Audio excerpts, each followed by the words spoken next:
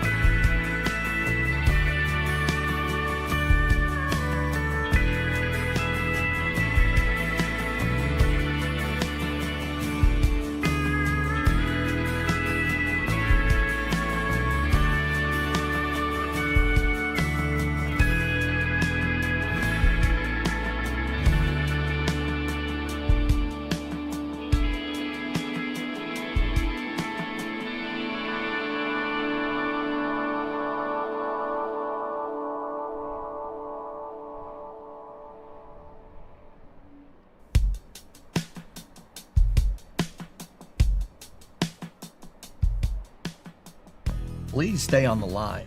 Your call is important to us. The next available operator will be with you shortly.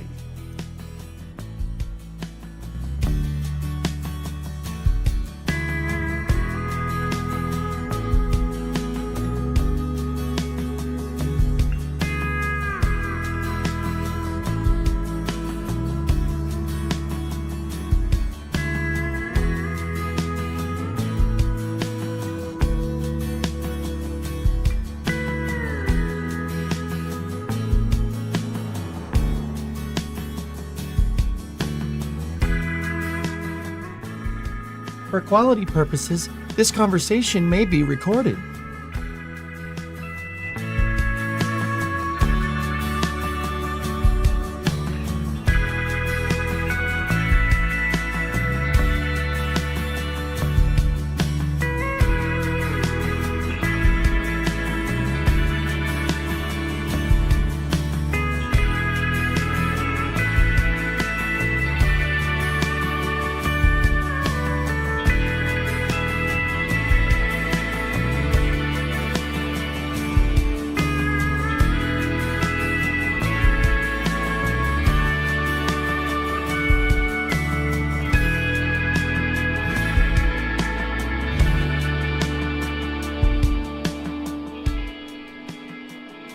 If you're suffering from moderate to severe depression and or stress, talk to your doctor about Fuckadol.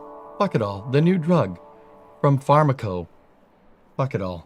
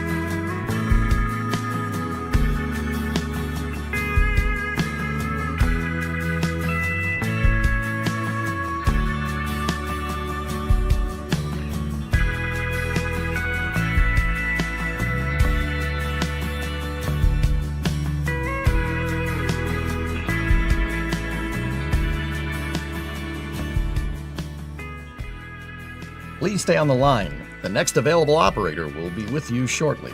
Your call is important to us.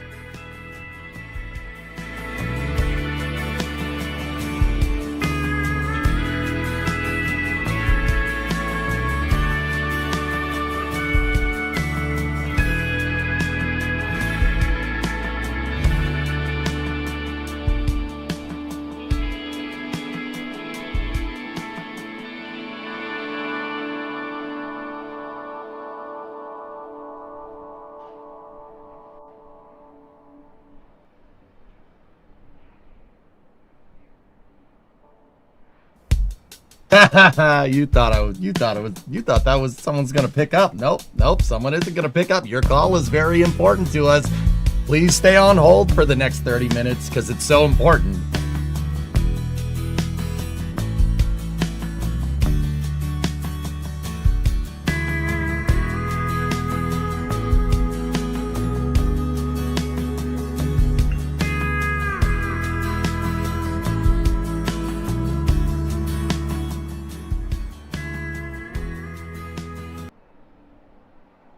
Okay. All right. That's enough. That's enough. Or is it? Discovery, go at throttle up.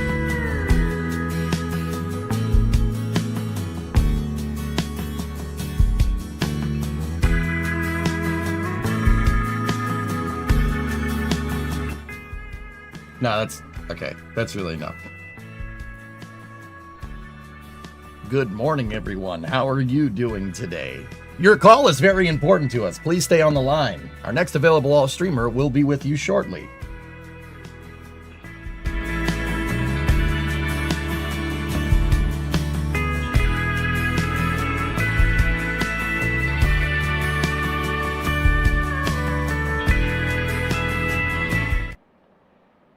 Okay, I'm bored of that joke. Anyway, what's up? How's everybody doing? I stayed up way too late playing Battlefield last night. I have a disgusting headache. That is totally my fault. Yep. Nope, that's on me. My bad. Yeah, we gotta not do that anymore. Yeah, we gotta not do that. I stayed up till like 2 in the morning playing Battlefield. Late night EJ gets a little vulgar. It's not great. Yeah, we should stop doing that.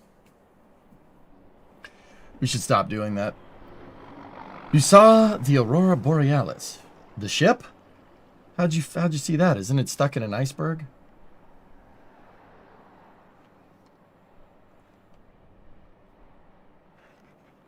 Oh, you're talking about the lights. Right.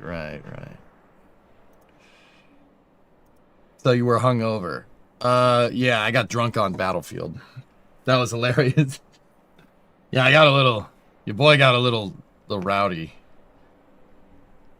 First person shooters just push my buttons, dude. They just push my buttons. It's because Sagittarius is in retrograde. You know, Connie, if somebody tells me some astrology stuff like that, I ask them, what's retrograde? And they go, huh? I did that once. Somebody tried to sell me some astrology, and I was like, what's retrograde mean?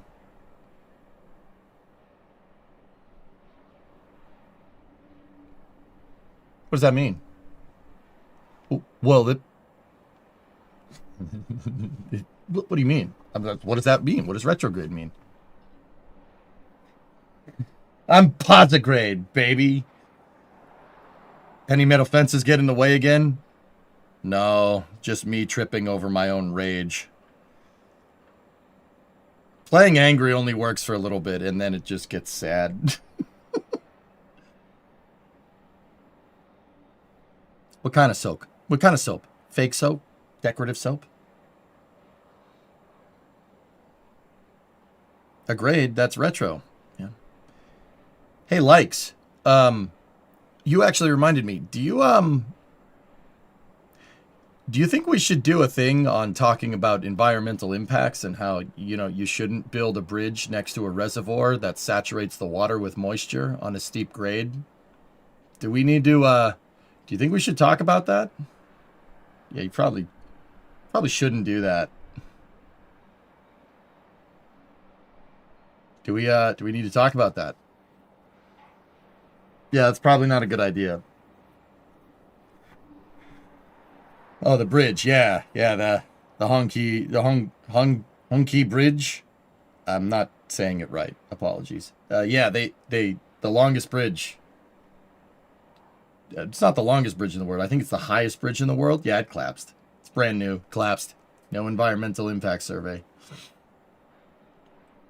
Yeah, China just built this bridge. It's I think they said it was 758 meters tall.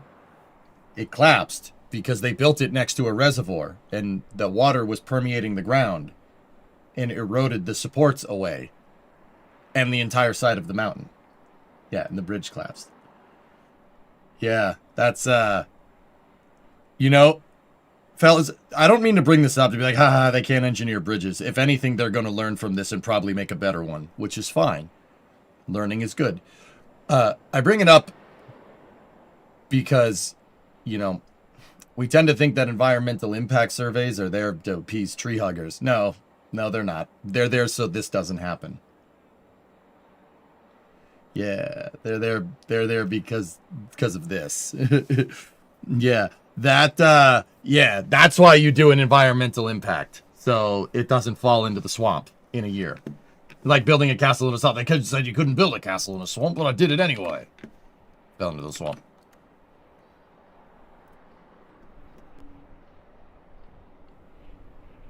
Hence the great importance of geotech reports in general construction. Yeah, that's kind of important.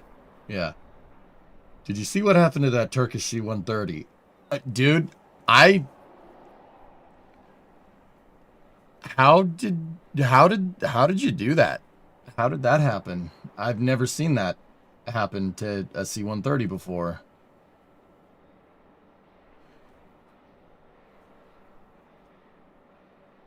Yeah, Flask, they're just iteratively designing their highways, which is probably not the smartest thing to do, but, hey, whatever. It's all right. Whatever. At least they're building something.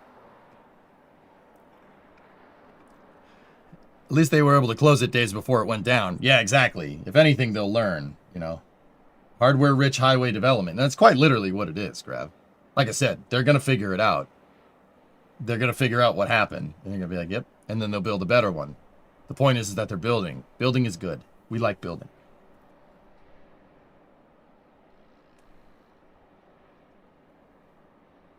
What do I give KSA money? Buy stationeers, Panderific. Did I see the first public build of KSA is imminent? Yes.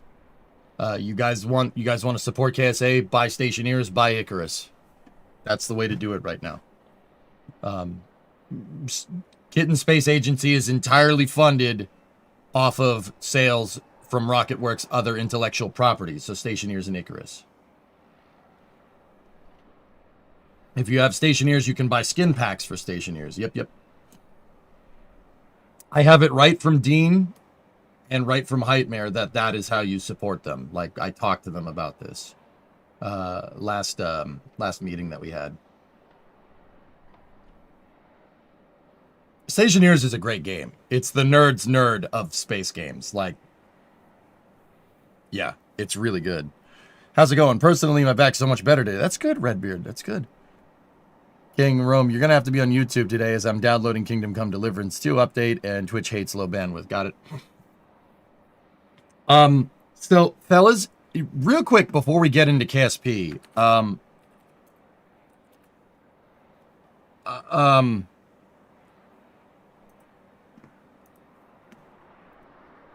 Brimo showed me this. There's a new game coming out. Brimo showed me this, and I mean, I don't know. You guys tell me. I'll just show you a picture.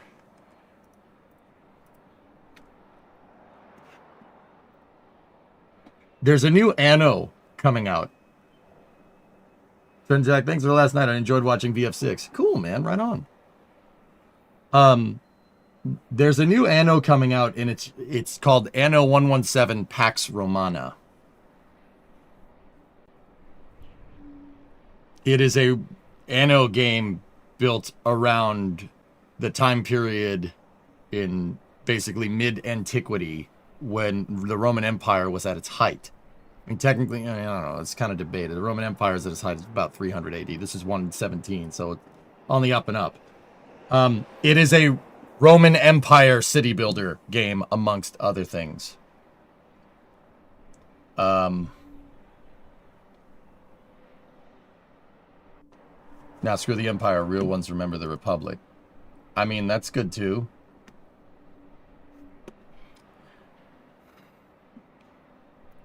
I watched, Brimo showed me the trailers, and I was...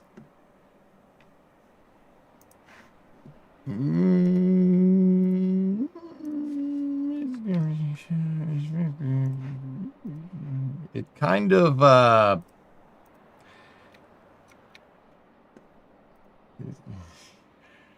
Oh. You're from antiquity. Well, this is where...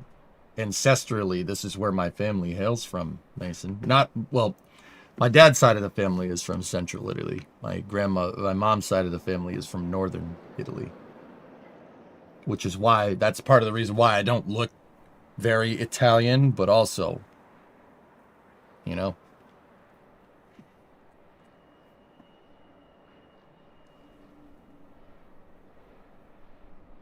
We went to Rome, so we're experts now and can teach you about it.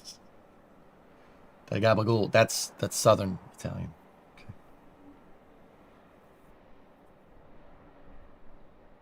Yeah, it was ticking some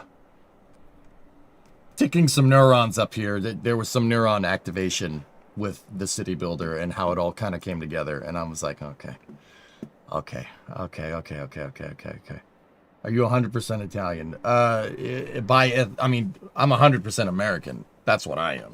You put me in Italy, I'll be like, okay, where's the pickup trucks? Ethnically, though, yeah, like probably 90% Italian, and then,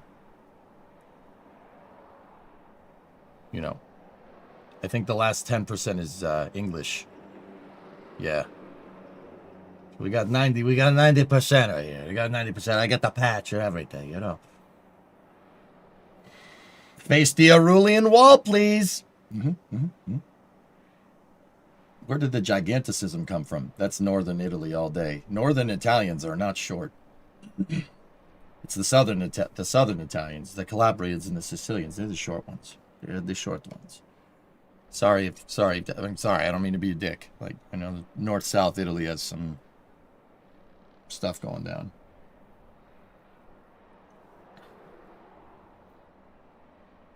In Italy, you could pick up the trucks.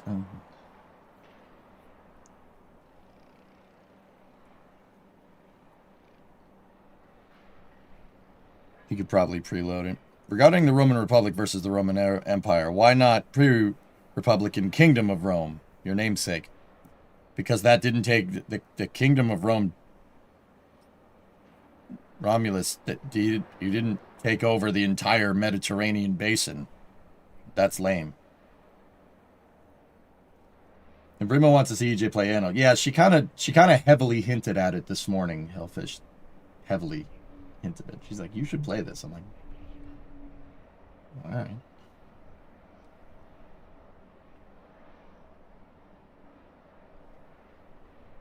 Okay, which has the better pizza, north or south?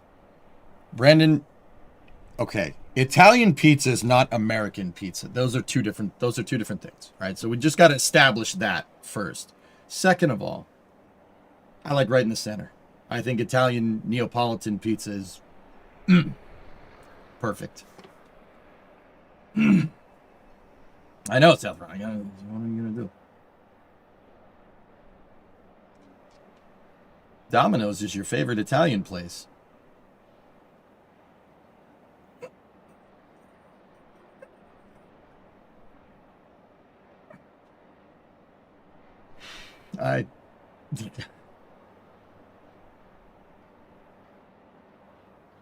Discovery, go at throttle up.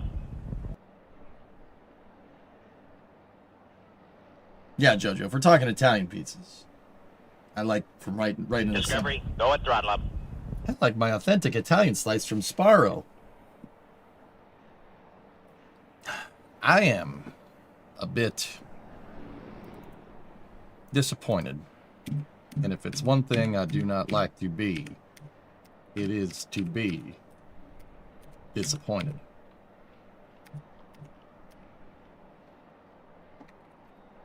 Discovery, I know. go at throttle up. All right, so here, check this out. Just real quick, this is the big news for the day. We'll cover it maybe later. I don't know. I kind of want to just play KSP, but anyway. We'll see. Personally, East Side Mario's is usually for authentic cuisine. East Side Mario's.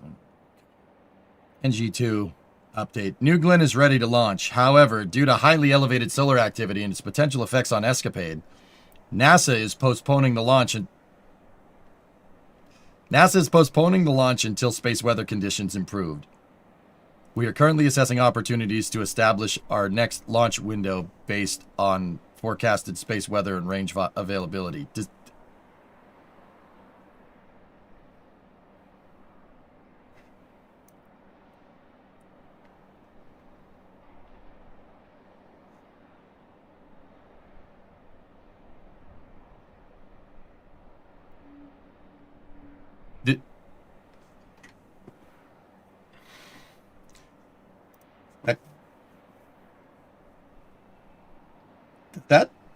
Am I seeing things, or does that come off like, well, they don't want to launch, so we're not going to?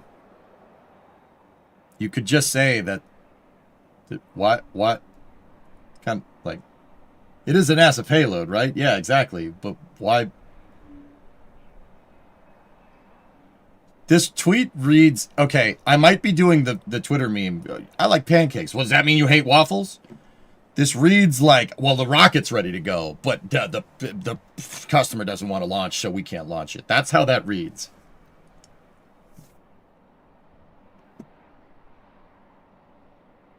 It's a bit older, but look into this too. Anno 1800, yeah. I played Anno 2270 back in the day. They want their shareholders to know it's not a them problem. Well, it's not. Blue Origin is not publicly traded.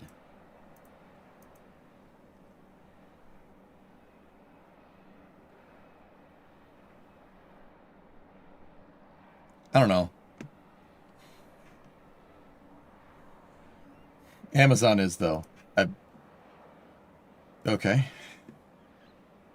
I don't know. Maybe I'm just looking into things. Maybe I'm just bumming because I want to see this thing launch. I think I'm just bumming because I want to see it launch, man. It's a good rocket, dude. It's really not bad. I hope it lands, dude. I want to see them get one. And for what it's worth, I also want to see somebody other than SpaceX land a booster. Someone other than SpaceX land something, you know? That would be nice. But yeah, solar activity, guys. There was a coronal mass ejection a couple of days ago. And it's causing all kinds of what's called solar activity. Now, don't get me wrong. It's called space weather. Space weather does happen. It's pretty normal. That does happen a lot. So you belong to us. P.S. You're Sicilian. Yeah, Flavia. Let's be real. I'm not. Believe me, we went to Italy in 2023. I stick out like a sore thumb. Let's be real. I don't stick out as much though, Flavia, as the Americans that. Dude, I saw the funniest thing when we were in Rome. Just real quick. We'll get back to solar activity in a moment. I saw the funniest thing when I was in Rome. There are Americans, and they're like, dude, I could tell they were American. They go around dressing and acting like they're in a Versace ad.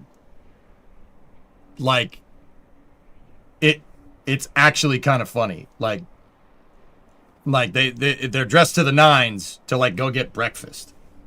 Like, and you know, they have like a scarf and, you know, like really expensive like sunglasses and stuff, and you know, their hair's like all crazy, like it's all like, and they, you know, they sit at the espresso table like this going, I'm like, Dude, they stick out like a sore thumb. It's actually really funny.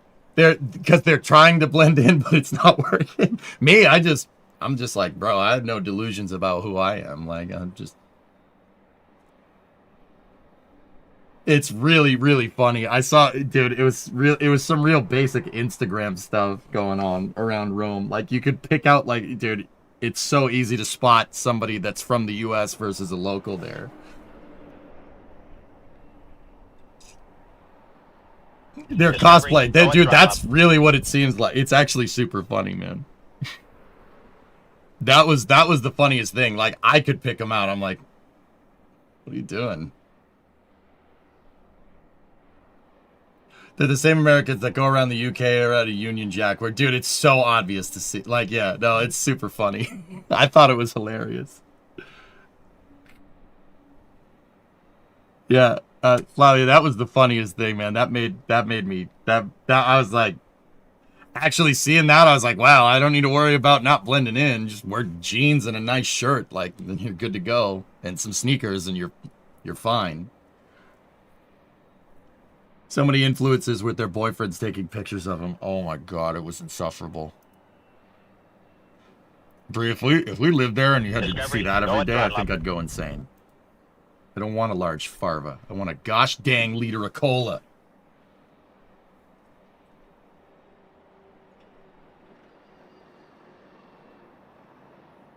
Dude, it was so funny, man. Oh my goodness. It's fashion. Yeah, I get it. I get it.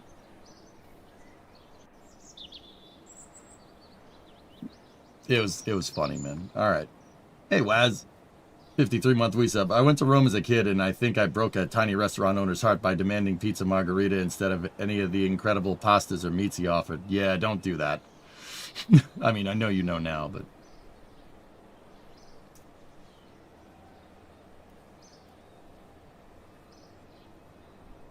Yeah, that made me laugh. It was a good thing. Anyway.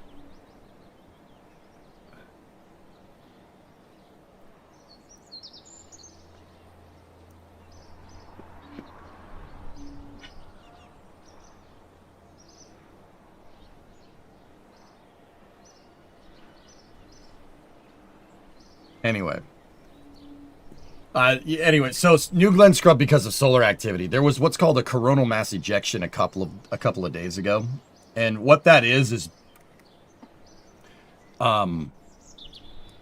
so there's the grav well of the sun. It's called the solar corona, and basically because the sun is gigantic, it has a ridiculous gravitational pull, but also the sun is like this fiery pulsating, fusion reactor, and just like anything that's generating power, right?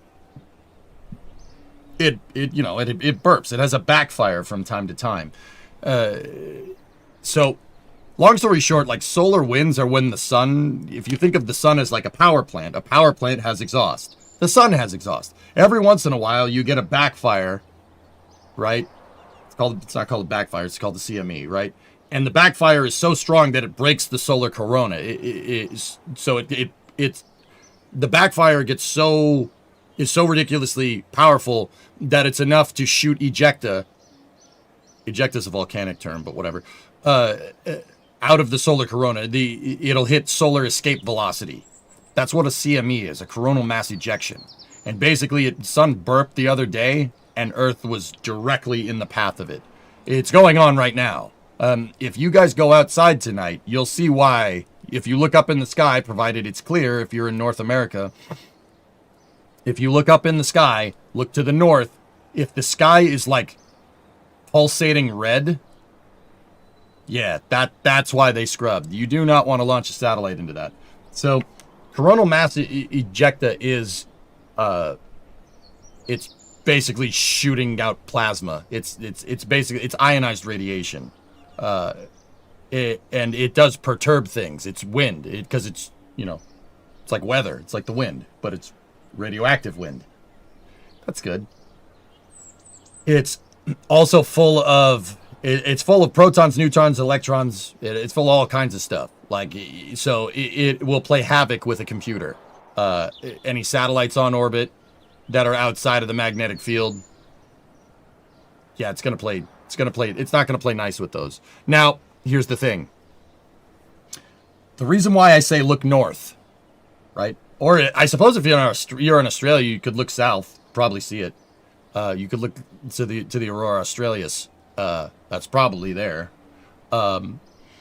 The reason why is because Earth's magnetic field is kind of around the sides of Earth. It kind of follows the equatorial plane for the most part. Don't get me wrong, it's not just around the equator. The magnetic field doesn't look like Saturn's rings, right?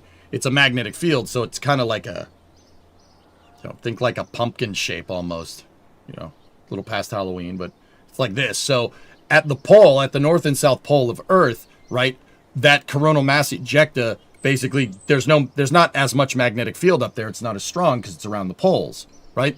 So that coronal mass ejecta hits the gases in the atmosphere and it creates reactions.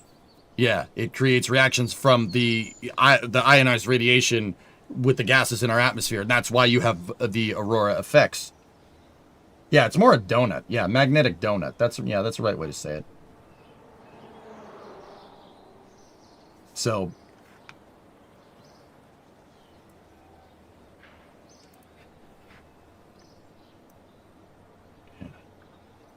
I get the reason why it's scrubbed, but I'm so bummed. I've been waiting all day, and it would have been the highlight of your day. Well, we'll see. We'll see when it goes. Donuts. Since the Earth's south pole is starting to point more towards the sun than the north pole, I think the southern hemisphere ended up getting a little bit more auroras. Yeah, the poles do move. It does happen.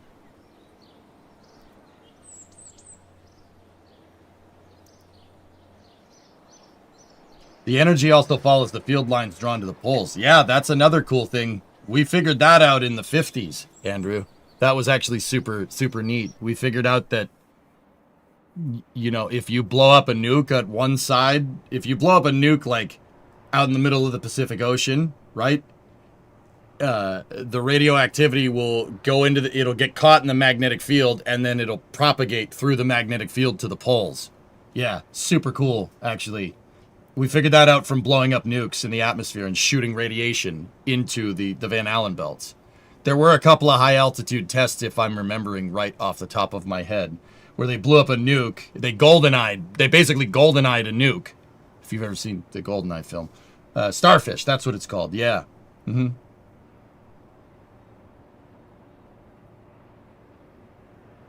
Yeah, likes that happens, yep. Now, who would blow up a nuke in the Pacific? We would. Many times. Yeah, they EMP'd Hawaii. That's right. Yep. Whoops.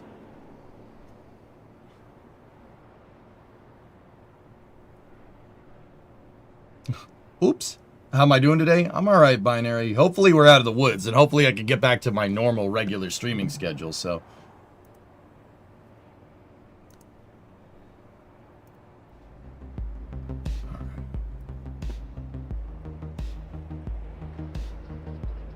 Yeah, that's right, Nova. Yeah, do you guys know that there's lore behind SpongeBob? The reason why all the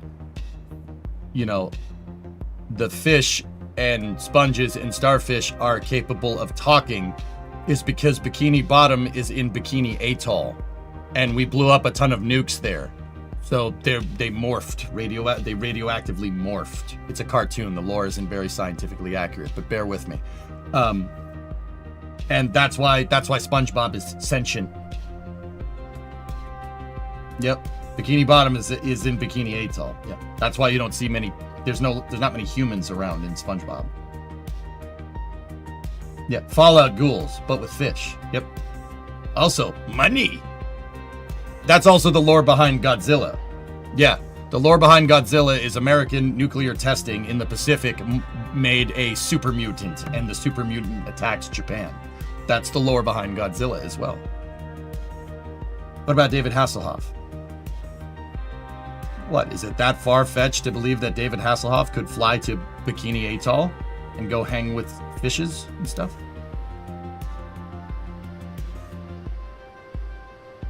Also, the Krusty Krab is actually a lobster trap. Money! Yeah, Castle Bravo. Yeah.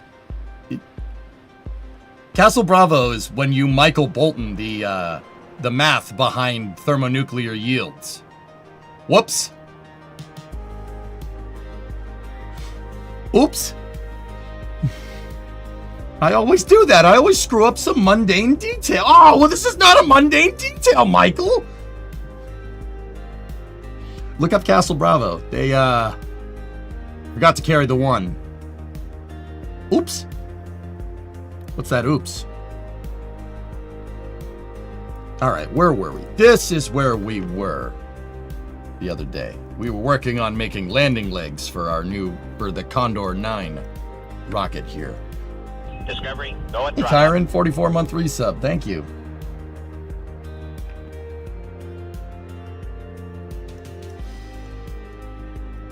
See that little guy?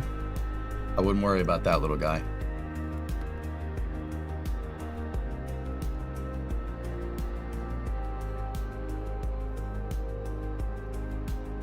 You have an uncle who used to work at the nuclear plant in Hanford, Washington. It's a very cool science, but very complicated. You know what, Dan? You're right. Doing nuclear engineering is very difficult. You're not wrong. Understanding what radioactive material does and how we use it to generate power is actually it's pretty straightforward stuff. Radioactive material basically shoots out neutrons, and those neutrons hit atoms with other neutrons. And when the neutrons hit the neutrons in another atom, it's like if you're playing pool and you break, everything just kind of goes everywhere. All nuclear engineering is controlling the rate at which you break neutrons from other atoms. A nuclear bomb does it all at once. That blows up all the neutrons all at once. A nuclear reactor has what's called a moderator. A moderator moderates the rate of neutron flux. How many times, per second or something the neutrons break, right? With a nuclear power plant, it's kind of a slow burn.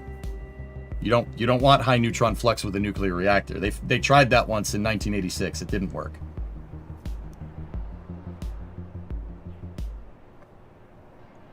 Destin is doing a series on that. Yep.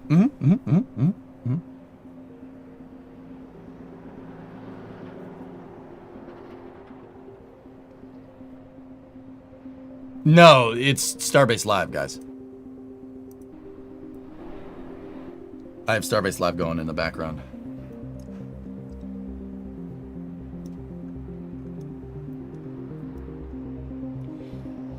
Also, nuclear reactors just boiling water. Why is all power generation just boiling water? Nova, it's because water has a ridiculous capacity to be able to absorb heat. It's because of the hydrogen. Hydrogen is an excellent thermal conductor. But what makes water so damn good for this is because it can absorb an insane amount of heat before it changes phase. To a gas. Dude, water is like, what's the right way to say this? Water isn't the best thing for being able to generate power, but because it's so readily available, right? Water's everywhere. It's all over the place. It's easy to make. You can make water. That's no problem. It's very simple. It's hydrogen and oxygen. 2 parts hydrogen, 1 part oxygen. Easy peasy. That's not hard to make, right? Because it's so ridiculously easy to make, and because it's so damn good at absorbing heat, and it's pretty readily available, that's what we do. Just boil water. Water is very, very safe. Yeah, it's very safe. It's readily available. It's actually an excellent moderator. Yeah, for what it's worth.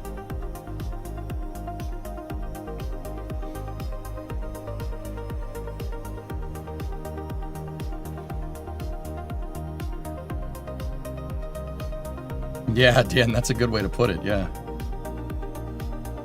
I prefer dihydrogen monoxide. It tastes better, yeah. Yeah. Water is the reason why. Water's kind of a miracle thing going on there. It's ridiculous how much heat it can absorb for just having 2 hydrogen and an oxygen. All right, dudes. So here's what we were working on last time. Let me copy this. Check it out. This is what we were up to. We're going to make some landing legs so we can land our booster.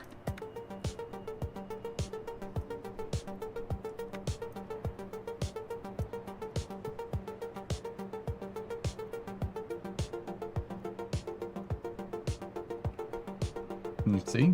That looks right-ish.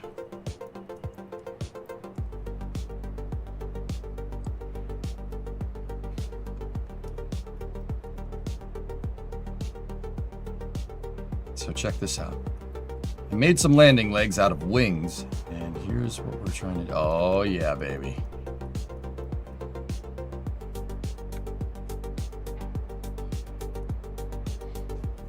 There's a company that wants to build a modular nuclear reactor here in Indiana that uses lead bismuth to cool the core instead of water. The science behind it is really cool. It's probably a dumb question, but for using water to cool down, is there a difference between salt and fresh water? Well, yeah, I mean, salt is sodium chloride.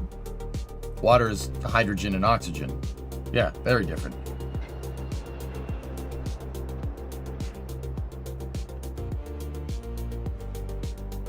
I built them myself, Pigeon. Yeah, they're built out of wings.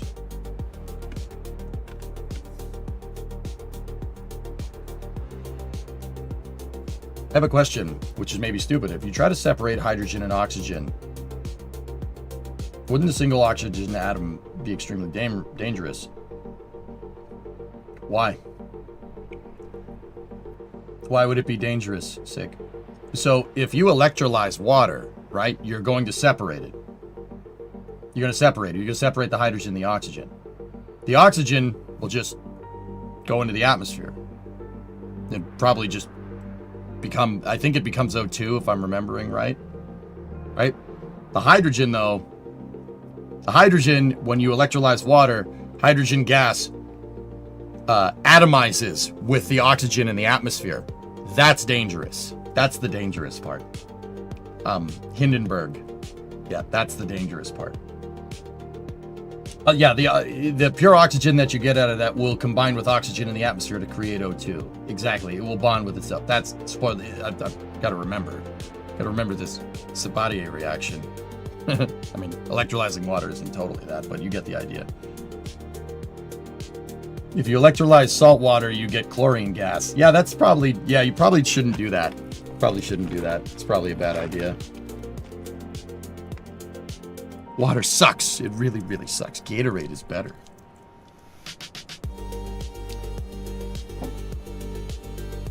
All right, so we're working on our landing legs. This is what I kind of have teed up here. We have to make the flip mechanism for it, and we have to make the struts for it. But, yeah. Rondo has electrolytes and menergy. It has what neutrons crave.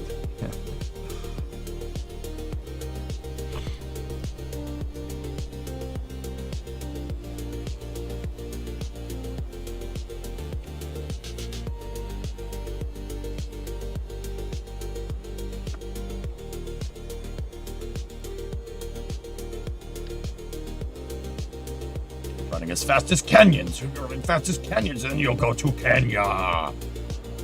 That era of the internet was very fun, man. It was very fun.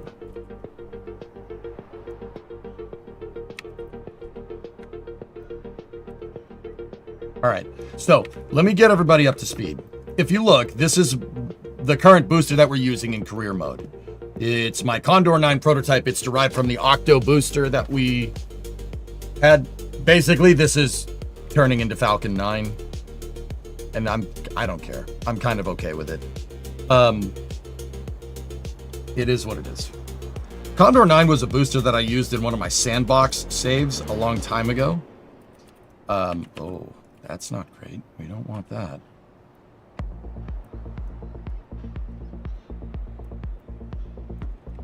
It was something that I used in the sandbox save a long time ago. We never actually used it in a career mode. Condor 9 is a Falcon 9 kind of analog.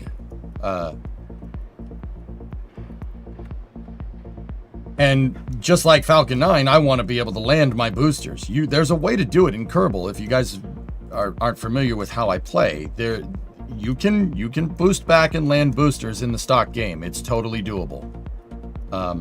You just have to have a kind of a delicate balancing act here. But yeah, this has the Delta V to be able to put whatever we want into space, right? No problem. And we should have the extra fuel to boost back and land. Now, I've built rockets like this before, but the last Condor 9 that I really used didn't really utilize a landing leg like this. It was, it never was really as dialed in as I wanted.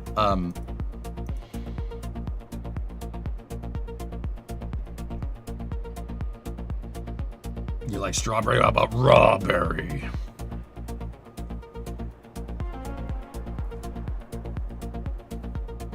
So, I've built propulsive landing boosters in the past. This is MLV. This is another one. And I built landing legs for it. The landing legs are pretty good. But this one, if you look, it has a bunch of extra stuff down the bottom. This one is designed to be reused without being recovered. So like I can land this, and then the idea is you get a crane and you take the booster and you bring it back, and you could bring it back to the launch pad, and it has a docking port for its hold down point, so you can redock it to your launch pad and launch it again. I never actually ended up building the pad for this thing, but I want to use what I learned from this vehicle. And don't get me wrong, this is just, it's called Project Ares. I last worked on it in 2022.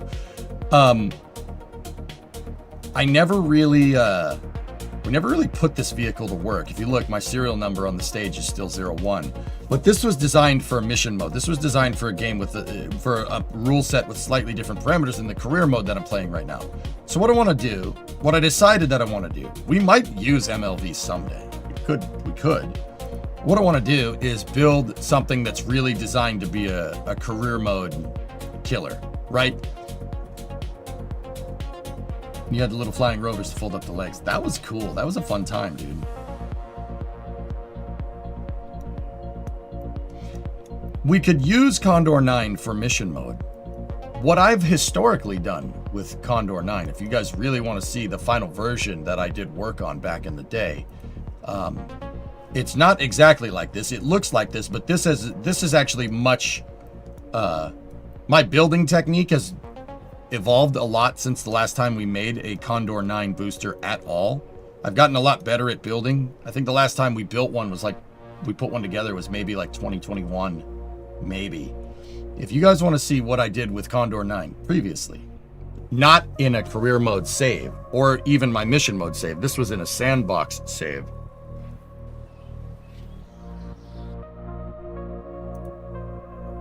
I still have the craft file in my engineering mode save. I'll show you.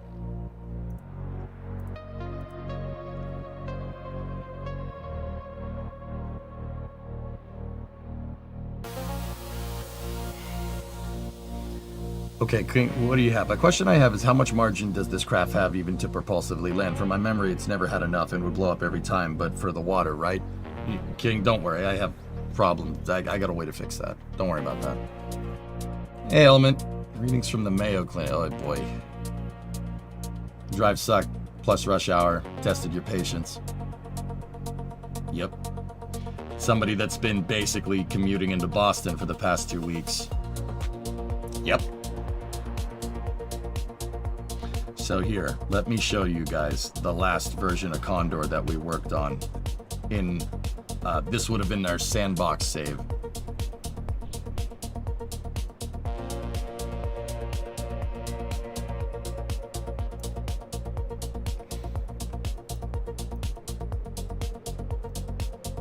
That's the upper stage with its trailer. No, I don't want that. And there's also... Dude, compare this to the Rigel capsule, to be honest. Compare it to the Taurus capsule. Look at this dang thing. This thing is like a sledgehammer compared to the Taurus capsule that we built, which is not a sledgehammer. That the Taurus capsule is much more well made than this. Look at that thing.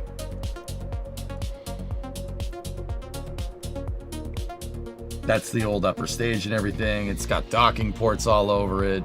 Oh boy, I could build much more concise than this. I mean, you've seen it. This is what I'm after right here. This 1,800 part monstrosity. What type of landing legs were we... Oh God.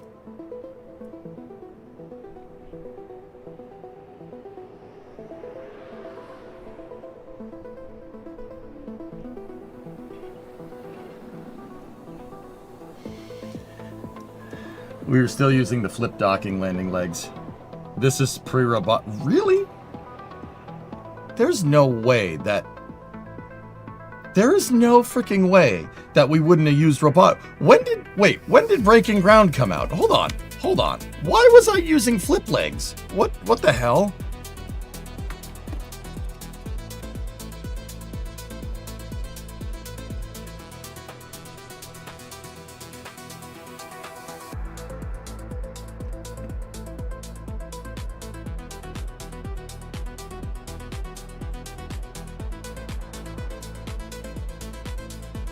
Breaking Ground expansion was announced on May 6th and released May 30th, 2019. What's the date on this thing?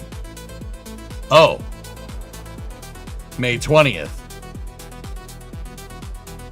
Oh. But that's May 20th, 2020, so that means robotics would have been around for a year.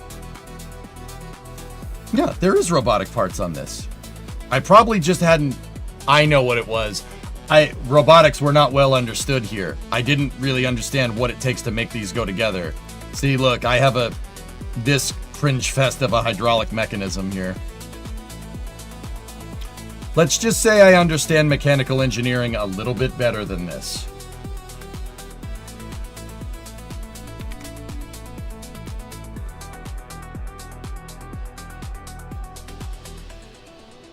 Oh dear. Wait, can we see that flip mechanism working? That's the hydraulic reset. Verticator 154. How does this thing actually move? Oh my lord. Okay.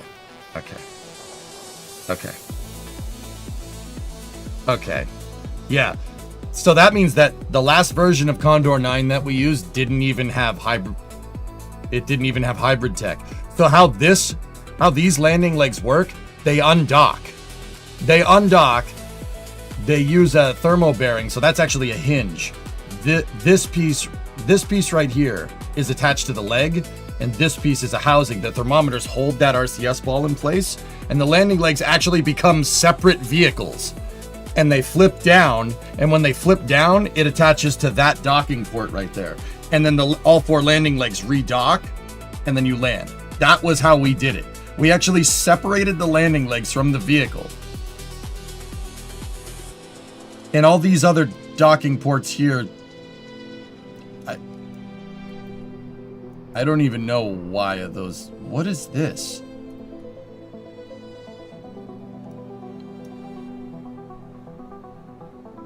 Oh. I made removable hinges so you could service the booster. I do believe the entire thrust structure from this is attached on a docking port. So, if I had a Condor 9 that needed a new engine section, we could take it off and put a new one on. I don't think we had swappable engines, Mason. I could make swappable engines, but that would increase the part count big time. So, you see all this? See all that? And yes, if anybody's wondering, I built the entire launch complex for it. That's what I like doing. This is really my favorite thing to do in the game. It's just not the best content, per se.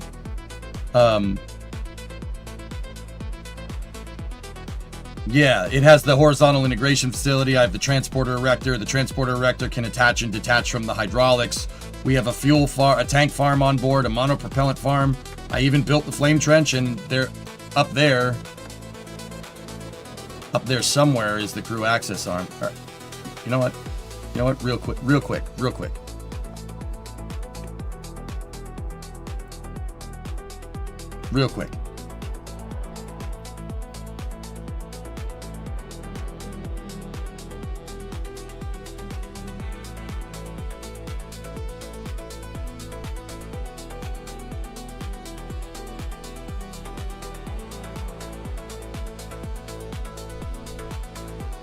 You should download Hangar Expander. It deletes the hangar.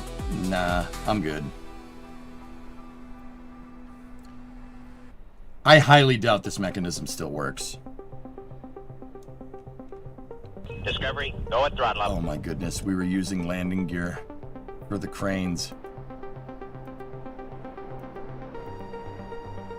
Oh, that's cracking bait so hard, dude.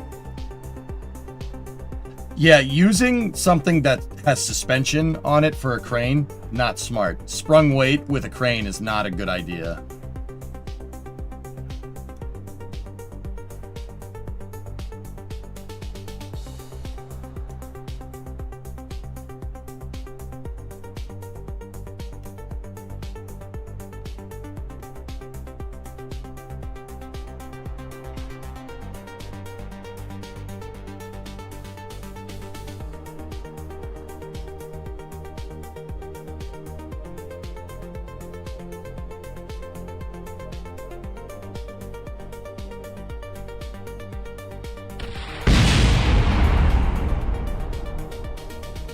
That's why.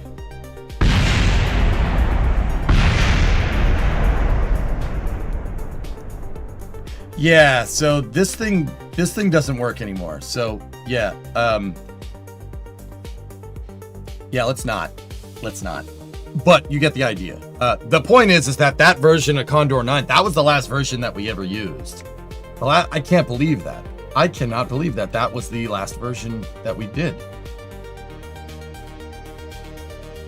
Wow, that is ridiculously complicated for what it is. This is like removable hinges, dude. Like, okay, all right. Let's just say it's good for the time, and just pretend that isn't just mental illness manifesting as a Kerbal Craft file. Okay, it's good for the time. Now let's go back over. Yeah, past you was smarter than you. You know, I asked my dad, Mason, you know, could we build Condor 9 pad today? And he said, no, we don't know how.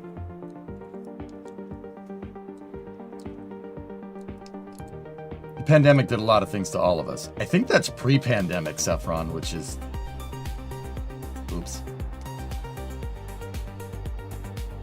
To be fair, that was peak corn streams. Yeah, May of 2020. That's right, dude. For the quarantine streams, I built Condor 9's pad again. I built a revised version. Dude, I forgot. That's right.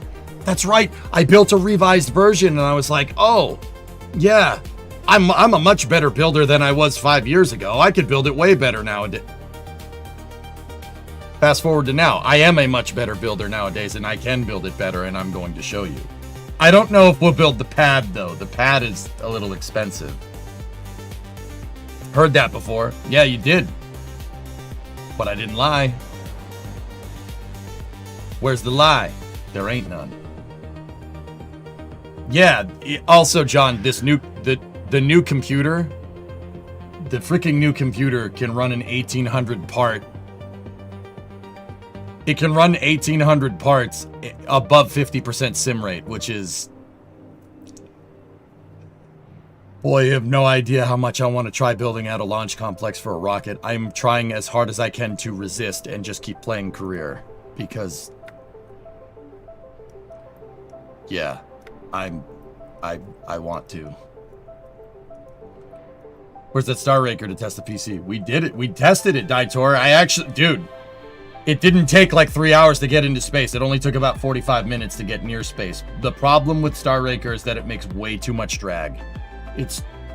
Kerbal just doesn't understand what I was trying to do with that, and that's on me. It's on the engineer. I built it. The game hasn't changed, you know. We want you to build. You want me to build Star Raker in career, or the? No. Oh, he'll do it too. I know you would, Simmons. Good man. You're a legend at breaking this game, bro. Just go for it.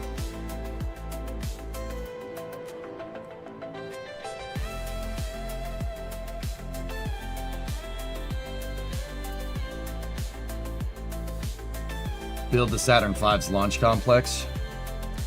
That would require building a crawler transporter. I think I've demonstrated that I can build a CT. Like, we could do it, Nova, but I'm not going to, unless you want me to take up 6 months of your time. I'm pretty sure people would rather see this. With that being said, guys, being away from building launch complexes for a little while, I do get the itch to make them, and I constantly am thinking about ways in Kerbal to make them work better. With hybrid tech and stuff, this should not be difficult. We should be able to build whatever. And I have a little bit more of a fundamental understanding of mechanical engineering than I did even 5 years ago.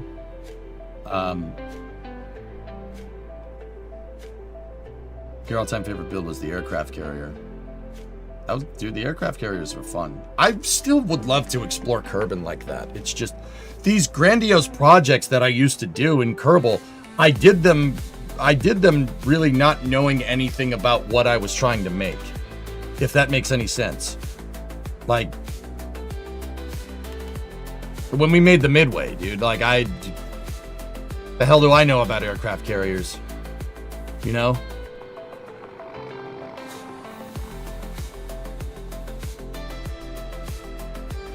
Yeah, Mackenzie, we'll just build a simplified landing mechanism that is designed to be recovered. You know what I mean? Not like fully 100% reused. I do most of the things that I try to do. I do because I want to learn. I want to learn how it works. That's why I built out Falcon 9's entire launch complex, because I wanted to understand what it takes to put one of those things together. But yeah. I would really like to see how you do off-world launch complexes. Chloe, that was my original idea. My original idea was if you could build launch complexes on Kerbin, you could build a launch and integration area on the moon or on Minmus or whatever. It turns out that GSE is a gigantic rabbit hole, and that project never manifested itself. Closest we got was the career mode save in late 2019, where I had the moon crane. We should bring that back. The moon crane was a good idea.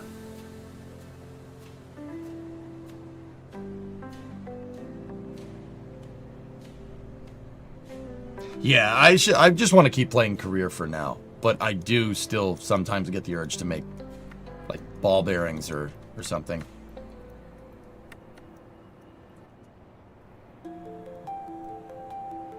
All right. So, we're working on the landing legs. I do believe that I screwed this thing up. That's where we left off. I screwed up the symmetry on this. If I try to move it, it's going to break it. Yep. Forced radial, because I'm an idiot.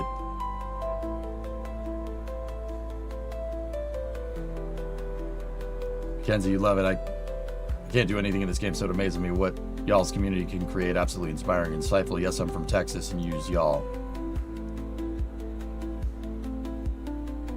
Mackenzie, I've never heard a Texan say that something can't be done. That's not Texan. What's wrong with you? You got the freaking Yankee over here telling you to... Come on. Come on. Build it. You can do it. Build it. I know that's not what you meant, but also... Texan saying it can't be done. SMH my head. Tom Seal, what's up, man? Chris, hey, thanks for the $1 super chat. Appreciate you, man. You should totally build a fully functioning NASA VAB. Part count would be our limitation there, ship 20.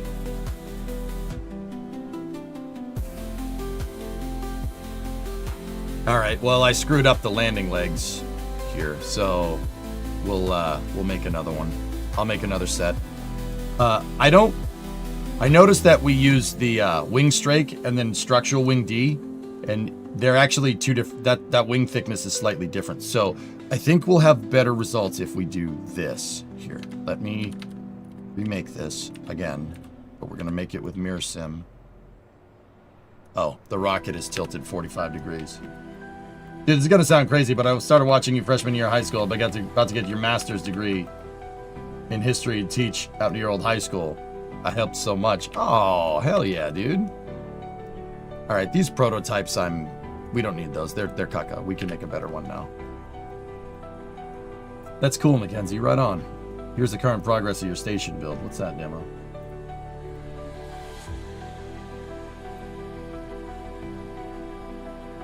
So, demo, you were telling me it works with your arm works with RCS translation. What did you exactly mean here? I'm actually just kind of picking your brain here because I'm not 100% sure what that means. Are your hinges like not powered or something? And do you have RCS on your end effector? Because yeah, that robotic arm is sick, man. That's a really nice candid arm too. Here's a video on how it works. Okay.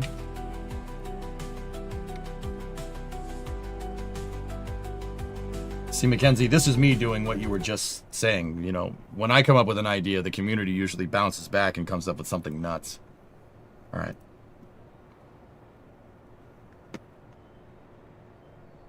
So you pin the servo.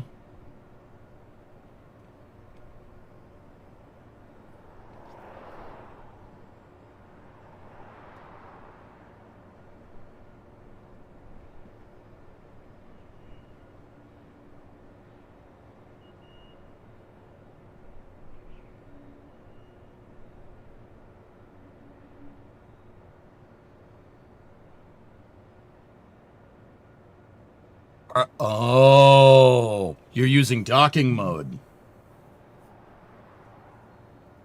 But, wait, what? Okay, I'm confused.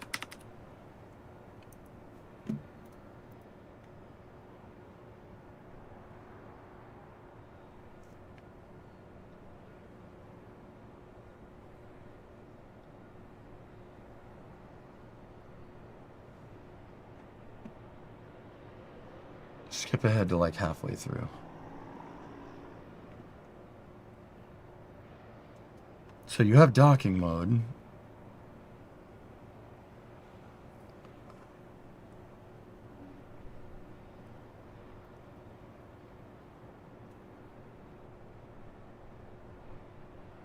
Oh man, if we can get the arm to, yeah, demo this. So you're not using any code here or anything. There's no KRPC backend on this, right? No New Glenn launch today, Bill. It scrubbed out. Solar Storm.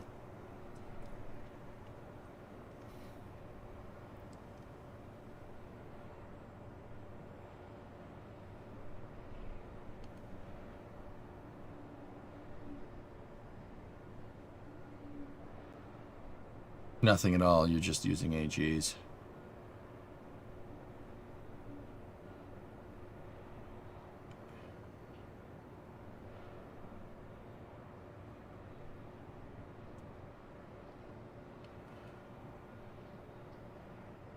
I didn't think that, Mackenzie, for what it's worth.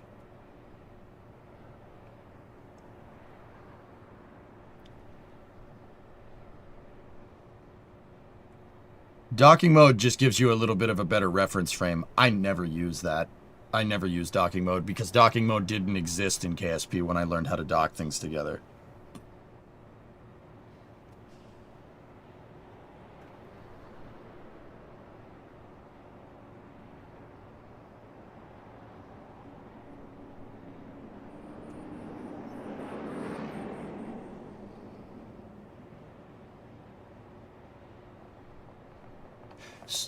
I only opened docking mode so you could see translation inputs. It's not necessary. So you're telling me that? So yeah, Werner von Kermit demo. Is that right? What Werner said over in the YouTube chat. Do you have your robotics bound to axis controls, the RCS axis controls?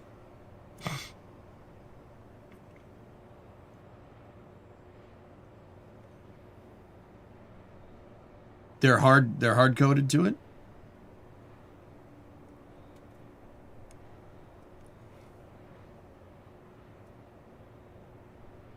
I found a mod recently that added inverse kinematic functionality to the Cal controller. Cool.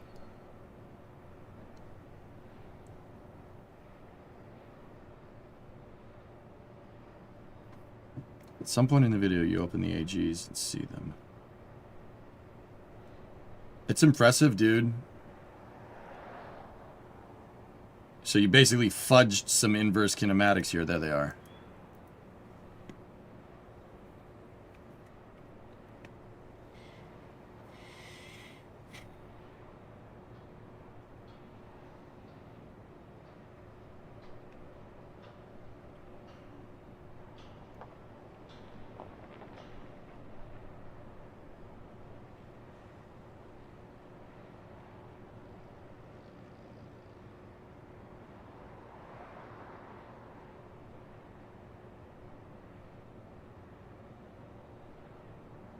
Nice. Okay.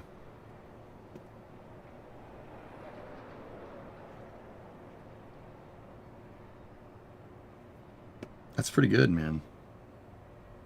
I'd still like to write some robotic code for it, dude. Just that'd be probably a good exercise. But that is pretty cool, man. Pretty neat. All right, let's jump back over here.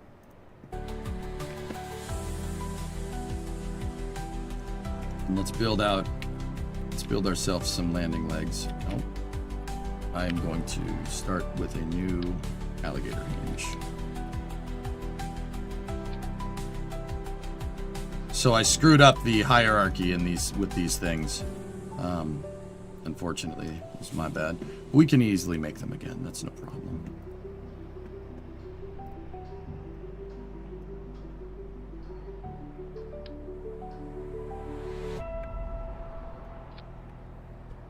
Or did we? Let's see. Yep. Yeah, it forced radial. Discovery, thing, go and which throttle up. Sucks.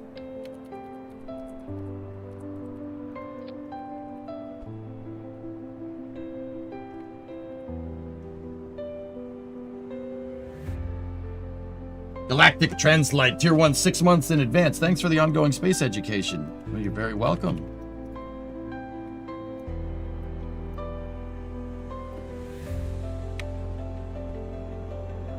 Thank you for watching.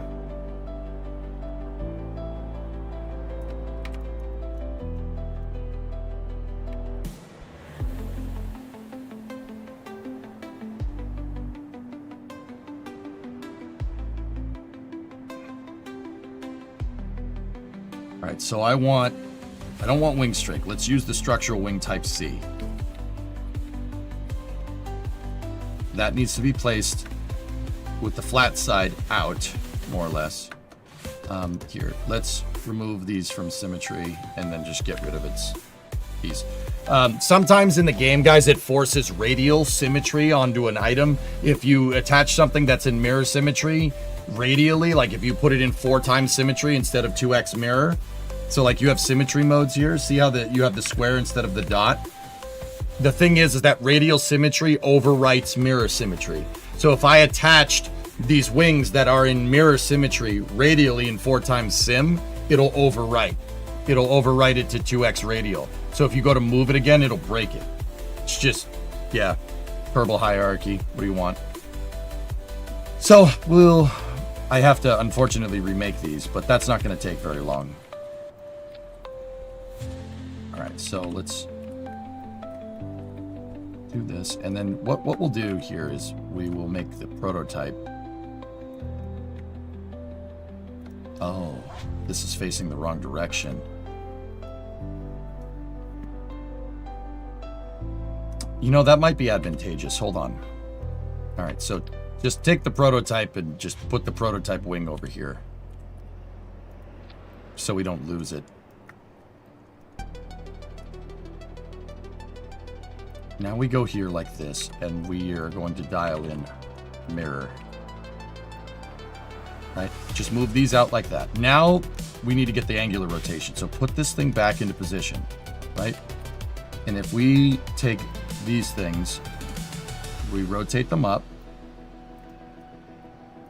and we more or less use localized rotation to move this into position here, like that.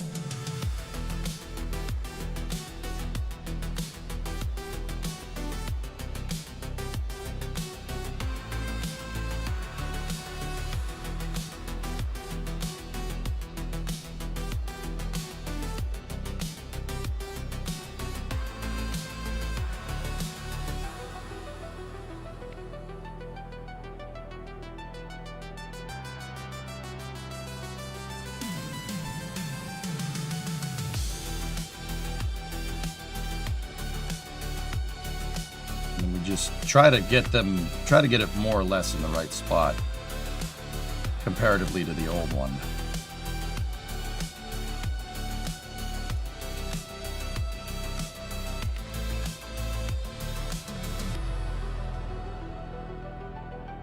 I also learned that the action group percentage a second translation is dependent on the applied angle in it. at the part's max limit. So if you have a servo only set to minus 90, then 1% is actually 1.8 degrees a second.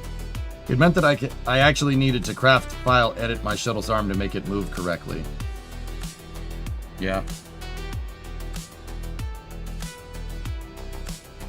Yeah, that makes sense, dude.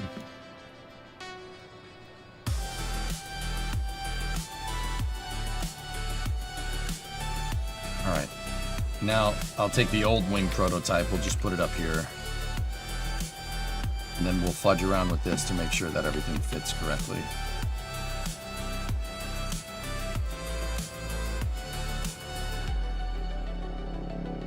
Let's see if we can just... like that. Oh, that's slick.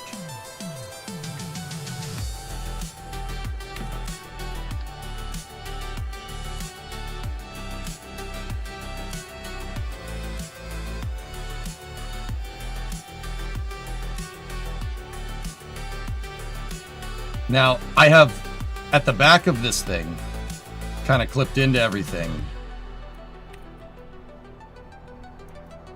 I have these rulers right here with struts. These rulers are showing the rotational axis for the landing legs. Falcon 9's landing legs, obviously, you have the landing legs that has, the landing legs is kind of a delta shape like this, and where my palm is right there with this shape has to pivot on the same axis. So, basically, the ends of the landing leg wings need to line up with these. Right? So I'm just testing the shape to make sure that this is lined up there. And instead of using, robotic, the thermal bearing hinges, right? Instead of doing that, we're using these. We're just going to use a robotic hinge. And then when the landing leg flips out, right? And it flips into the downward position like that, when it flips downward, we just lock the hinge before the thing comes into land. Pretty easy.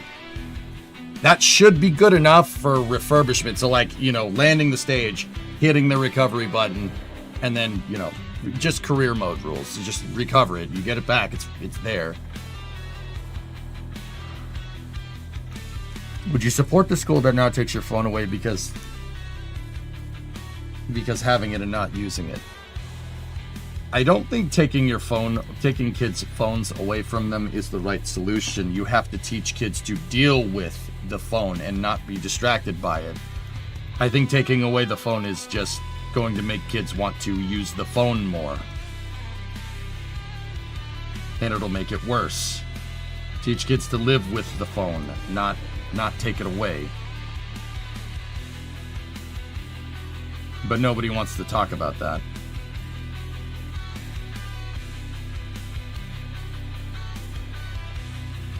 Because Ator, if I was your age and adults were telling me to not use the phone, don't use the phone, don't use the phone, I would just want to use the phone more.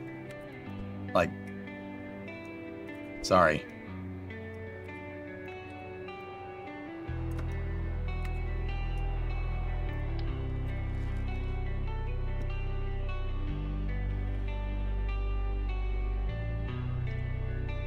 Faraday cage the classrooms. Yeah, there you go.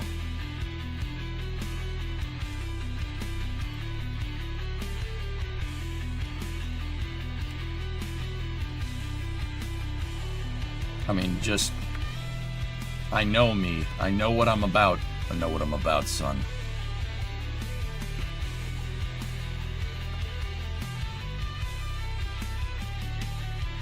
I remember that, Zarek. Yeah, they did say that, didn't they?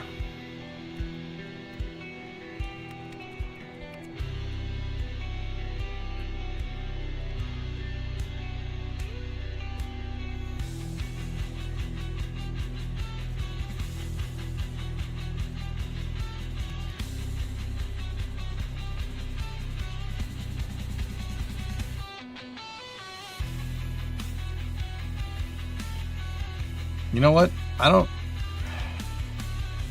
This is good. I like this, but yeah, that's not really how I want this to fit together, to be honest. Today my school's director saw a friend of mine with the phone before school started, and she wanted to take it away, and my friend just said no.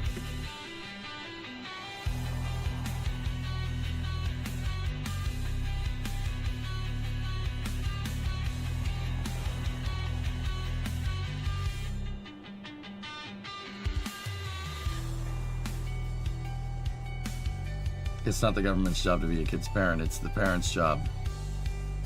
Also that. It's a good point, Josh. Yeah.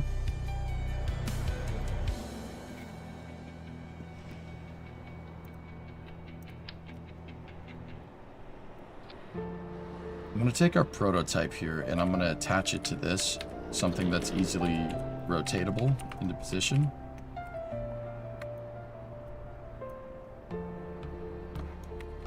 So if we take this piece and we rotate it 45 degrees, I can easily move this into position to see if it lines up with my markers. So once again, the strut going through here is measuring the rotational axis.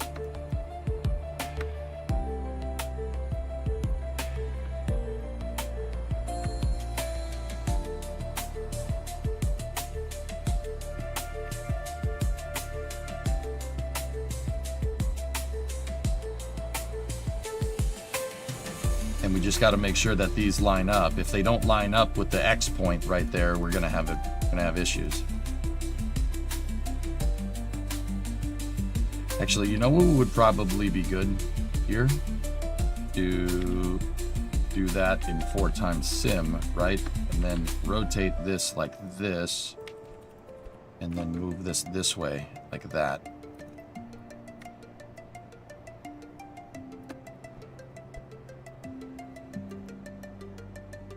And then just make sure that that's in the right position. There we go. That'll make it so the whole thing is easier to prototype. Cool. Excellent. That's actually really good. Here, some parents just say, my kid is like this. They don't care about what I say to justify for everything. And then their kid is smoking green stuff. Hey, so remember what I said. It's your education. Try to get what... Dude, don't worry about anybody else. Try to get what you want out of it.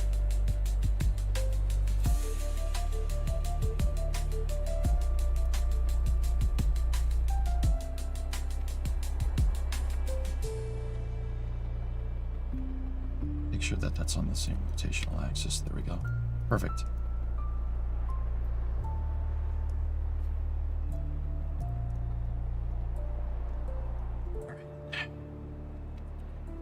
Now, what happens if we move these so they're in position like that?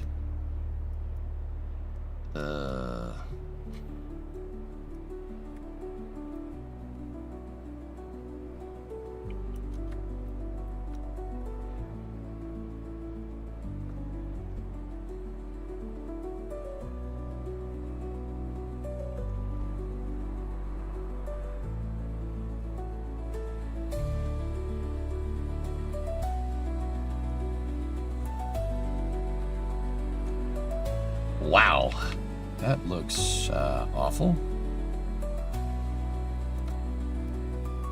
Yeah, nope, don't like it. No, sir, I don't like it. We'll go back to using the smaller wing strake. That looks like poop.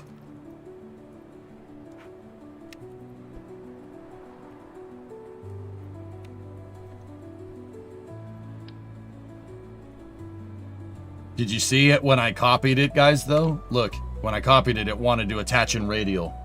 No good. We have to force mirror sim back on this thing. There we go. Excellent.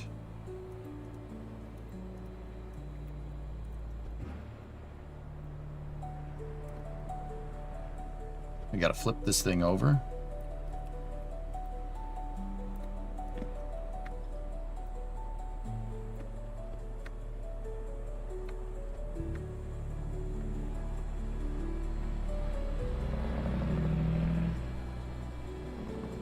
Somebody got the Jake break going on Starbase Live. Did you guys? I don't know if you guys could hear that.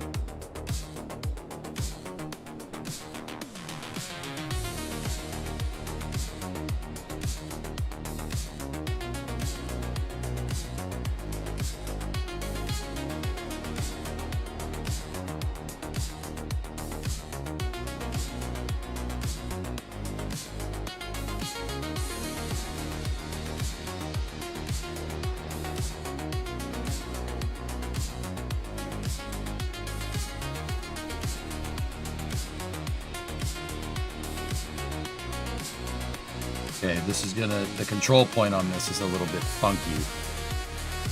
What can we do to fix that? How do I make this more controllable? Because it's kind of hard to get the thing to line up. What would we ideally want to be rotating off of? It would be nice if I could rotate off of a control point right there.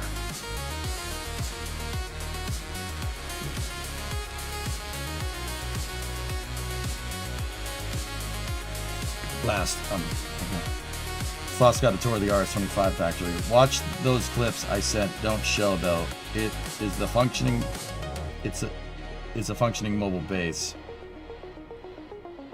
Yeah, I built a functioning mobile base on Space Station Freedom a little while back. Demo. I'm not sure where you were, but that's awesome, dude.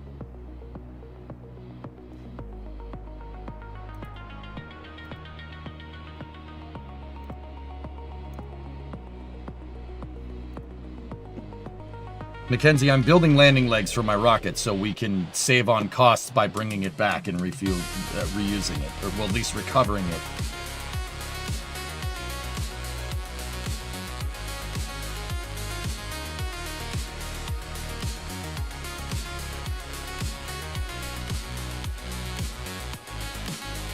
We're gonna have 4.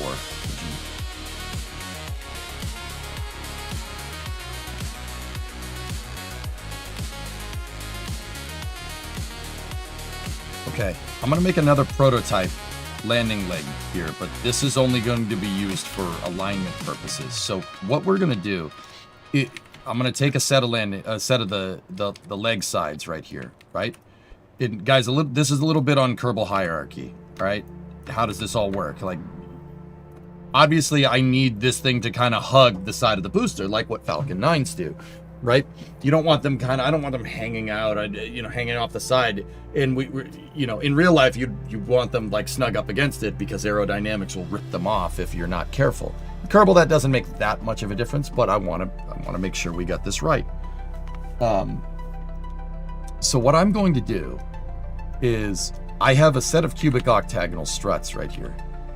And I'm going to move them into the pivot position here. Okay?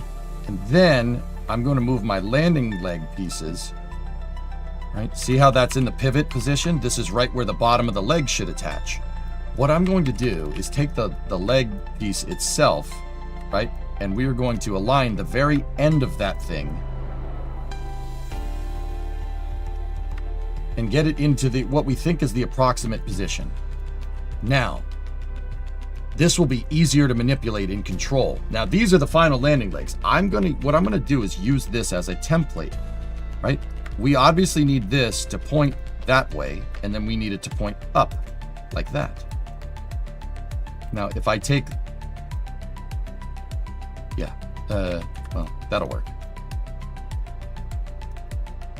I was gonna say we gotta flip the other landing legs out of the way, but I attached everything to the hinge. I shouldn't have done that.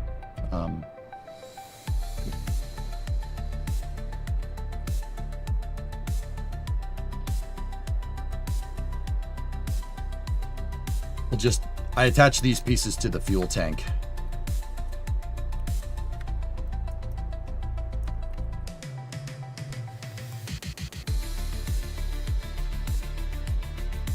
So what we can do is I can rotate my prototype. We can rotate the prototype out of the way. And now, because I'm controlling the rotation of this piece, that's not exactly aligned right there.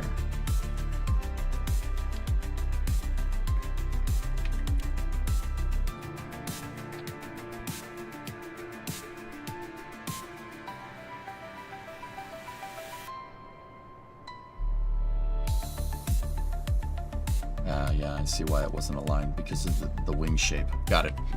All right, that's fine.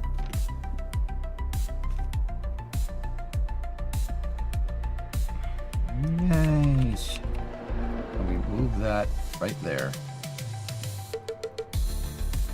And now this should be easier using localized rotation to figure out exactly where these pieces basically need to be. Right? We can we have much finer control over this. And I can use this to figure out exactly what the position of these legs need to be. It's a little bit easier to control the manipulation this way.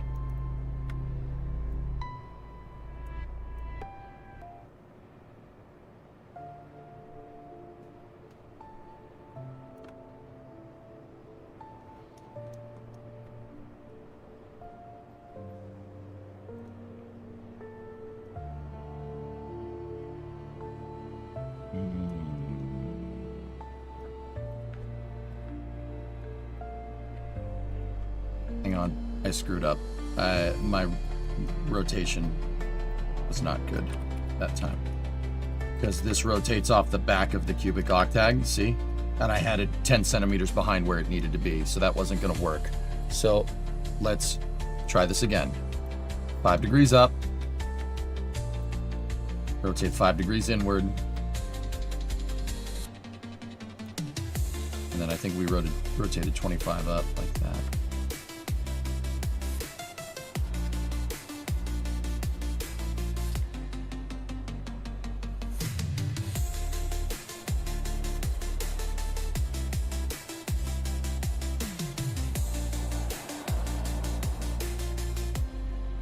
Huh. Okay.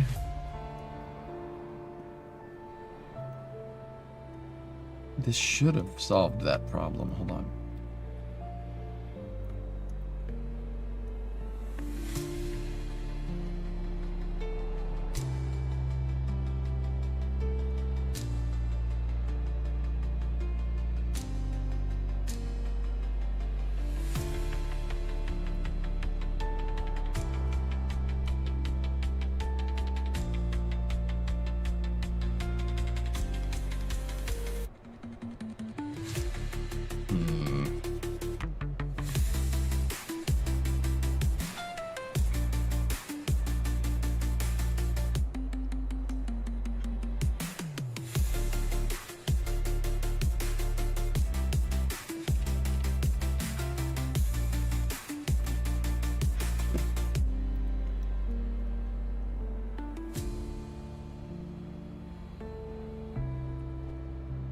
Maybe if we move this up.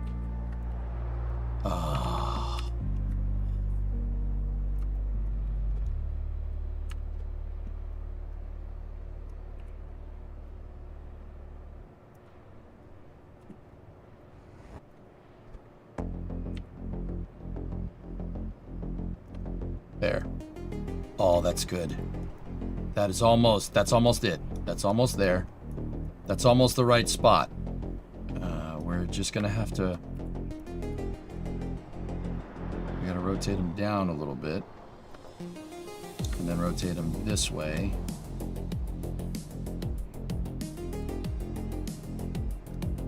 That's close.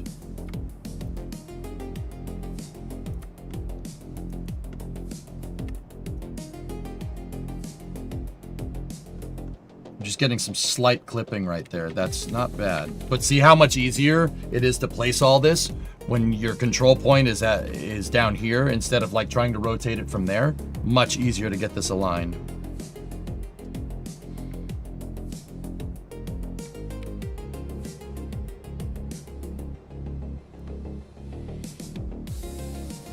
I'm trying to get these lines parallel to each other. See the lines on the outsides of the wing? I'm trying to get them to be like that, but not exactly.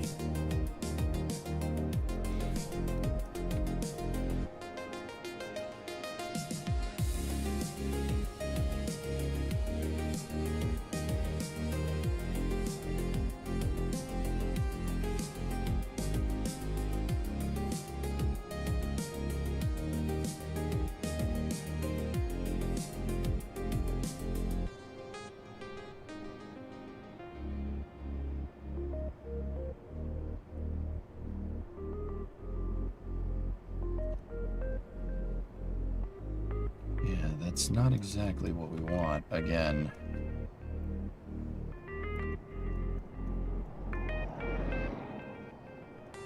That's actually pretty good. I mean, I think we might have to compromise between finding... Actually, hold on. Maybe we can point this up just a little bit more.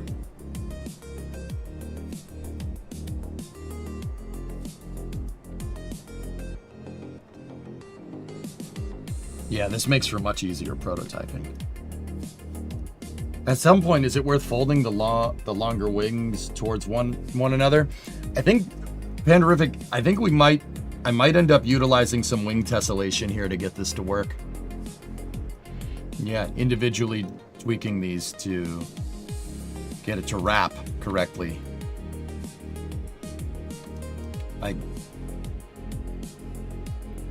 But if we did that, I'd have to remake the wings hierarchially. We'd have to make this the control part and that so we'd have to make this the parent part and that the child part. So right now, if I select the strake is this is attached to the strake, not vice versa.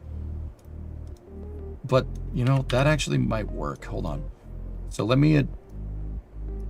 that's more or less what we need. Now, let's just tweak this a little bit.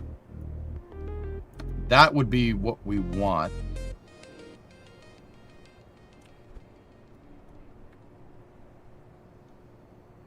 Right?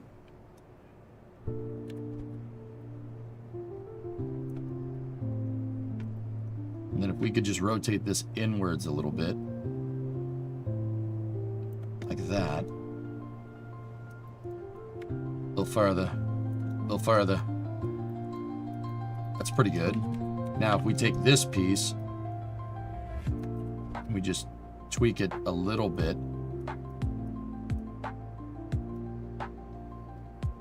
See, that's out of our rotation now.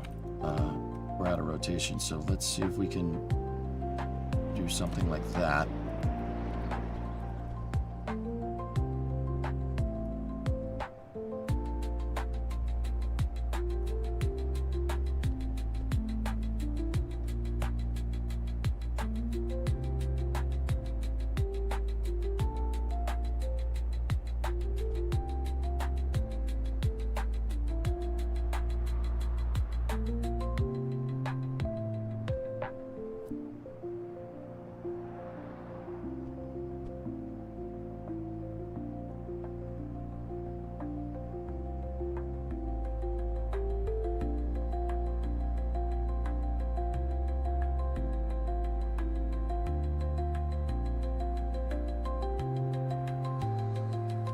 How else could we get around this?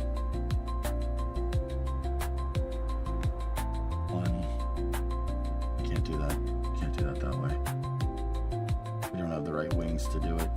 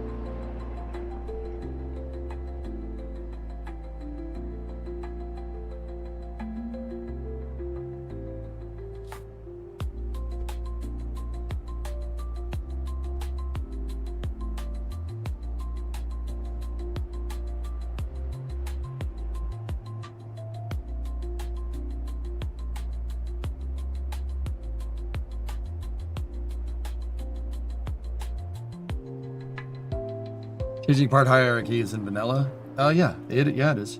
I actually don't mind that. That's fine. It doesn't follow the shape exactly, but it's dang close. The reason why I want to try to make a nice looking seam right here is because in past designs, what I had to do is put flags over this to make up for the fact that this wasn't like all parallel, and it looked terrible. This way, I think we are pretty good. And then if you look at it from the side, it kind of gives the optical illusion that it's a straight line. Even though it almost is, but it's kind of not. But see, on Falcon 9, that is a straight line, dude. The landing legs are straight, but they can kind of make a compound-ish shape. Discovery, go at throttle up.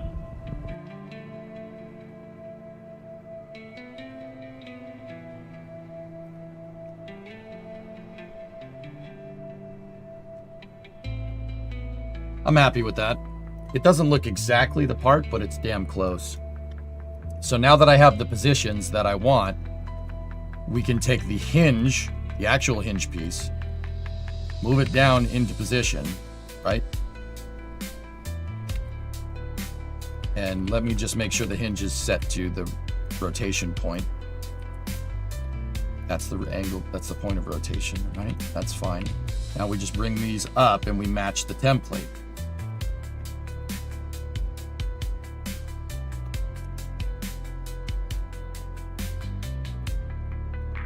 Actually, better solution. We change the relationship between these two wings. So take that, copy this. Discovery, go at throttle up.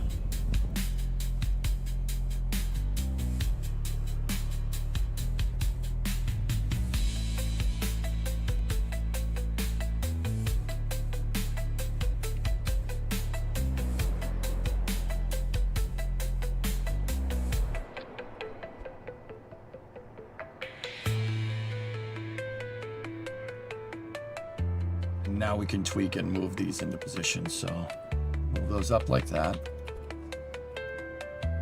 Move the angle, the hinge rotation into the right spot. I don't like that doesn't necessarily align, but that's okay. Hey, Sim. Rares with a 95-month resub, and then Marrakesh with a 67. Simcopter, what's up, dude? How you doing? How's the family, man? Everything good? I'm just up to my Kerbal shenaniganry in here.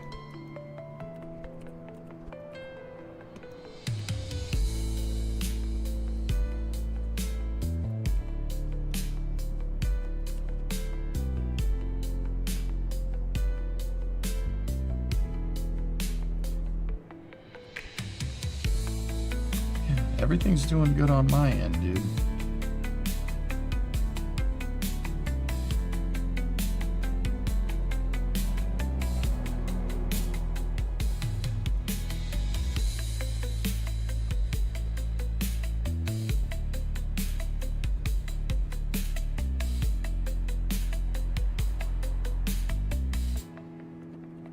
Now we just got to get these two things to Z-fight.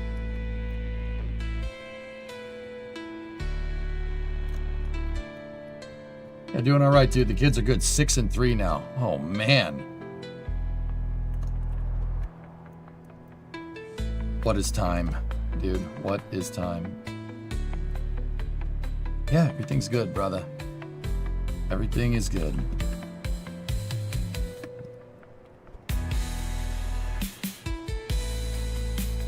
It's good to see you, man.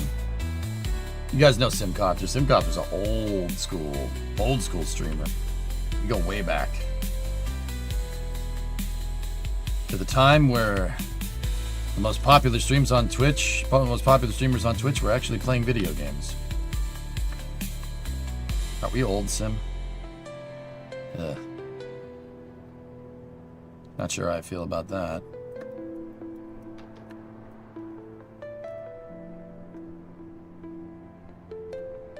I think we may be old. What are you gonna do? Hey, dude, it's good to see you.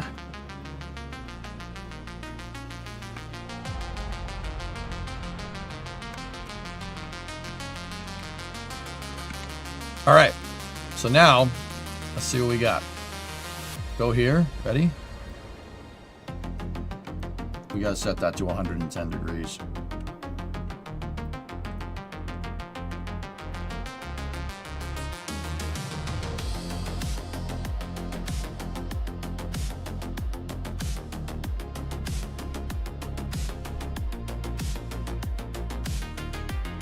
Maybe 120. 120 might be our...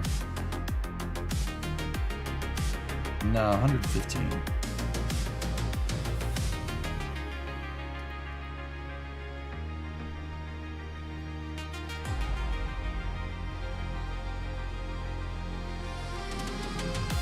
Good. All right, sweet. So what I'm gonna do is take these, or take that thing, I'm gonna copy it, I'm just gonna put it down there, and then we can get rid of these. So, there we go. There is one part of the landing leg design. Hate that, I hate it, I hate it, I hate that it's crooked. But I don't think I have wings that can make that exact shape without making this look funky. Unless we want to copy this and tweak it a little bit more. Let's just put a prototype down there. That's why I made a prototype craft file, dudes. So we can modify it without screwing up the actual rocket's craft file.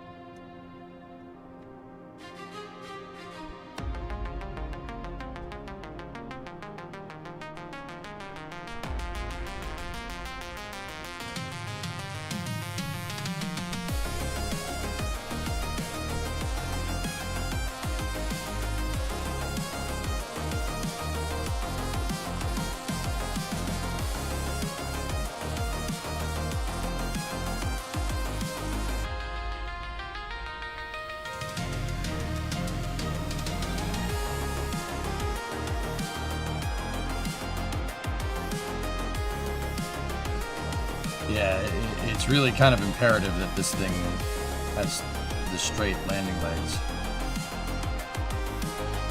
That has to be a pretty dang straight line, or else it doesn't look right. I'm not going for Uncanny Valley. I want people to look at this and be like, yo, that's Falcon 9. It's freaking Falcon 9.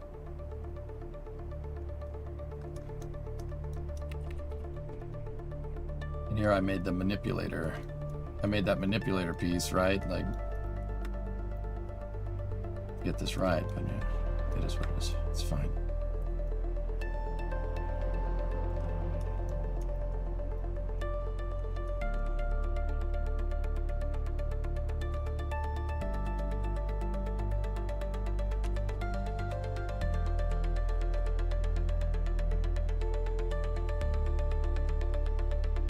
Or if body parts would be needed to avoid that, I think we can get it, dude.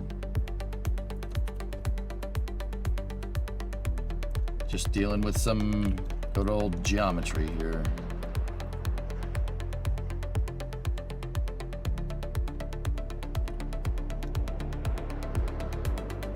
We just gotta play with it. Gotta play with it, we gotta be patient. How's that? That's pretty dang close. So what we can do, Panderific, what I'm going to do to compensate here is we'll have the landing leg clipping a little bit. It'll be clipping a little bit into the actual rocket, which, whatever. We could use that to compensate for the fact that we can't make it geometrically perfect, right? Could definitely use that to our advantage. That's why I made this kind of wrap around, and then when it folded out, the landing leg looked bent. Falcon, it looked bent. It didn't look good, right? Falcon's landing legs don't work like that. You just got to jiggle the handle. So we can use the slight part clipping to get it close. We can get it close, and that's fine. Yeah, there's also like a hemispherical shape up here at the front. That definitely would help.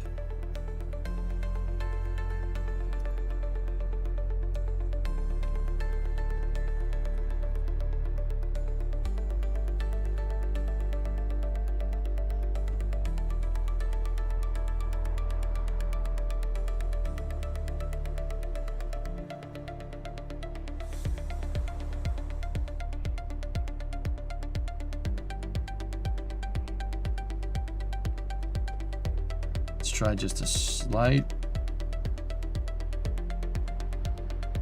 rotation right there to get that purple. Make sure the top looks good.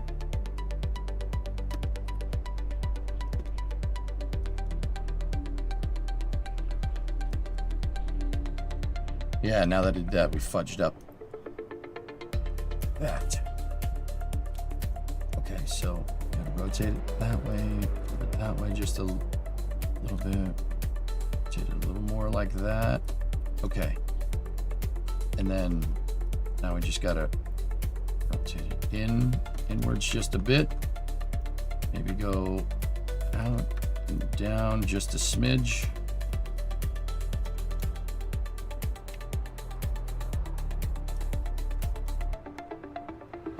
I'm happy with that. That's fine. That's perfectly good, dudes. All right, cool. Let's do prototype revision 1 so we don't lose all these all the other prototypes. Kept them in the prototype prime file.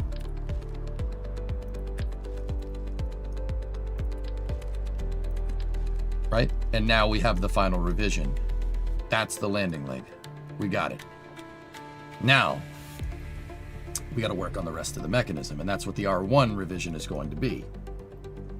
How are you going to be able to control the opening of the landing legs? Chris, we could do it with an action group. Do you use some mods? Tomsio, I don't use any gameplay mods. It's just mostly visual stuff. And then I have a flag pack with a bunch of custom skins.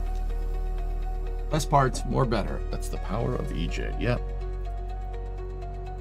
This will be the lightest, the strongest, and the lowest part count landing legs we've ever made. I know where to make optimizations all over the place. When will you update the flag pack? What's not updated about it?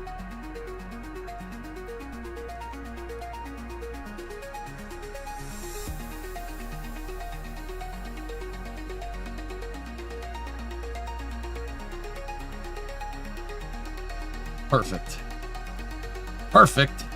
You win.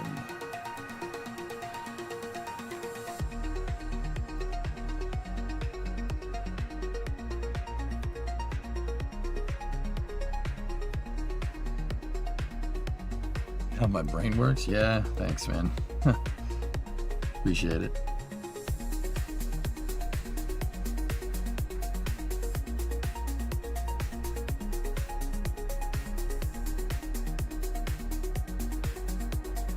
I see you use lots of flags that are in the flag. Lots of flags that are in the flag path that are panel textures. Oh yeah, the insulative piece.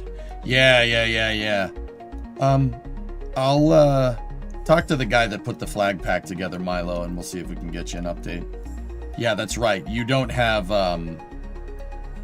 you probably don't have like the wing texture and the truss texture, right? Those are the two that are the super ones. It comes with the numbers, letters, and color swatches, doesn't it? Along with the insulative shape. Yeah. Okay, cool. Yeah, I'll talk to the guy that did the flag pack for me. I'll see if we can get a quick update to it.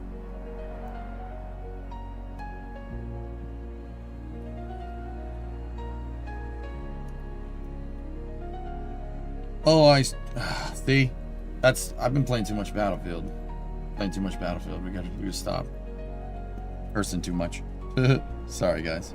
I apologize. I'll time myself out for a second.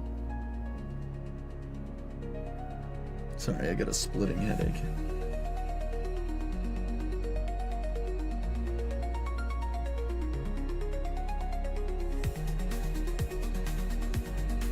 Battlefield for after hours? Yeah.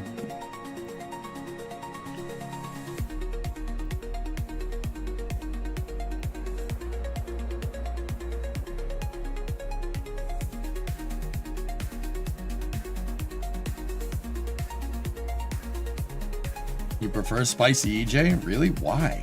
I think late night tired EJ is very uncouth. Like I don't like it.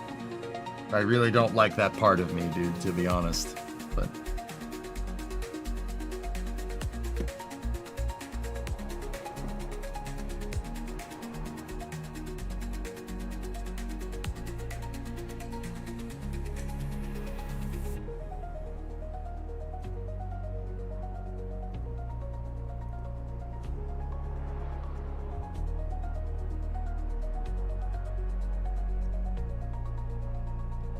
Now, coming up with a shape to bridge that to make the landing leg look perfect is not, I don't think we have anything here that's going to do that.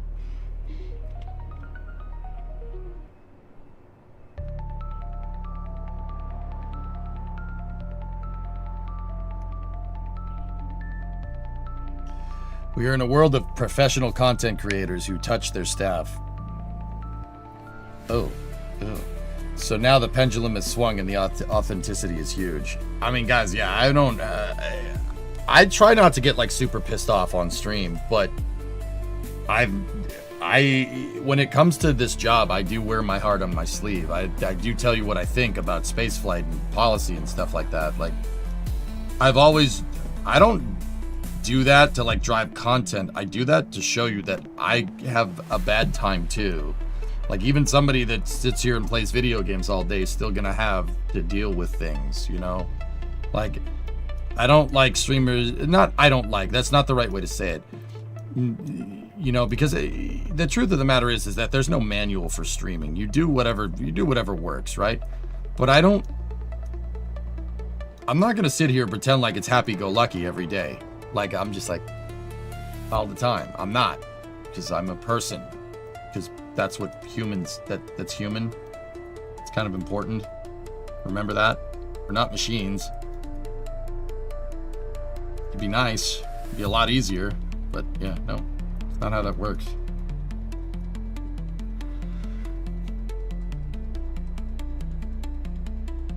Dan, you like the what the heck are you doing NASA spicy, EJ? Yeah. I gotta take some ibuprofen, guys. Give me 1 second. Yes, exactly. 100%. Life sucks sometimes. We appreciate you being genuine. Yeah, man. I mean, you know. Dude, sometimes you're going to have problems. And I think it's important to demonstrate that because, you know, Sim, and once again, this might just be because we're old. Like, yeah, it's genuine. Like, I don't hide if I'm having a bad day. You know, sometimes I do, but like you know, what's a bad day for me? I play video games all day, you know? But like if I'm actually having problems, like, and I have to go, like, I don't exactly hide it either. Like, I can have a bad day, even though our jobs are playing video games all day. Like, I can have a bad day. That happens, you know? It happens to everybody. I just think that, yeah, just being happy-go-lucky on stream is not very genuine. Yeah. It just never strike me as something I should be doing. I gotta take some ibuprofen though, guys. I gotta find it. I have it out here somewhere. I have a bottle of it. Bill's here. Ibuprofen. BF6 is pretty dang good therapy. Yeah, I mean, I'm not gonna sit there and pretend like I don't get pissed off, but like, the other thing with Battlefield, guys, is that I do it to myself. I really do. It's my own fault for getting in there and getting shot all the time because I like running in and gunning. That's my favorite thing to do in Battlefield. Like, I'm not gonna sit here and pretend like it's not totally my freaking fault for getting domed by somebody for running in and trying to shoot 5 people all at once, you know?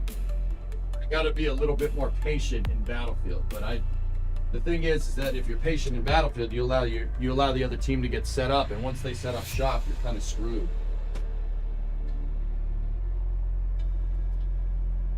I think it's out in the shop. I'll be right back. 1 second.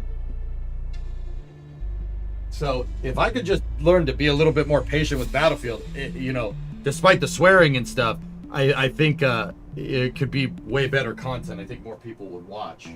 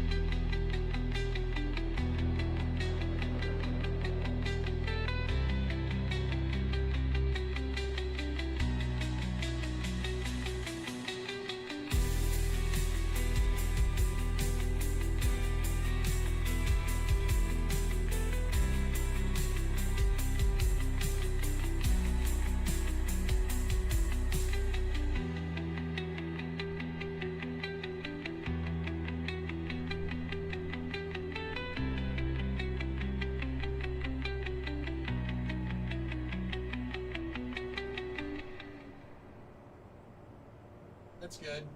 Just can't find it. I don't know where the heck it went. I cleaned my, when we cleaned the office, I, reorganized everything. And I'm like, yeah, I'll know where everything is. Nope. I gotta check behind the screen again, dudes. Give me 1 second. I think it's on the floor over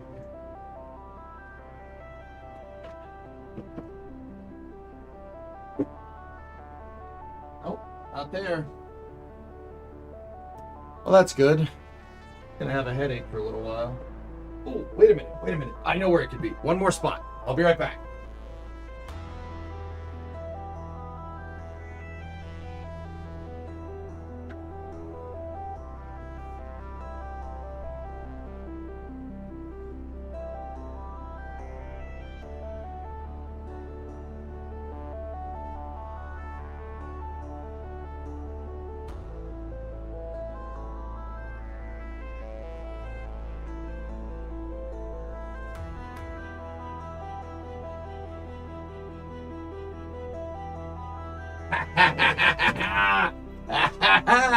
All right. No, blue isn't happening today, guys. You mean ibuprofen? Yeah, it's my my test article for the pad. Anybody figure out what that thing does?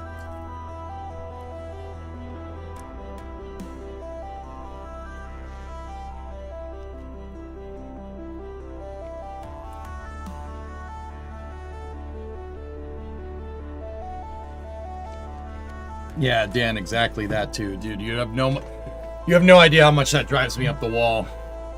All right. Tomorrow with Friday as a backup. Cool. All right. Sweet. So we have our landing legs.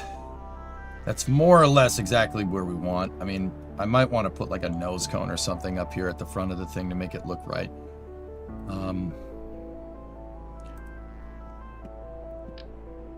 Yeah, that'll do it.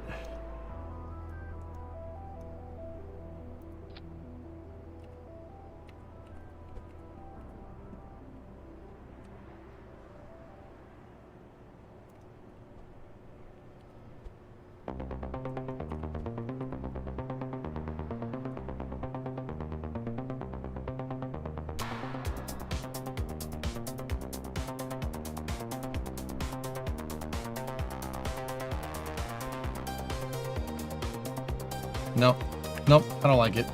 That looks terrible. We do need something up here. We need an intermediary piece to tie the wings together, because technically the wings are just both attached to the hinge. They're not attached right here. We could strut them together, or we could use an intermediary piece and strut to the intermediary. I like the idea of using an intermediary piece, like a cubic octag. And I'll tell you guys why in a sec. So let me move this into position like that, and then we rotate it 45 degrees. I want an intermediary piece because I need something to attach the strut to, the pneumatic struts that Falcon 9 uses.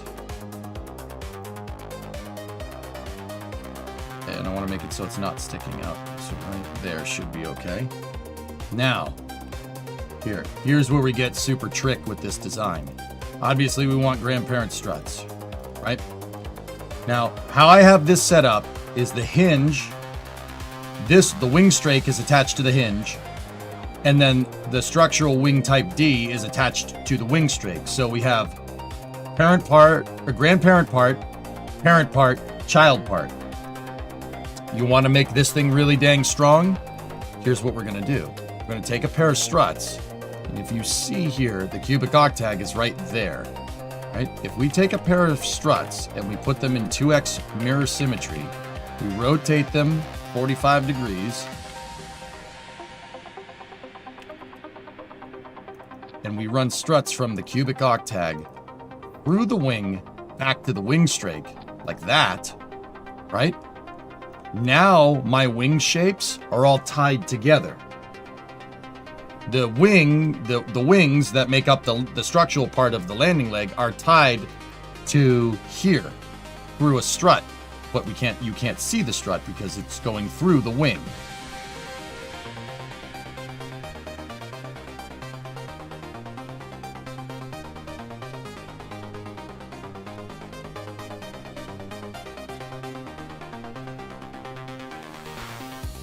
If we want to make these look right, just rotate those into position. So now it ties everything together. And now we still have some surface area to attach the gas strut. So Falcon 9, guys, uses... if anybody has like an older car with a trunk with pneumatic rods, so you open up the trunk and it makes it, or the hood of a car and it goes, it makes the noise. Those are pneumatic gas struts. Falcon 9 basically has those on its landing legs. They're just bigger and way stronger. It's just a gigantic gas strut.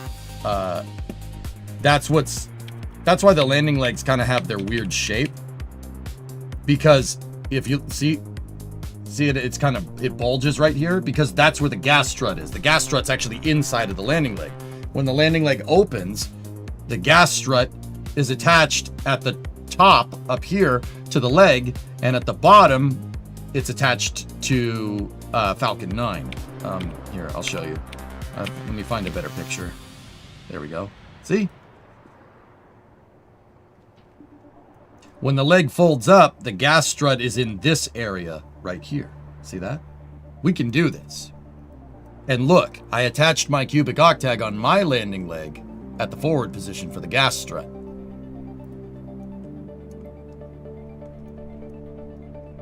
And then the other side of the gas strut is attached here. It's attached to the outside of the tank.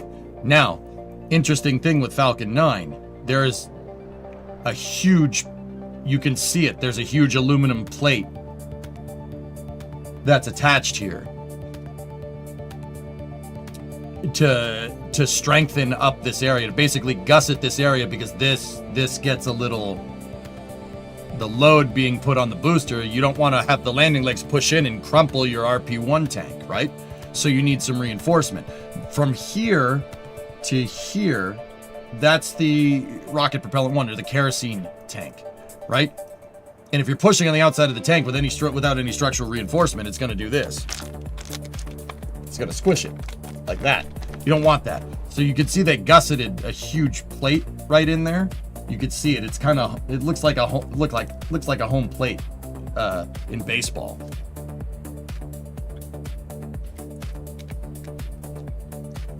And that with the milled stringers on the inside of this and aluminum lithium alloy makes, yeah, that's enough. I mean, you got to also understand that the residual pressure inside of the tank when the booster's landed also prevents this from crumpling in on itself, just like this. Like, I can't crumple this hole fully because there's a cap on it, right? Same idea.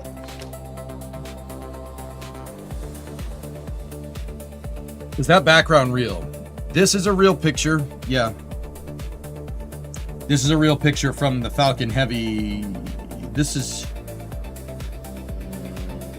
I don't know if it's Falcon Heavy demo flight. This is just a long exposure, so the stars are better. See how all the people are blurry? The guy's moving around. This is just a little bit of a long exposure to get the stars. I have no idea who took this picture. I think SpaceX Actual took that one. But yeah, a little bit of word on how the whole thing works with Falcon 9. And if you notice, guys, it has this thing right here. Anybody know what that is?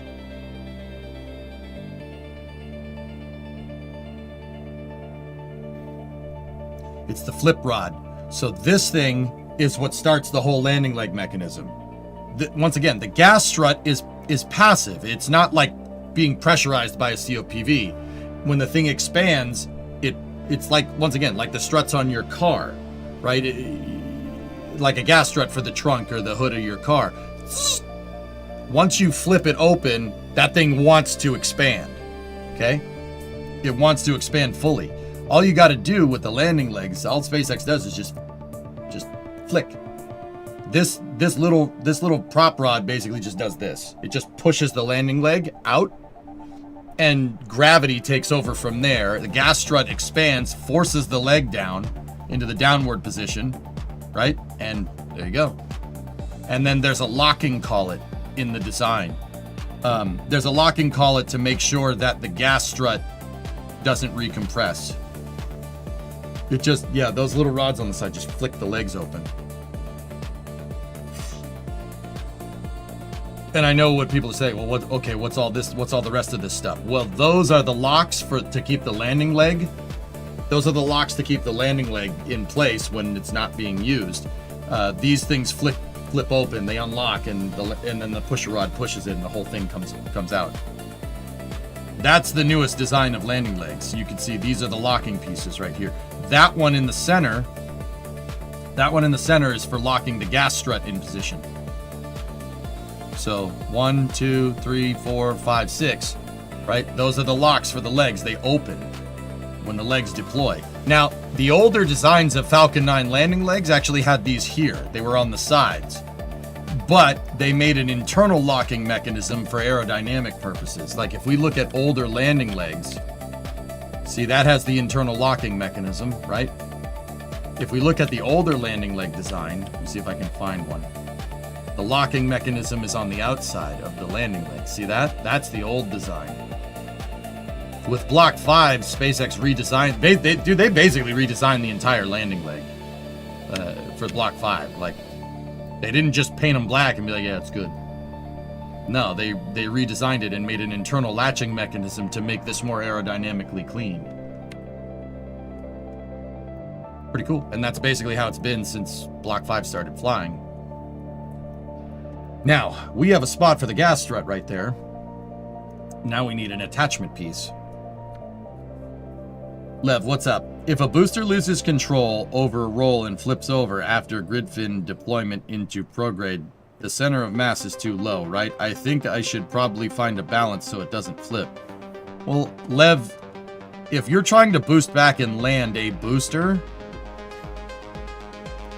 yeah, you should...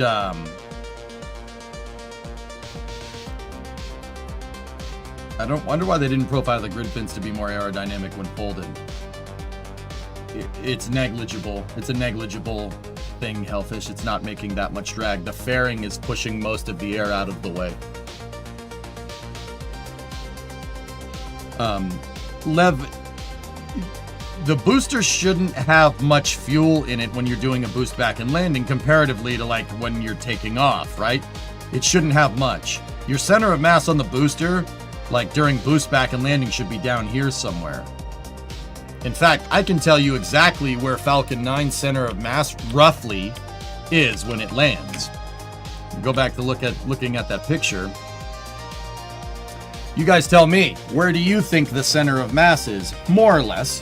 Where's the center of gravity on a booster right when it lands? There's a giveaway, and it has to do with the landing leg design.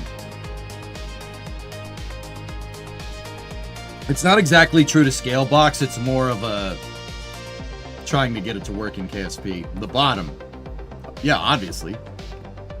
Because all your 9 engines are down here, well, that's what's in rocket science, that's what's called dry mass. Unless you have an engine that's designed to ablate away or, jettison or whatever over time, that mass doesn't change. The mass of your fuel tanks does. Your fuel and oxidizer tank. So if your fuel and oxidizer tank are almost empty, with a little bit of oxygen here and a little bit of fuel here, right? The interstage up there is quite light comparatively to your engine section. Your center of gravity is going to be right there. It's exactly where the 4 struts all attach to each other. Might be a little up or down depending on fuel level, but that's basically where the COM is. That's your center of gravity. That's how heavy the engine section actually is comparatively to the rest of the booster. Because if you think about Falcon 9, this is just empty space. That's just a fuel tank. That's your oxidizer tank. It's just empty. When the thing's coming down to land, there's nothing in there but gas. There's helium in both of these tanks. And then you got your grid fins up there, yeah, but your grid fins are nowhere near as high a dry mass as the engines. The engines are by far and away the most high mass part. So the booster, when it's unfueled, has an extreme center of gravity bias towards the bottom. That's part of the reason what makes Falcon 9 landing so damn stable. But yeah, see right here? That's where the center of gravity is, Lev. So that's really what you should be aiming for. That's the other reason why the grid fins, despite being so small, have really a good, what's called effective moment control. Like, not a lot of grid fin turn is going to make a lot of moment. They can really steer really well because the center of gravity is down here and your aerodynamic effector is up here. It's a really long way away, so think about it like a bigger lever. You have more effective moment control. That's what it's called. It's a big lever. You don't need a lot when your control surface, you don't need a lot of deflection in your control surface when it's so far away from your center of gravity. That's the reason why a rudder and horizontal stabilizers on an airplane are usually as far away from the center of mass of the plane as possible.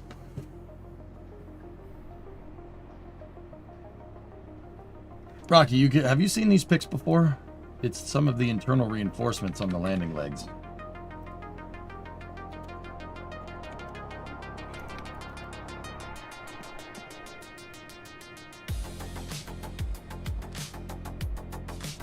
Huh. Oh, 1058. Oh, that's so upsetting to see, dude.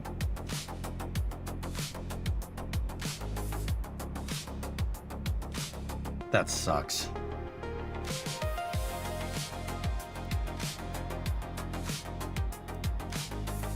Oh. Oh, it's so unhappy. That engine's like...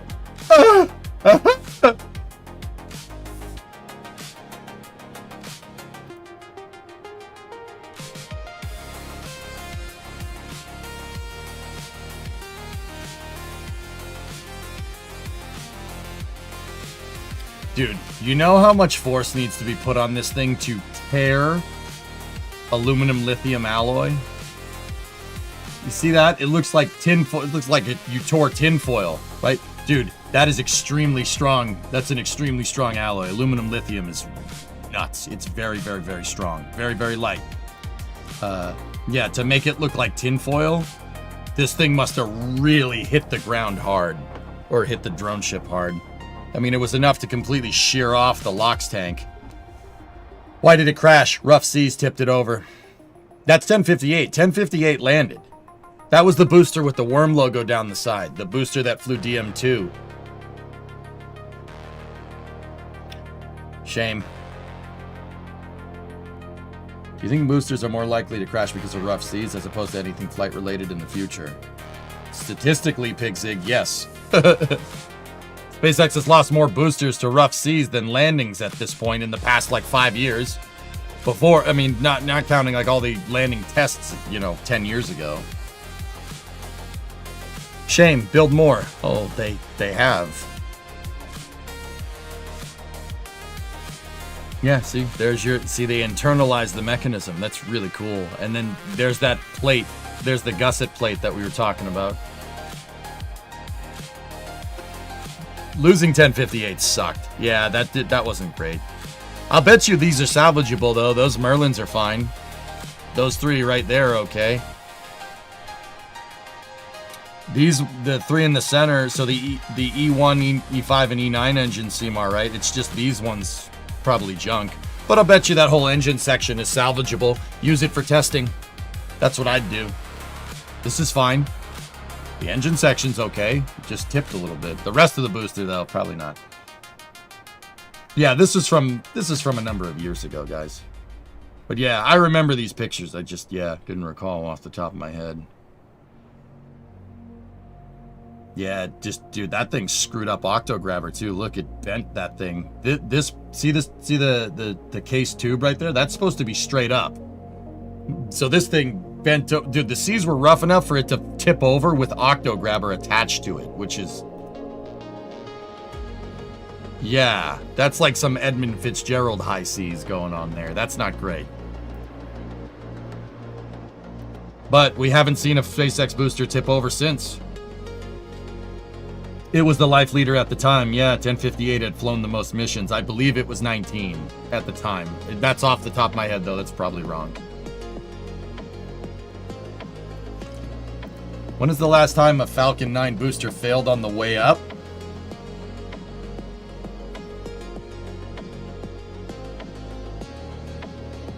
2010. With an asterisk next to it. Technically, the COTS demo mission had an engine. One of their engines blew up, and Falcon 9 made it to space on 8 engines. NASA called it a failure because they didn't put Dragon into the target orbit, but it got there, and it was good enough to test it. But NASA said, well, you didn't get it to the orbit we wanted you to. We were asking you to get it to 120 by 120, and because an engine exploded, it only made it to 100 by 100, so that's technically a mission failure. Oh yeah, I remember this. Elon was pissed. He was like, yeah, okay, pal. You know, NASA's like, well, technically that's a failure. It's like,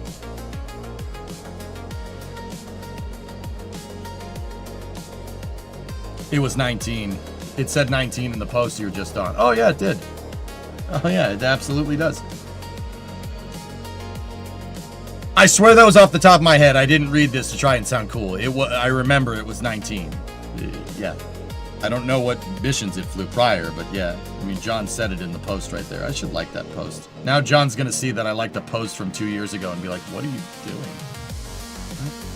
Why did EJ like a post from 2 years ago? He's gonna be like, who? What are you doing, streamer man?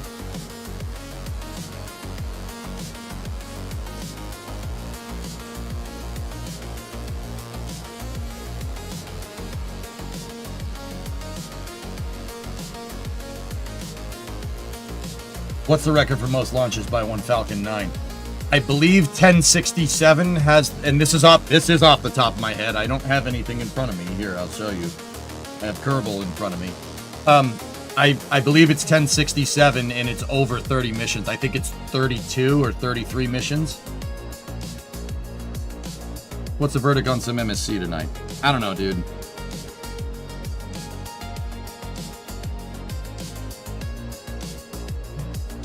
Yeah, Falcon 9 first stage has never screwed up on the way up, dude.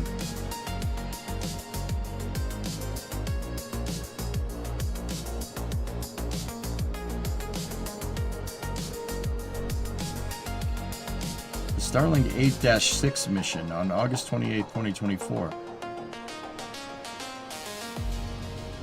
Why am I not remembering that? No, bro, Handy, that was from a number of years ago.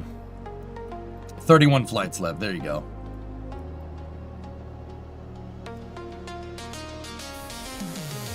What was the mission that lost the ISS docking port? That was CRS-7 in June of 2015. I watched that mission live. We watched it on stream, and I freaked out because I wasn't sure what was going on. Nowadays, I'd be like, no, that didn't work. At the time, I was like, no. You blew it all up. Yeah, I just feel like, wow, that's broken. All right. That's when the second stage went boom. Yep. A strut containing a COPV failed, and it shot the COPV around inside of the tank like a pinball machine. That ended about as good as you thought it would.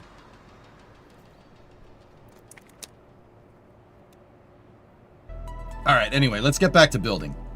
So, this is what we want here. Now we need to...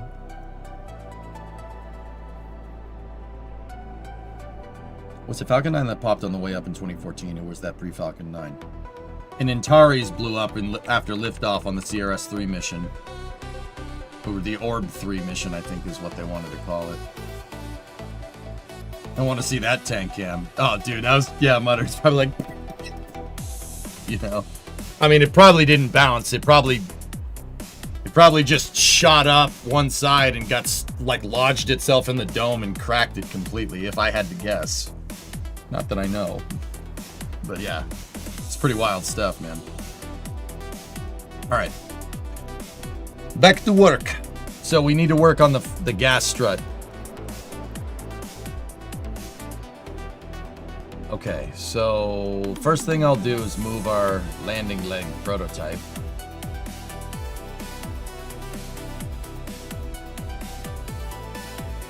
We can get rid of the the 45 rulers. We can get rid of those ones. We don't need those.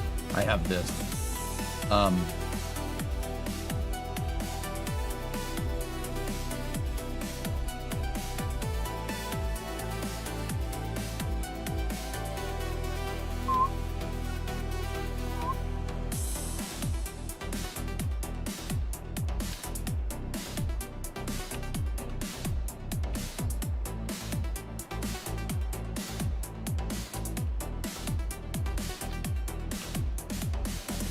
All right, now we got to make the flip out strut. So what I want is this. That's 6 times symmetry. That's not what I want. I want 8. I'll tell you why in a second.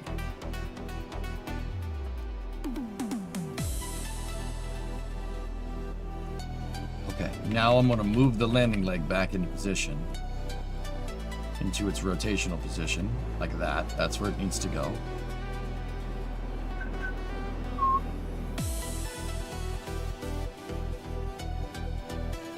Alright, so now we have that piece right there. That's the point where, this is the point where the strut needs to attach, the gas strut. It needs to attach. And then we need to figure out our attachment point. So just like I was telling you guys a second ago with Falcon 9, its center of gravity is super low. It might be just a smidge above this, but where these attached basically are where the CG is. I'm not sure if we have the same type of mass margin with KSP. We'll have to check. So what we need to do is, we're still in our prototype file, which is fine. What I need to do is go right here and set this as the root part just for a second here. And then we need to detach that. Here we go. Oh, it's the fairing. We gotta... Balls. All right, hold on. We gotta make sure not to save anything. Let's just lower this here. Where is our empty center of gravity?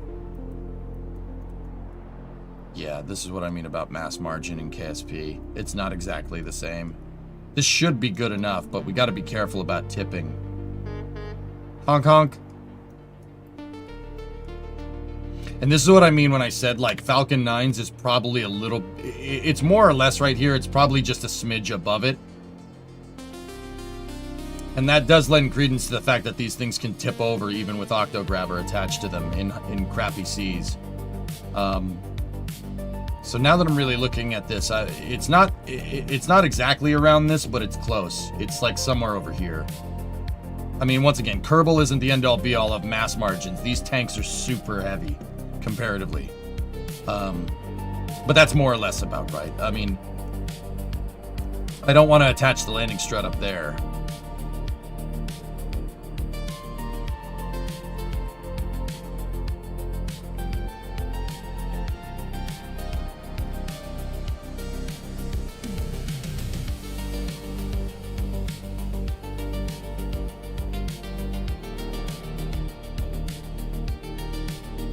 Yeah, okay. Yeah, let's just... Yeah, we're gonna have to figure that one out. Let's just reload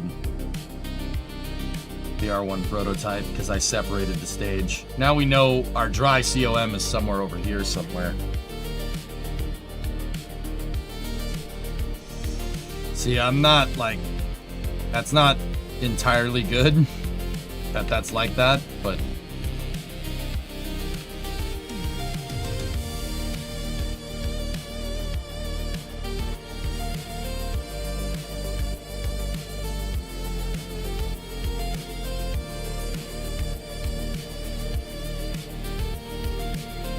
What is the longest strut we have? The 3PT is the longest one. Let's just attach it singular. Our extension is 5 meter.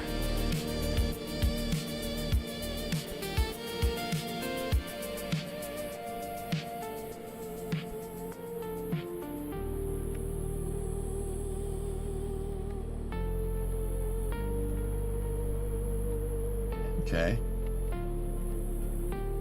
It's actually not bad.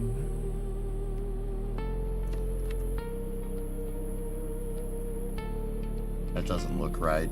It's too big. And if this...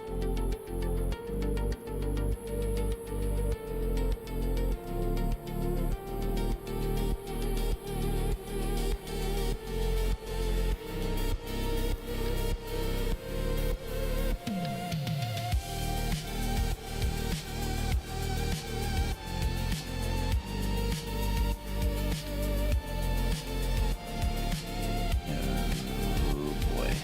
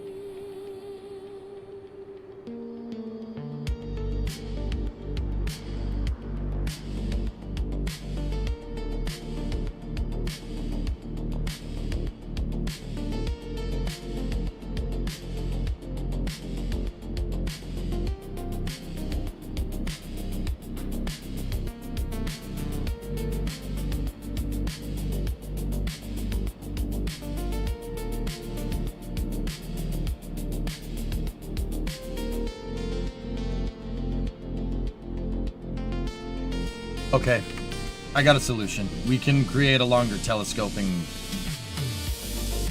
We can create a longer telescoping strut here. There's a trick. I use this with tower when I'm at cranes sometimes. So you take a housing, you put one housing on top of the other, like that, right? And then if you take these things and you move it down, and then I offset it by 5 degrees so I can see the difference between strut 1 and strut 2. We put these on a cal controller to extend both of them at the same time. You're gonna get double the throw. Now, that's not really how you do that in real life, but you know, whatever, it's fine, it's okay.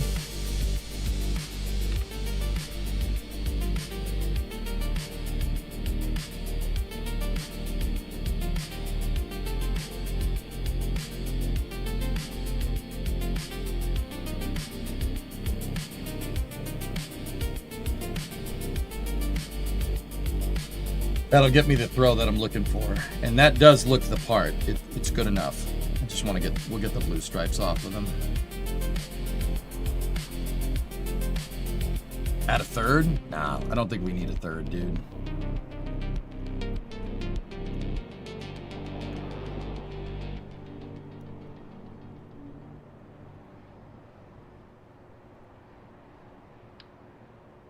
See, now that works as one unit. So now what we can do,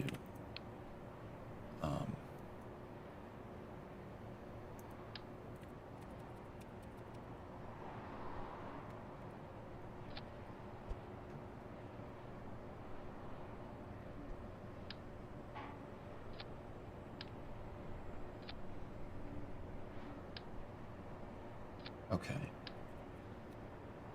attach that there. Now we have a pivot. These hinges aren't inherently strong, but if we lock everything out and use auto strut to our advantage during the landing, this should be really easy to get this right. Despite the not very strong hinges. I'll show you what I mean in a moment.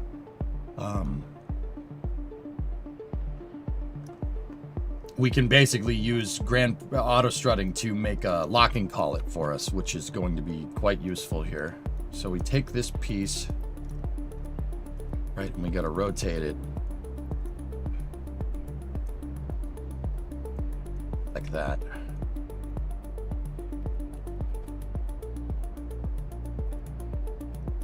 Perfect. Sure, that's attached.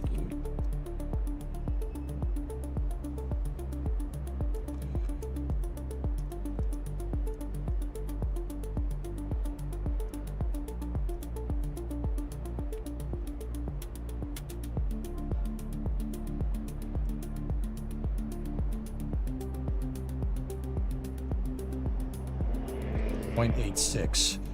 We got to divide that over 2 cylinders, so that's 4.3. Okay.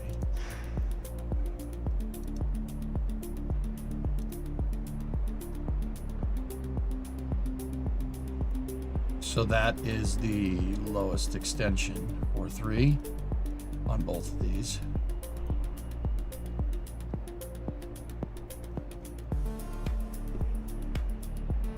Killer. Now when this thing flips, right? Actually, don't do that just yet, but pin that window so I can control this. What we need is another hinge. Hold on, I gotta rotate this piece out of the way.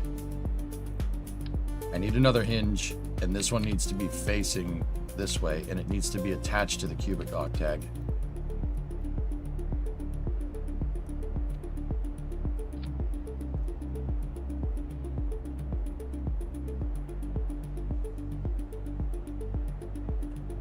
This thing needs to be facing backwards.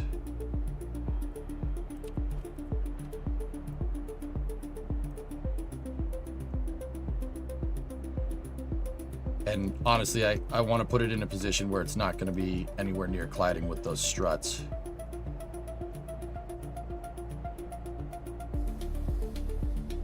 Yeah.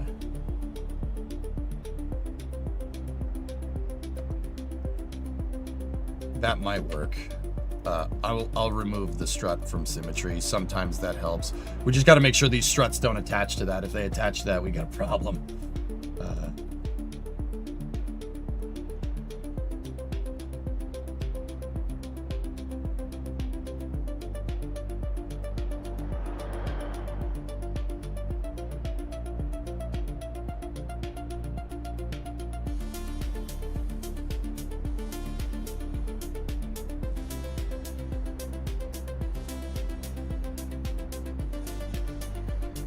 Okay, that gives me a pretty good spot there. Now let's take this thing,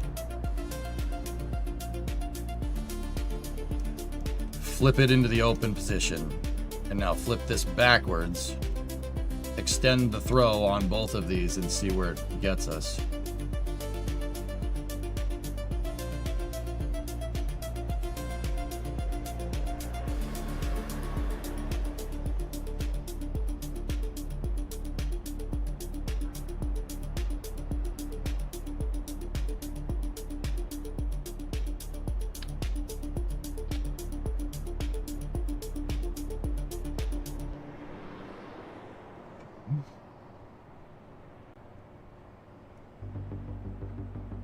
It's pretty close.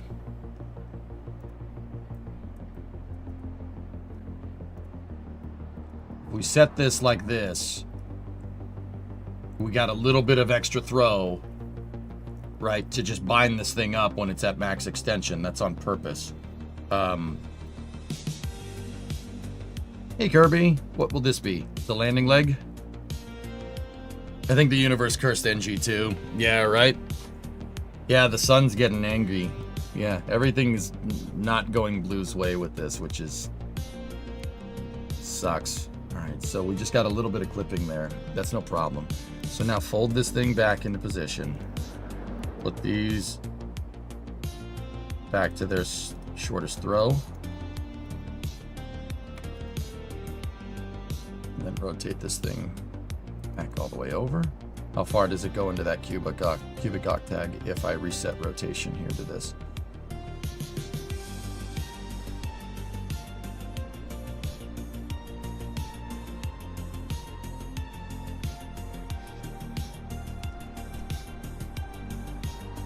Actually, almost the same. That's pretty good. What happens if we just went 4-7 here?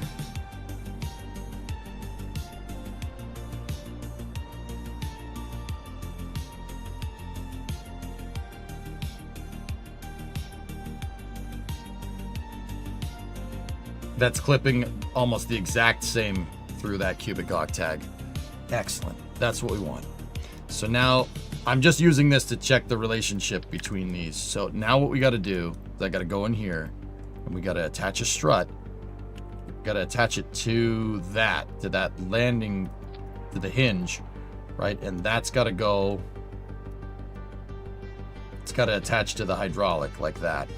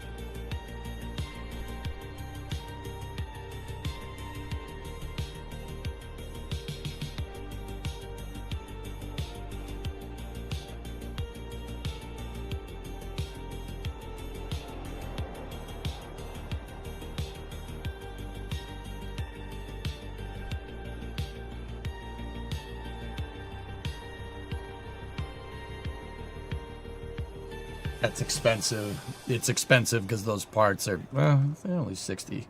But, yeah, that, I don't want that. Hey, hello. Looks good. Could we make a floating landing pad too?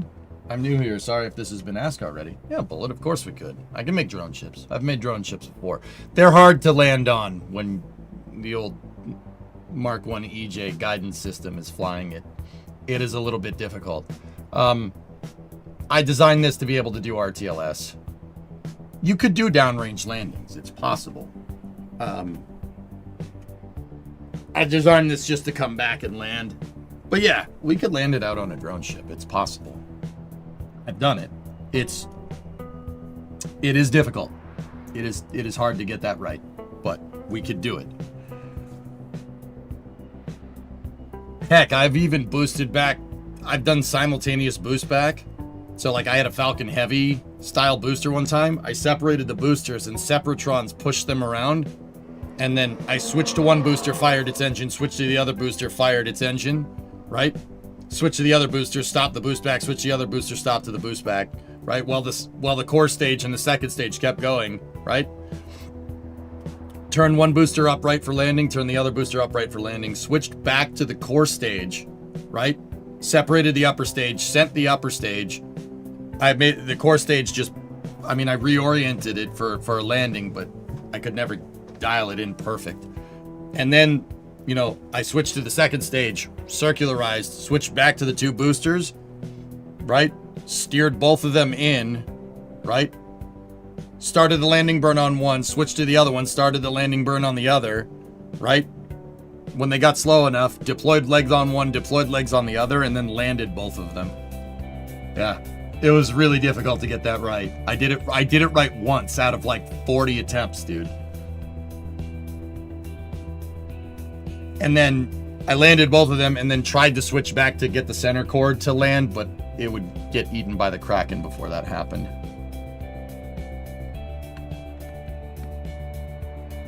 That was hard to do, dude. It was hard to get that right.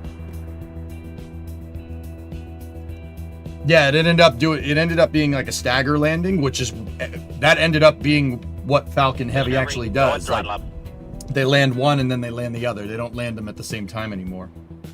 Hey, Baron. What's up? Okay, so now we got to test this.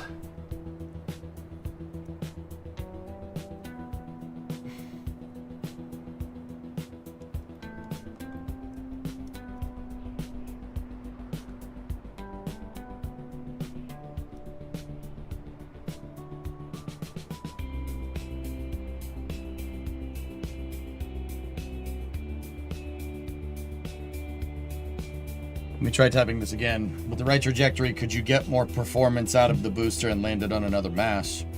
There's nothing downrange that warrants getting a first stage all the way to Grizz.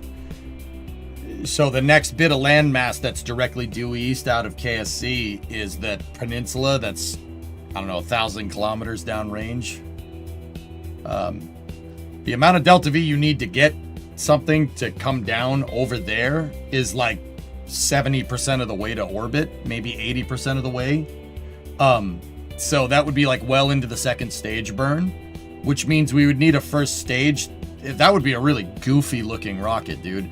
We would need a first stage that gets you like 50% of the way to orbit, right? And a second stage that does the other 50, where it's in reality, like the first stage is supposed to get you up there and then the second stage is supposed to accelerate, right? That would be a weird staged rocket. It would look very strange.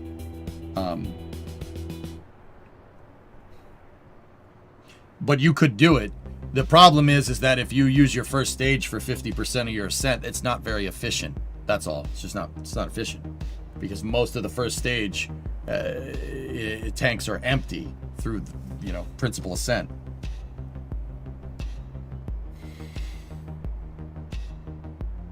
What about the island runway for landing? You could land there if you want. It's not, it doesn't cost you that much. So when you're up there and doing your boost back burn, John, it does not cost you that much more to just boost all the way back to KSC. It's like maybe an extra 2 seconds of burn time. So, I mean, you could. It's just why? Just go right back to the landing site. Wouldn't that basically just be like Atlas 5? Yeah.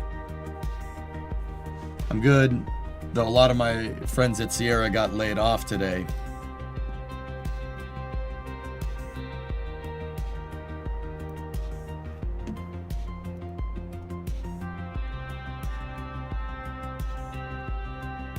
That sucks, Baron.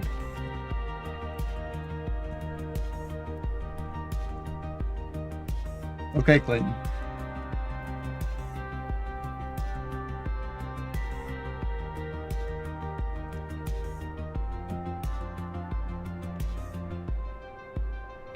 Sierra Space is seeking about $300 million in fresh funding as it pivots from building a space plane to riding the boom in national defense spending, including the Space Force.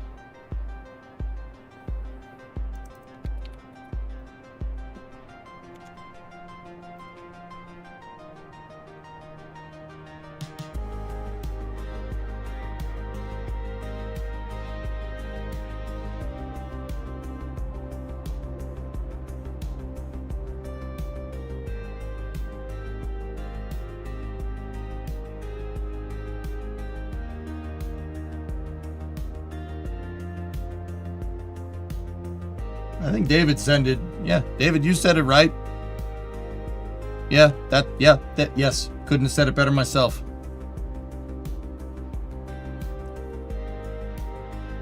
You know what? I will like that reply.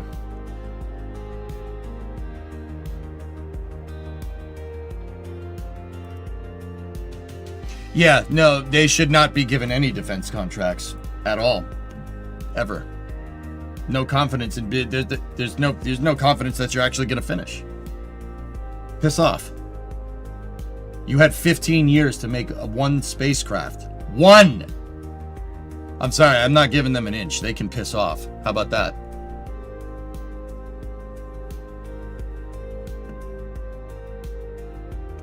If they get a defense contract, I'm going to be a little pissed. We're pivoting to defense. Shut the hell up and finish the stupid thing. How about that?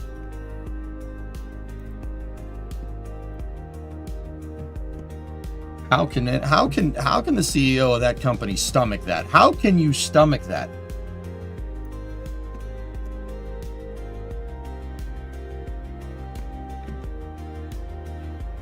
Are you freaking ashamed of yourself? Like, what's wrong with you? Money. Yeah. Disgusting. Now, don't get me wrong, guys. There's nothing wrong with wanting to make money. I don't have a problem with that. All right? What I do have a problem with is you saying you're going to do something and then not doing it, especially after you use taxpayer money to fund that project. I have a big problem with that. Any tips for people who are new or just starting to play KSP? So, Josh, if you're newer to KSP, my advice to you is this. Figure out exactly what you want to make and make it. I know that sounds really stupid, but if you want to do something that gets into orbit, all right, figure out, well, what do you need to get into orbit in KSP? There's plenty of tutorials out there. I could teach you. I could tell you. You know, figure out what you want. You want to build a rocket that gets up there? Okay, sure. Build that. The biggest question with spaceflight is, what are you trying to do? Right? And that's really easy. Kerbal provides you pretty easy things like, okay, I want to get into orbit. I want to go up. I want to come back down. I want to get a Kerbal into space and bring him back down and not kill him or her. You know what I mean? About Tenacity, both wings got dismantled and it's getting prepared for long-term storage. A classmate of mine who worked on it told me she's going to sit in storage for like 5 to 10 years and then it will find its way into a museum.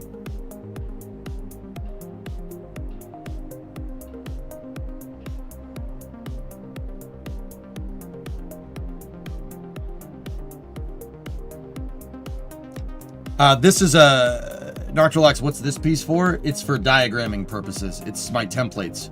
I use struts between cubic octagonal struts as a template. In that particular case, that box is showing my pivoting axis for the wings, or for the landing legs. Yeah, it's showing the pivot axis.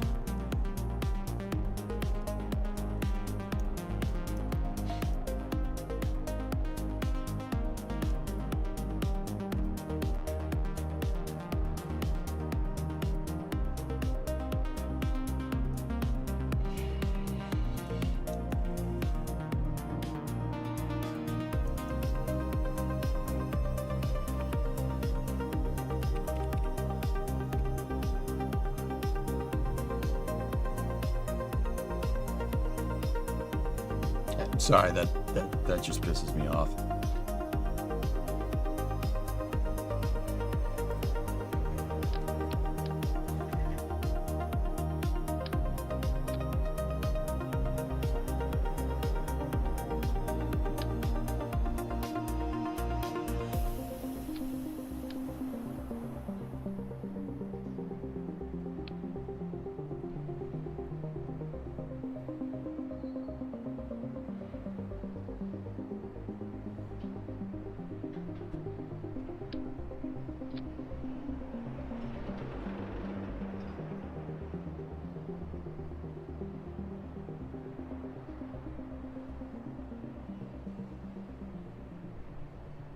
All right. Let's see what happens here.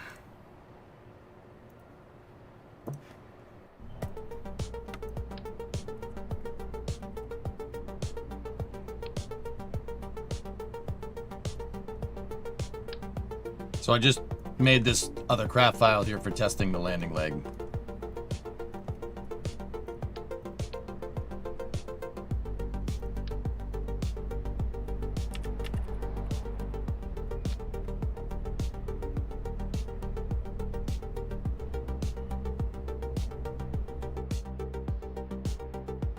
Seriously, he's gonna end up like Bigelow. I don't know. Good. Frick them. Like, that's just, I'm sorry. Like,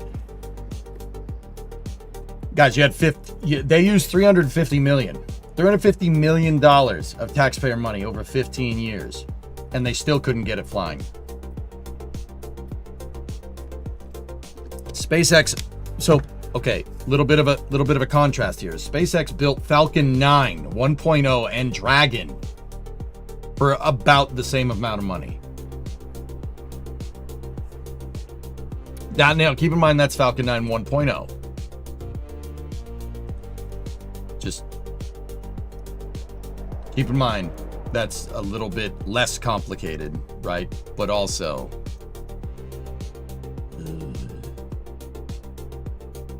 Bookmans.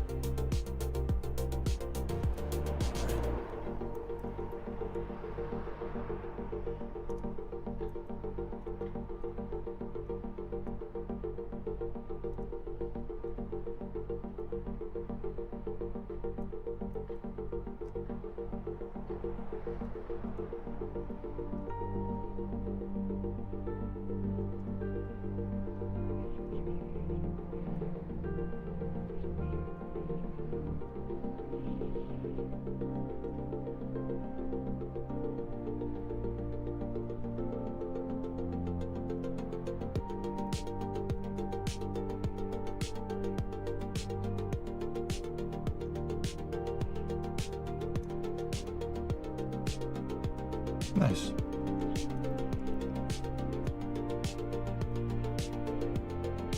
Look, and I'm not saying either way. I'm not saying also that every company needs to be like SpaceX. The point is that you use taxpayer money. If you needed more money, you should have asked for it. But also, you're the one that bid on this, and you're the one that said it would cost this much. So the next, like, my question is, like, what if, and this, when we first heard this Dream Chaser news, guys, this has been my question. What the hell have you guys been doing for the last 15 years? Over the last 15 years, you've used $350 million in taxpayer money. You had $1.2 billion Series D investment in 2020 or 2021 to get Dream Chaser working. So the total cost involved into this project through venture capital and through public-private partnerships is over $1.5 billion. And you have one spacecraft. One that's almost complete, and then another one that's half completed. What have you been doing for the last 15 years? Like, what have you been doing?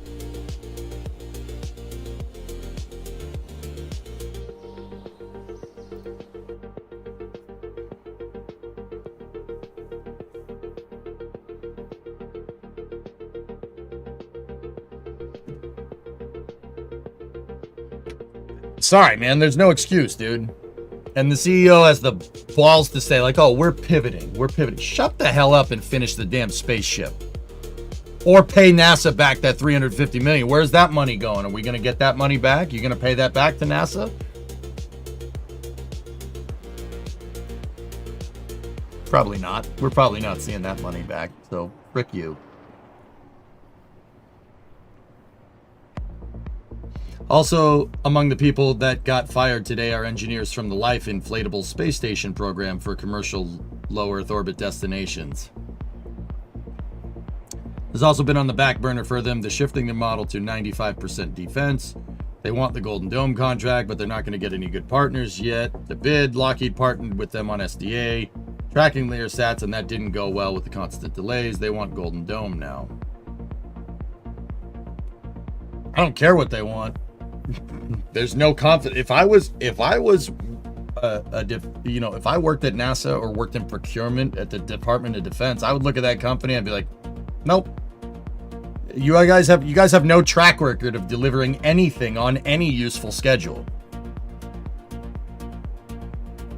And you know that, Baron, that bids, so RFPs, are graded on punctuality. That has a lot to do with it.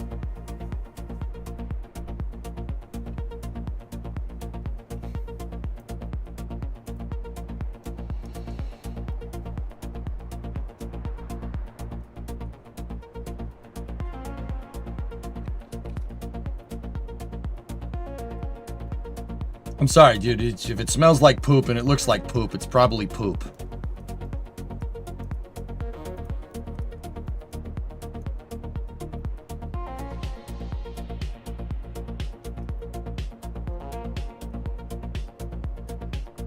All right, let's do a 4 landing leg.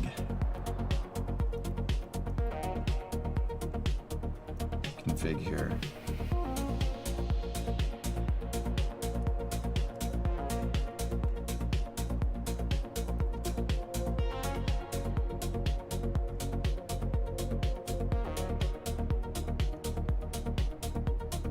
These sats were planned to launch in early 2024. They just now got into the critical design review at Sierra. That's why Lockheed is kind of iffy with them on future projects. Clown Shoes, Scam, Mars One, Astra, or not Astra. What's the name of the guy with the steam rocket? No, absolutely not. Get out of here. This is the big leagues. This isn't the minor leagues. Arca, that's the name of it. No, get out of here. No, absolutely not. Sorry, I know, I know it seems like I'm being a dick, but also, you negged out on Dream Chaser. Piss off. Deliver something.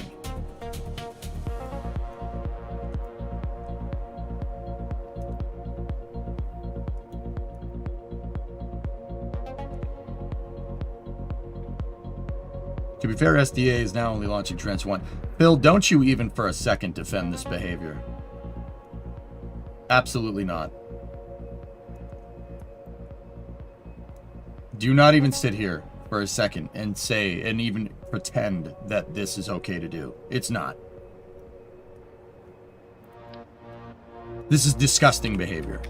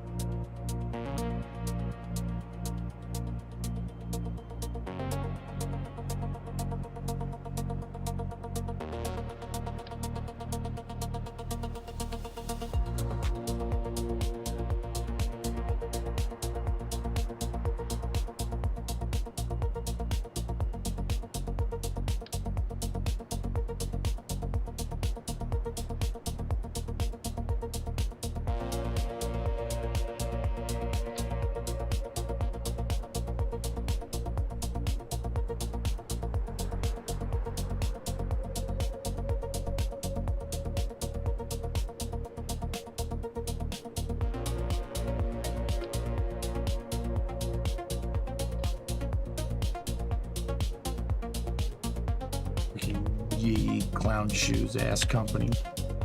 Sorry, I'm sitting here just freaking pissing me off, man.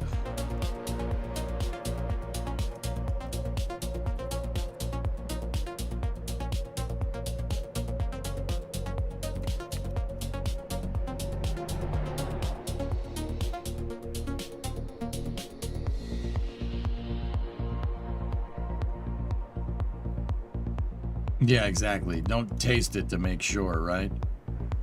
Freaking amen to that.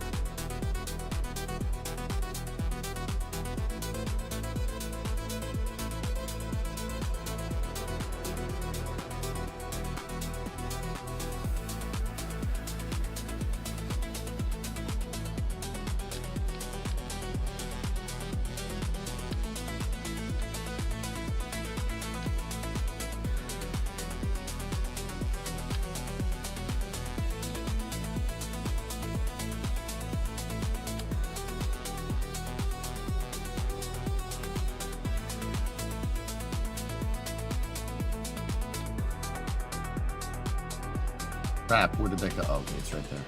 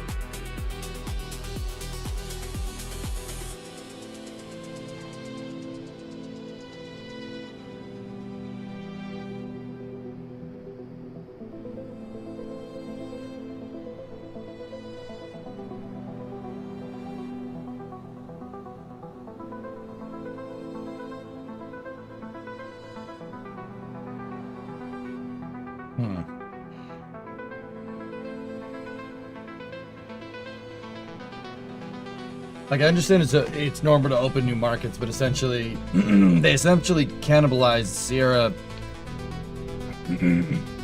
essentially cannibalized Sierra Nevada Corporation, took all the cash and engineers, redirected them to Sierra Space. The only thing left at Sierra Nevada Corp is about 30 to 40 engineers outfitting old jets with new hardware like MFDs.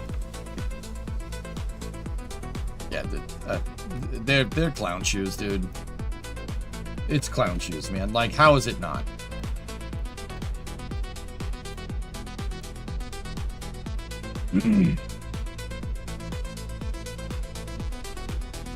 All right, so let's make sure that our landing leg animation is working correctly. I have the landing leg sequencer bound to AG9, Action Group 9. And yeah, that should be good. We're gonna have to play with locking and unlocking these things. And then what I want to do on this 00 hinge here, I want to set that to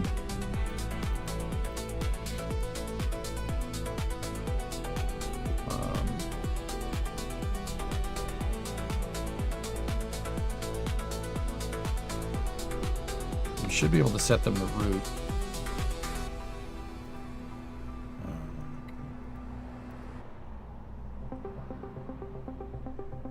All right.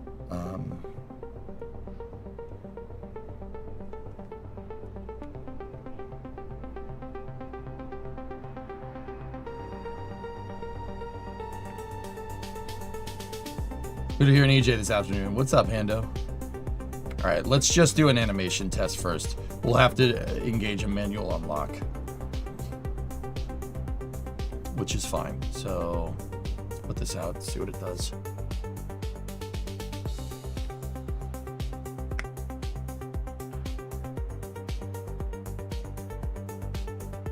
If you open the legs partially, would they function as aero brakes? If you made the mechanism strong enough to be able to open, sure, Eric, but the landing legs usually don't have enough force to open unless you're going really, really slow. Falcon 9 can really only deploy its landing legs in like the final seconds, or else if they went to try and deploy it, dude, aerodynamic forces will just shut it. It won't act as the arrow.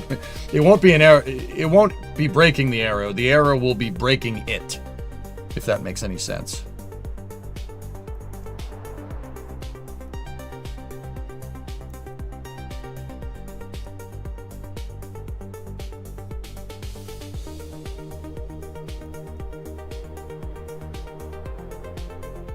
How's Titan doing with the heartworms? He's bumming that he has to sit up inside all day, but all right, ready? Now, once again, this is part of the locking mechanism which we have to dial in, but if I go here and hit sequence 9, boom.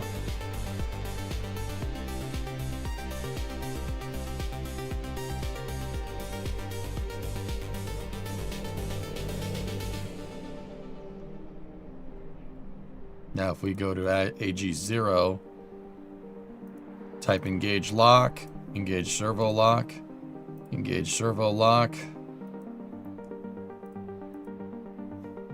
engage servo lock, engage servo lock.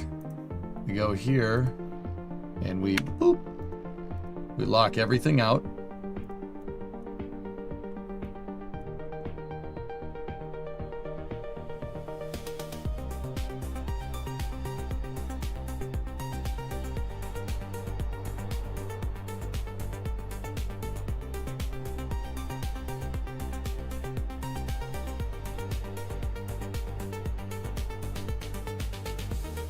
Okay, 3, 2, 1.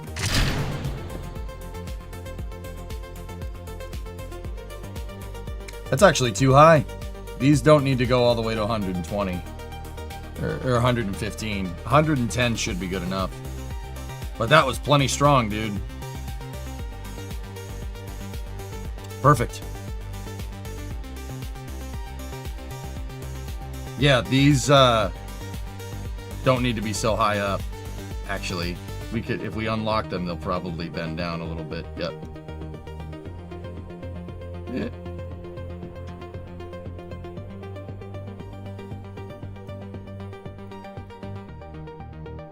Oh, he's trying.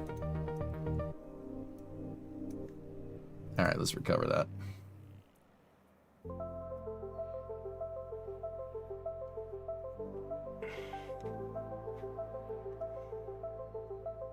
Ethereal, you want a link to this tweet? Yeah, sure, man. Sorry, I missed it. I can see the chat better if you're talking to me, if you tag me, dude. Josh, would I suggest starting a career mode? Play whatever you feel comfortable with. I'd say career mode is for more for an intermediate player. Start with sandbox. Just start messing around. But yeah, I mean, you could. Like beginner to intermediate for early career mode. But you set the difficulty with whatever you're comfortable with. But it's easier to find out whatever you're comfortable with sandbox, you know?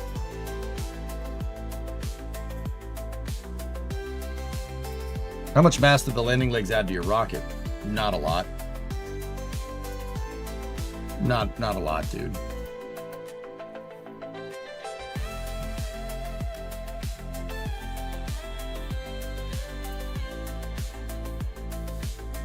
Go back into the leg testing file.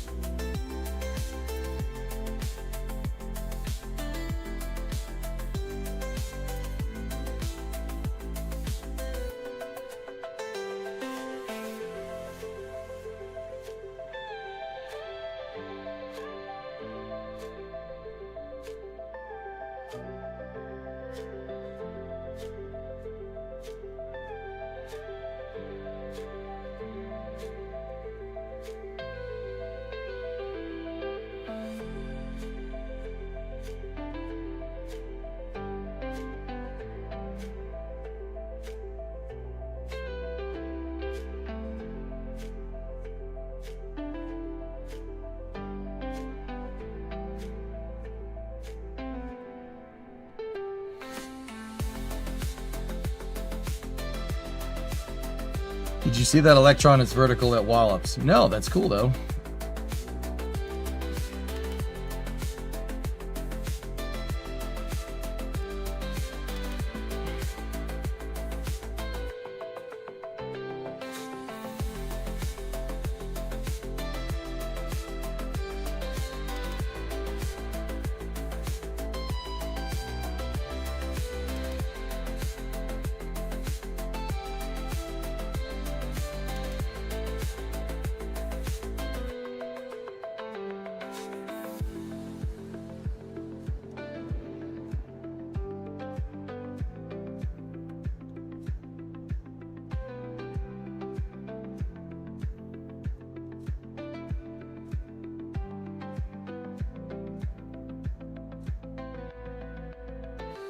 Yeah, I think that's about right. We just have to make it so the throw isn't as long on these things. Whatever that extension is right there, 221.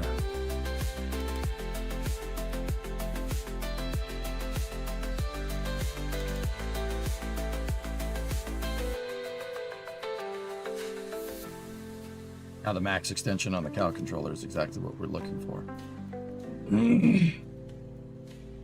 I don't know, John. I think the new guy's name is Micah, I think I'd have to go look.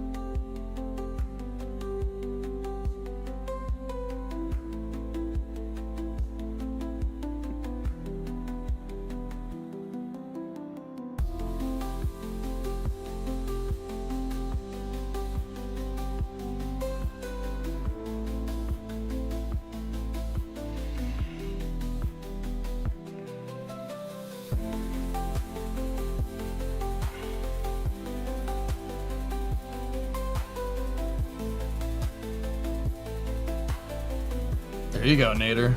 Hell yeah.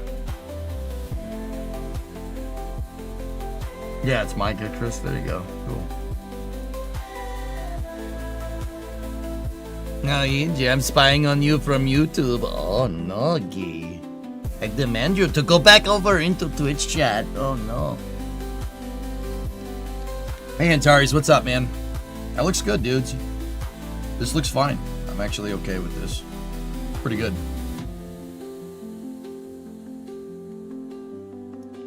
And this is not that heavy. Yeah, this is pretty good.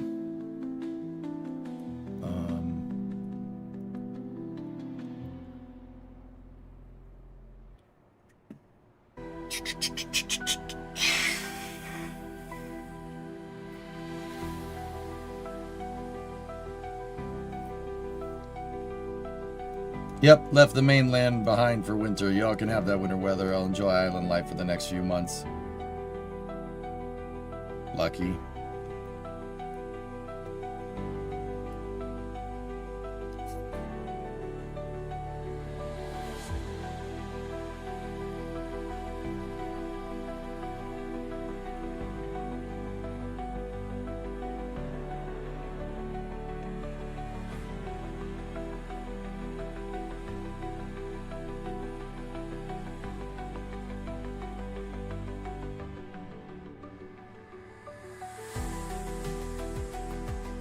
Hey Trojan, I'm so glad you're back to mission mode old school style. This is just career, but yeah.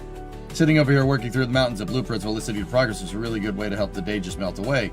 And I'm able to be super productive. Thanks for all you do. Right on, man. ComSat flight to test the legs. I'm not at that point. So what I'm doing right now, Grizz, is I'm making sure that I'm thinking about the landing sequence, right? And I'm trying to make sure that I can sequence this correctly and not have it just blow up into a bajillion pieces on me. Kind of important.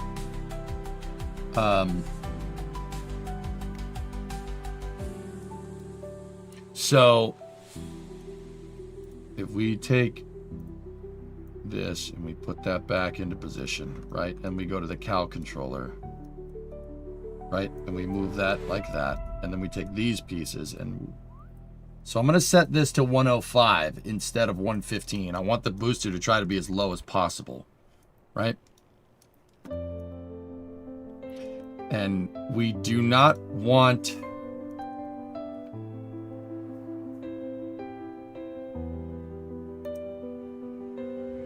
Yeah, that doesn't need to be motorized. And to be honest, neither does this one. That one doesn't need to be motorized. I'll keep its motor output to 0. Just so I can set its... No. That needs to be... You know, for testing, we'll just leave it like that. I'll just keep the motor output there, and I'll manually override it.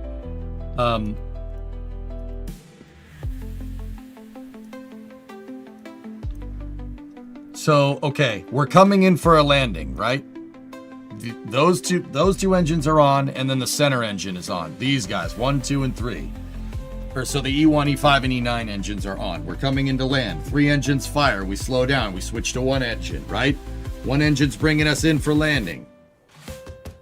Right?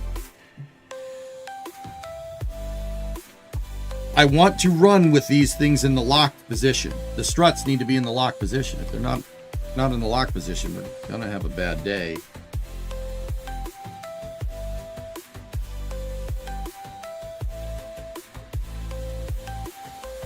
I think we can get away with having the struts locked. So when I say struts, I mean the hydraulics or the actuators. We can keep those locked, right? And then we keep our master pivot point locked. If we do that,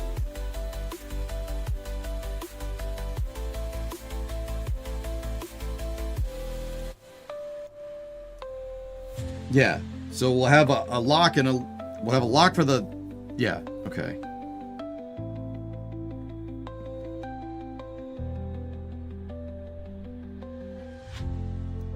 Alright, so... What I want... Let's go into the Cal controller, and we'll write some...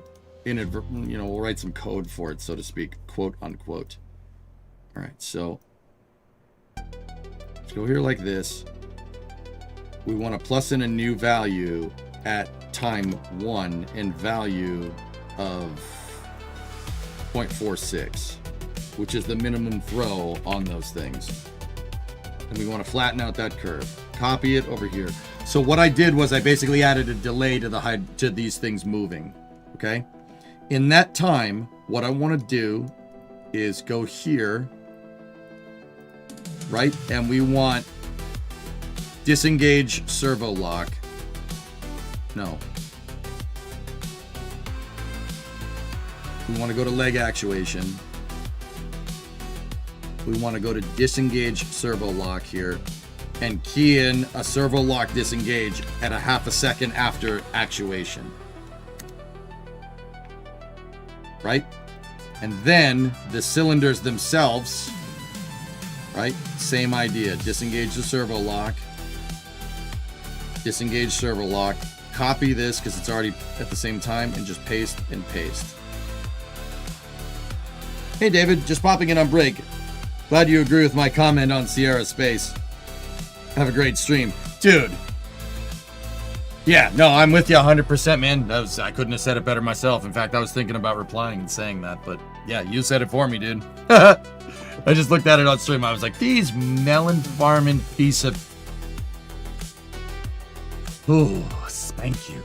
All right, so we have a manual disengage, or an automatic disengage of the hinges, right? An automatic disengage of the hinges and everything. And then right after that, a half second after that, the landing legs will start to deploy. This should end up looking like one smooth sequence here. Now, if we go to AG0, right? What happened with Sierra? They basically got rid of everyone working on Dream Chaser and the Sierra Life Habitat module. Dream Chaser's dead. Dead. Dead. Gone. I'm a little annoyed. If you don't... Yeah, sorry to be a little bit pissy. That's really not cool. Alright, so now AG0, engage the servo lock.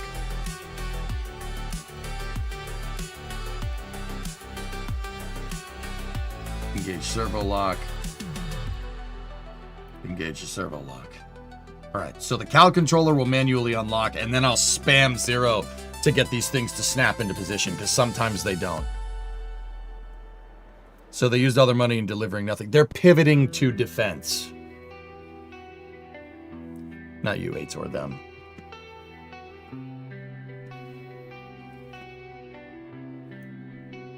I'm sorry, you should be blacklisted from government contracts if you can't deliver. I'm sorry.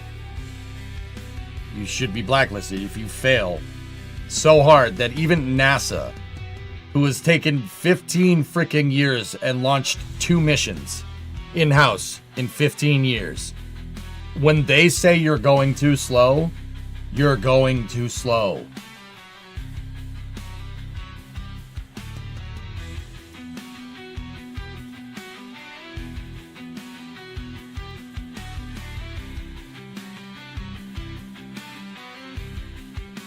You're welcome to come visit if you and Brimo ever want. I have 2 spare guest beds. Get yourself here and room and board is free. I'll think about that, dude. So then Starship is too slow? Because NASA said it. But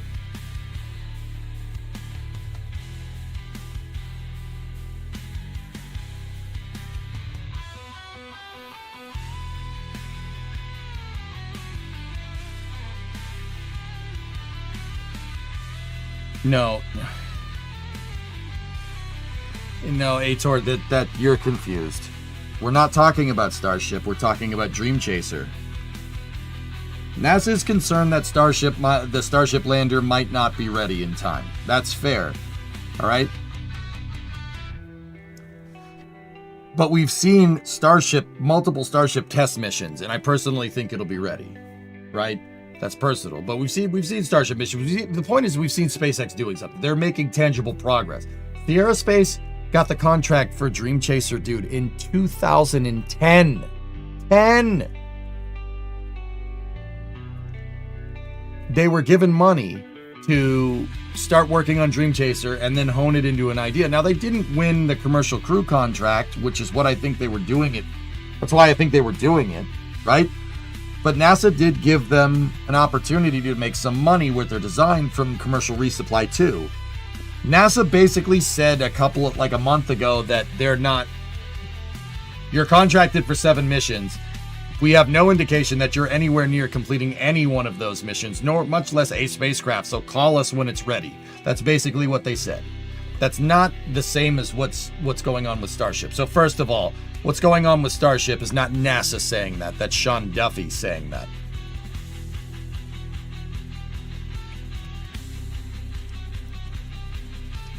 I wouldn't say NASA said that. You know what I mean?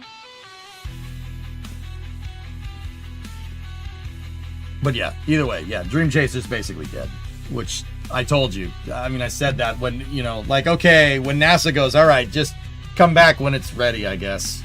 When that's happening, something's wrong.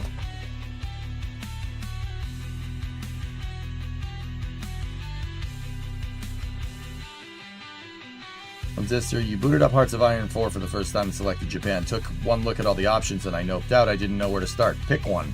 Pick one. See where it takes you. All right, so let's get another test going. This should work and then we have the manual toggle out.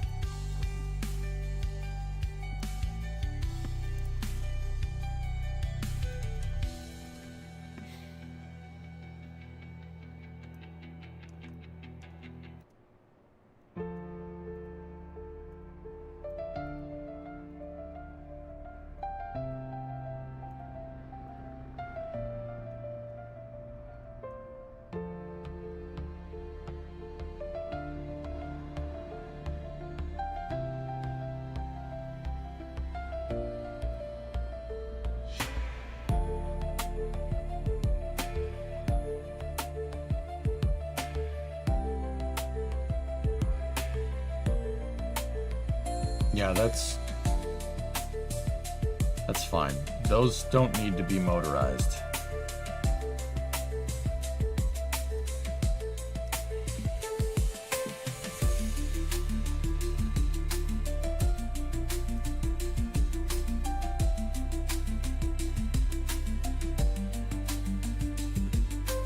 Okay, cool. See you last. It'd be fun, lots of cool history to visit Pearl Harbor. You'd be in hog heaven. Yeah, I know. I don't have any money to go anywhere right now, dude. Plane tickets? No, that's not happening. I'm barely. It's taken me a couple of months to save up to get the next pieces for the Coronet, dude. Like, I would love to, man. But yeah, it's not happening anytime soon. But I appreciate the offer. I think you spam locking in the cow controller. Doesn't work as well.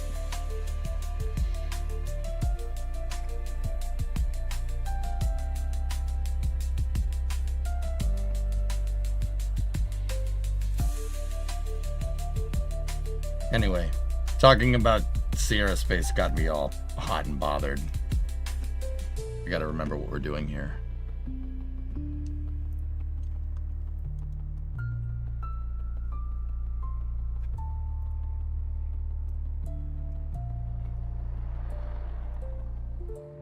Okay, cool. All right. Switch this back over here, switch this back over here, switch this back over here like this. Move these out of the way to make sure.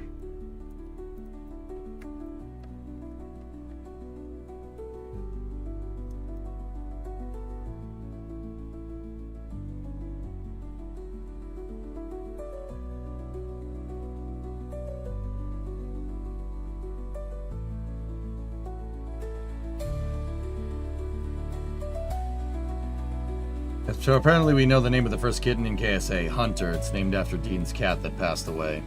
Cool.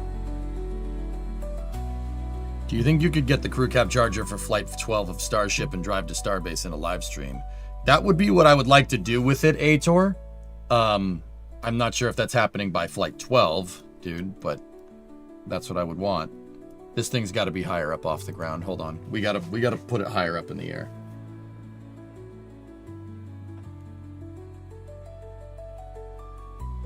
Why does everyone get hot and bothered wrong? It doesn't mean irritated. It means it's because it's a joke. But, you know.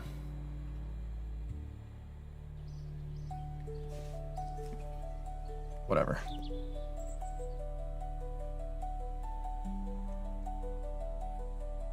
Could you extend the duration of the cal and then add in lots of servo locks? Spamming it doesn't work, Ox. It really just doesn't. I'm telling you, it doesn't. It never locks it out. It's better to have a manual override.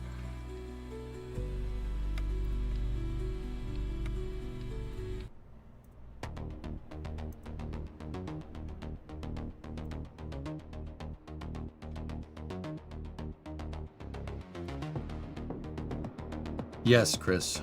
I don't know if you got that from the gist of what I was talking, from what I was talking about. Yes.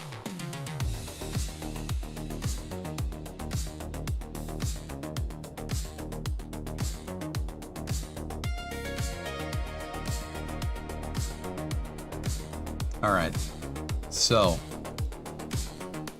Cal is bound to AG9.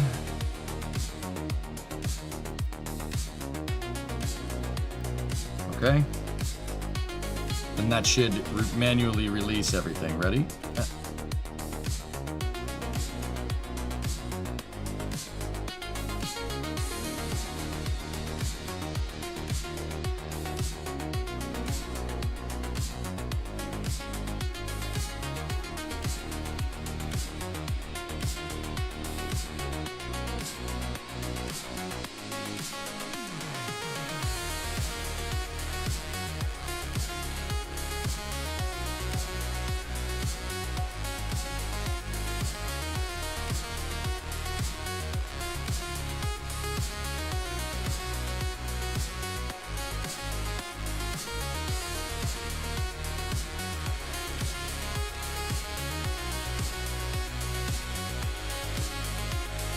That did not do what I want at all. This still had a motor clock on it. Now, let me just check something here. I want to go into physics, and we want to visualize our auto struts. Now, what happens if we set U to like a root part? Or even grandparent.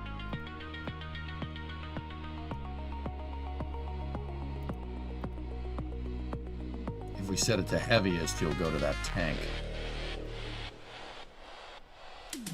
I don't exactly want to do that. Grandparent is fine. Now, what about you?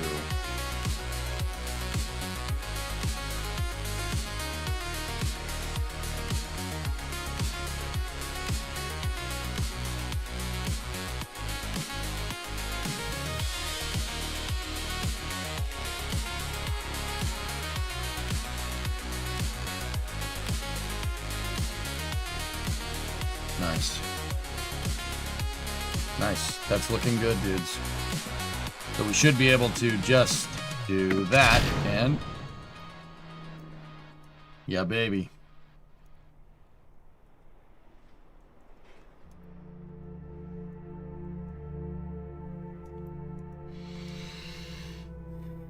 The crew cab charger is taking a lot longer than what I want, guys. Yeah, these bad couple of months have really delayed that project. And then the accountant screwing me has delayed me from being able to buy more parts because I drastically screwed up the budget for the car, which really sucks. Yeah. Because, you know, like I said, my accountant did my accounting wrong and he wrote off way too much. And so he was telling me, or one of the accountants at the accounting firm that I use was telling me I was going to get way more money back than actually I was, because he wrote off, if you really want to know, he wrote off my entire Twitch income.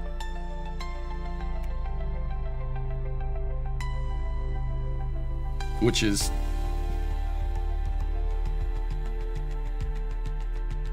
stupid.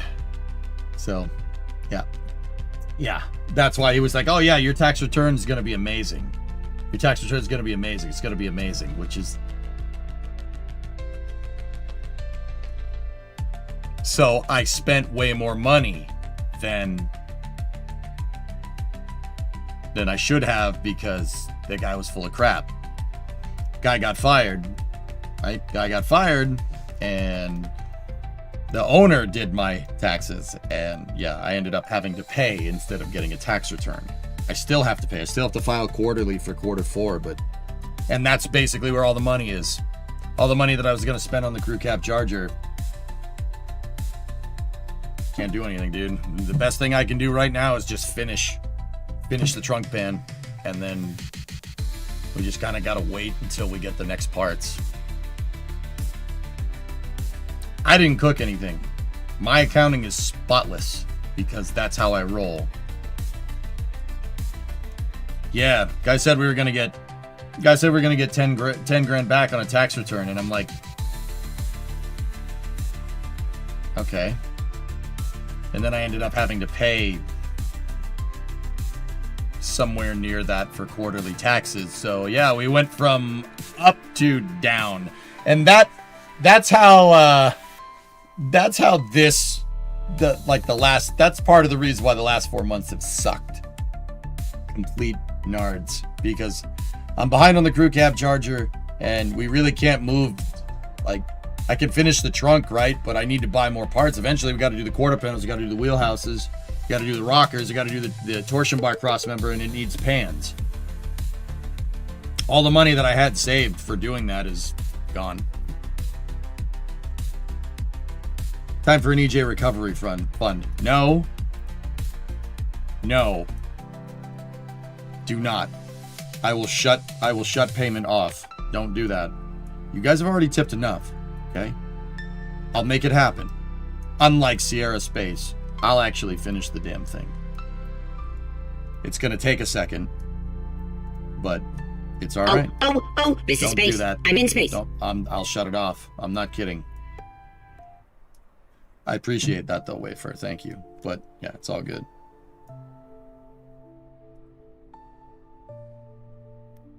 Yeah, that guy got fired, dude. He got fired from the accounting firm, and I was not charged accounting services for this year because of this. I know the owner of the company, Nader, so the accounting firm. I'm not gonna say who. And he's been really good to me. It's just this, he hired a new guy because they were expanding and it didn't work out. I get it, that's fair.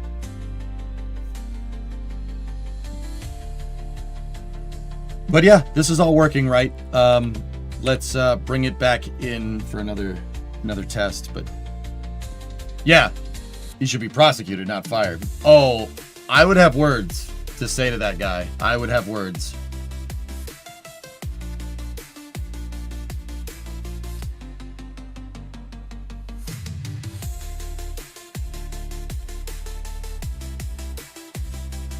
King, I can't do that ethically. I already did that. During the summer, chat... Okay, so at the beginning of this year, chat tipped enough money with the expectation that it would be used to buy a car lift. That money got wiped out because my accountant's a moron.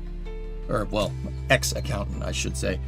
And then in the summertime, when I started the crew cab Charger project, a lot of money was given to me with the expectation it was for buying parts for the car, to the tune of probably like $2 to $3 grand over the course of the month. That is the reason why I'm saying no. Enough money was allocated enough to work to buy these parts for the car. I spent my money accordingly to what my accountant was saying, and I ended up not having enough cash to buy the parts that I need. I do not want people investing in the stream when I'm not able to deliver, especially when money was given to the stream with the expectation that it was for certain upgrades for better streaming content. I'm not going to screw around with people's money like that. As far as I'm concerned, if you tip with the expectation, like if I say I need money for a lift, and you guys tip the stream with the expectation for money for a lift, guess what? Now that's on me to do it. Okay? That's why. I'm not saying that because it's like, oh, EJ's so humble. No. People have already tipped enough money to get to get the crew cab charger, like enough money to replace all the pans, all the metal parts on the crew cab charger. It's already been tipped. It's already been paid for, as far as I'm concerned. Is it my fault for not being as skeptical of my accountant? Yeah, but why should I have been? Right? Call it a learning experience. I will reallocate cash, and I will buy these parts with the expectation that it was the money that was tipped to me to do this already. Does that make sense? I don't feel good about asking for more money for this. I've already asked for enough. Does that make sense? It's not okay. All right, demotorize that. Now let's try it. Let's try this again.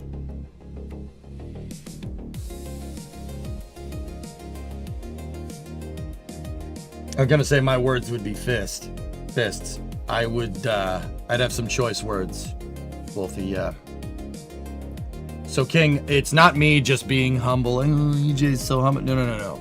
People already tip money, as far as I'm concerned. You guys have already tipped money for a lift, and you've already tipped money to have this car restored for content to watch. Tranquility Base here. Don't tip any more under that expectation. To infinity and beyond. Don't tip any more under that expectation. That's not right. It's not right. That's me. That's borderline embezzlement in my mind.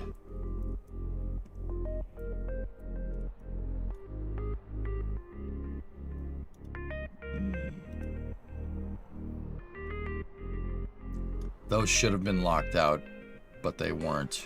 All right, so let's just see if this actually works.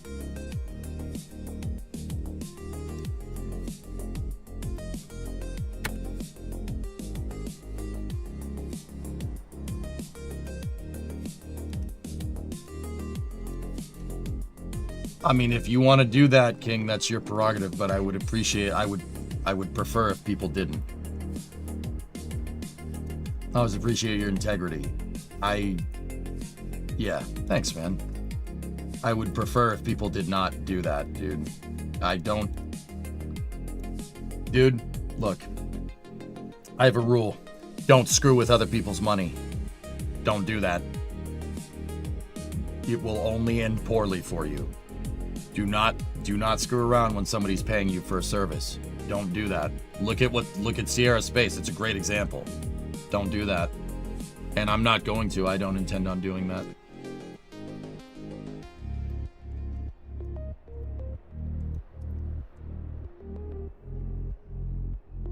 Exactly, Duty. I'm committed to paying it back. Unlike my I was about to swear. Unlike my crapbox accountant, I'm prepared to take accountability for mistakes, even though they're not mine. But it is inadvertently mine by proxy. I should have been more diligent in my accounting, even though I'm pretty damn good at it, but whatever. The buck will stop with me, and I that's how I roll. That's how I gotta be. That's how it's gotta be. I'm sorry. Like, that's just the way it is. Drop it. Hey, all right. These landing legs are very strong. Because you know what? Check this out. I forgot to empty the tanks. Yeah. How heavy is this thing? How much mass is on those landing legs? 90 tons. Nice.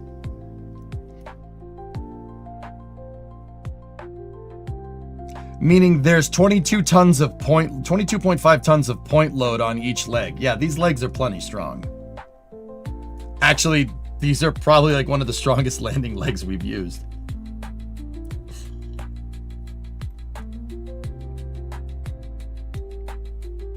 Now you should test impact. That had an impact of 3.4 G. That's pretty, yeah, okay. It's not bad. I mean, 90 tons of force on this thing. Yeah, these landing legs are super strong. But that's why you got to do the manual lockout here. How high can we drop the booster from? I don't know. This wasn't intended as destructive testing.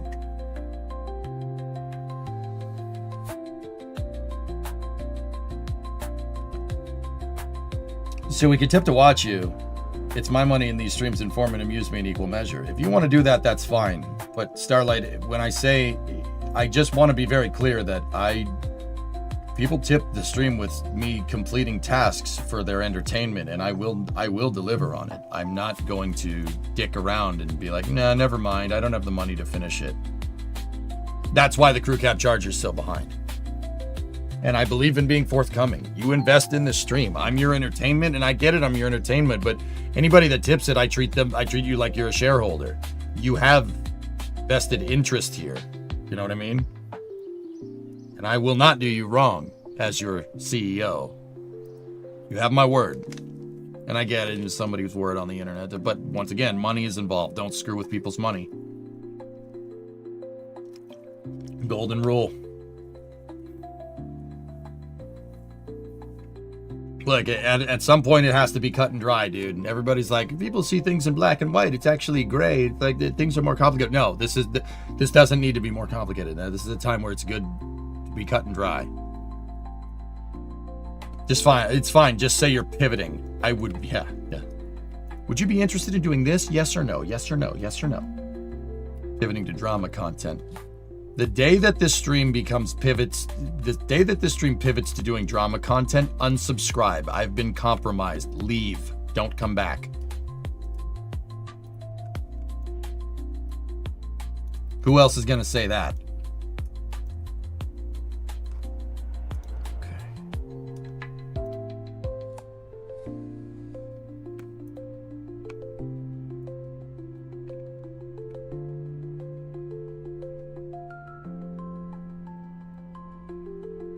Here, we'll bring it higher up off the ground. There you go, Starlight. You're just a real honest guy with morals. I agree with you, and you have my respect for holding yourself to such high standards. That's how it's got to be, Frowlin. That's how it's got to be. Look, man, I always tell you guys to be accountable. It would be a little hypocritical of me if I didn't practice that standard myself, you know what I mean? I'm very tough. I'm very, very, very tough on myself. Like, look at when we were playing Battlefield last night. I was pissed because I got like a 7-1 KDR in Battlefield. I died like 5 times and killed like 40 people or something. And I made a couple of stupid moves that easily could have been a 10-1 KD. I hold myself to high standards. An 8-1 KD is already great. That's really good. But that's not how you get better. You don't get better like that. Now, LMGs and BF6 drama. Yeah, maybe a little bit. Okay, ready? 1, 2, 3.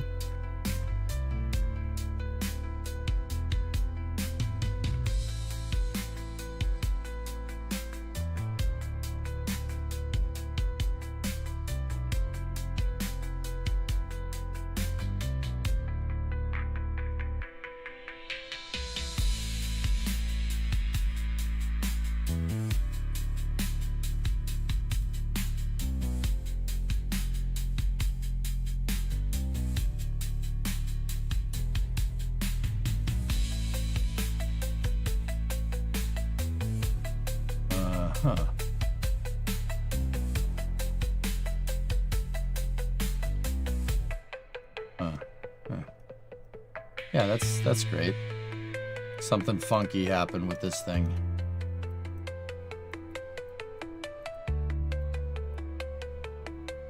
It bound up on us. You're happy with human Katie is 0.5. Flip rod required. Ox, it looks like it bound up because of the configuration of the gator hinge at the bottom, so like a primary pivoting hinge. It looks like the hydraulics pushed and they wanted to push the legs inward.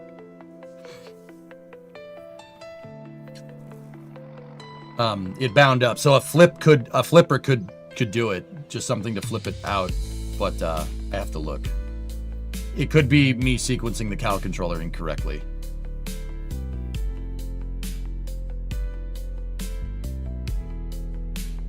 It's crazy how many circles a pair of drama farmers in a fight can generate over a single controversy.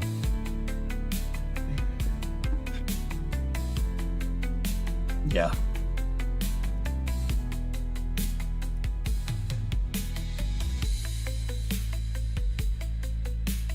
Motorized, locked.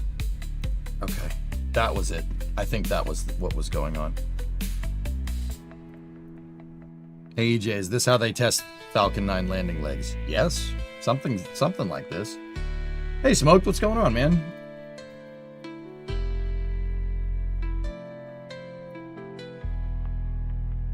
I fell asleep and woke to you bitching about folks stacking XP boosters. I think people, I don't know, you want to stack XP boosters, that's fine, but I don't know, Starlight, I'm a dude, okay. With shooters, I gatekeep the hell out of shooters, alright? I am like a super toxic person when it comes to shooters. Like, that's just, I'm sorry. Like, I admit it's a character flaw. I'm just a super toxic person when it comes to playing shooters. I'm that guy. And I whatever, dude. It's just, it is what it is. All right, ready? Let's watch them. Watch the mechanism. Ready? 1, 2, 3. They bound up again.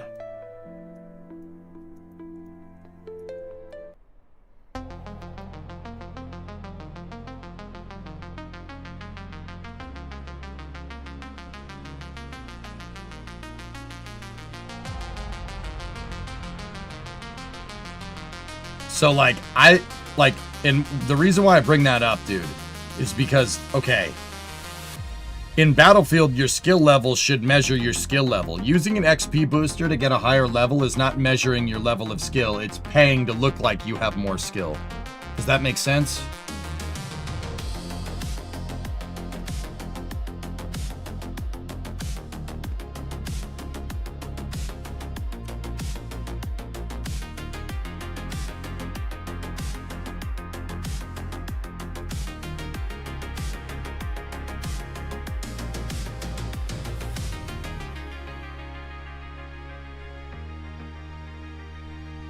That's why I'm like, all right. Yeah, but it's in all shooters now. And I have a problem with that. That's what I mean. Like, I'm not even going to sugarcoat it. I have a problem with that. I think that's stupid.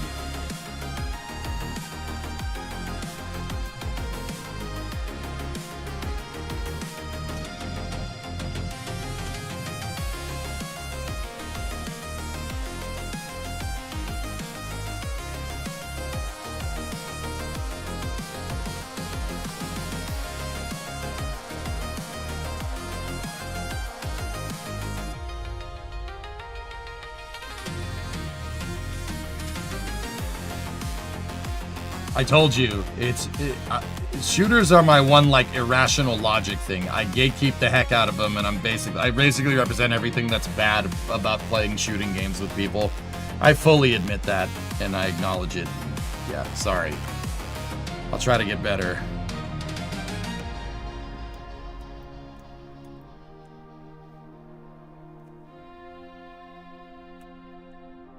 I'm just watching the relationship of all the landing legs here.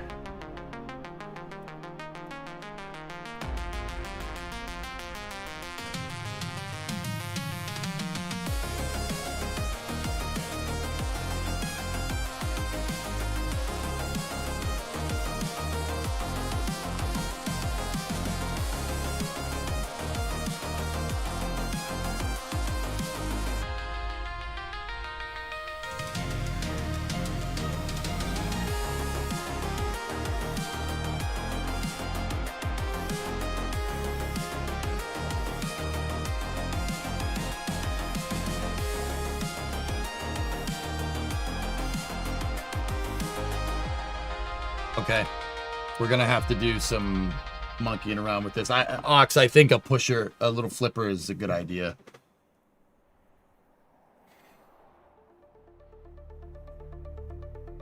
Why? It was funny. Oh, all right.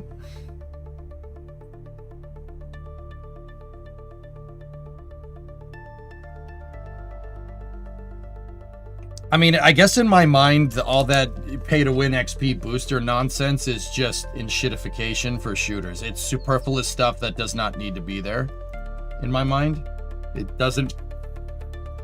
It's only there to make certain people's experience better and not everybody's experience better. And if you're in my opinion, you know, from a game design standpoint, if you're catering to a certain niche of player in your game, you're already not making good game design decisions.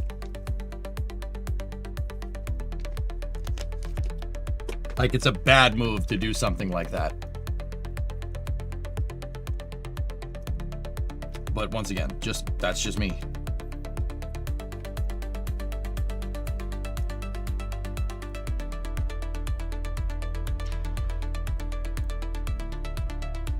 Maybe we can use the main hinge as the flick piece.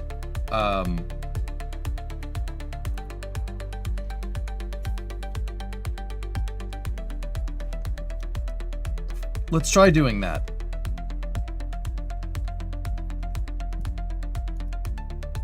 That's the reliant overclock. We don't want that.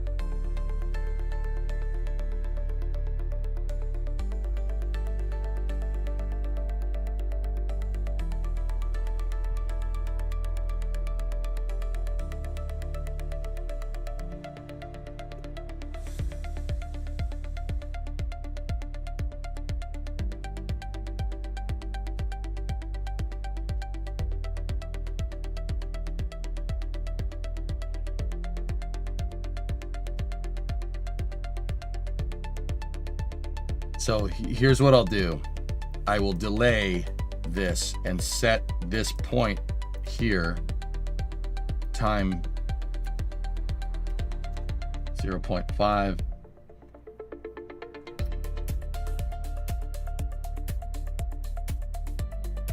So what's going to happen is this thing's going to start opening and it's going to tension everything, and then everything will unlock and snap it outward. This is basically working as our flip rod.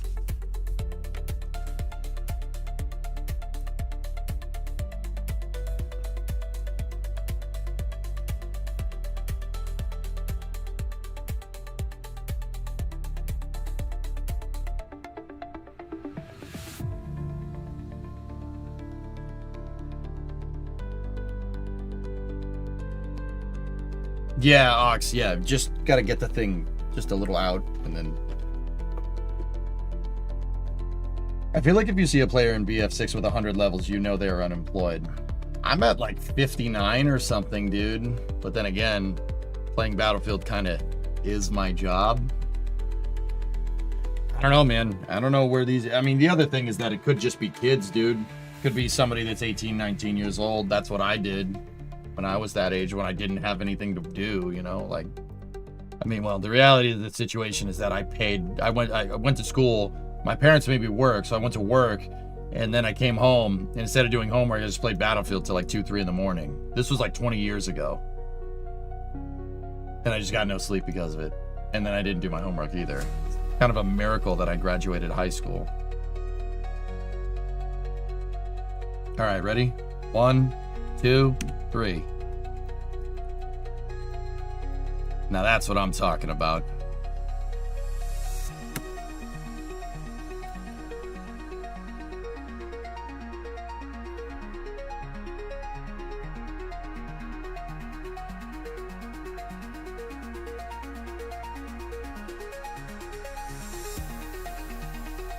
And boom goes the dynamite. Oh yeah, baby.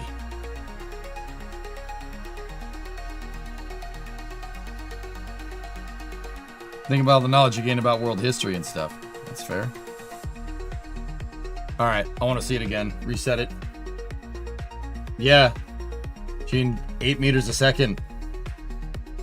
90 tons of... It's 90 tons of rocket and fuel. Those landing legs are these landing legs are some of the strongest landing legs we've ever made. Which is kind of crazy to me.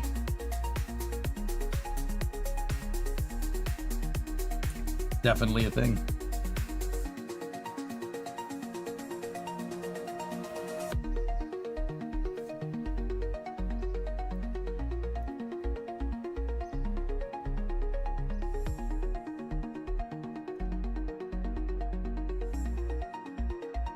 I'm willing to bet the pay to win is mostly about the game designer prioritizing their finance department. Well, yeah, X-Wing, of course it is. Yeah, that's exactly what's going on. But I often find that making a video game to make a good game will get you more money in the long run than making a game to make money. Call me a traditionalist.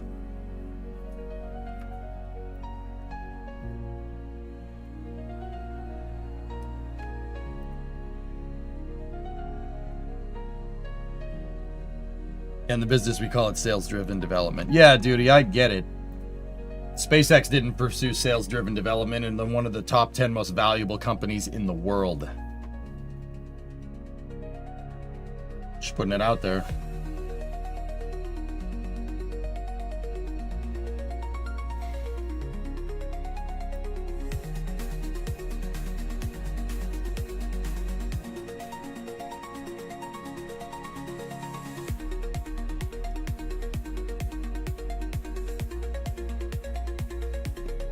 All right, I want to see it again from the outside. You know what's better than Battlefield? Knowledge.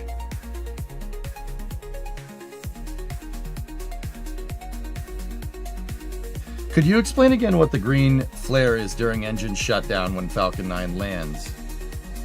Does it use T-Tab? If you see a green flare during shutdown, it's probably a little bit of the liner burning off, Dan. These engines inside of the nozzles have milled copper cooling channels, and some of it ablates during shutdown because shutdown's kind of violent. You're gonna get some wear on any nozzle, even a reusable nozzle. This stuff has a shelf life, dude. Think about it like there are components, nozzles, combustion chambers, throats. Even though they're reusable, the real way to say that is that you can reuse them a bunch, right? Turbine machinery, it's all wear items. Everything is wear items on a rocket. There's not much that isn't. Like, especially when it comes to your propulsion department, maybe a pipe, right? The green flash that you see during shutdown with Merlin engines is some of the liner burning off. That happens due to it, like leaning out an engine for like maybe even half a second can cause a temperature delta that's just out of the realm of the cooling channel's capability, and it'll ablate away a little bit. But dude, that's like saying, oh, I have to change my brake pads on my car after 40,000 miles. That's stupid. Why aren't they just infinitely reusable? It's a brake pad. It's a wear item. Dude, the liner and the nozzle's a wear item. I'm sorry, it is. Jet engines have wear items. The fins on a turbofan, those are wear items. Rocket liners are the same thing, dude. That's why you see that green flash. If you see a green flash during ignition with a Merlin engine, that means it's the triethyl aluminum and triethyl borane mixing inside of the gas generator to get the engine to start.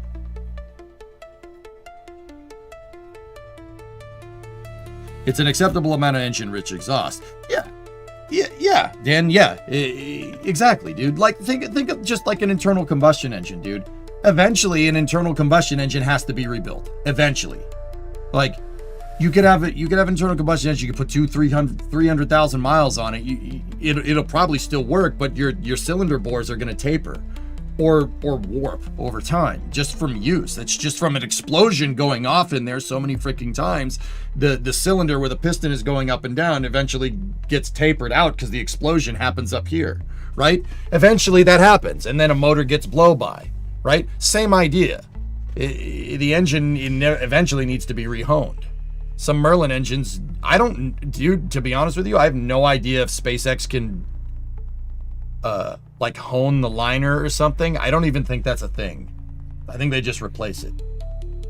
Yeah, you know, if you have bore taper, your piston ring, I mean, the rings will probably be okay, Aqualex, but the problem is if it's tapered up at the top, the ring isn't designed to expand and contract like that, so you get blow-by, right? And that's what creates smoke coming out of the valve covers, you know?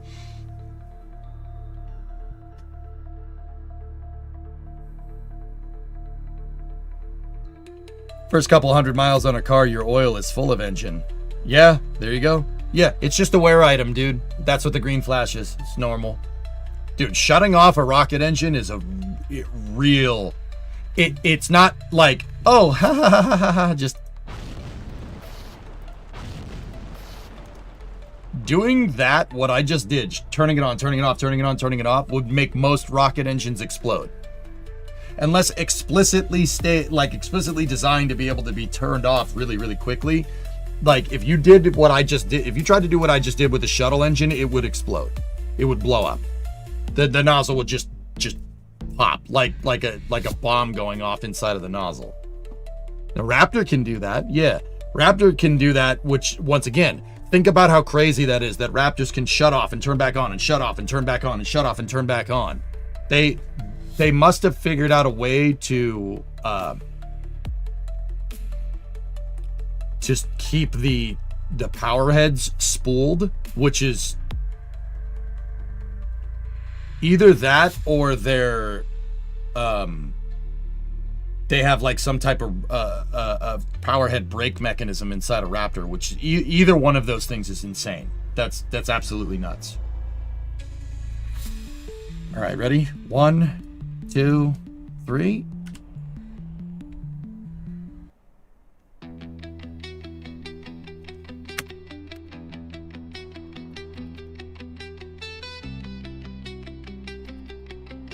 Okay, and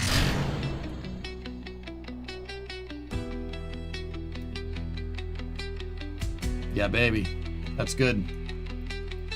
How do they make Battlefield pay to win? You can pay for an XP booster that gives you more XP per kill, and you can unlock better weapons faster, John, which is stupid. I mean, that's a compromise between the finance people and the game designers. That's better than just being able to buy the better gun, but I still think it's dumb.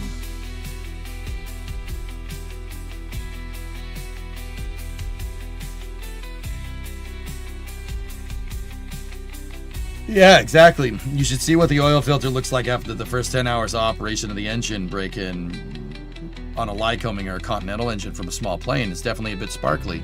Yep. Yep. I mean, Aqualex, I don't know how you're going to do that. How would you keep your impellers spooled while also dealing with hydrodynamic drag of static propellants on the impeller? How the hell do you do that? Unless the bleed lines are open on Raptor to keep the impeller spinning and keep the propellant flowing, but there's no way the bleed line is going to achieve a flow rate that's comparable. Right? Yeah, I don't know how, but they were testing that. Dude, it's crazy. It's absolutely insane.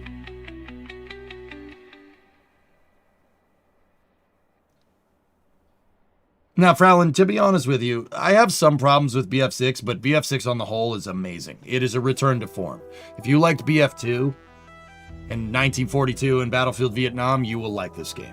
It's pretty damn good.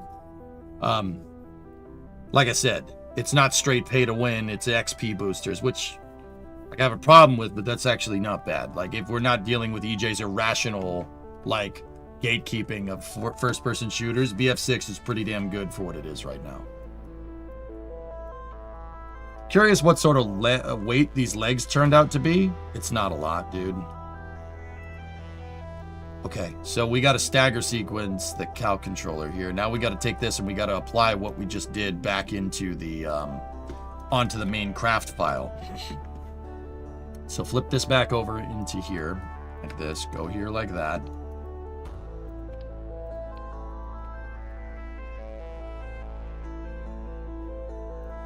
And save and continue. Now we got to go back into the Condor 9 prototype.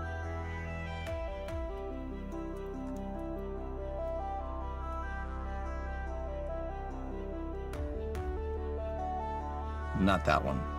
Prototype R1. Here we go.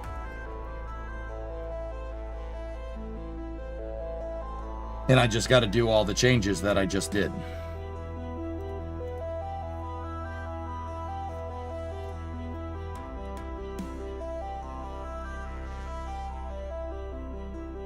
I never used any of that, John.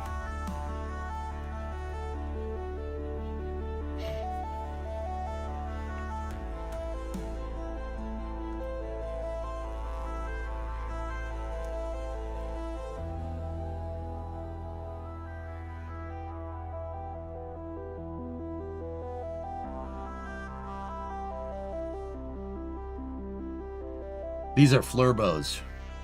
Actually, I think they're called curbucks. I call them flurbos. These are flurbos. Do you have any idea what somebody could do with flurbos?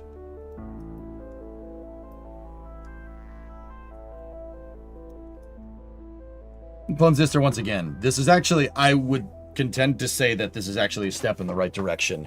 The first-person shooters have become enshittified since Fortnite. Fortnite is the catalyst for making them just awful and stuff like that. BF6 is a return to form. Because if you're good, you can be just you can basically match the level of the people that pay for it, which is hilarious to me.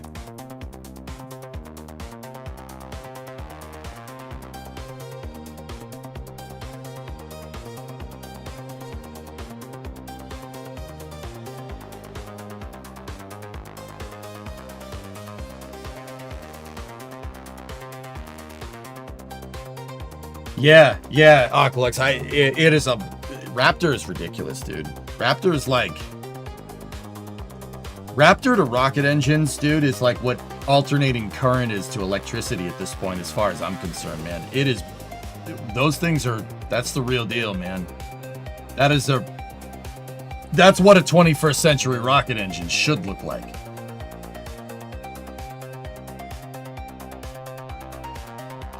With that many flurbos, you could take Roy off the grid. Hey, this guy doesn't have a social security number for Roy.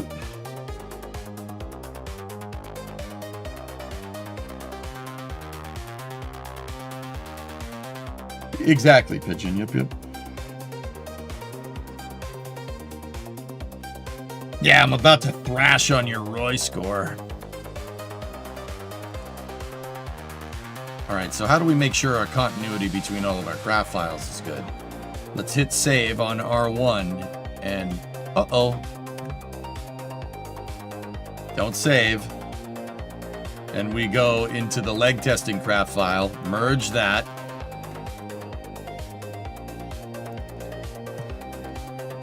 There we go.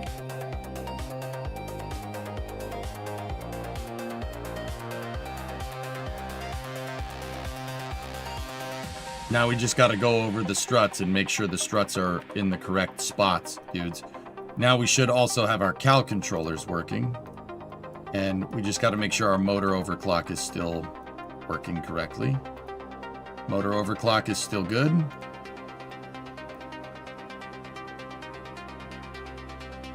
Leg actuation. It has the stagger. Good. Good. And now we just got to make sure the struts are all placed correctly. Yep. Leg struts didn't do it. They tried.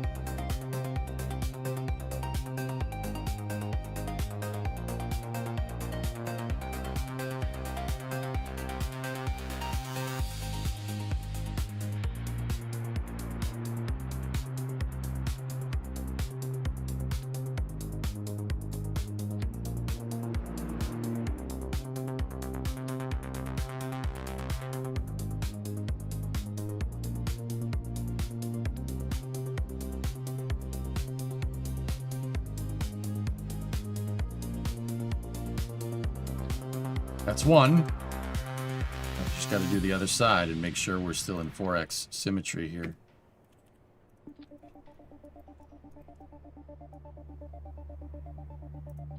That's two.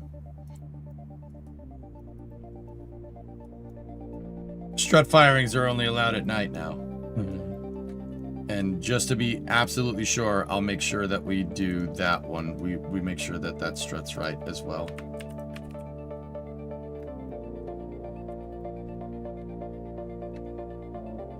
And because we're in 4x sim, everything else should be good.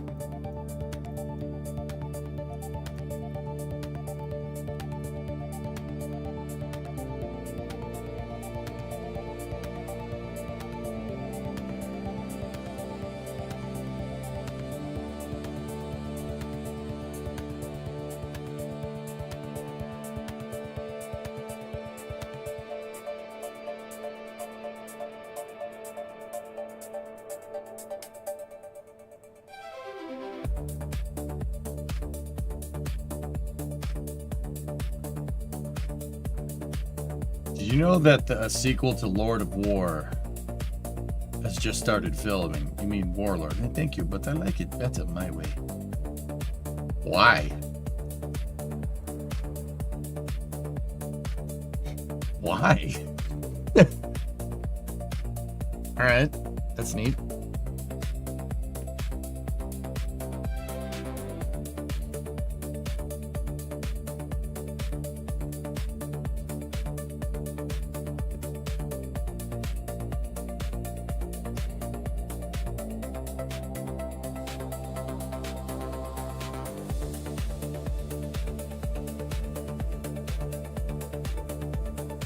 The first one was great, end of story.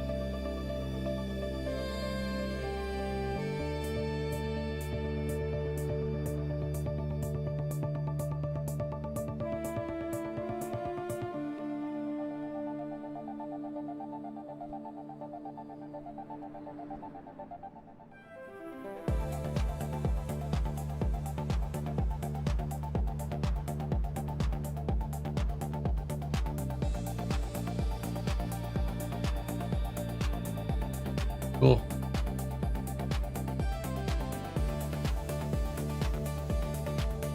Locked.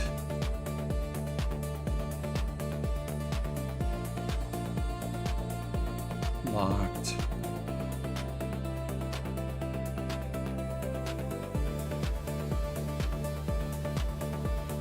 Locked. All right, cool.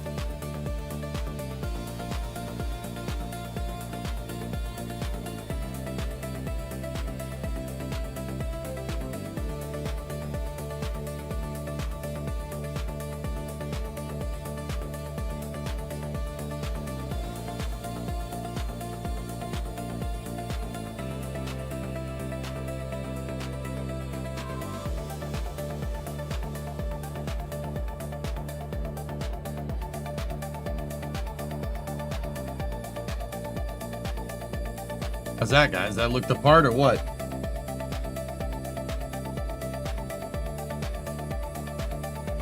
Yeah, I know, Arcalex, it's dumb. Nobody wants to take a risk. Nobody has any balls. It's just, yeah. No stones, dude. This cowardly behavior should be shunned.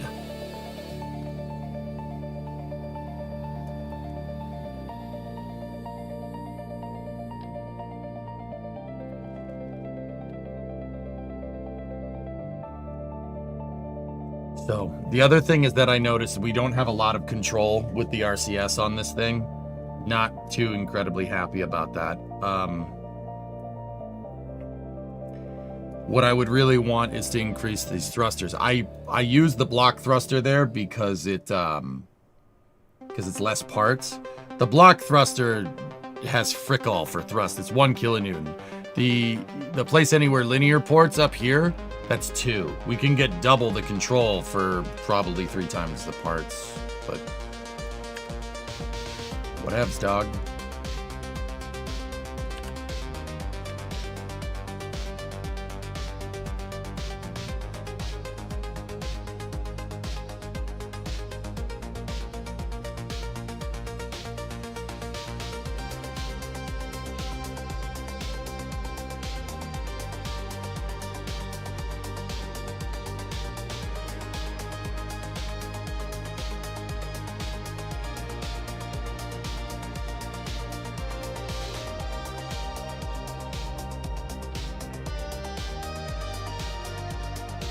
I'd prefer this. We need more thrust. Now, prior versions of Condor 9 have used the vernier thrusters, and I don't think we need that much.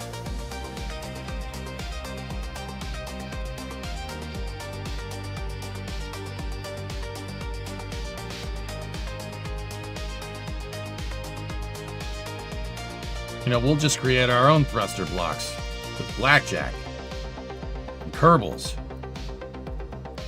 There we go. Now, another thing is just to make this thing look nice. And this is a little bit of a aesthetic choice, but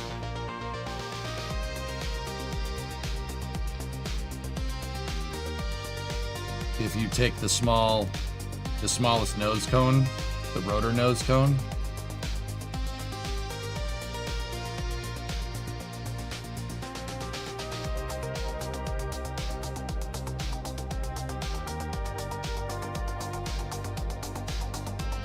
makes a nice cool looking thrust block right there.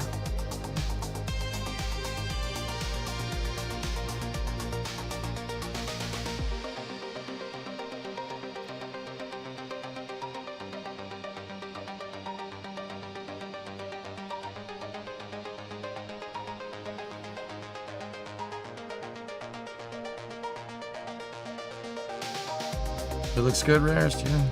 Not bad.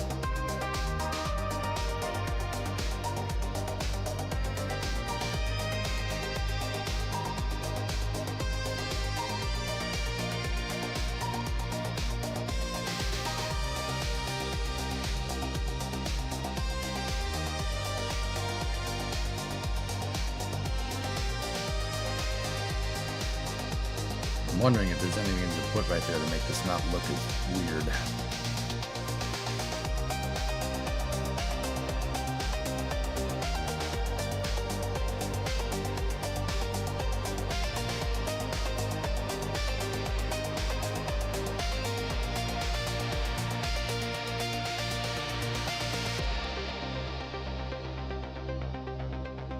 Nah, it's fine.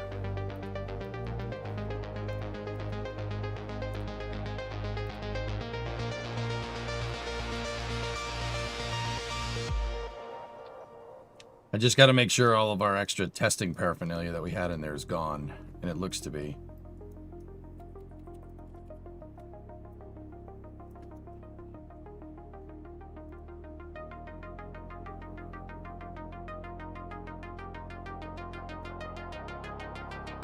I don't know how it looks.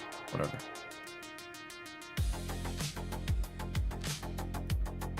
All right, let's just do a. I'm just gonna do a test here in this with just the rocket stack, just to make sure the landing legs deploy, and make sure the mechanism as tested is working on the actual rocket. Now, you probably wouldn't see a test like this from SpaceX. SpaceX probably would have just launched it, and the landing legs don't work.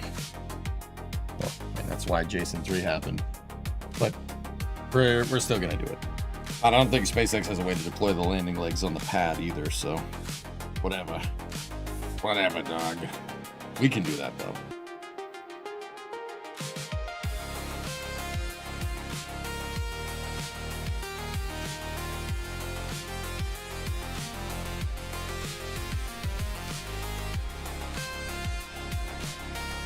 All right, ready? 1, 2, 3.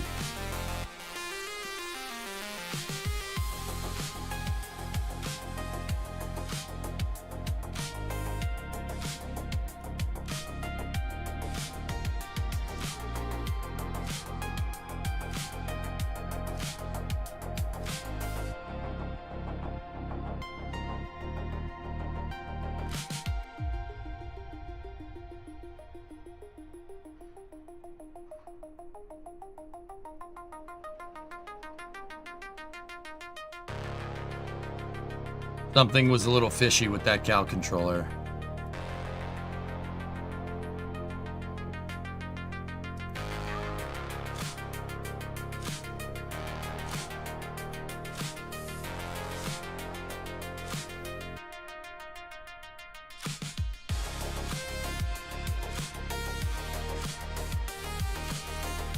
Discovery, go at throttle up.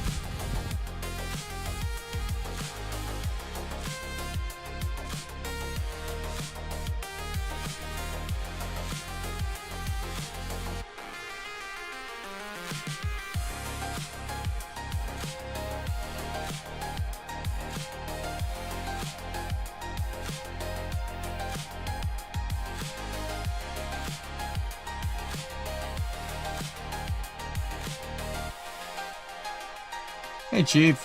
What's up, buddy?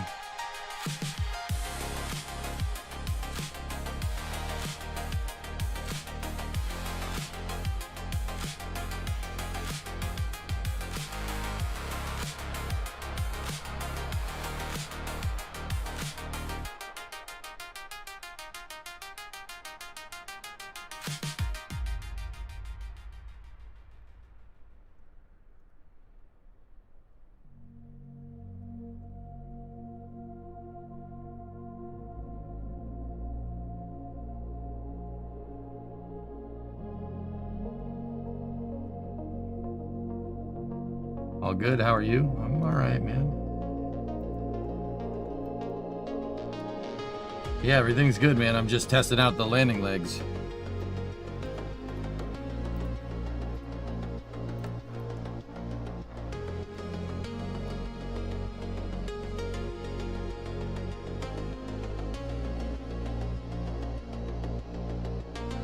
Adjusted something on the cow controller. So ready? 1. Or no, hold up. Hold up.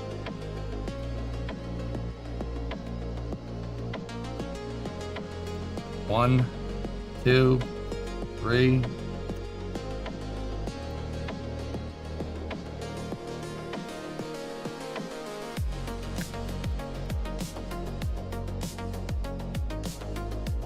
Servo is moving. What the heck is wrong with this thing? What servo is moving?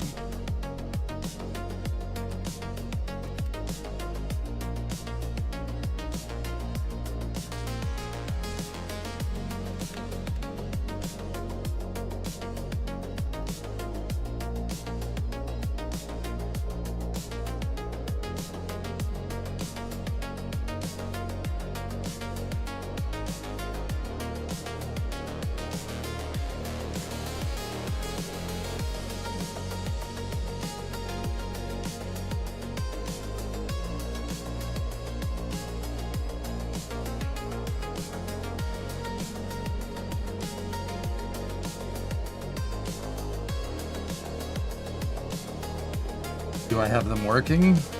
I don't know. Yeah, I'd say they're working.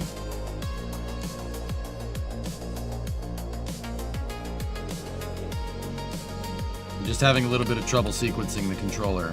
That just dropped with a fully fueled rocket. The real Falcon 9 couldn't do that. You drop the fully fueled Falcon 9 on its landing legs, it'll snap off instantly. They're not designed to hold up the entire rocket. They're only designed to hold up a first stage with like no fuel in it.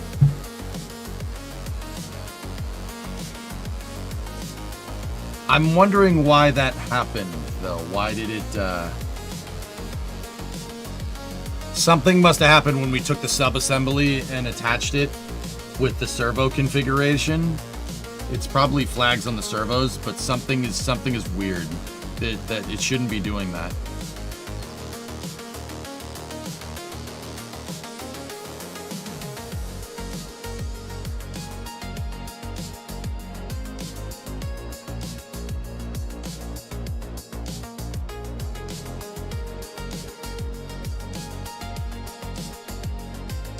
Dan, how do I calculate when I start the landing burn? Eyeball it. We can test it, but I mean, I think going through the analysis on it, dude, is going through the analysis on it is just, I mean, why do that when we could just fly it? It's more fun that way.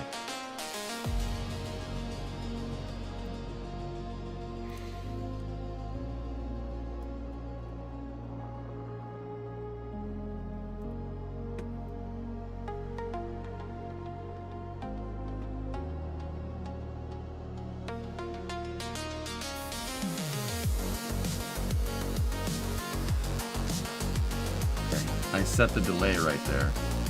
Something was going weird with these hinges.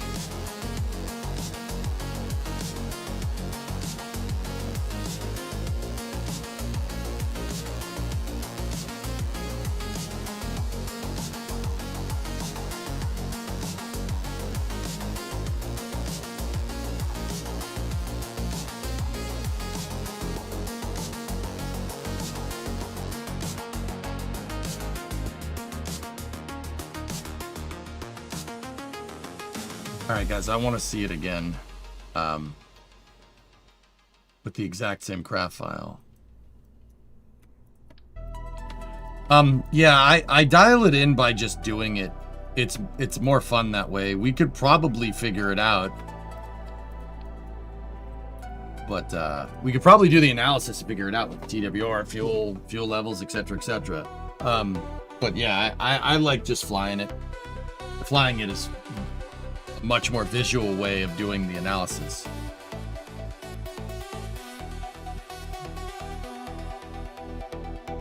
Nah, New Glen scrubbed, Creeper. Let's just play Kerbal today.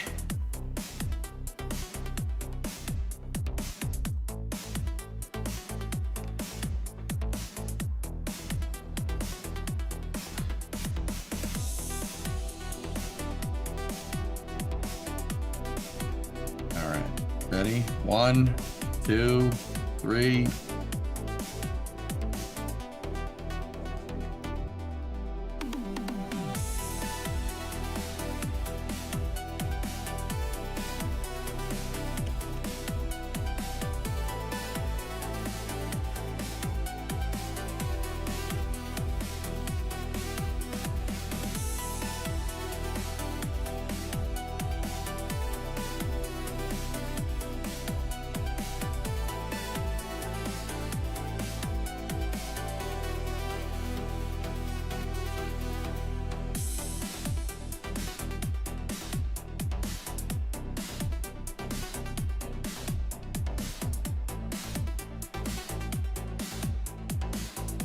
Huh.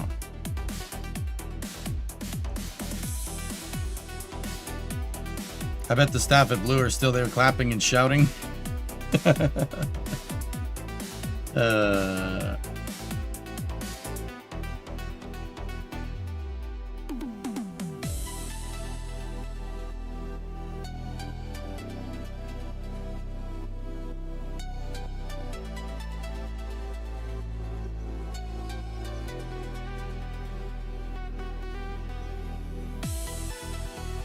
Why is hitting this not unlocking the thing?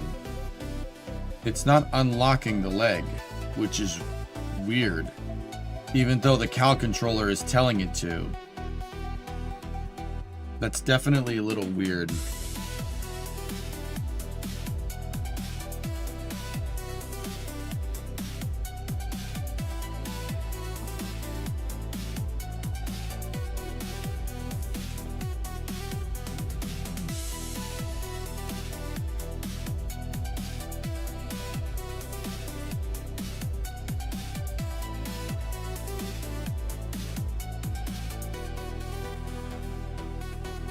Disengage servo lock.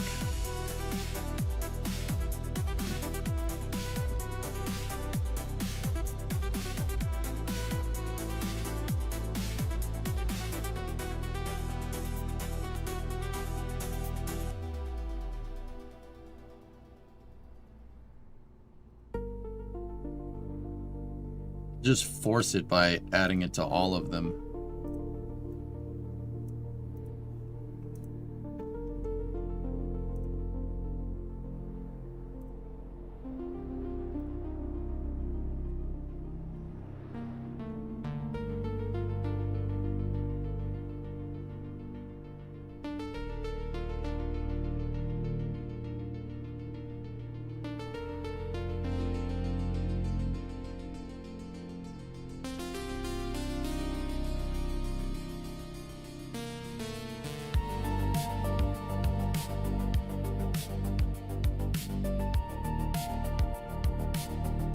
Maybe that's what I did wrong.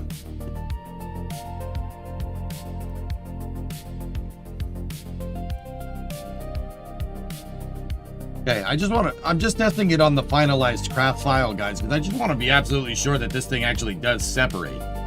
The landing legs do deploy. I would hate it to get back here and try to deploy the stupid landing legs and nothing happen, right? That would suck.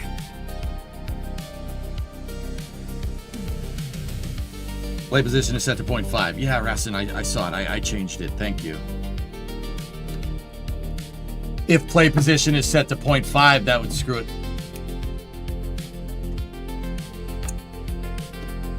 Yep. That's probably why that was not working correctly. So I forced it in the cow controller to trigger all four. But play position 5 is... Good. All right. Well, that is kind of a mess up on my part, but also at the same time, we know what we changed. So now this should work just fine.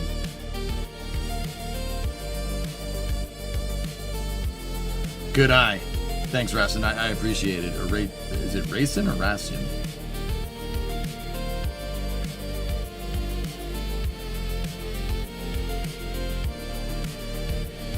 All right, ready? One, racing, got it. Thanks, bud.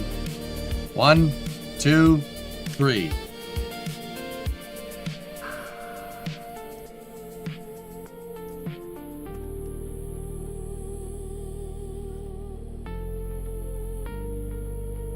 Ready?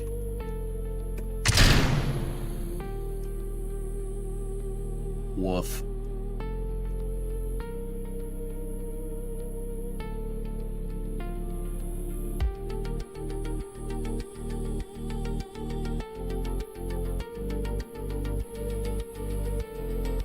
Perfect.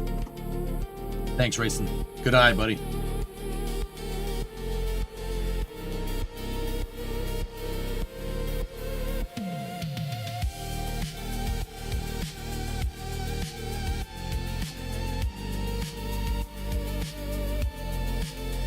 I wonder with all the strikes and wings if this thing will float like a leaf. Kerbal has the way of doing weird things with Arrow. It is, Alex. That's exactly what's going to happen. They're going to work like chines. But what are the landing legs on Falcon 9 but chines? Like, same thing on Super Heavy. I mean, that happens in real life. Kerbal will generate a lot more body lift, though. Yeah, Kerbal will generate a lot more lift than real life. Real life, you're not going to generate a lot unless you have wings on the side like New Glenn. That bounce is no bueno, right? That will not happen when we're coming in for a landing, dude. Because that was a fully fueled rocket, Trojan. Yeah, no, the bounce is fine. Don't worry about it.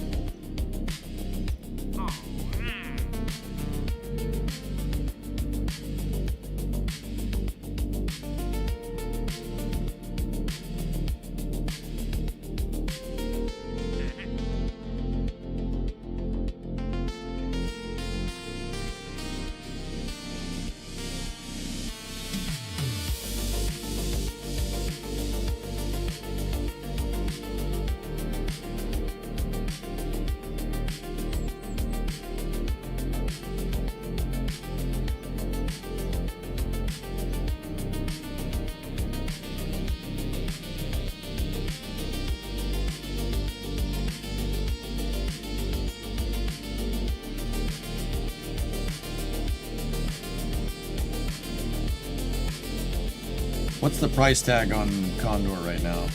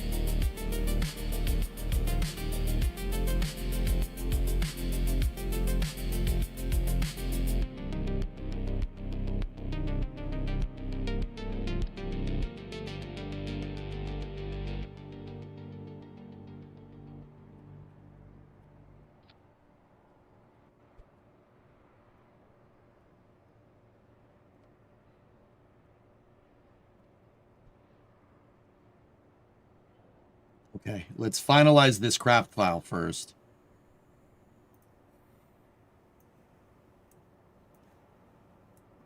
One, two, 3, 4, 5, 6, 7, 8, 9. Separation. Staging. Upper stage ignition. Fairing separation. Payload deploy. Perfect. All right, so this is no longer revision 1. This is Condor 9 Block 2.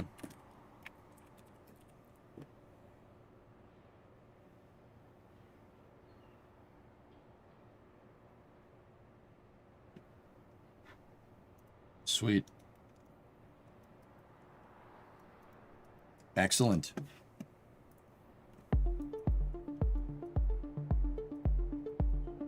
Now I'm trying to think of a mission for this thing to fly. What's the price tag? 58. 58 isn't bad, dude. That's really good, actually.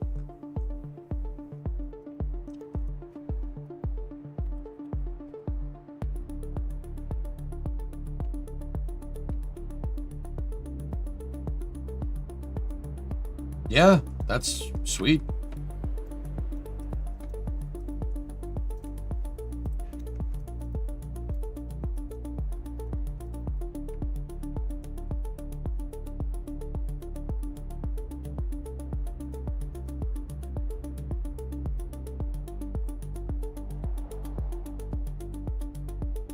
Is this old Condor revamped or is it all new? This is a scratch-built Condor. Hip. This has, nothing to do with the... It has nothing to do with the other, with the old one. This is scratch-built. And this is better, dude. It's kind of bumming me out because this thing would be money for integration because the part count is so damn low. 184 parts for the whole stack. Nothing. It's nothing. Landing legs and everything. I mean, I didn't do any hold down points or any of the docking ports for integration, but yeah, it's a good little vehicle. Yeah, this thing is nothing, dude. It's really not a lot. I also got to set those authority limiters to much higher. Are there any comsats in orbit? What do you mean, Noctralots?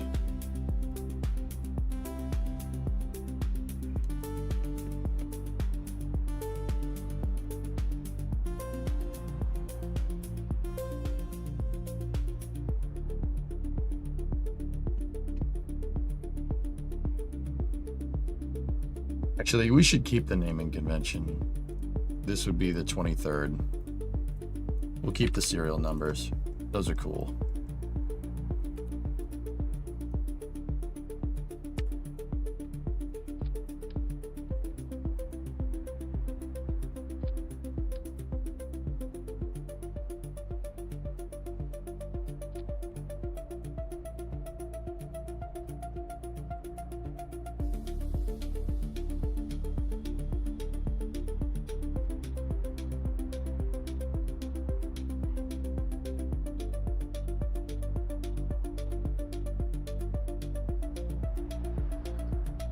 Are there any communication satellites in orbit for signal? Yeah, oh yeah. In this save, yeah, we've done that all already, dude. I'm not worried about that.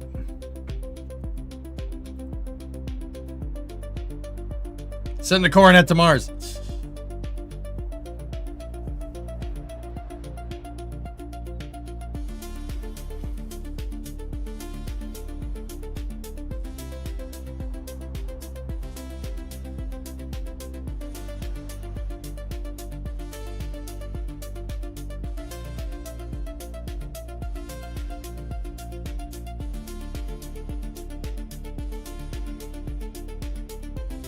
When do you think the first ever vehicle for Mars will be going to Mars?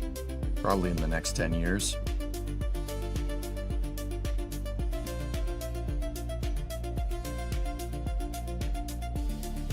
New atmospheric observation satellites to Duna? Not the right rocket, Hip.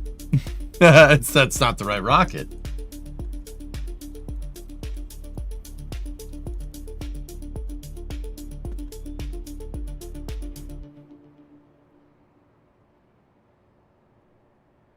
What's our first stage delta V reading? 15.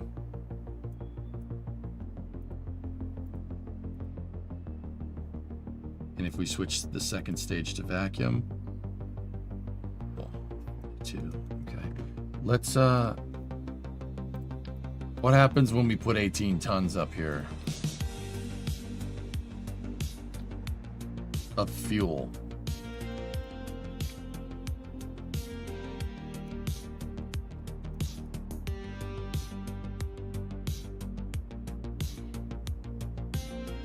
TWR is fine. Should be 1.5 times that, so that should be like 1.2, 1.3 TWR. That should be good because these are 150% rated. So that means we're making almost 2 meganewtons here. Nice. Okay. Yeah, that should be good.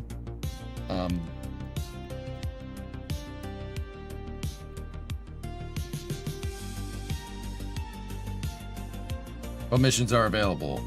I'll show you guys in a second. What about second stage Delta V?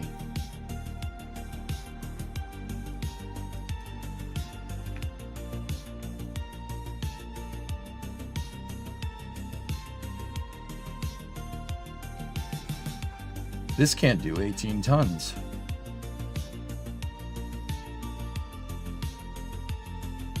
No, that Delta V formula is going to be wrong. Or no, actually that should be right. This can't do 18 tons? I could have sworn my original Condor could do that.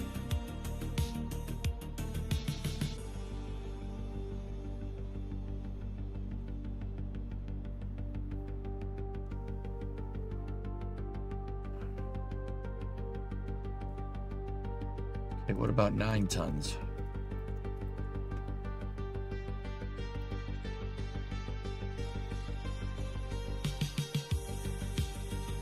$14.06 plus 23.20.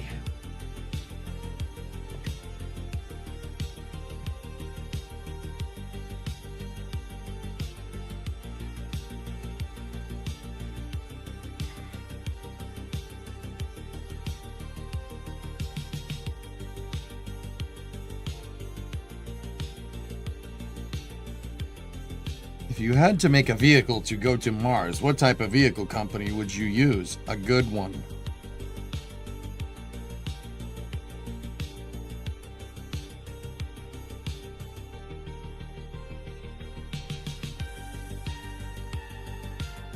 A couple of viewers over in Twitch chat have been watching that, Troy. Yeah, Martin Sidlepants' RSSRO playthrough. It's pretty cool, man.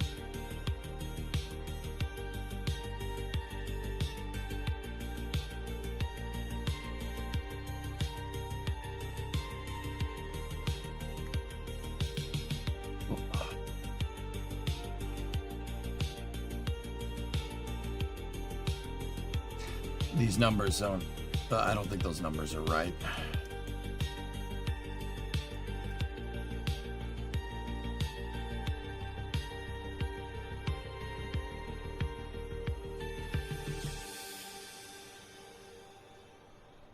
Good in what way? A good way.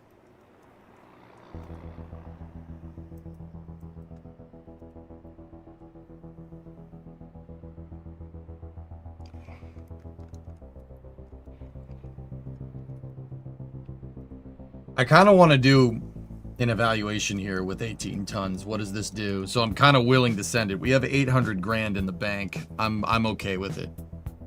This will be good for data. A full up test flight. So let's do it.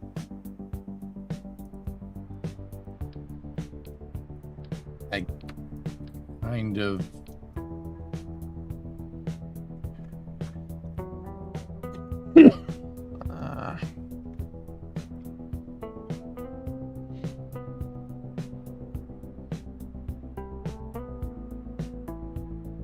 Discovery, go at throttle up. Hey, Ike, what's going on? Prime Sud should be 7 times that, but work and lack of the auto renew are the bane of that reality. Hope you're doing well. I'm doing just fine, dude.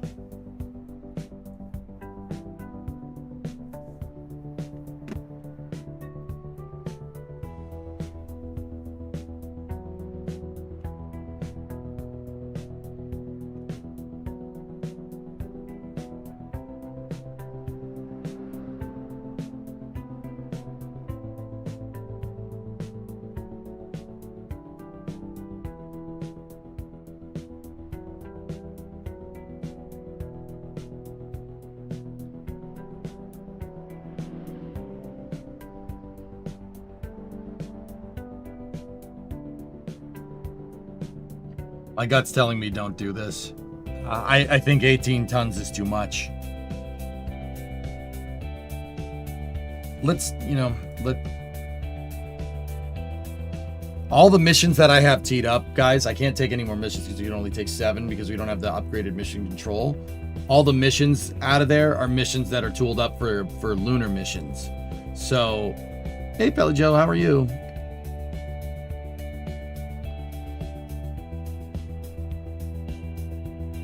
I could upgrade mission control, get other missions to do this, but it would cost me about 2/3 of that, of the money over there. Do we want to do those lunar missions on such a low budget? I don't. I really don't. But then again, upgrading mission control could have its payoff, you know?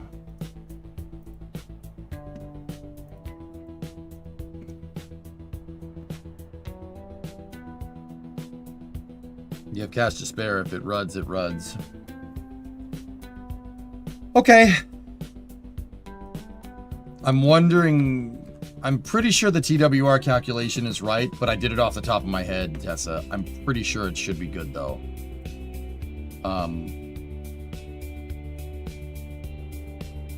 You know what? If I do that, that should get us what we're looking for.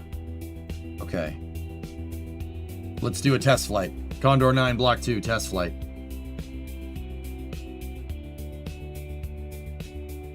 The engines are already uprated, May. They're 150% of the original Reliance performance. I did that because I like Reliant engines because they look like Merlin engines.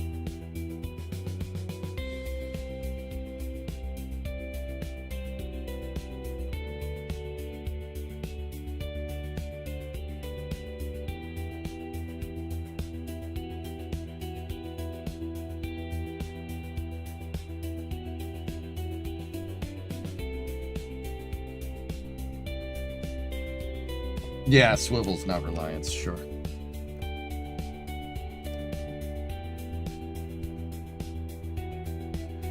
All right, let's go.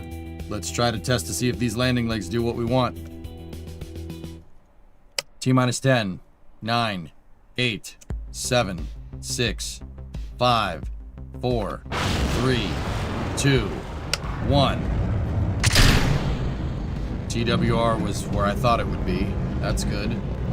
Got a liftoff. Condor 9 Block 2 test flight, testing out landing leg performance.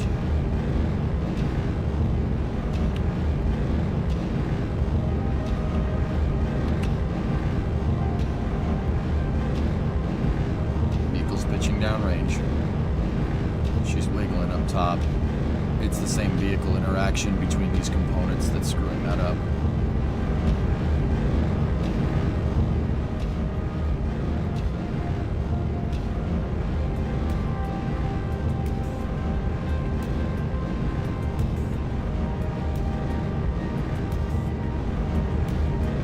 Throttling back.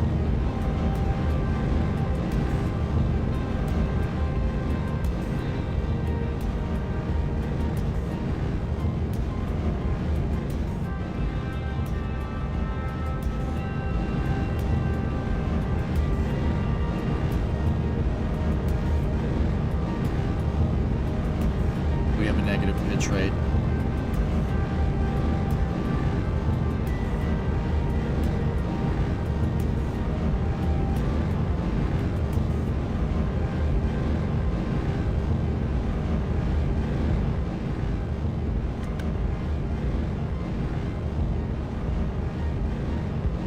back up. Vehicle's now supersonic.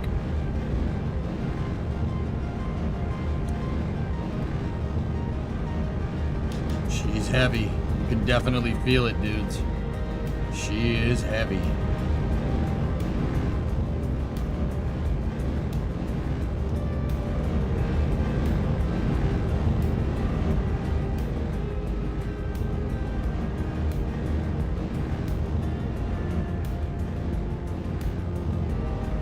Oofda. That's not good.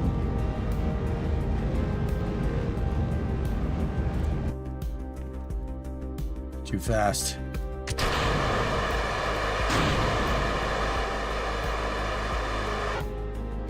Stand by for payload fairing jettison.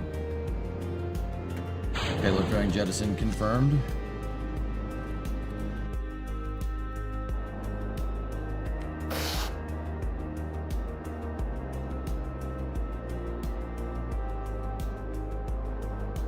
Okay, stand by for the boost back. We have relight.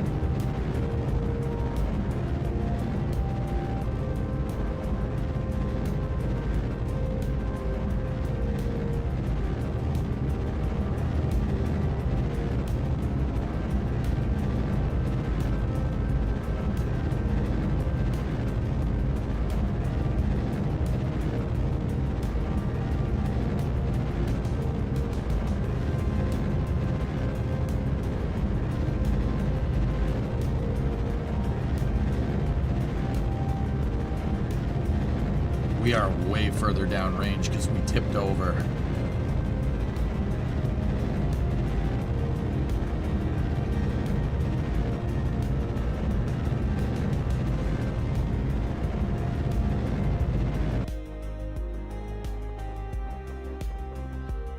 We don't have enough to land.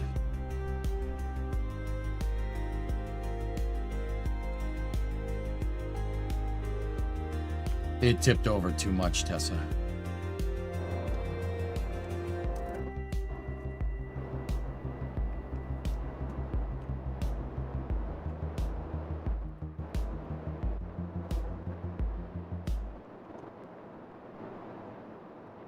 Better thrusters are doing me a huge solid here. All right, cool. Switch back to the second stage.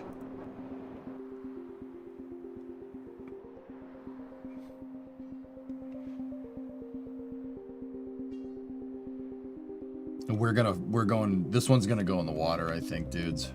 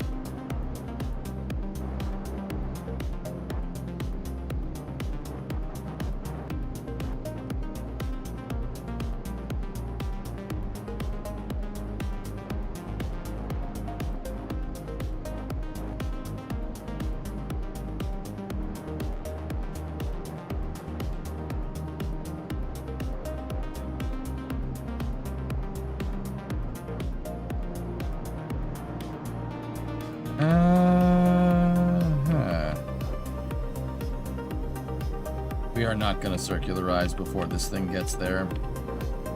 Probably going to lose the first stage.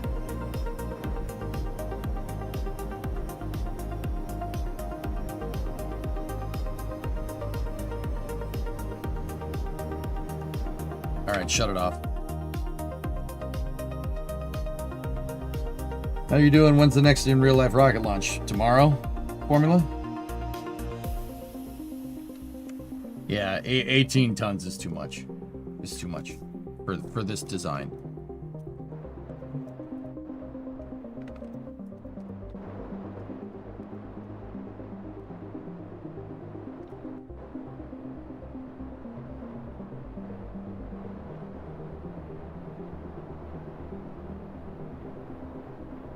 Clouds.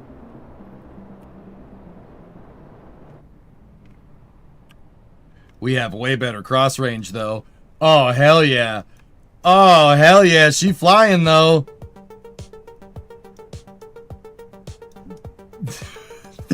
Dude, that shouldn't be...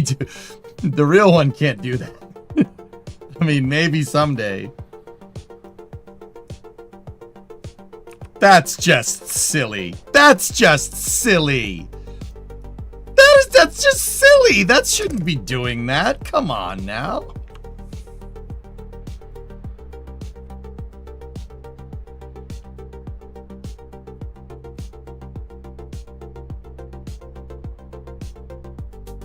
Do you know about the new game coming out that's a version of KSP? It's not a version of KSP. It's Hidden Space Agency. Yeah, Shibili, I know. I'm kind of... Let me fly the booster first.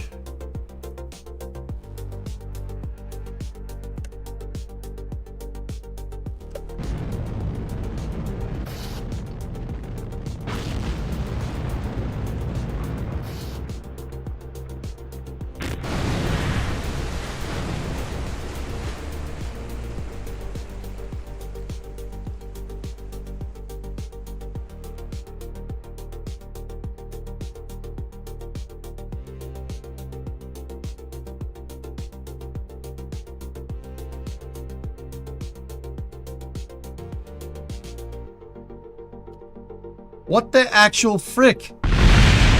Well.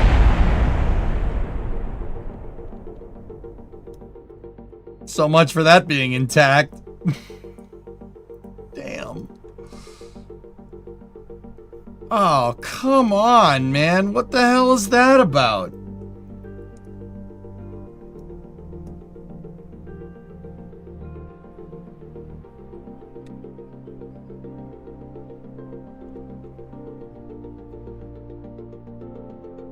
Water. Man, it shot that thing 360 meters deep. You know what really sucks? I can't switch back to the second stage because we're approaching the pressure limits. Well, we lost that second stage.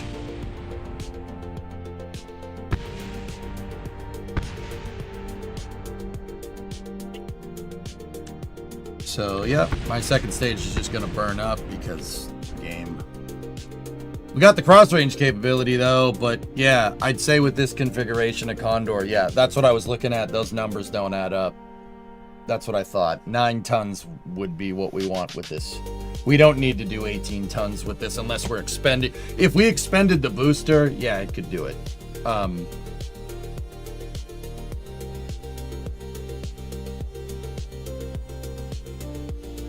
I would rate this to be able to like do a boost back and land. I'd probably say 10 to 15, probably 15. It could probably do with that.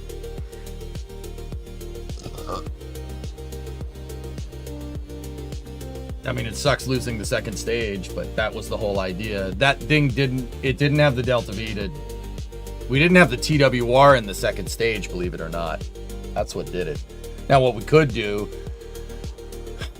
we could give the second stage engine a little bit of a, you know, we could give it a little bit of a, you know, overdrive there.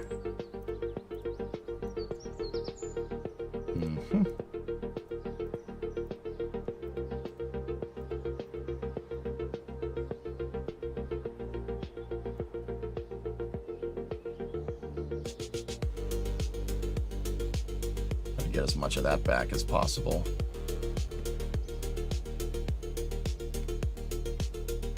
Horrible idea. Downrange catcher up. Downrange catch doer on a boat. No, I'm good. You thought it was a smooth landing. Yeah, it was all right, Chevrolet. It should have been on land. That's what I was trying to do. I was trying to get it back on land. But once again, I pitched over. The moment of the payload up there actually made the rocket kind of sink over. And that made me do a much longer boost back burn. So it really didn't have the fuel that I was looking for. But we can get cross range out of that first stage. But that's not exactly intended behavior either. Can you make a drone ship in KSP? Yep. Yeah, you can make one. You got to make it out of fuel tanks and stuff, but you can do it. So yeah, 18 is probably not good. We could probably get away with it though, if we were expending a booster.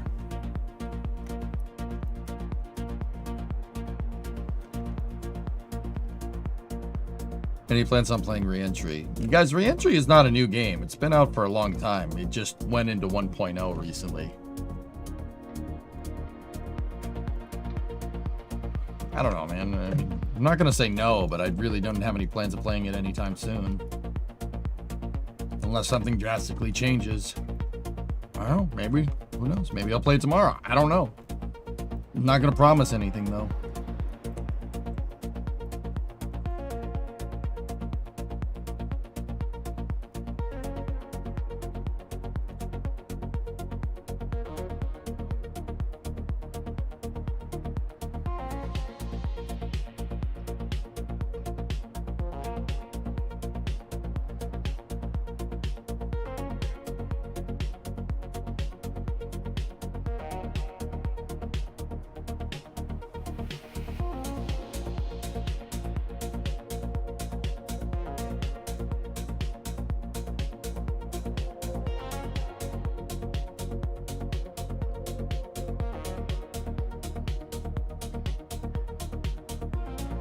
Part of me is like,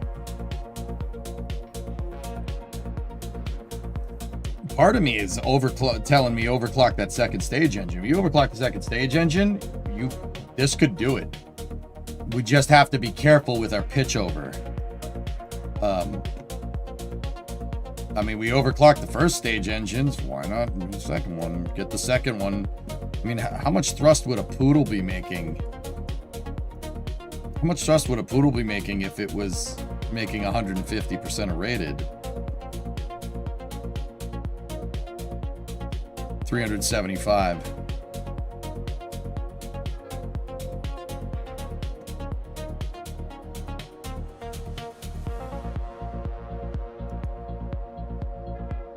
I don't even think you need that, dude.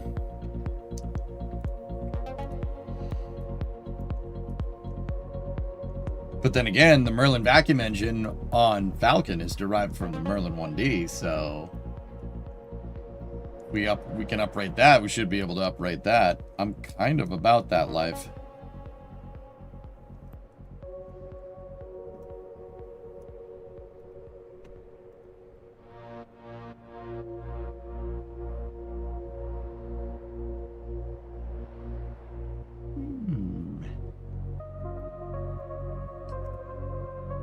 J-Speed, what am I thinking? Here's what I'm thinking.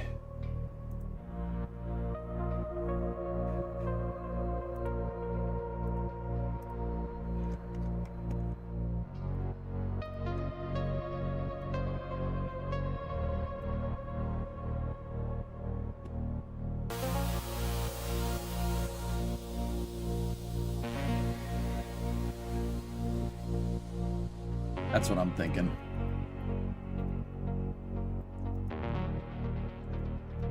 Pluto would require 1.37 stakes because 1.37 because it is more efficient, though less powerful than a German Shepherd, which would require 1.78 stakes. Oh. How do you overclock an engine? Add an engine's thrust limiter to a cal controller. The cal controllers, and then you can tweak the curves around like that, right? If you take the curve and just make it go off the page,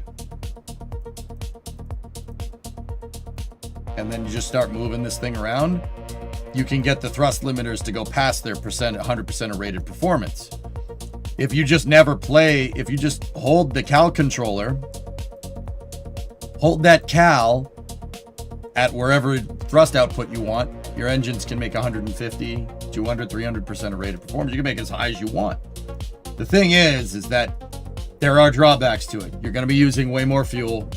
It's going to be a little bit harder to control because the engine is making more thrust. You're going to go, and you're going to go fast. If you go too crazy with it, the attachment joint for the motor will break. Yeah. you'll go to fire the engine and the engine will just snap off of its mount. So there are limits to overclocking. I try to be a little bit conservative with it. Like, we're not going bananas here. Our overclocking is working with the logistical, with the logical consistency of the iteration of this rocket over this career save. So I started with this engine at 100%. And then with a bigger version of the rocket, we moved it to 110, then 120, then 130, then 150. Like, that is how real rocket engines would uprate in thrust. You would do it slowly and incrementally over time to test the limits of the engine. So this is well within, like, my realistic head canon for the save. Yeah, overclocking engines screws up your delta V numbers, by the way. So you have to do manual analysis on this, but that's okay.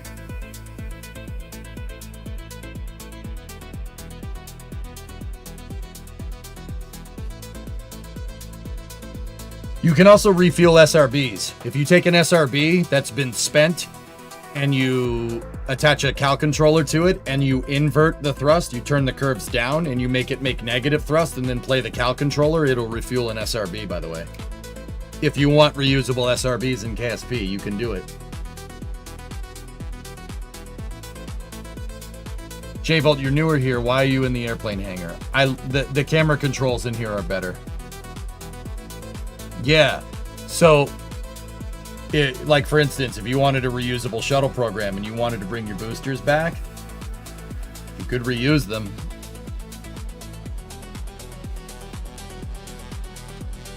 Does increasing thrust change the mass flow rate?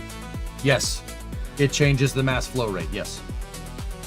You will consume more fuel. It's abstracting a bunch of the things that would be...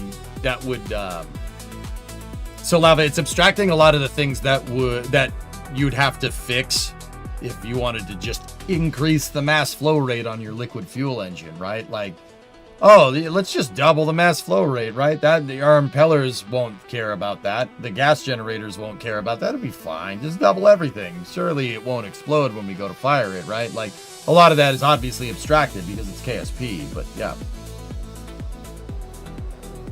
How is 100% of engine thrust measured? If it's max thrust, how could it be over 100? B-Dean, say I have a rocket engine that I rate at 100 kilonewtons. So if my rocket engine was throttleable and it made 90 kilonewtons of thrust, that's 90% of rated performance, right? Because it's making 100 kilonewtons. Now, if we upgraded that design and say we figured out, we can really squeeze a little more out of this design, right? And then through our upgrades, the motor was able to make 105 kilonewtons of thrust. Your original rating for the engine was at 100. Now you figured out it can make 105 stably. 105% of rated performance. There you go. Doing this with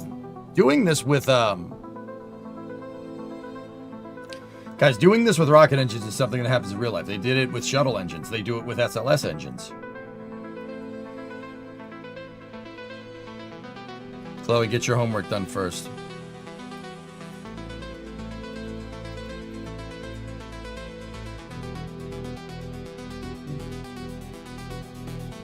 Correct, Dean, yes. Keep in mind, everybody's different. You know, a new iteration of the engine, like with SpaceX, could change the thrust rating. But, like how it's done kind of legacy in the past is its initial thrust rating. You rate your thrust off of the Block 1 variant, or the Block 0 variant. And then if Block 1 makes more thrust, it's a percentage of rating. So like 105, 106, 109, 150 in our case. Is this intended in the game? The devs are fine with it. When I showed them this, the devs were cool with it. They were like, whatever. Yeah, that's kind of neat. Kind of neat that you can do that.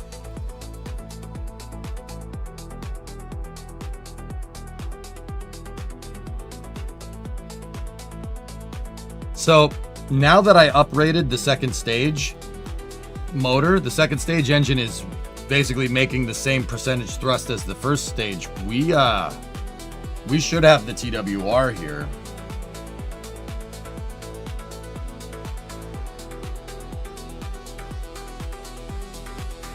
game still has developers. No, Geeson, I've just been streaming for so long that I was able to be, we were able to be around here when the developers were developing the game. They used to hang out and chat all the time. They don't anymore because they're not developers for KSP anymore.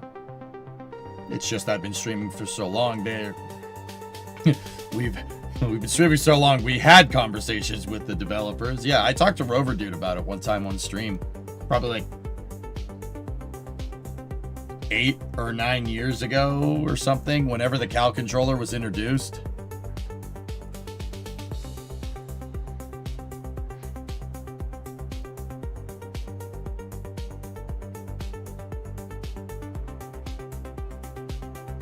That's right, Coder, yeah.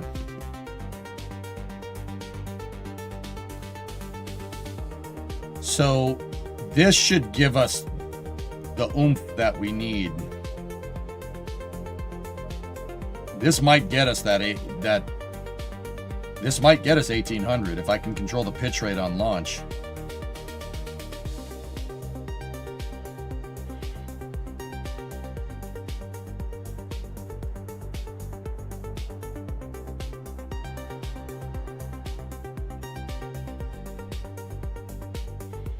The Cal controller is only 6 years old, so then it was 6 years ago. Discovery, go at throttle up.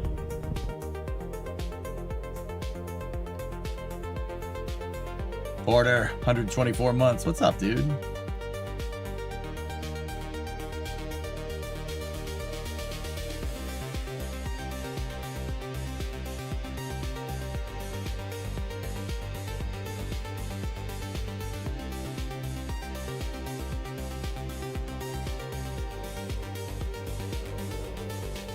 You got a new puppy yesterday. You're worn out. Good luck, man. All right.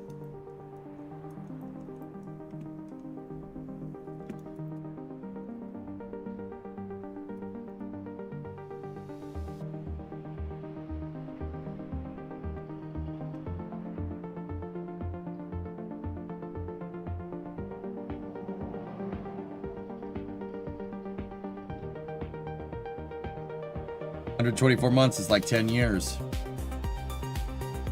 Yep.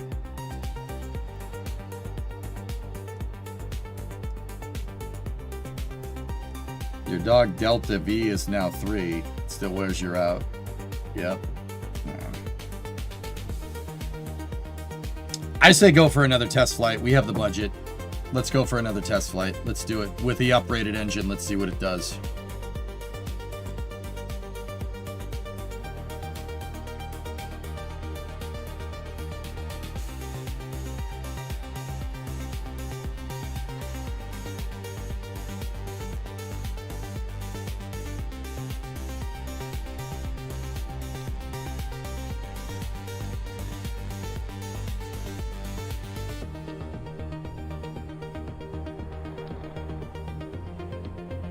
Hey, Supersonic. What's up, man? Hope you're doing good. Yeah, I'm doing just fine. I'm doing fine.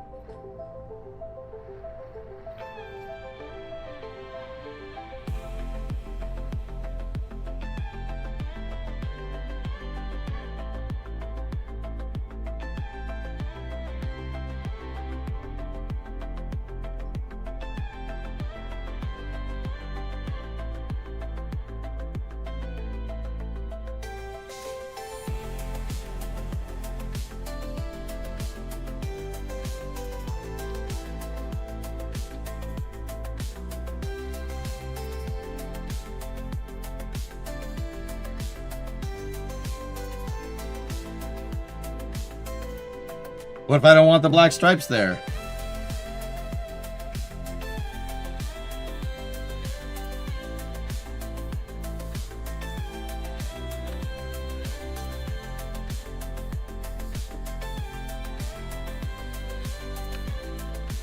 Hey, we have the upgraded VAB. We pay for it. It doesn't cost anything.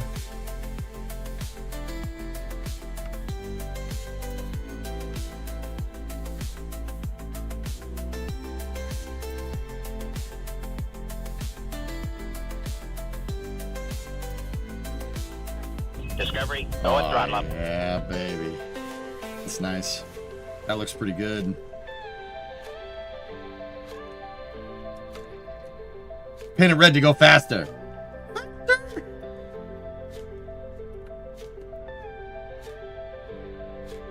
Impressive. Very nice. Let's see Elon Musk's rocket. Oh, that Block 5 version number.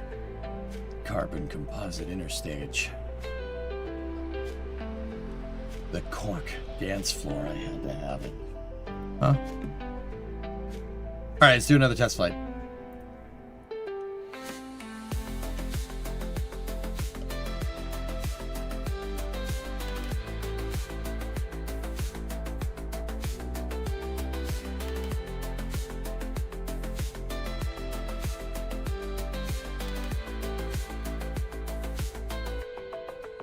Oh yeah! The raised SpaceX lettering. Oh, I had to have it. Thank you, Snibbles. Nobody said anything in chat. I'm just like, all right. I guess they didn't get it. I guess they didn't get that. Oops.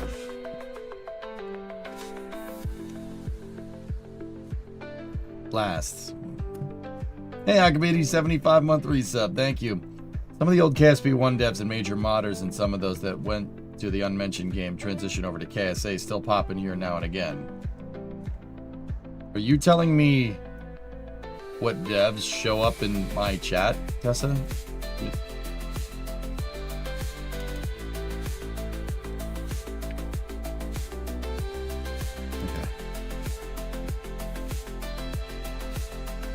Okay. I know. I'm here when they do. T-minus 10, 9, 8. Wait, hold for a second.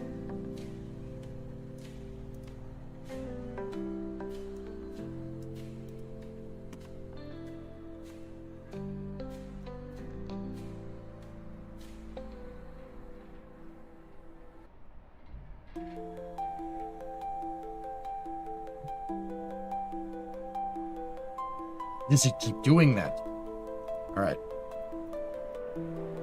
T-minus 10, 9, 8, 7, 6, 5, 4, 3, 2, 1. Ignition. And liftoff. Condor 9 Block 2, flight test 2.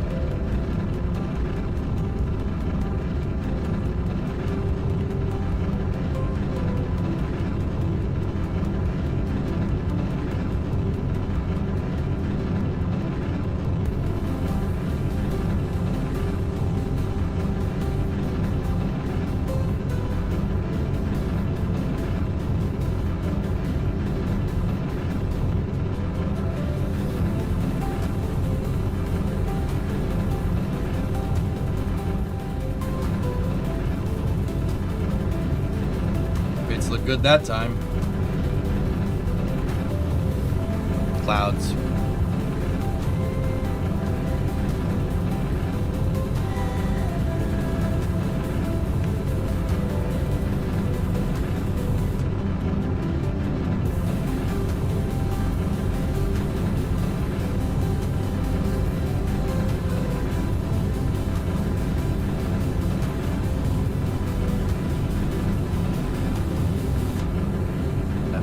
This ascent trajectory is caca. I'm not on the right flight azimuth, dudes.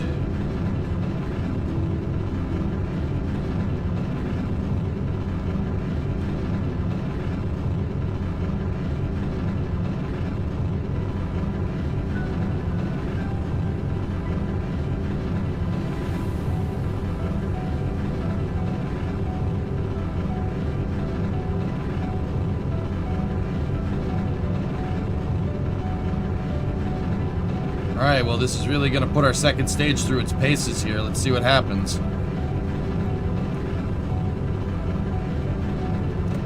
Okay, Miko, stage separation. Upper stage ignition. You killed something. Oh, you've got to be kidding me. No.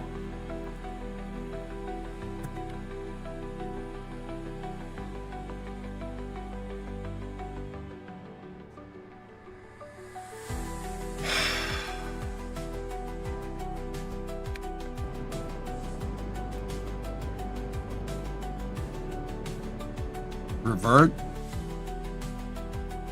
Can't.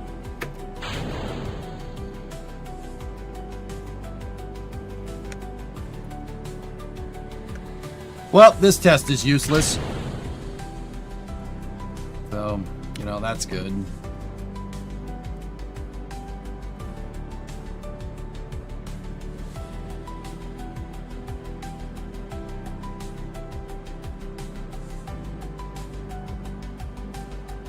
Out of all the things, it wasn't even pointed at the stupid probe core. Come on.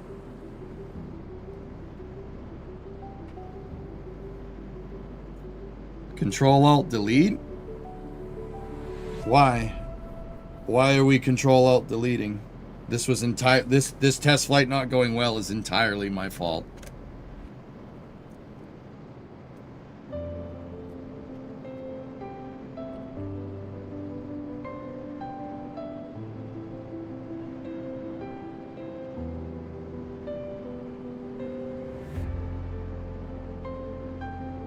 I can't believe that.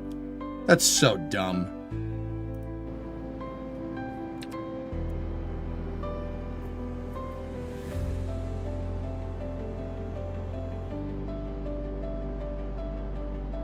No, my second stage engine firing burnt out my probe core. It blew up the probe core in the first stage. Out of all the crap that I have sitting in that inner stage, it got the probe core, which just pisses. That's stupid.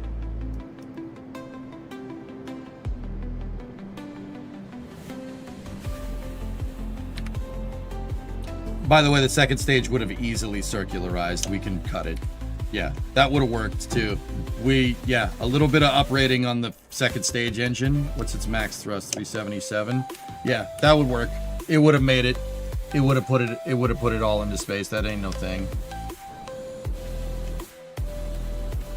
Yeah, easily. We're at 2,000 already. That's actually way too much. The rating is way too high. But yeah, you know, it's still registering the stage as a fucking probe, which just pisses me off. Would it be worth having a redundant probe core in the stage? No, it'd be worth not blowing it up.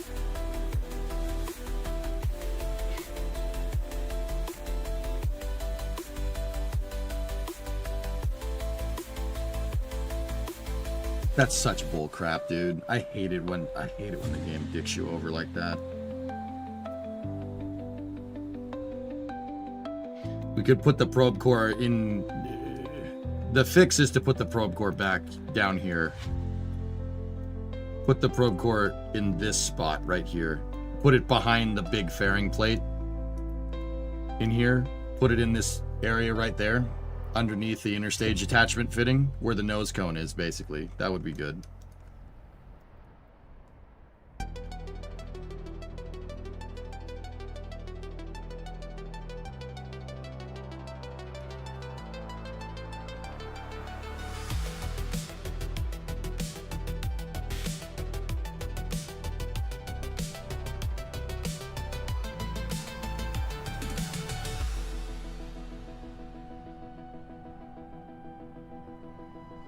Stage fly is great. It might slow down, dudes. It might slow down. We might be able to get it back.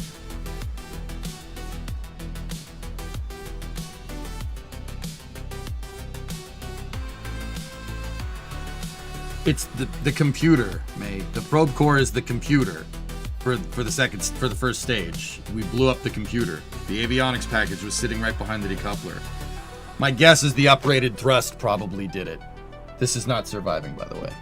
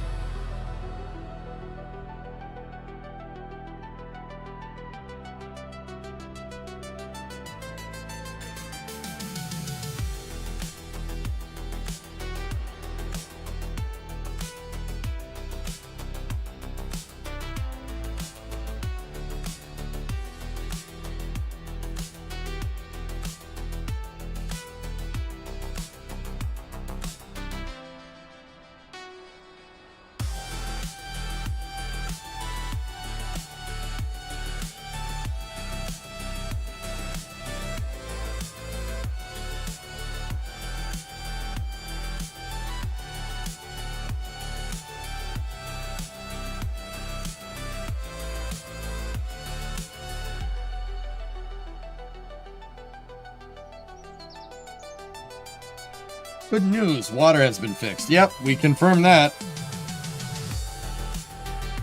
Sucks.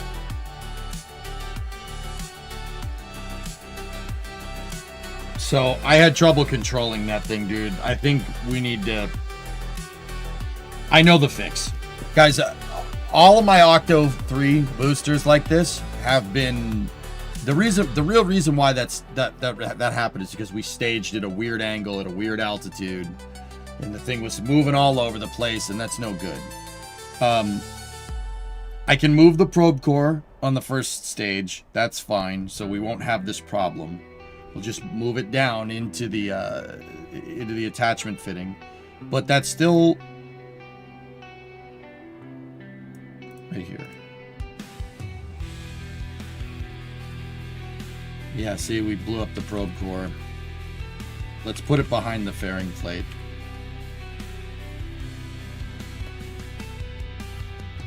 Actually, just right there is fine. I just got to make it so I can still click on it. It's in the fairing plates. That's okay. So that fixes that problem. But the real thing is that it wasn't very controllable.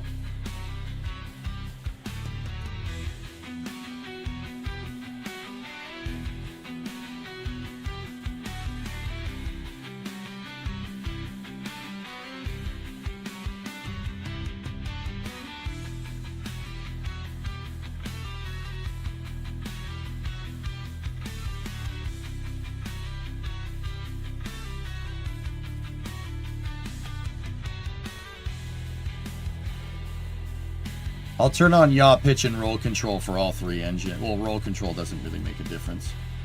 I'll turn on yaw and pitch control there.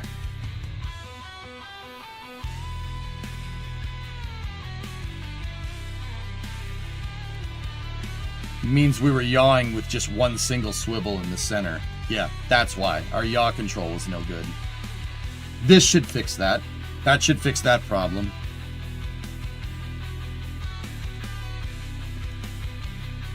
And that should get us what we want. But, yeah.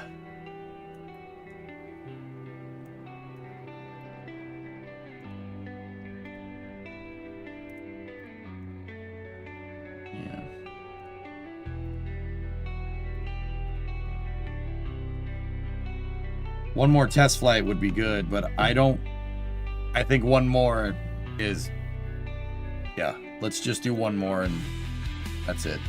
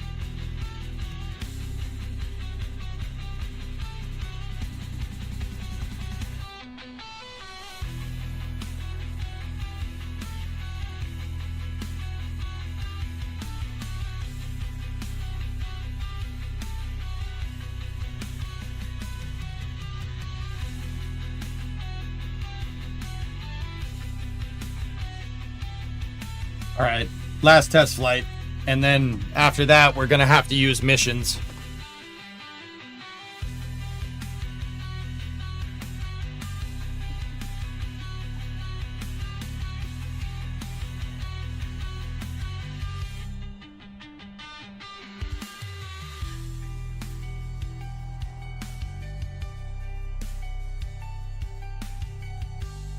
Give me 1 second, dudes.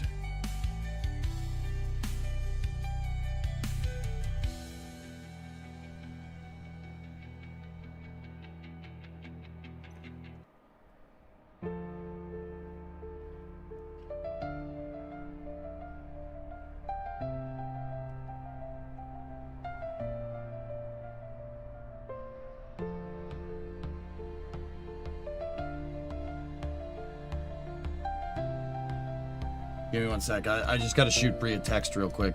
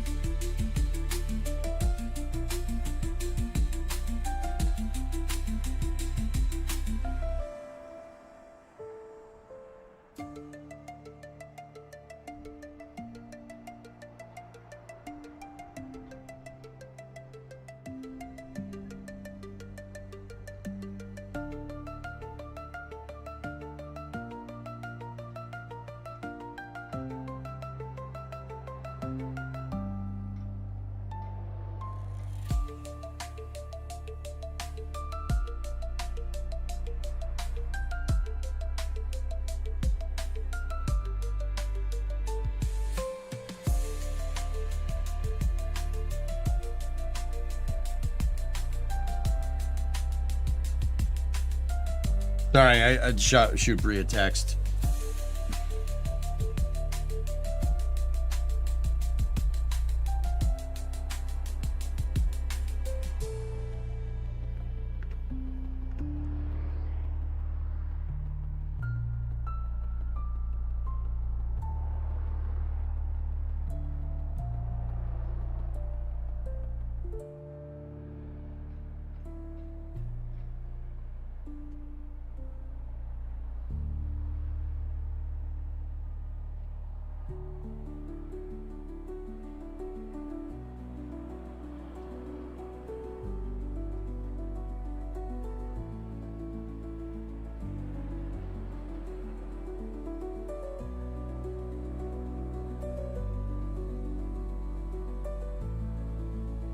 Think it'll work this time? This? Yeah, this should be fine.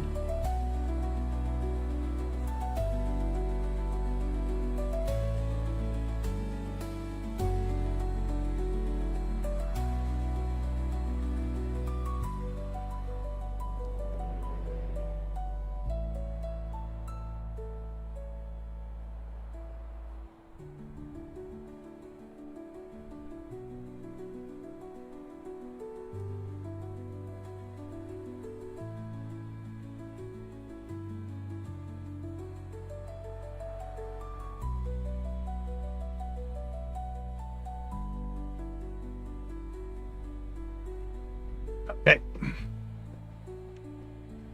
All right, let's roll. Sorry, I just needed to get that out of the way.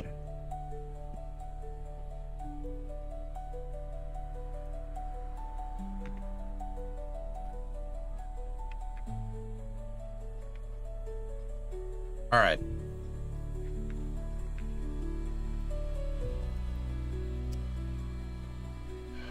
Okay, so we have better yaw control this time. All right. We did that. We adjusted the controller. Everything's good. All right, T-minus 10, 9, 8, 7, 6, 5, 4, 3, 2, 1. Ignition. Okay, we got to lift off again. Condor 9 Block 2, test flight number 3. Roll program is good.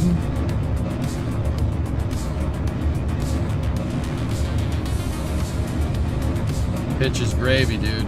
Very nice.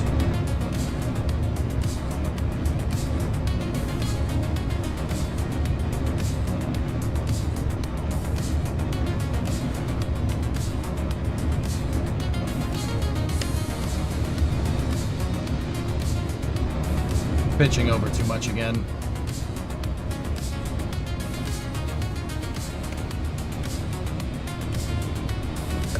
She's gimbal locked. This vehicle is uncontrollable.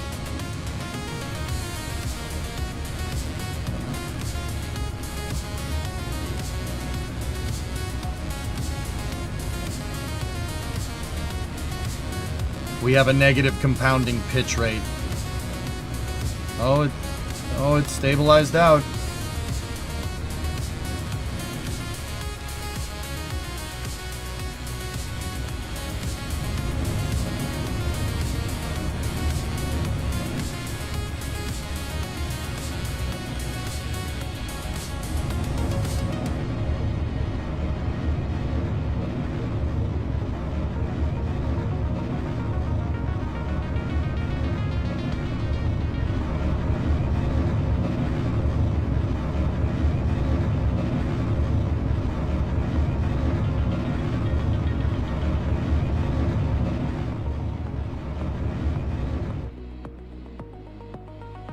Staging right now would kill us, by the way.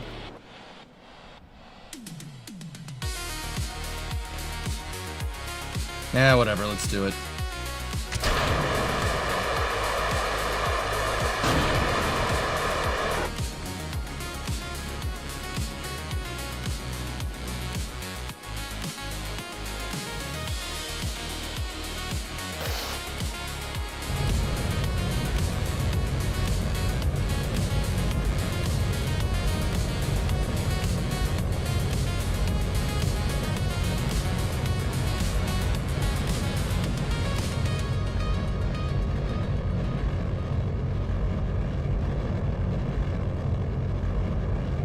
Ain't no way this thing's coming home.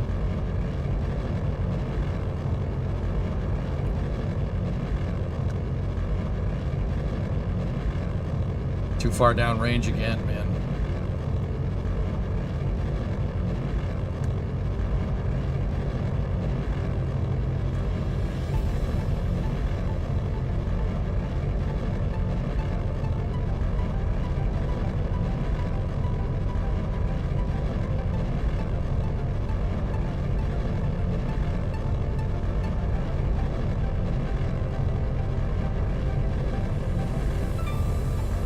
I'll save the fuel. We'll just try to land it. It'll land. It will be landing out in the water, but it's fine.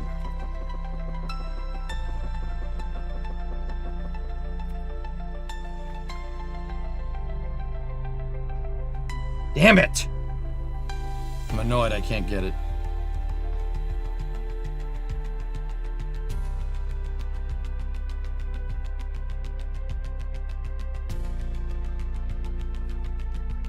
Guess who has a broken tooth? Great. Guess who has a rocket that doesn't fly straight?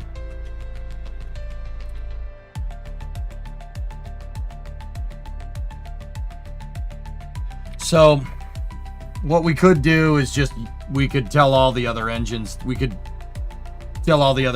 gimbal. That should give us the control authority that we're looking for.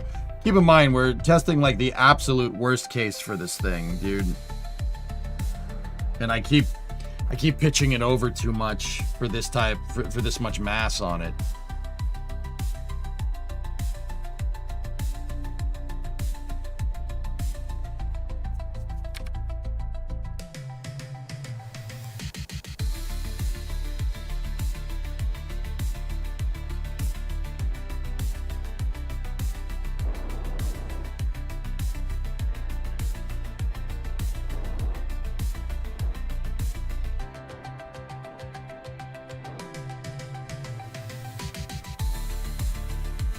Oh, you can do it, bro. Just need more testing and research. Yeah. Yeah.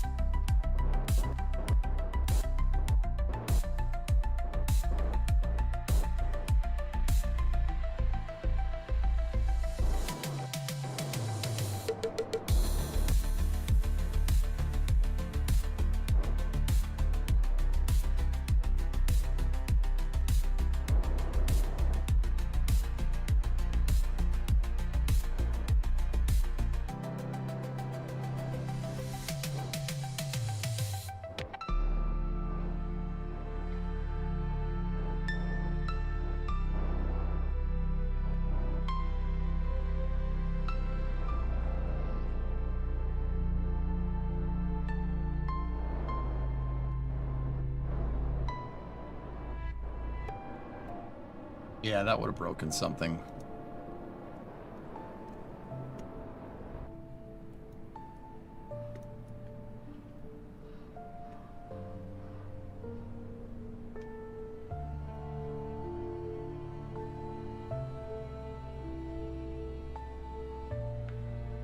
We do not have a drone ship. Oh.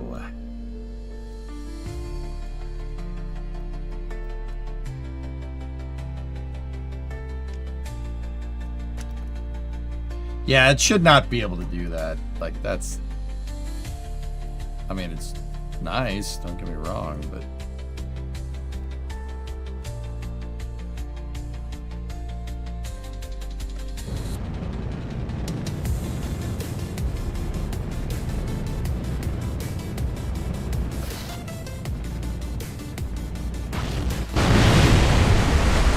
Legs would have worked. That would have been fine.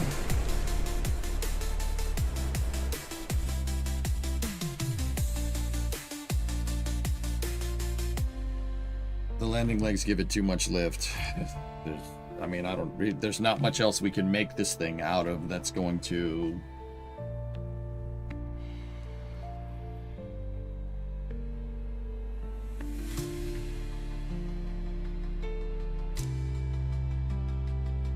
That's 3 failures in a row. I'm pretty pissed off about that. That sucks. First mission, I tipped over too much and we burned up. Second mission, I got the trajectory right, but the stupid probe core exploded. Third mission, we tipped over because I didn't get the trajectory right. That's... We really haven't gotten much conclusive data here. I'm actually kind of annoyed. Because we spent almost 200 grand on this test program, and that's... really, really goddamn annoying, actually.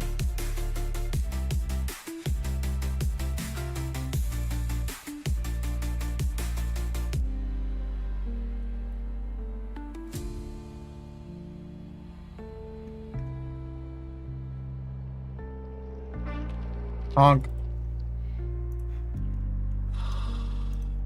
All this crap.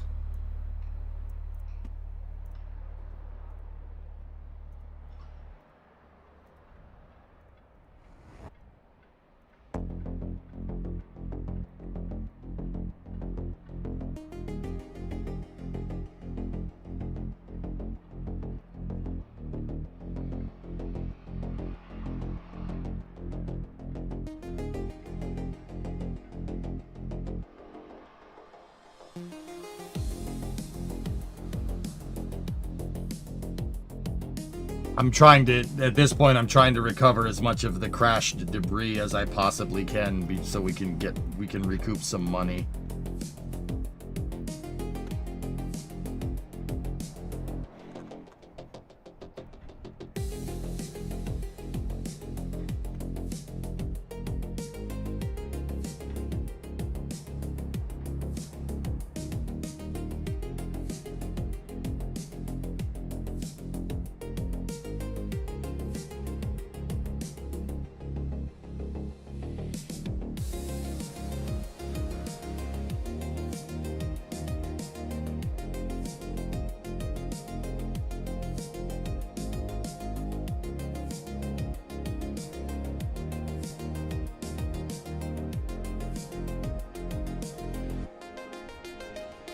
Cool.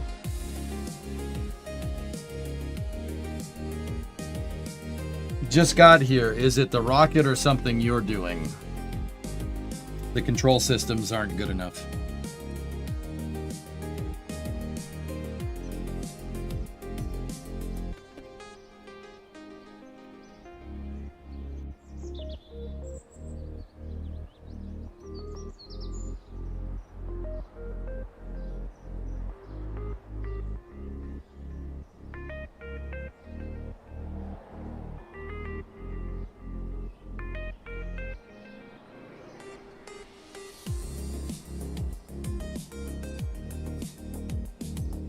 It's a drop in the ocean, pardon the pun. Don't do that.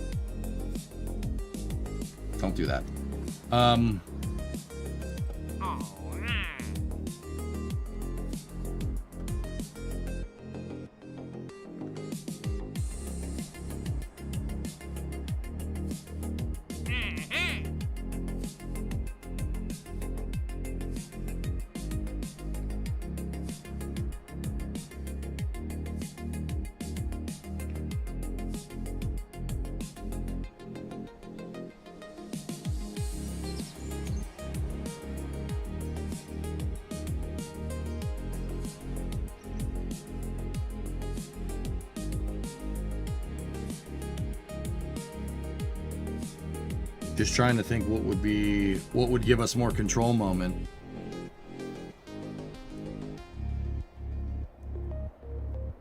I mean, I suppose the fix would be having all the engines thrust vector. Like, right now we just don't really have the range.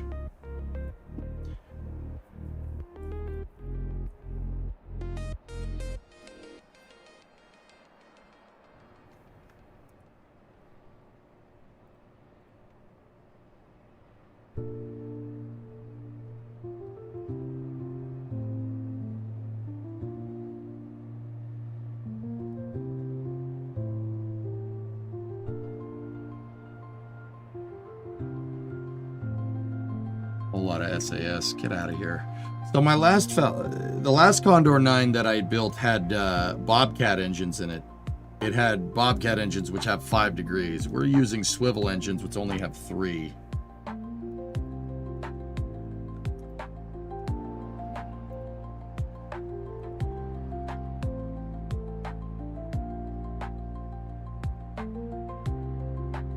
Nah, dead skim, I don't want to do that. But the thing is that the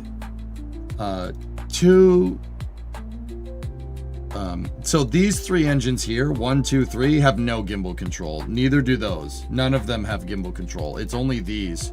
It's only the 3 in the center. I thought that's all I would needed, but the thing is that that is all I would have needed for a rocket that was half the size of this. So it's just we don't really have good control on the way up, and what happens is one of these engines was just gimbal locked, right? It was just at maximum thrust vector, and that was still, we were full pitched up, locked pitched up, and still pitching down, which means unrecoverable. That means a loss of control. They got a word for that. It means crashing.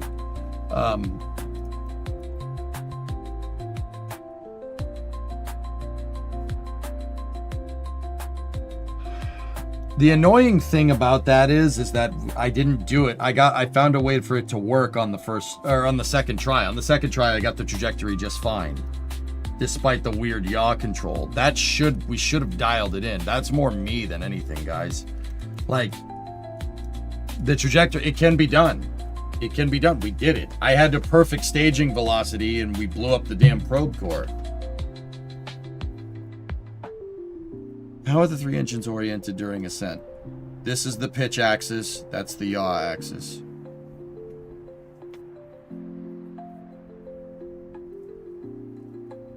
You think them being tilted could screw with their, I mean, it shouldn't be too bad, dude. Like,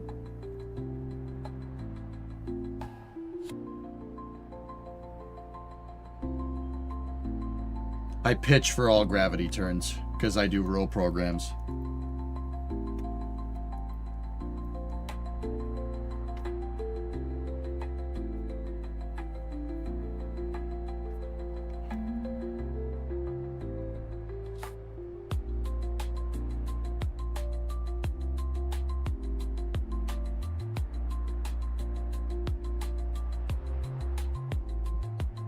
See, I want to just fly it again, but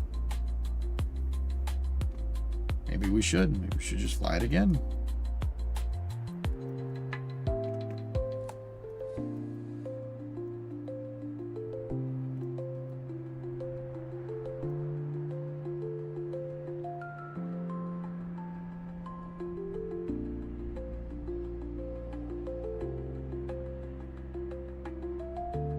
I'd say our limit is 500K, so we could do 2 more test flights.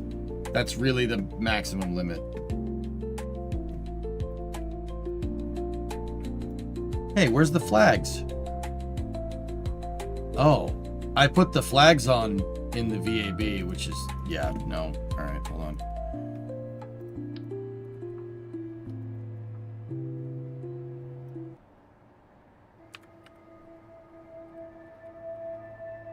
I don't want the black text. Or the black stripes. I don't want that. I want it to look nice. Like that.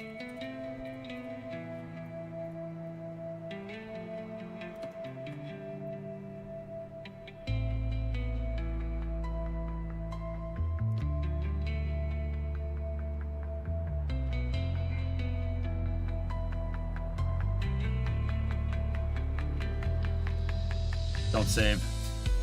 That was a glitch. Don't save it. Do all engines gimbal? No, not on this. It originally we didn't need all that. That was so Nazlik when this rocket was the Octo 3 Block 1, it was a lot shorter. You didn't need that much turning capability. I probably should just put all the gimbal back on all the engines. That should probably work. Yeah, just turn them back on. These do not need to be there for roll, though, if we're gonna do that. That's way too much roll control.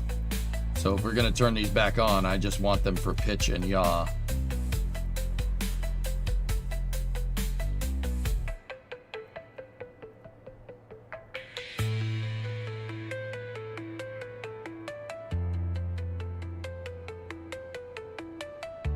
And then over here in action group 7, lock gimbal.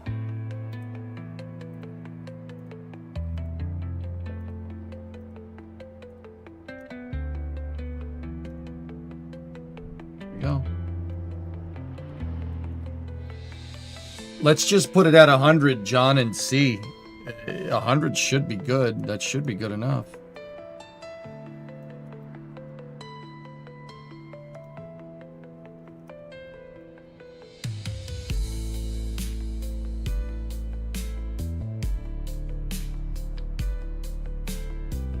All right, now let's get those flags back in here. What the hell's VSR 3?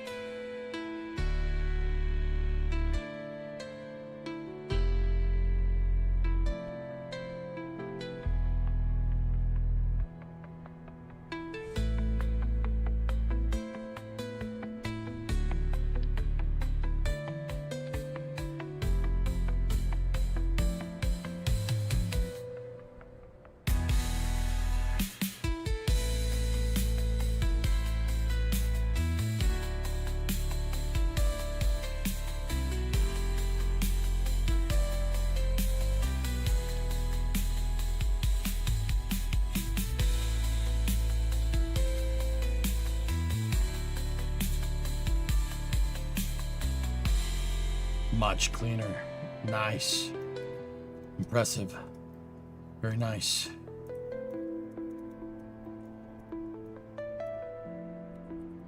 Discovery, go at throttle up.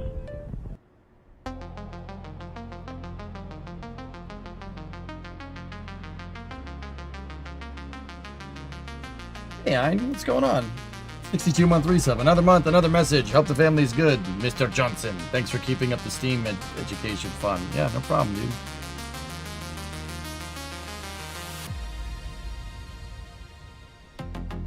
Oh my goodness, the symmetry on the edges. Slightly misaligned. And you... Oh, I thought you were making it. Never mind. Yeah, I know. Don't worry about it. It's fine. Image.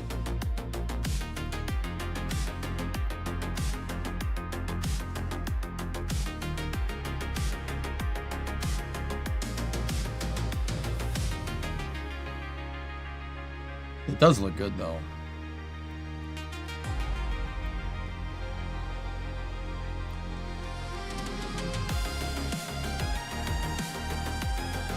SPAC? SPAC's fine. Alright, so we have all the gimbal control here enabled.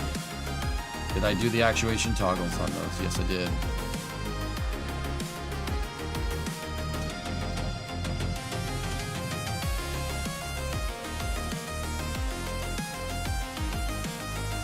Okay. 4th test flight. Hopefully your boy doesn't screw it up.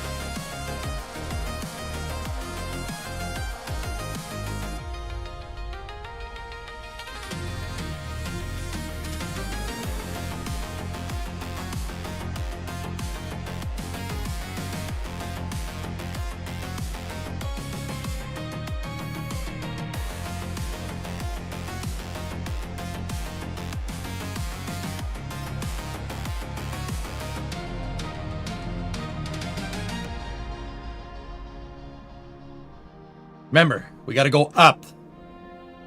Up, not sideways. First stage is for going up, not sideways. Unless you wanted to, and I don't want it to. So the first stage is for going up.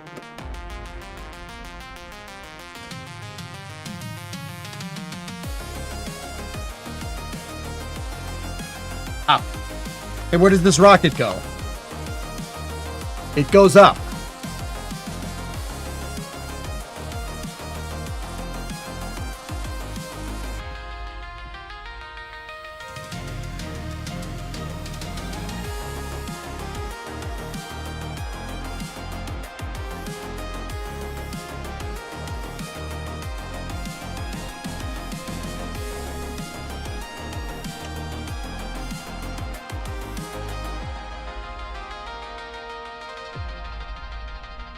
T-minus 10, 9, 8, 7, 6, 5, 4, 3, 2, 1. Okay, fourth test flight. Maybe we'll actually get it right for a change this time.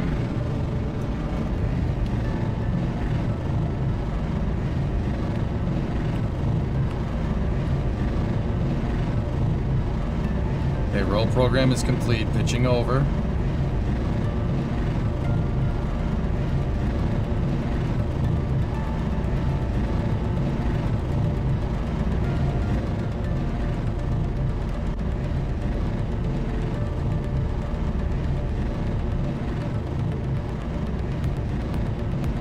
Compensating just a little bit, but it seems to be okay.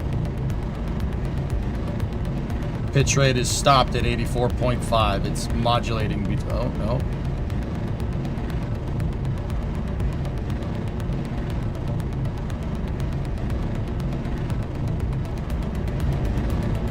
It's very slight, but pitch rate is increasing. Or pitch control is increasing. Not really what we want. Throttling back for max Q. Okay, start our pitch over. That wasn't as bad. That's a little bit more manageable, guys. Okay, we're past max Q. Vehicle supersonic. Okay, throttling back up.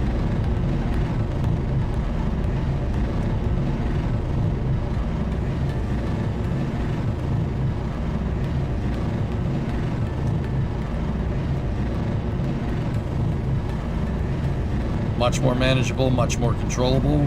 We did not gimbal lock anything that time. Okay, stand by for Miko. Okay, Miko. Stage separation. Stage separation confirmed. Okay. Switching back over to the first stage, shutting down all the other engines, turning it around, and starting our boost back burn.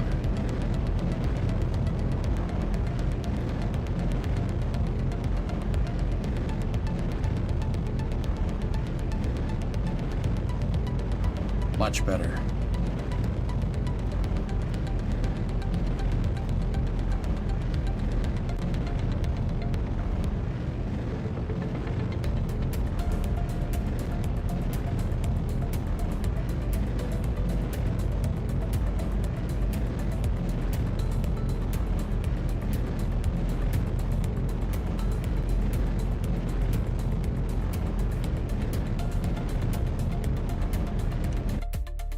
Boost back burn is stopped. Turning on aero control surfaces.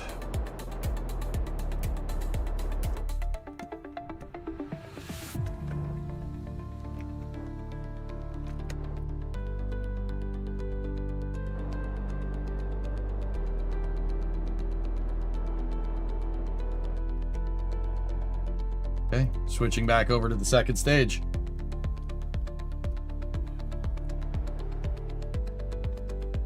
Why did New Glenn scrub? Coronal mass ejection from the sun is causing higher solar activity, solar weather activity. Bearing separation confirmed.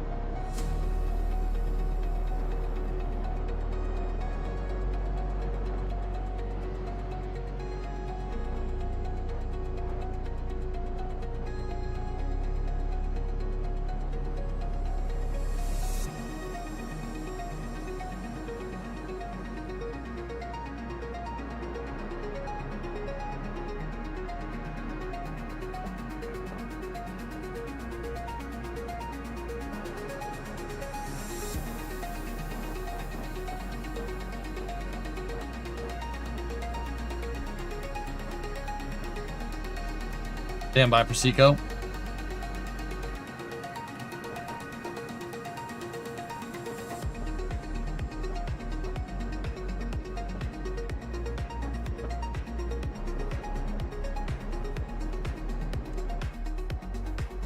Yep, that easily would have made it with 18 tons into Leo. We'll just leave it there. Good.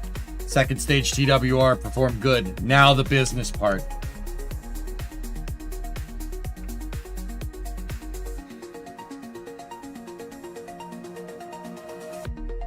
This is really what we're after. Antares, thanks for the stream. Have a good night. No, Antares, you no. Stay here for the landing. Trust me. Okay, we got a lock on the target. We are a little...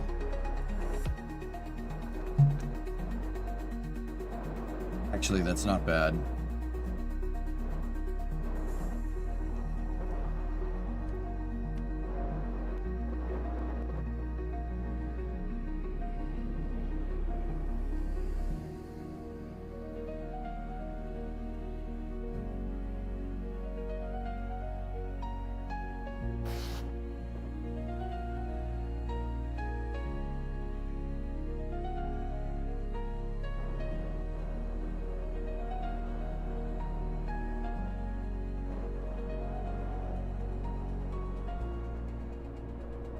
Come on, baby.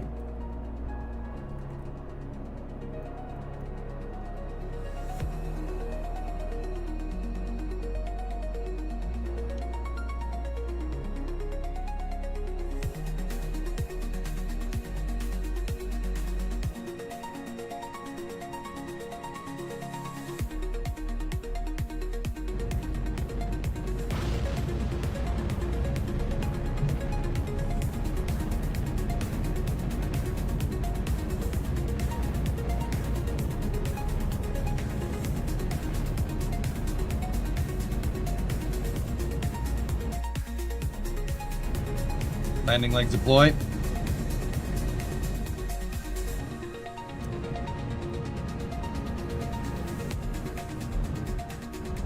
Turbos aren't locking.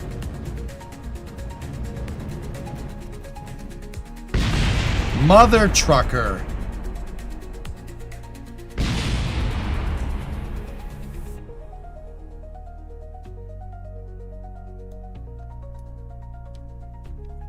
I started the landing burn just a little bit too high. That was just a little bit too high, but that wasn't bad for eyeballing it.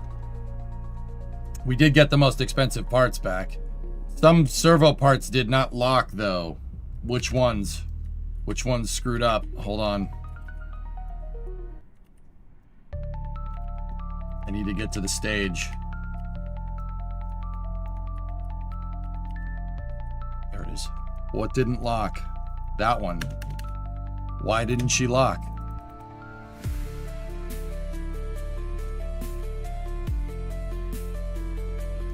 Did the down ones lock? Yeah, that one worked. Did any of the landing leg servos survive? One of them did. Did that one lock? Hold on, we gotta look. We gotta sift through the debris. Didn't lock. Why? Oh. Wait, the torque limiter was engaged?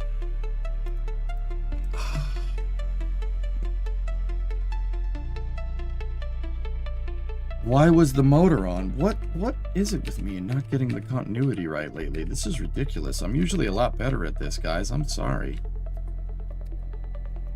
Strut's just trying to run away.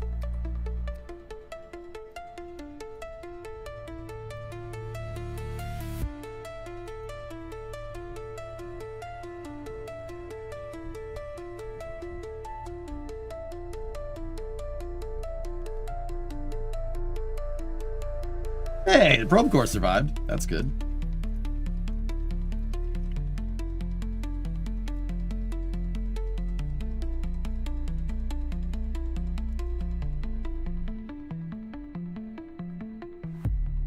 But that really doesn't solve why those things weren't locking, dudes.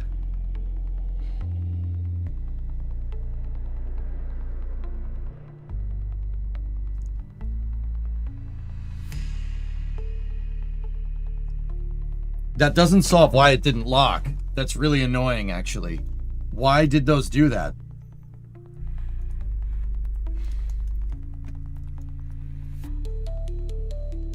Because those ones definitely aren't locked.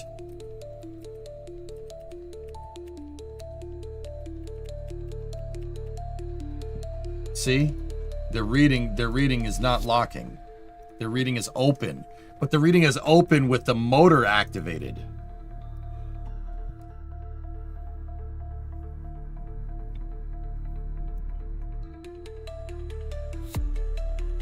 Nah, Pixig. Well, we already did the landing leg tests, dude. This is just craft file continuity.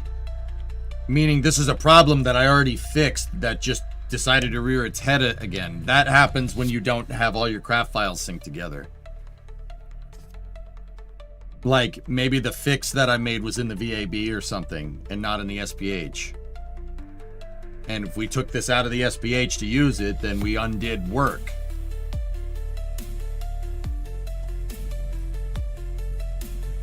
Other than that, though, second stage performed great. Everything performed fine. This is just really a matter of me dialing it in and steering the thing correctly.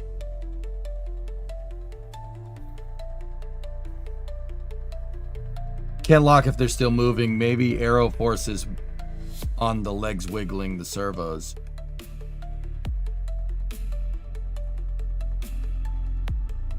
Yeah, Arcane, maybe. It's possible.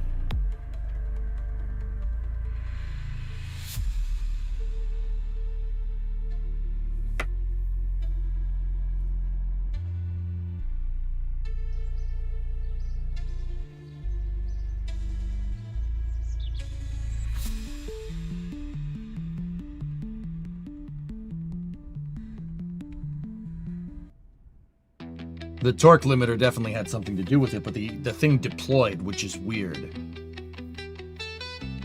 Like deploy was at about 35 meters a second for what it's worth.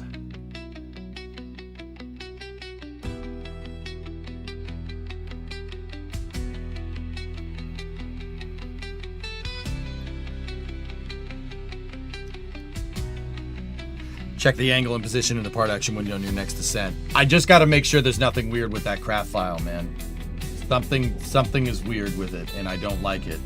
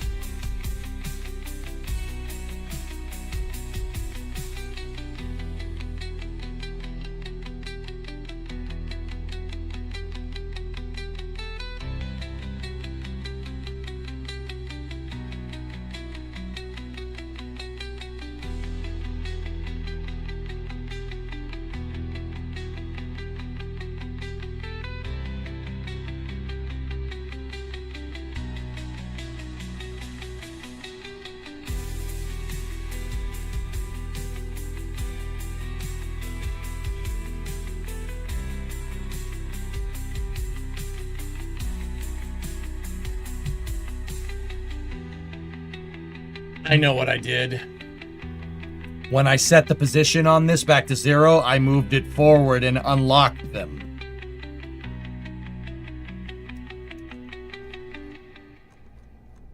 Wait, but that wouldn't change anything now, would? You know what? Hold up a second.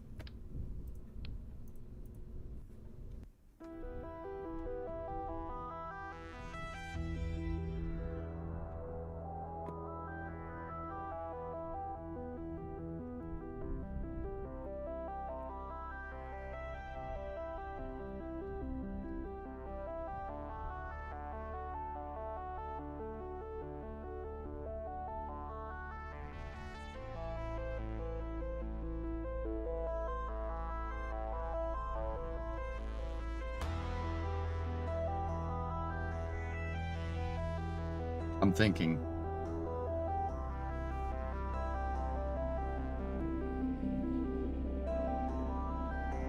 Also, Kerbal's thinking.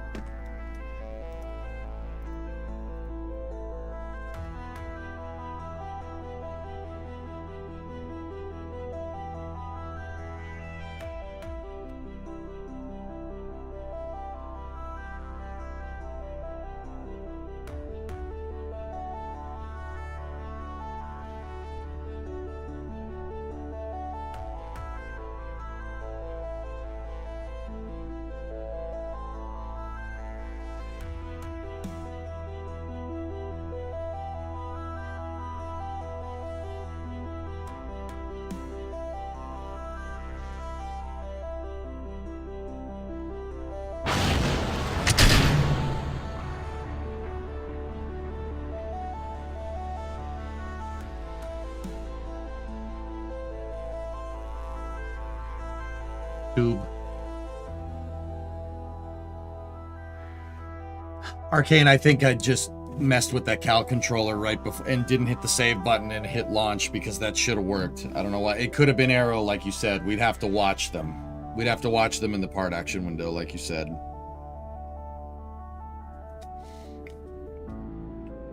Guided missile the size of a baguette.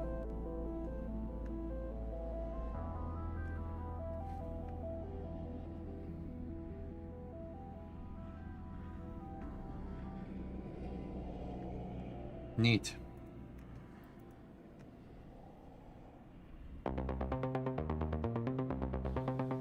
But I think that confirms our flight trajectory. The trajectory is fine.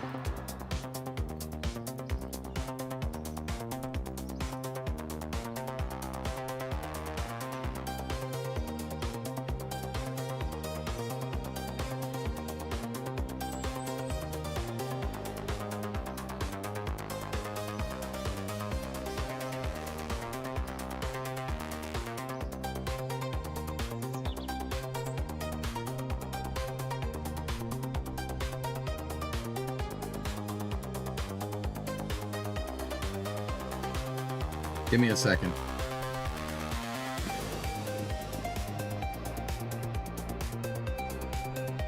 Yeah, I wanted the steeper ascent profile, dude.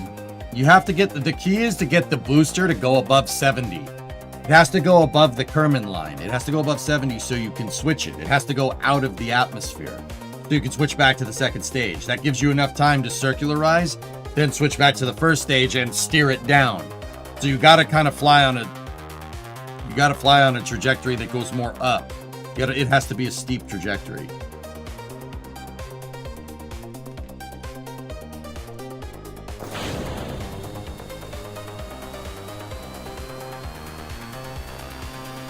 Hang on, I want to send Bill over there real quick.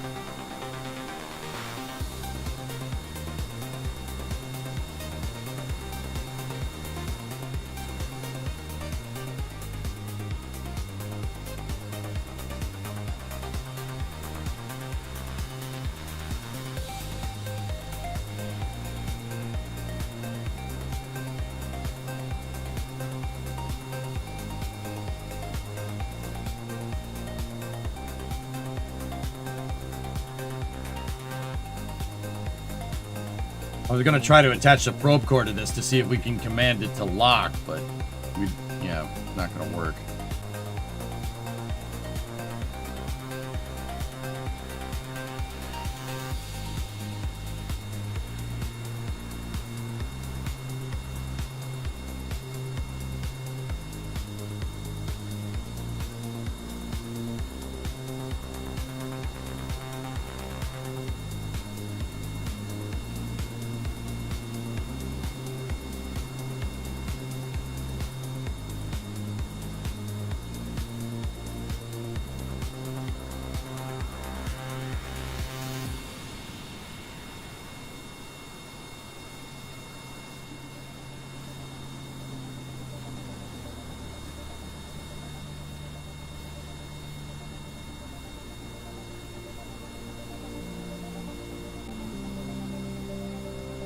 Yeah, it's not gonna work. Bill can't pick up the stupid thing.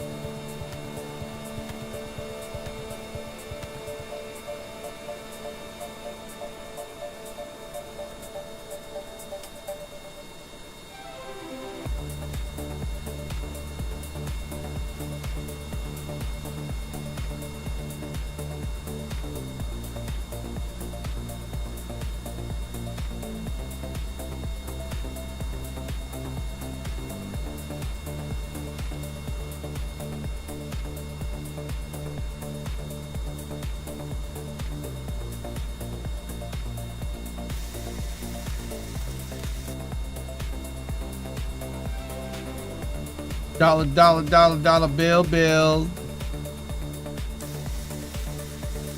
Yeah, I can't reattach a probe core.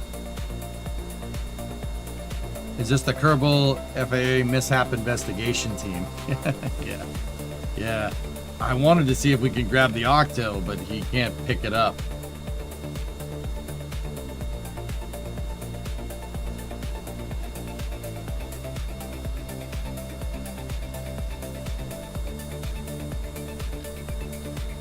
Maybe he could pick it up without that. Nope. You can lift more with more Kerbals. No, I know. Alright. Well, that's a shame.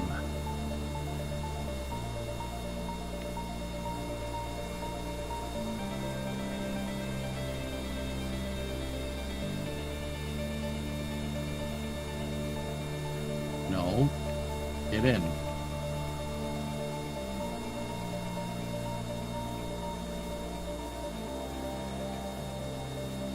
All right, well, we did get one back, so that's cool. We got most of the material back for that flight test. Just wondering why those things didn't do that. That's really annoying, actually.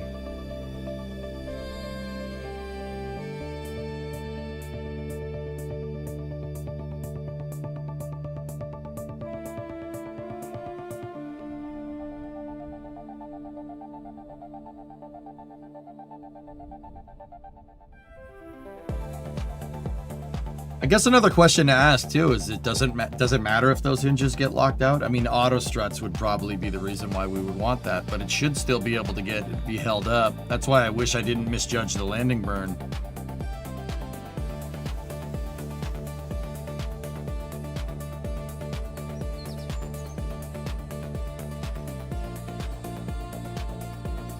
And we got some cash back. That's pretty good.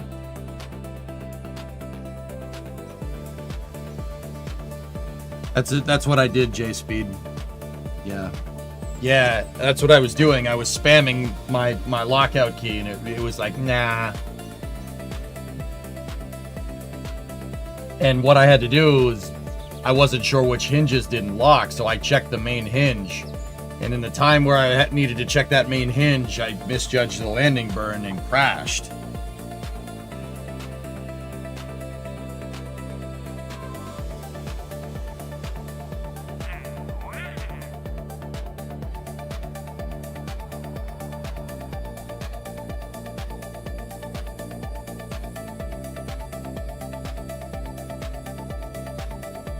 Nah, I don't really feel like it. Why don't you ask me later, Crabsy?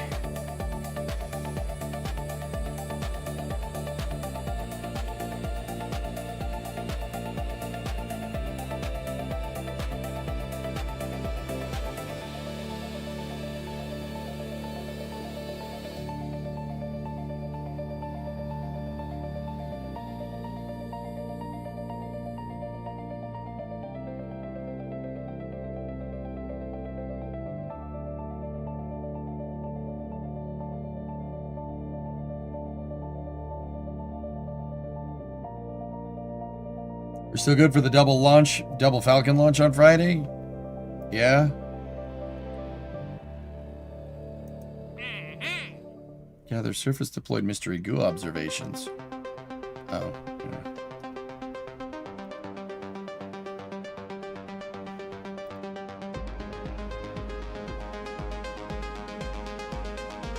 Could he have gotten a new probe core? We would need another Kerbal. I would need another engineer there. The more Kerbals you have in range, you can move heavier things because they work together, right?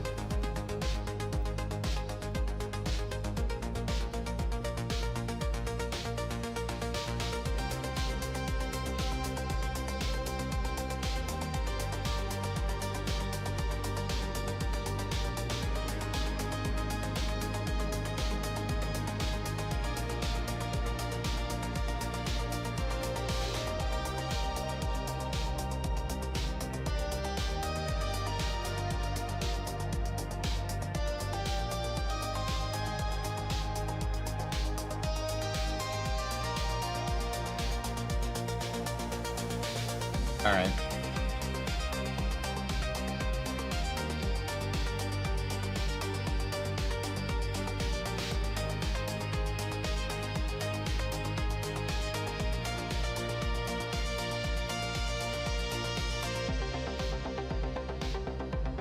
Okay. Guys, that thing should be good for at least some uncrewed missions. It's gonna be a second before we put the Taurus capsule on top of it, but yeah, we should be good for something. Like, what do we need for these missions? The next thing we need to do is redo the descent module, or make a new LEM. I don't like the one that we're using. I'm going to redesign it.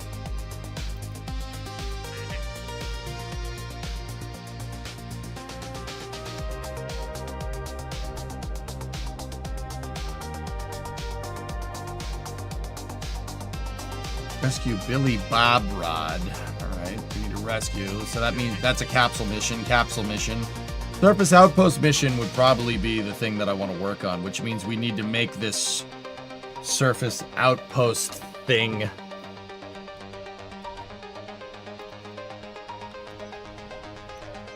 We're gonna get into doing surface outpost and surface operations, guys.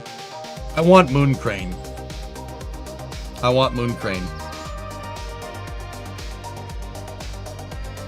Who knows?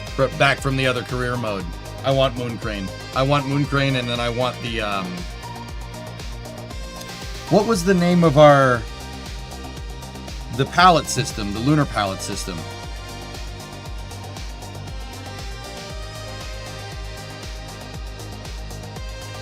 One last question before I have to go. What's the best way to get past the early stages without the lizard? Just do missions.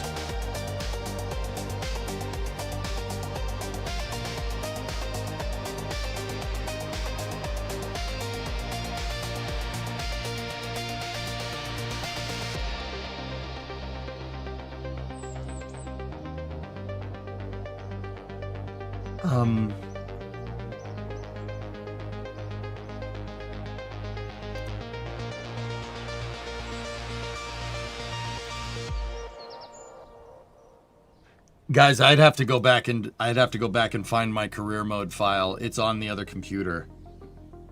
It's on Rusty somewhere.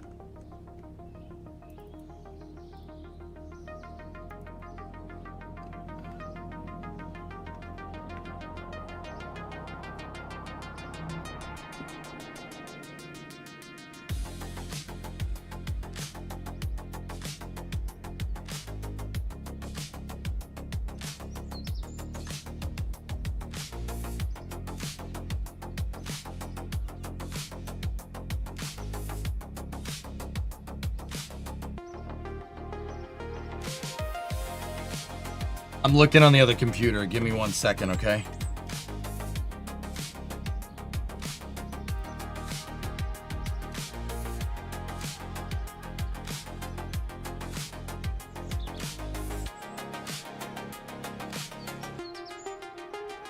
I found the light tower craft file.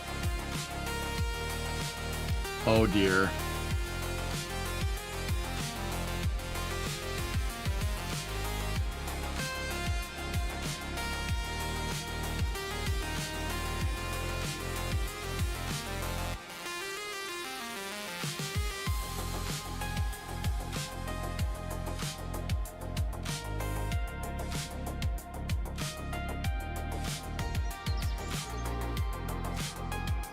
I found it.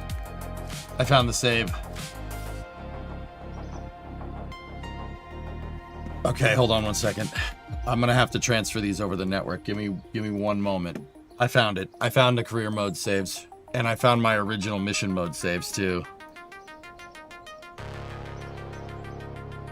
Yikes. You bet. Concur. We don't need any more of these.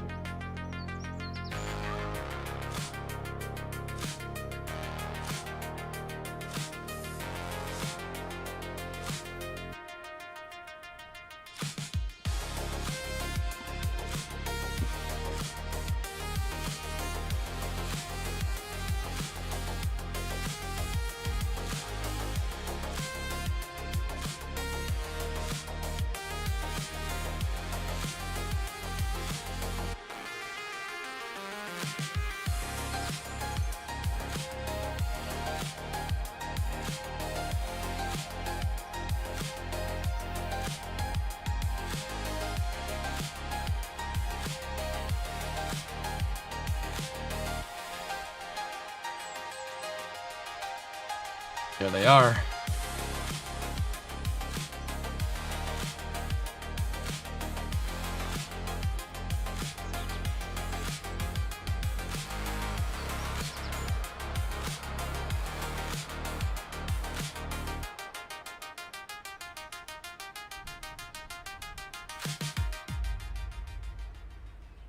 I'm just making sure we don't overwrite anything going in here.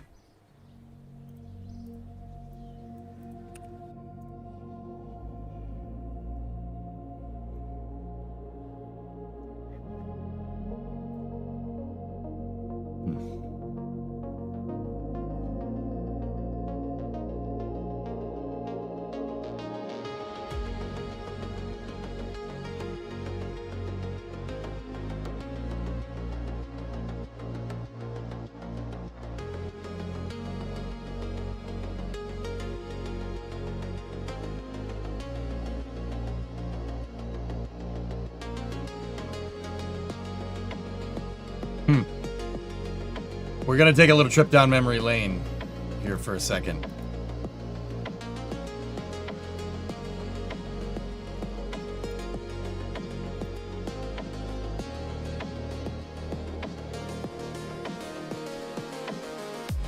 I want that, I want that, I want that.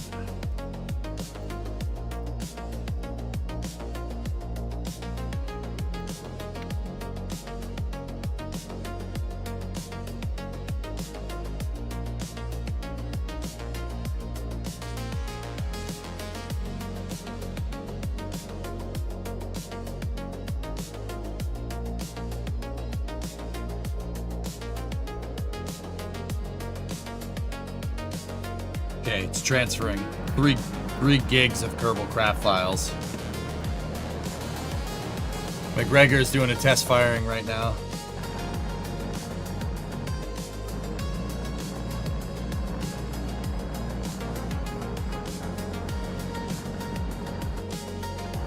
This is the whole kit and caboodle. This is every craft file I've ever made. I'm loading it onto this computer. Every craft file I've ever made since 2017. Yeah.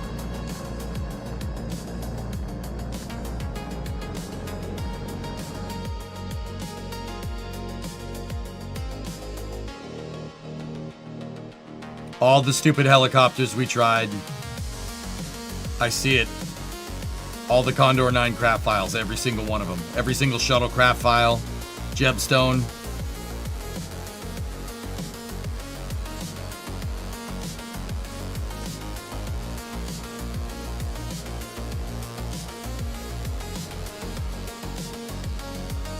The historical documents. It's 4,500 craft files. I mean, they're not, it's not, I transferred the saves over too, for what it's worth. So it's not just the craft files, it's all the saves and all the quick saves that come with all the craft files.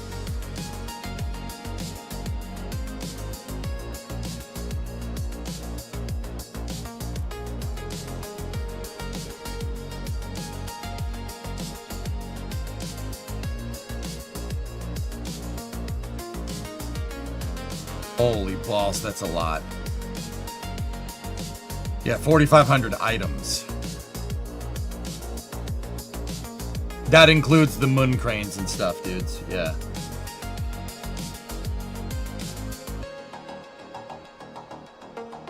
Shouldn't be any copies. I took it out of the master save directory. My master save backup trajectory.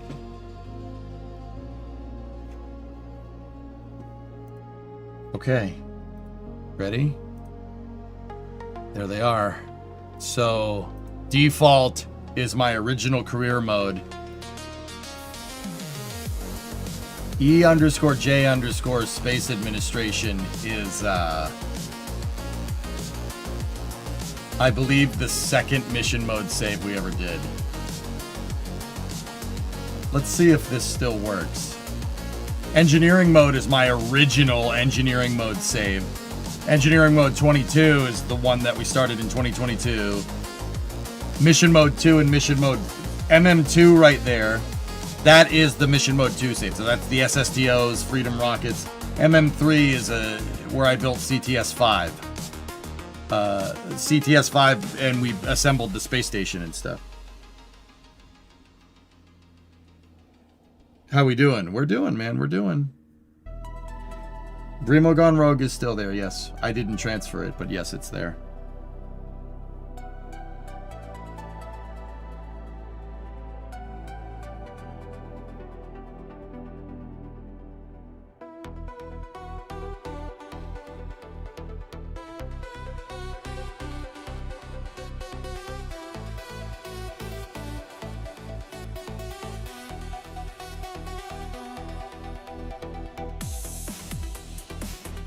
We're doing another mission mode. No.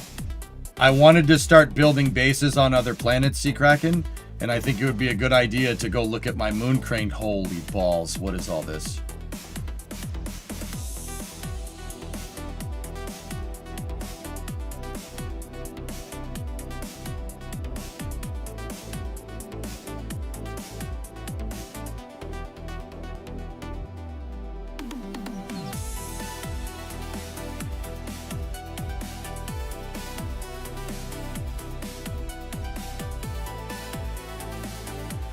No way.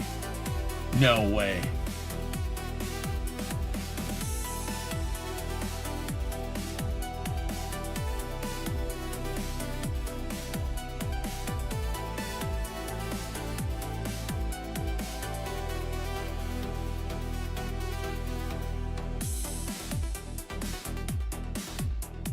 Purple is using 20 gigs of RAM right now. It did not like loading that save, dude. It really didn't.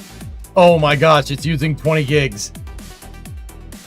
Dude, this is the, it's not the museum, no.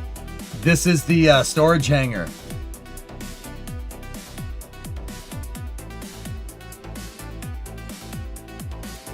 For a non-modded install, that's impressive.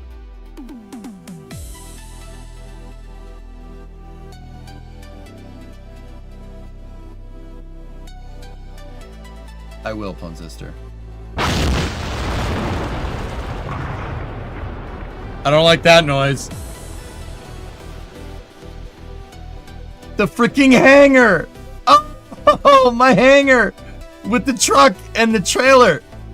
Dude, look at the original Condor.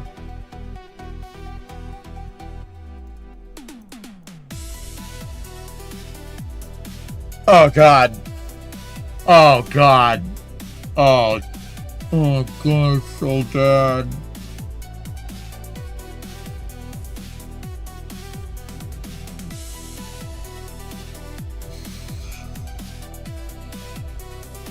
That core is flown, by the way.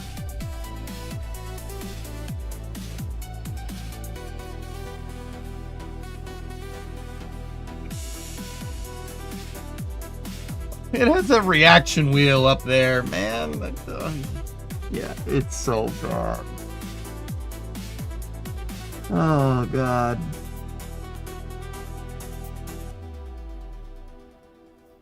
Is that the one where you use little robots to lift the legs? Yep. No one's been in that hangar for 8 years. Not in game. In real life.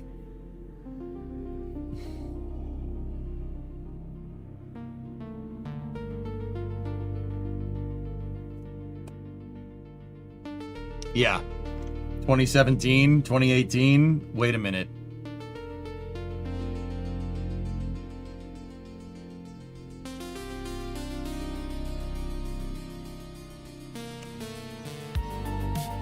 Wait a minute. Hold up.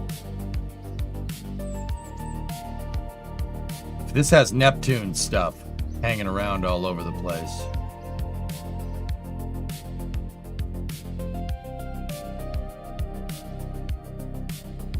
Hang on.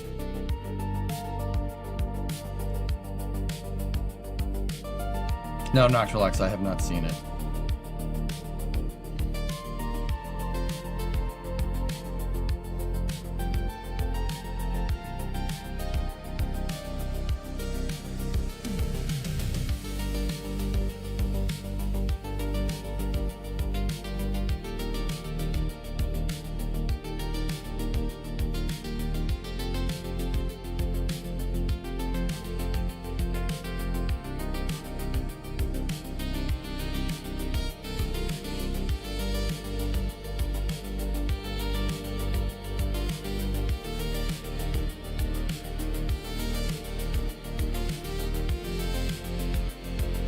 This is Saber, you had the museum out on the island runway.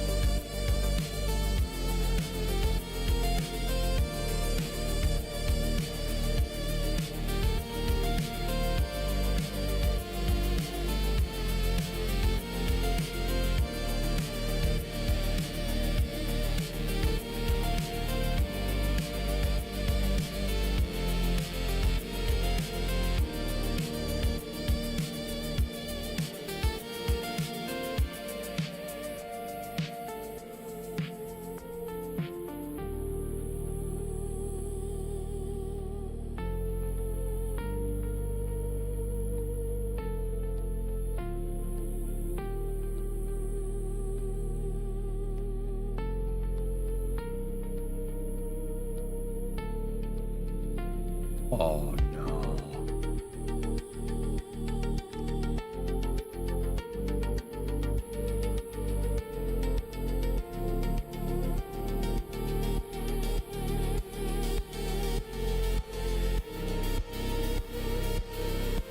That's 3 colony ships moving out to Duna.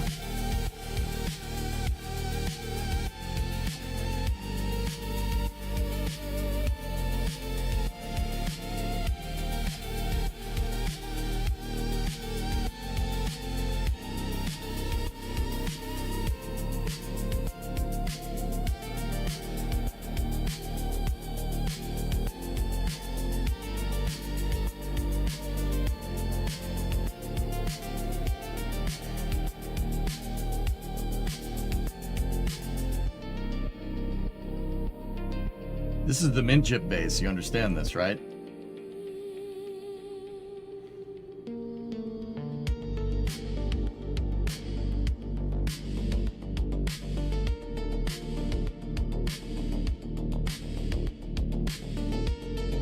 Nobody's been at this base Discovery, go at since like throttle up. 2018. You stopped playing the save shortly after I started watching the stream. Oh, oh, oh, oh, oh, oh.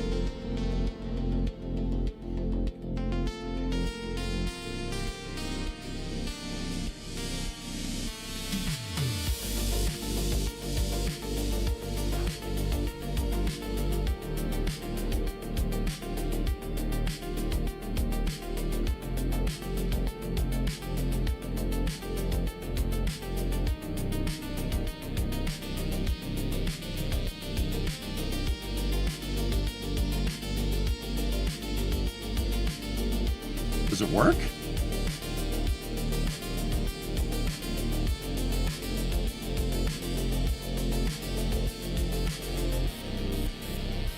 It's working.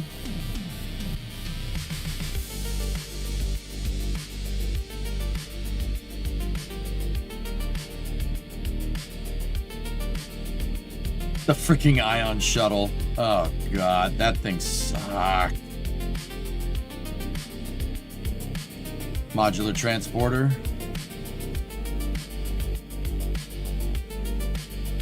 The KMU. The KMU. This is a shipyard, guys. My ships land over here. These vehicles right here go, dock to them, and they can ferry them around on the surface. They ferry them around on the surface and then attach them here so they can refuel. It's a big gas station.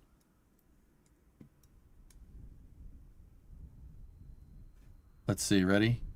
0, 1, 2, 50% simulation with all this nonsense going on here.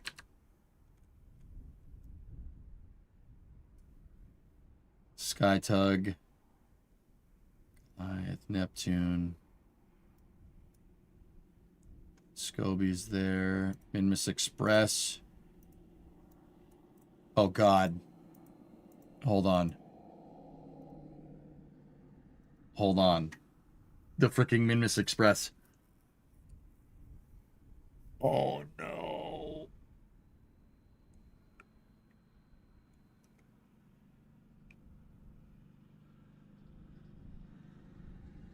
The freaking Minmus Express.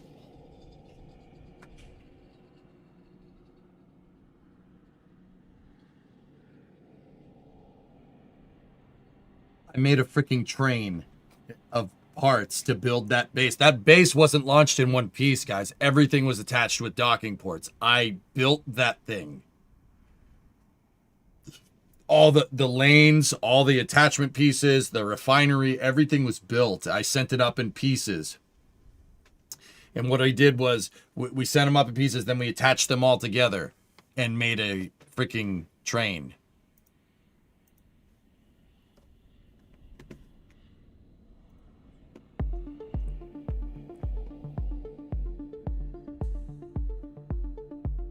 Yeah, Jim, it's fine.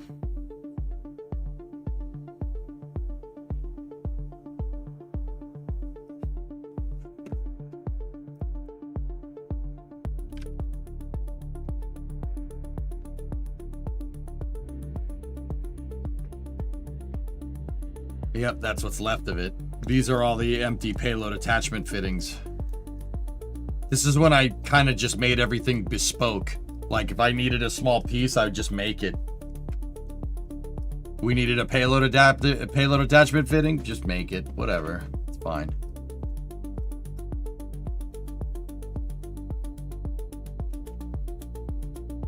Yeah, Electron, I know what you mean, dude.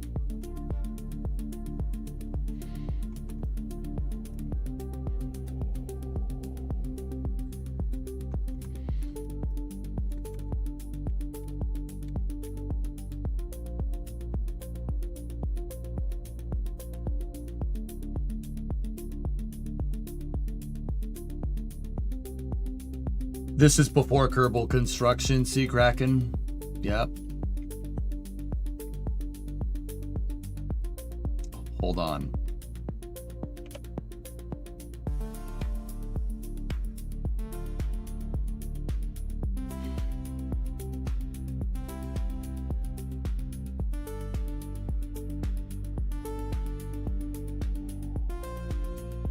Hold on.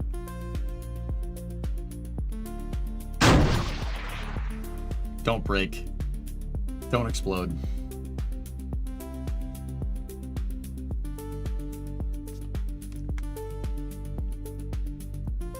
Yes!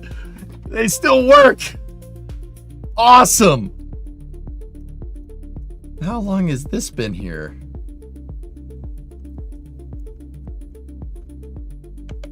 Dude.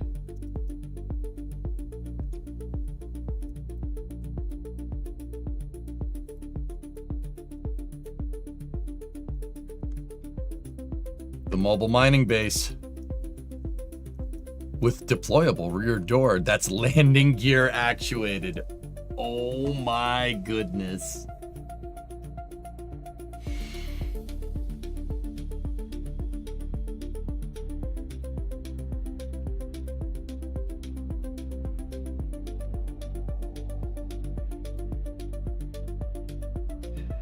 Does it still?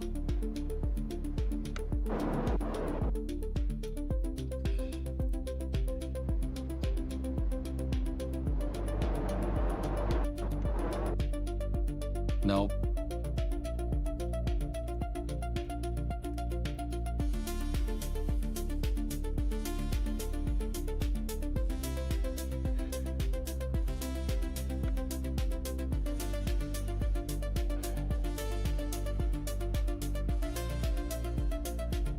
What's in the next crater?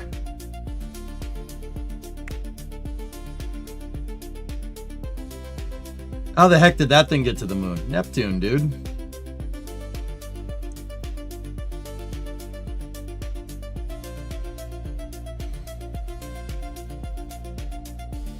That thing used to be able to hop. You can hop it down. It's a lander. It's a lander, but it's also a mining base. It's a mobile mining base. So it actually will come down. You can land it on the surface, and then you can just drive it wherever. And it's basically a gigantic roving base. It's huge.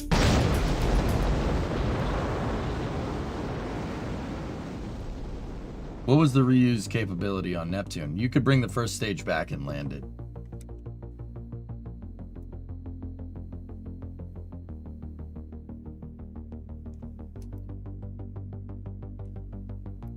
Oh.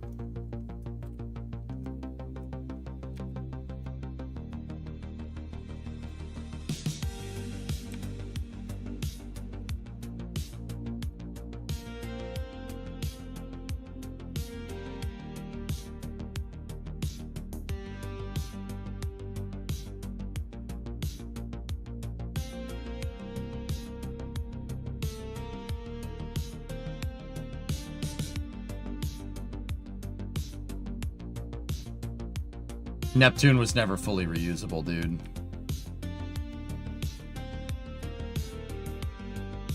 It was always recoverable.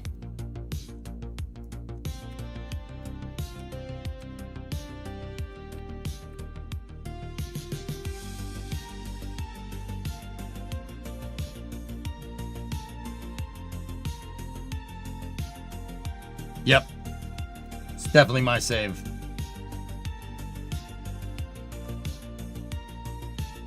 Discovery, go at throttle up. Hey, Deadbringer.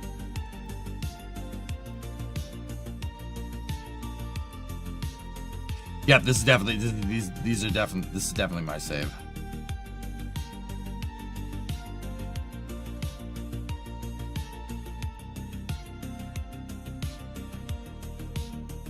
%12 load.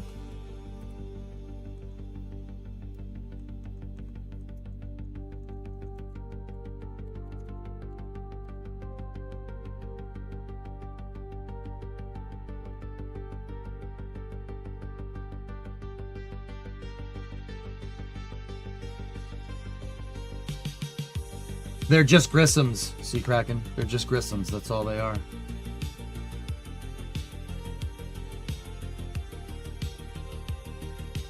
This isn't the save that I want the parts from, though. That's the career mode save. Discovery, go at throttle. Lawyer. 96-month resub. 8 years. Oh my gosh, we're old. Fine. Don't worry about it.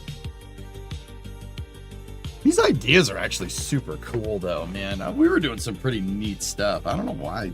I don't know. I think my strive for plausible realism kind of stifled a lot of these, but we can do this again with plausible realism. We'll make them.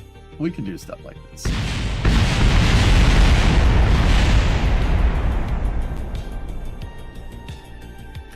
I hope that didn't kill anybody.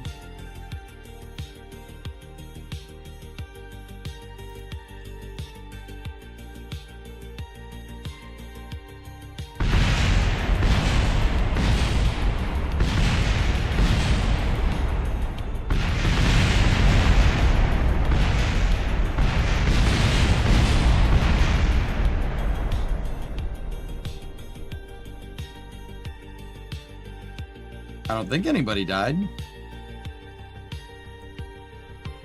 Man, I hope this thing survives. Yeah! Built like a tank, baby!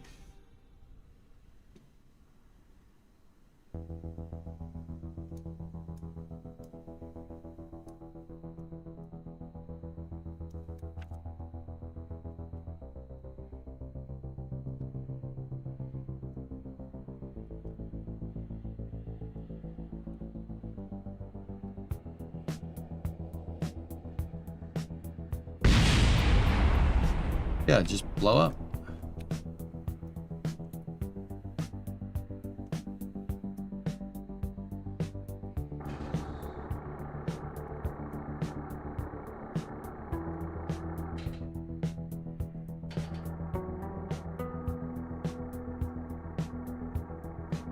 Well, this was another mobile mining base, but I don't think it's working very well anymore.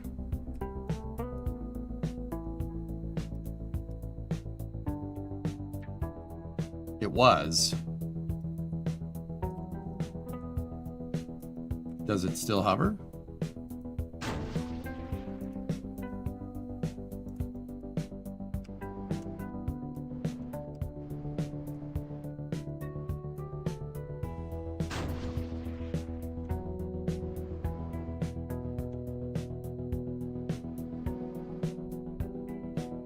I'm not entirely sure what's causing all this above back here, but I guarantee you it's not something great.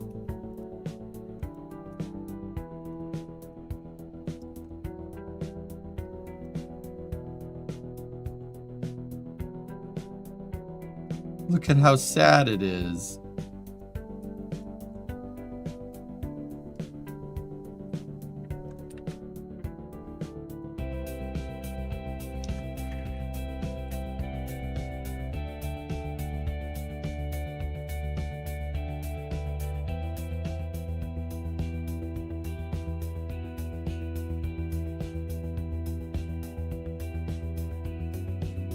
Did Grandparent Strut even exist when this was a thing? No. No, man.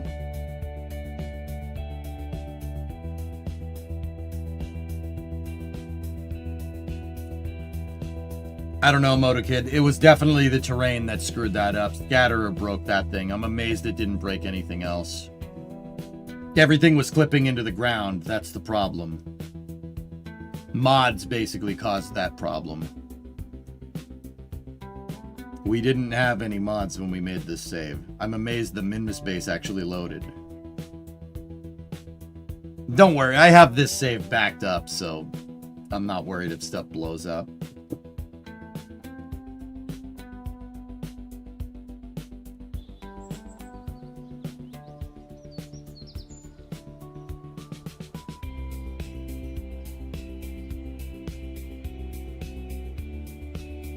$752 parts, K5CO1, with a heavy tag on it.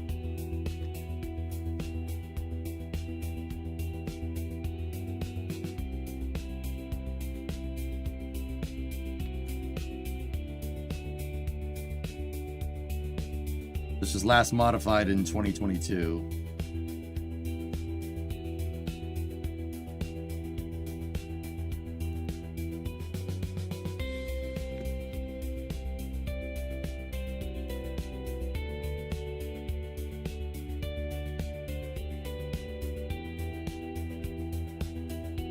Last persistent copy is reading 2019, January of 2019.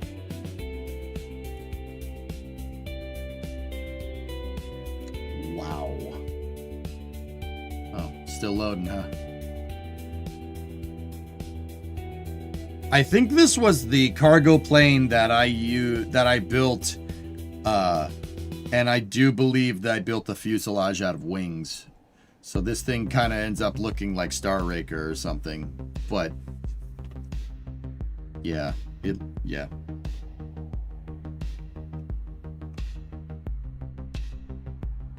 Here we go. Should be popping in here in a second.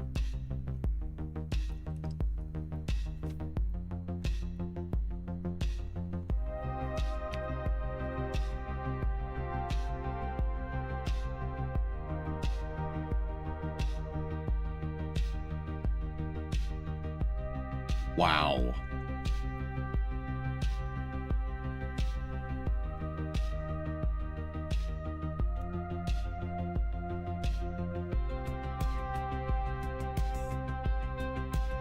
That's awesome.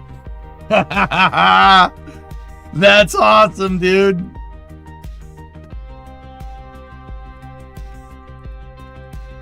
Probably not at all, Pigzig. Fly it? No. Now let's I'm gonna restart KSP, dude.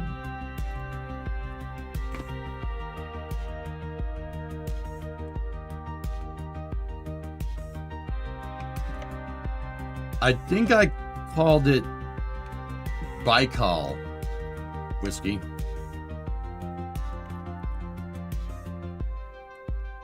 I was going through my Buran phase at the time, so I named everything after Buran shuttles.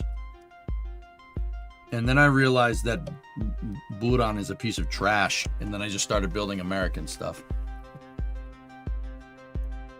Sorry, just thought I'd be real with you.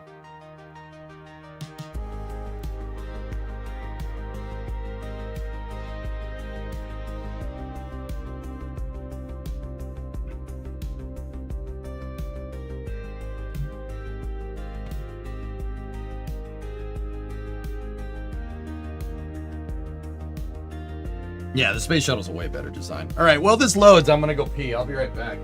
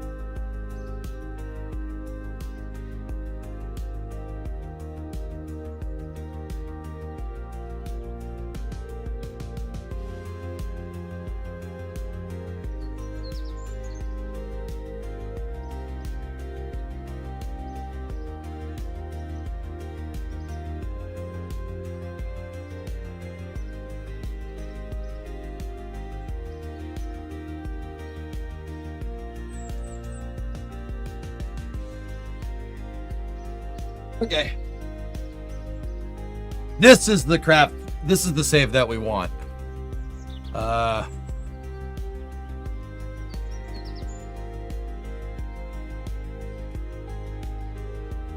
Yeah, this is the one we want. This has all the good stuff. This is why I loaded up these old saves. This is a straight career mode save.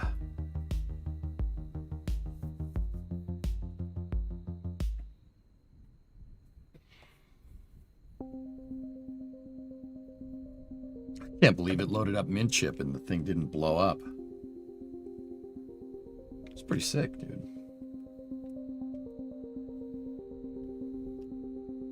I have no idea what Energia was. It was a Soviet rocket that was built to launch the Soviet space shuttle. It's a pretty good design. The lifter is good. The shuttle is caca.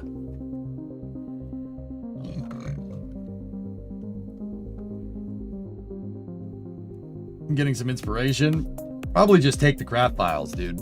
So I had a whole system, guys, with this career mode save for building bases.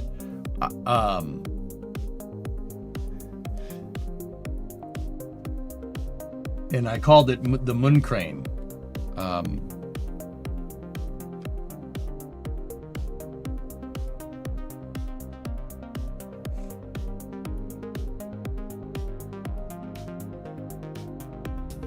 Maybe the Dawn module? What is this? Oh, nice.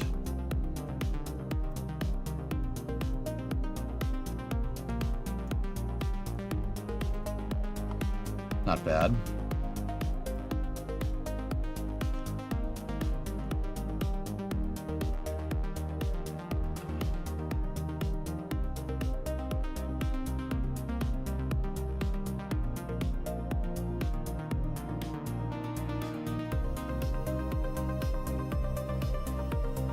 Eve transfer vehicle. Yeah, this is the save with the Rigel capsule. Glen capsule? Oh yeah, that was the test. I didn't finish that. I didn't like it. HEM1. There's the descent module. That was my science hopper. J2C delta V calculation.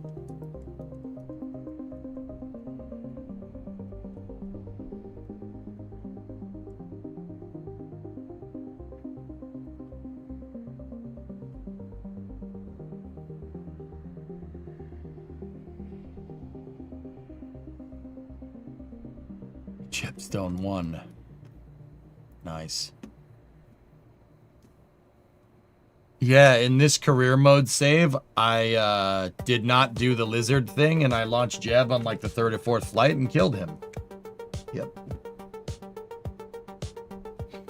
That's why I was very careful this time around.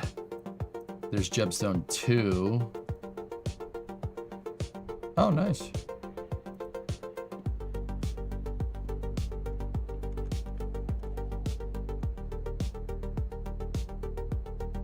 Jebstone 3. Yeah, buddy. Yeah, buddy. A Saturn 1B with 6 SRBs attached to the side. What the hell is that thing?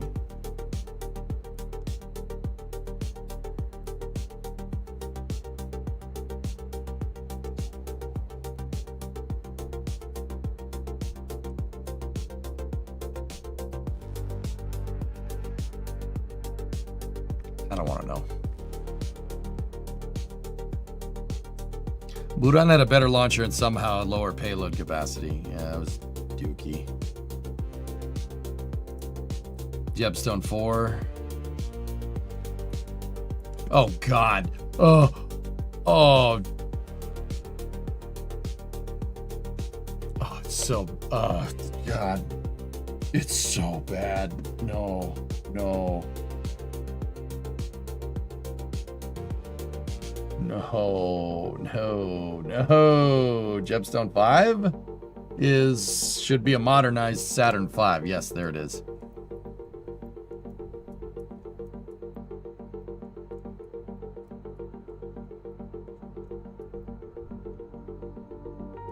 I SLS MPS'd your Saturn 5. Deal with it.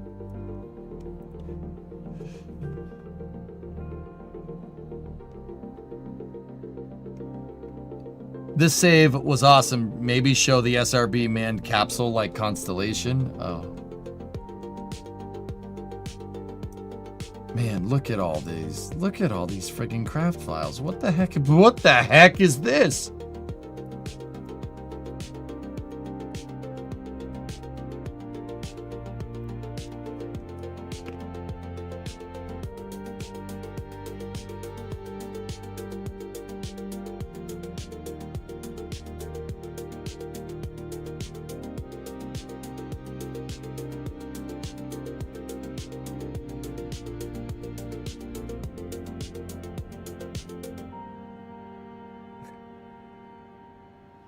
That is what you think it is.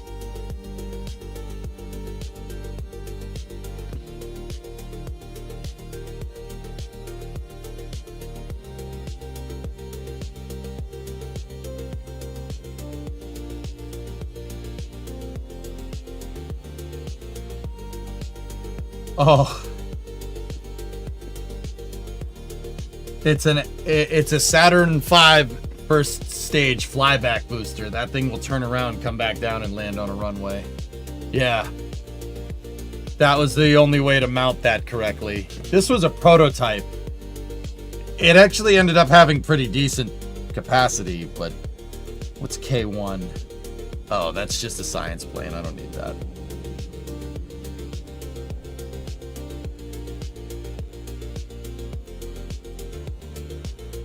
Oh god, it's the carrot. Lizard's a better name anyway.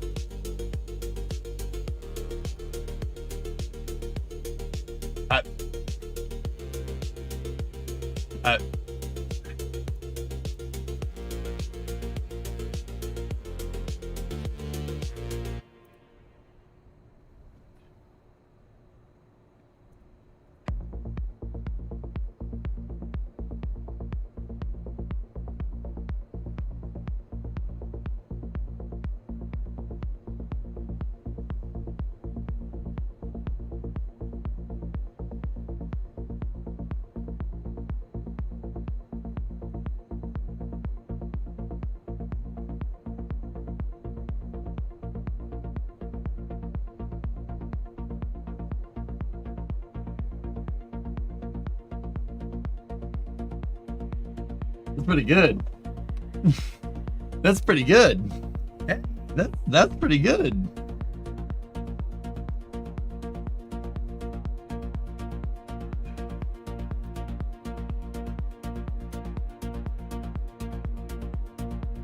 I do believe this whole thing folds out like the whole thing folds out. Like it'll just fold up like origami.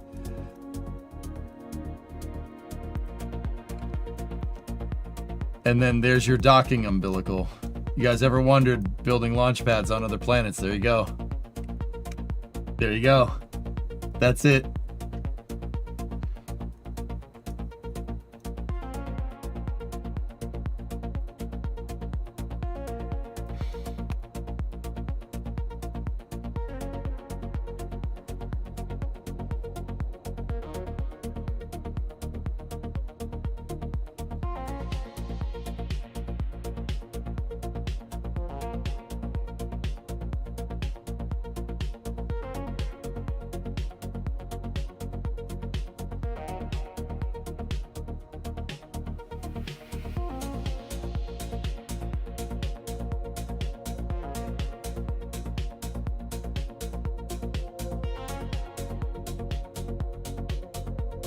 That's the thing that I want right there.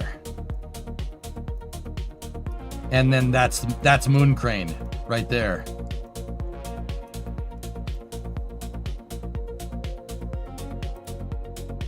Man, we were cooking during this save. Holy crap.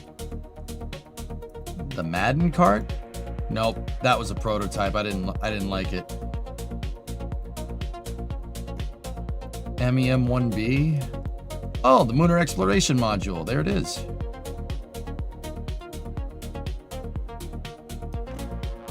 Does MEM-2?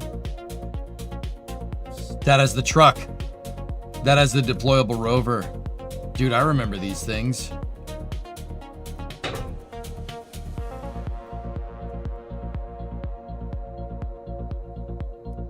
Oh, we gotta get back to this. We gotta get back to this. We gotta get back to doing this stuff. This is kick butt, dude.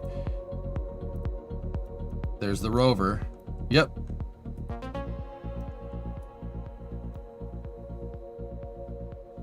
Yeah, this thing folds out. I want this. I want this. I might just borrow this.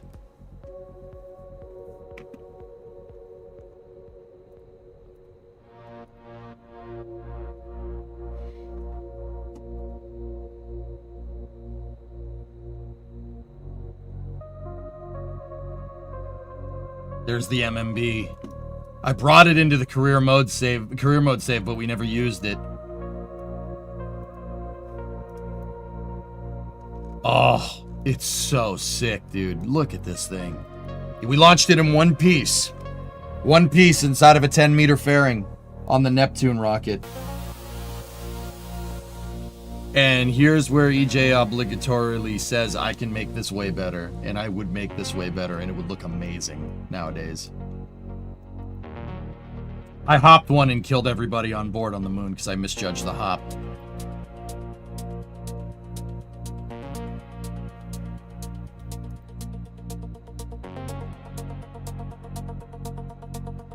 It still has the Kraken Tech door, dudes.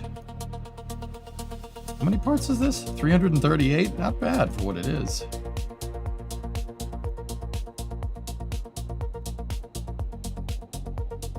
And it's nuclear powered. We have an array of RTGs sitting in here.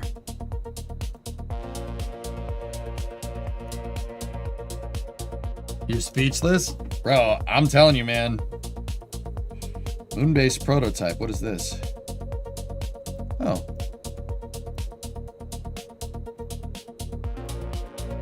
Yeah. Yeah. Okay. That's the prototype. Now, where's the damn crane? Moon crane. Here it is. But,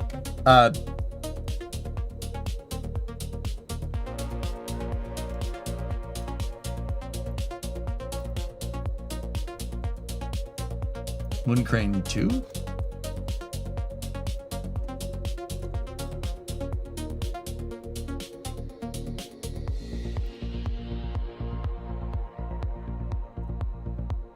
Three. Oh. That's it, dudes. That's it. There it is.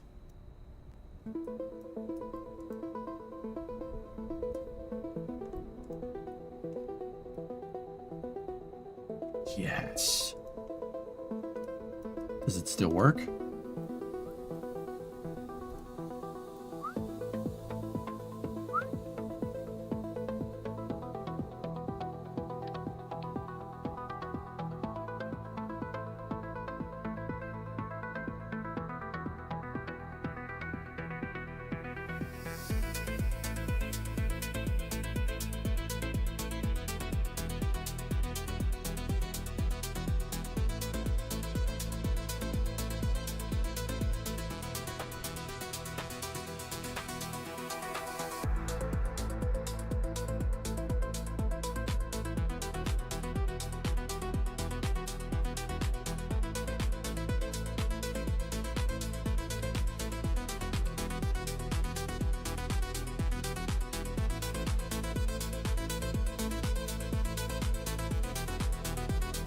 You use it, I can use it to pluck stuff off of a descent module. So if I didn't want to make a overhead descent module in this career mode save element. So what I did want to do is make a descent module that can come back down, but the problem is you're not going to put something underneath it, you're going to put something on top of it. So this thing would come down with a base component on top, and then I could just get the crane to go near it, or just, you know, get it near the crane. Crane could pluck the component off and place it down.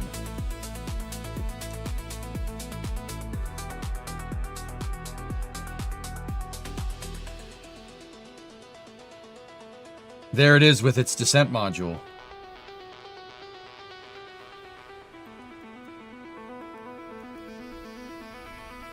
Yep. See, and then the crane had wheels. It has rover wheels that can deploy, so it can either set up on jacks, all right, and then you could put the wheels down, let the jacks go, and then the wheels have 180 degrees of movement, and it could crab. It can go left, right. It can go forward, back. It can go diagonally. So you can basically set up shop with the crane anywhere.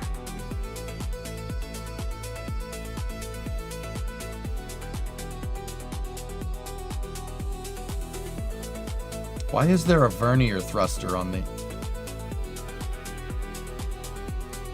And that's with its descent module. That's my old descent module design.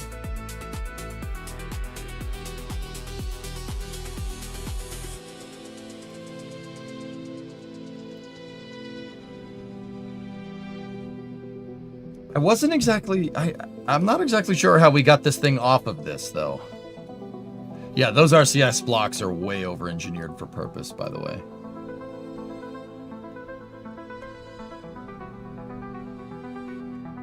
What's Moongrain 3T?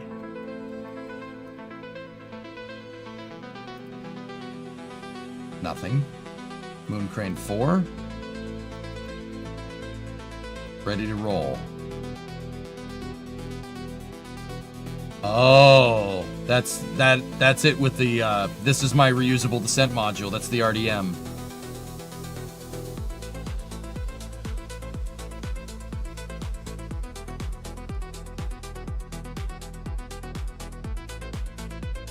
I don't know.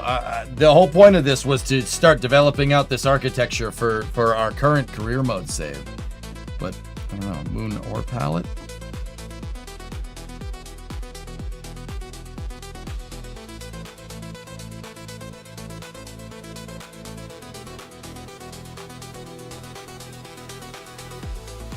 Bro.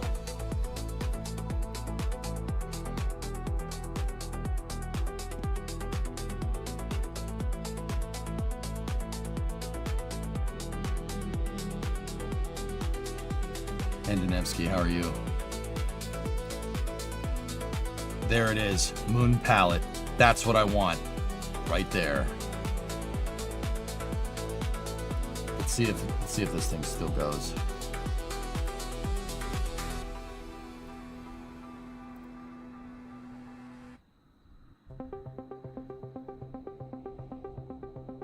You're gonna get back to your current save. I'm not doing this for nostalgia, guys. I'm doing this to test this stuff. I want to evaluate this stuff because there's not really too much point in reinventing the wheel. I would really like to jump back in with this. I want to take some of these parts and use them, or at least take the idea, refactor the craft file, and build out some sick stuff with the with our current save. Are you gonna get back to the current save before you move on to BF6? What? I don't know. What?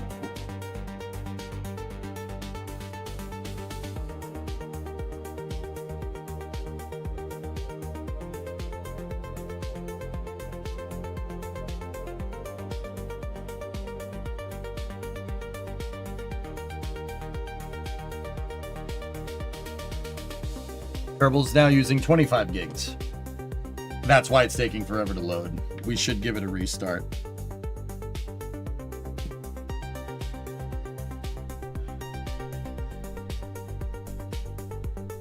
Okay. All right. Here we go.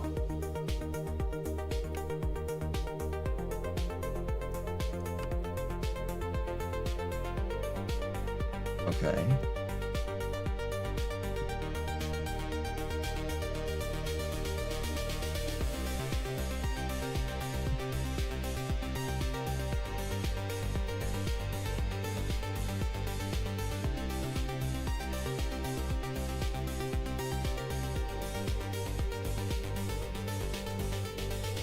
So watch, dudes.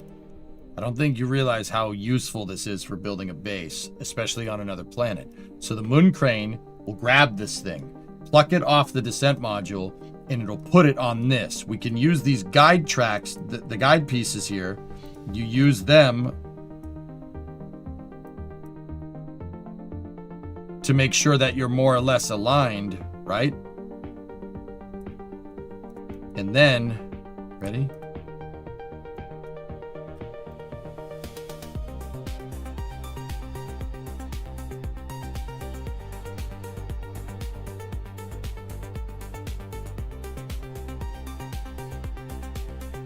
I can use this to just attach it to whatever.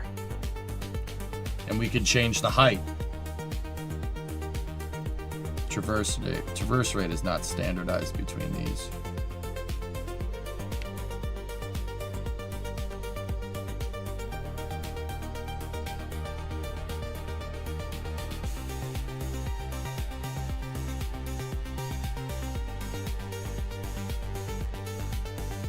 That's correct. This makes it so you could build whatever. You can make whatever you want.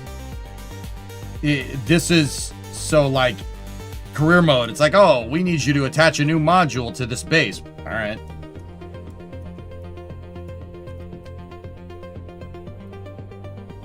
How do you deal with uneven terrain? Build on flat area. That's how you deal with uneven terrain. Now, the thing that you could do with this, watch. So, if you control from here, you control from the docking port, right?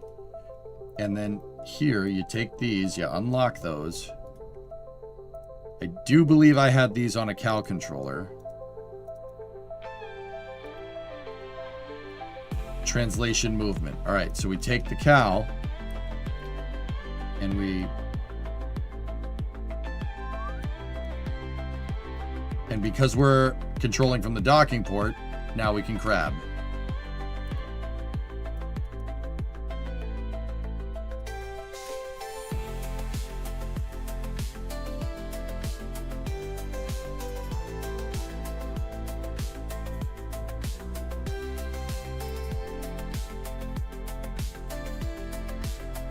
See why I wanted this?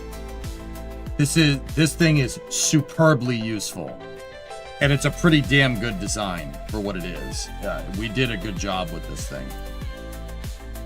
I'm having, okay, yeah. That's great, Danevsky. Try to keep it classy during the day, but okay.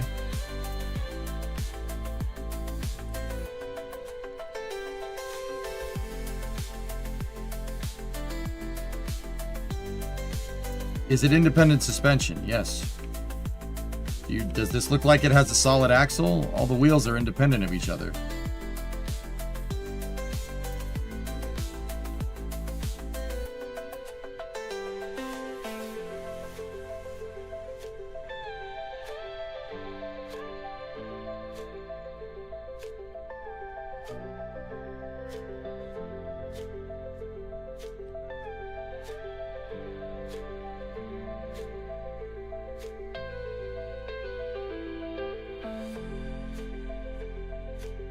Big of a module can it support? You can get reasonably big. I've built bases.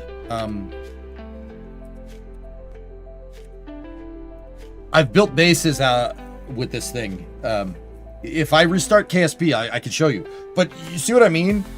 Maybe we don't need to like pull the craft file exactly, guys. But actually, I can. Everything is in the same save now. We can pull it. Remake it. And make this thing just that much better. Dude, my building technique has gotten so good. Mission mode honed my building technique so well. Like, you had to be so precise with how you make things that, yeah, like, a lot of these craft files, the ideas are amazing. It's just the execution on the craft file is not great.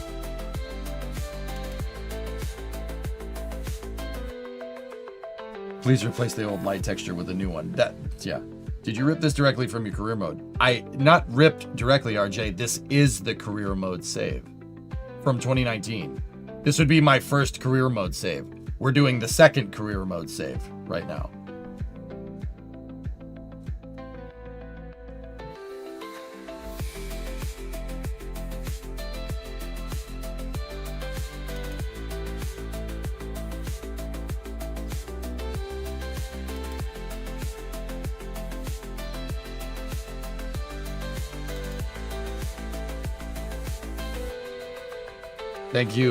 Thanks for pronouncing your last name correctly.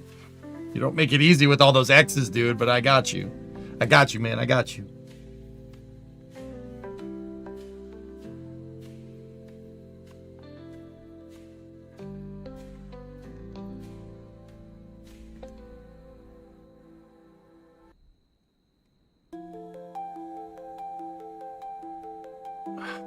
Oh, jeez.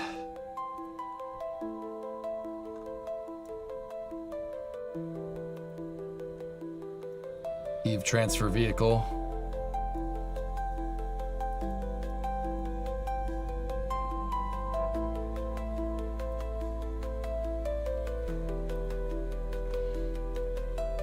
Whoa.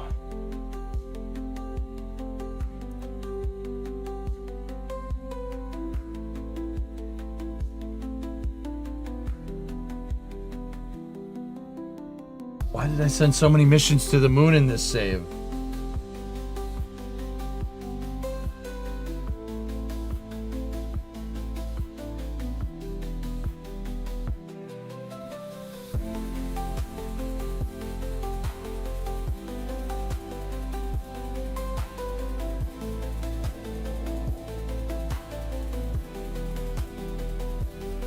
This is my first career mode save, 1000 from like 2019.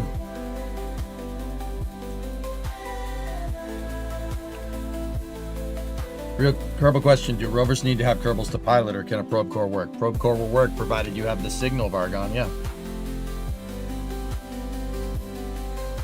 Why didn't we send this many missions to the moon in real life? Okay. Okay, Jason. Yeah, alright. What's up, man? How you doing? Okay, that's fair.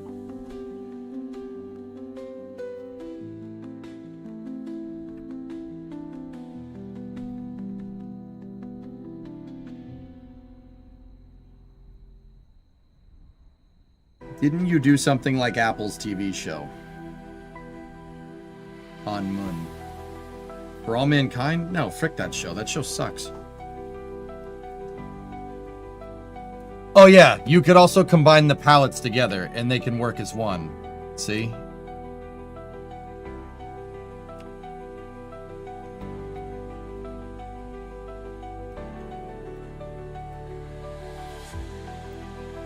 This is here because there's resources here. I remember, we drove. We drove away from the main base because there's a resource deposit here. Over here. So it's an SPMT. A lunar SPMT, Vargon. Yeah, pretty much. Yeah. Yeah, it's like an off-road SPMT, dude. Because it's got suspension on it and stuff. But that's generally the idea, yeah.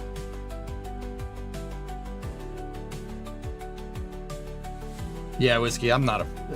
they lost me after season 2. I'm just like...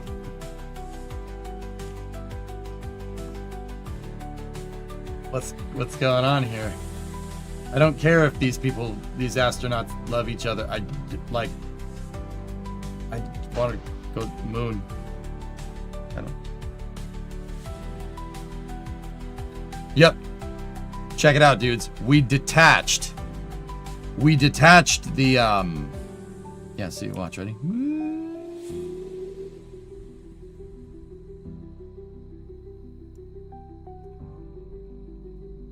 We detached those 2 other modules.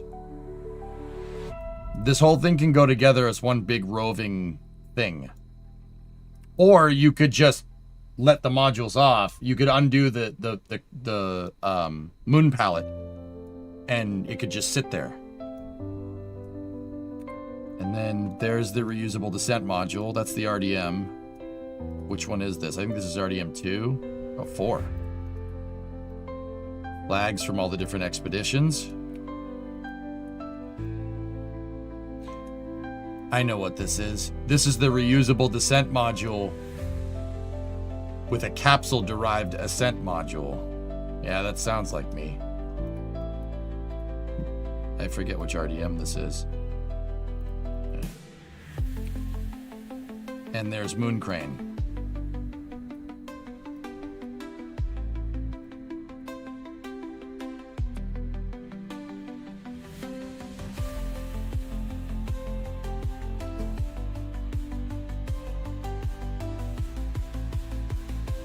There's RDM2.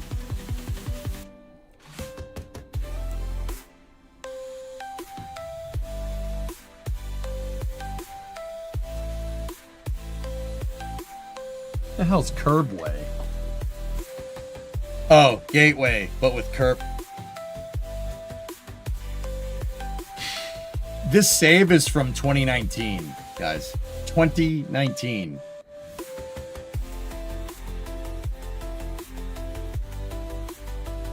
And it has a gateway in it.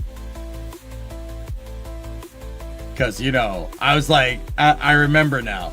I was like, let's build a gateway. Let's build Gateway out there.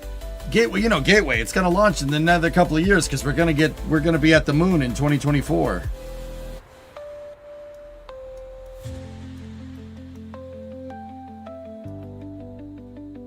There's the 2 Rygo capsules.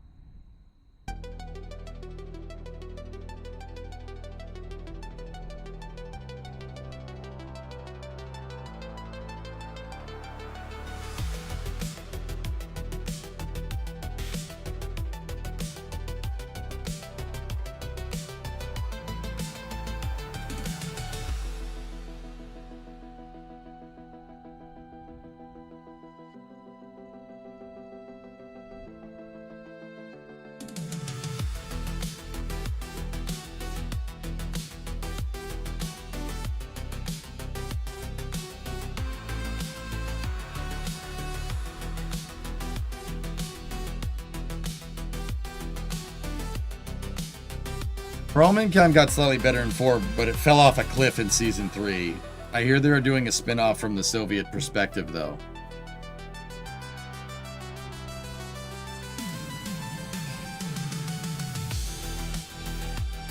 No, Airborne, it won't. I mean, we all built Gateway. You even set Skylon to yours. Nice, Jason. Nice build, dude. Don't explode?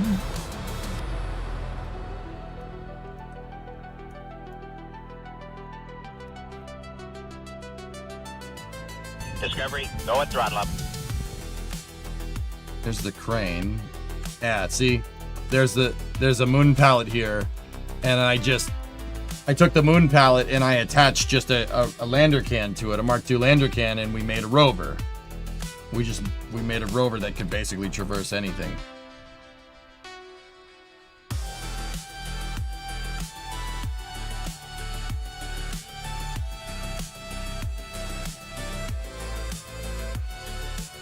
I don't know what happened to that moon crane.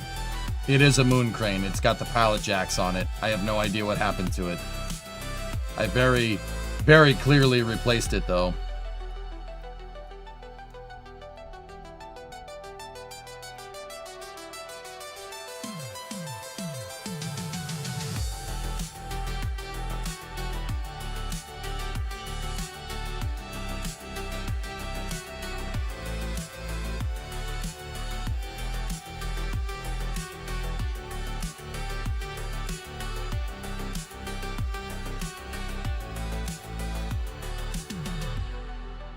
What's inside that service module housing?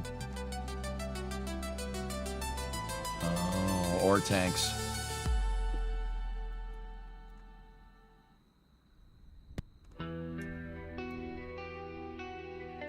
Dude, this stuff is sick. This is so cool, man.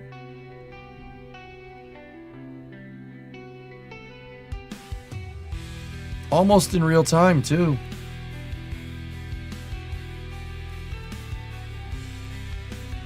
This whole base is cool, dude.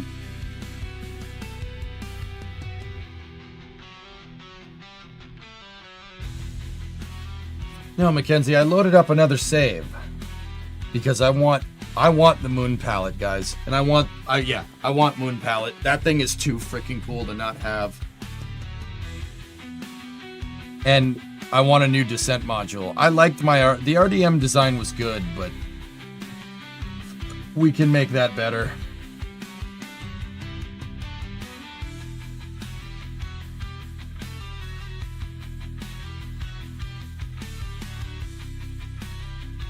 Moon crane is ace. That thing is so damn cool. That was such a good design. This is right when they put robotics into the game, too. Do you imagine if we scaled this?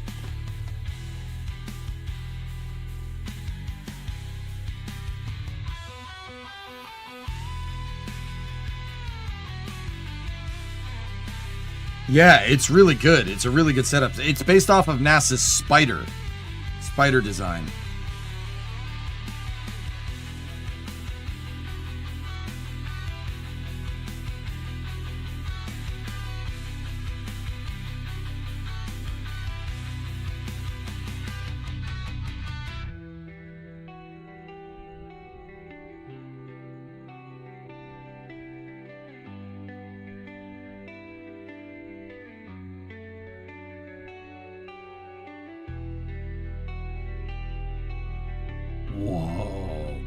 way.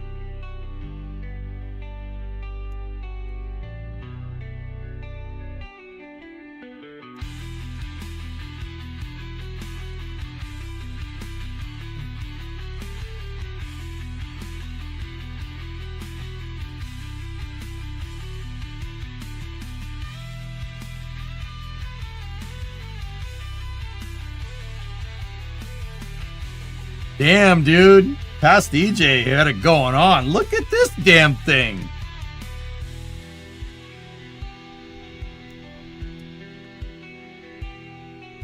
I remember making this. I remember it took so long to get this stupid thing right.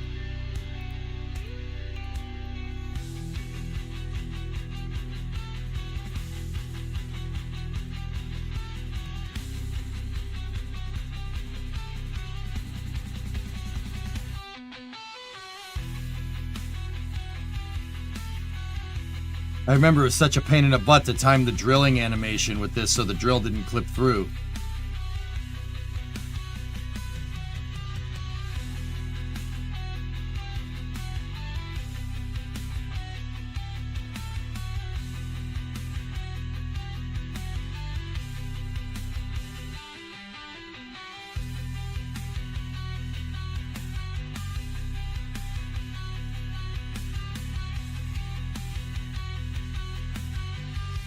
Oh, dude, that's so cool.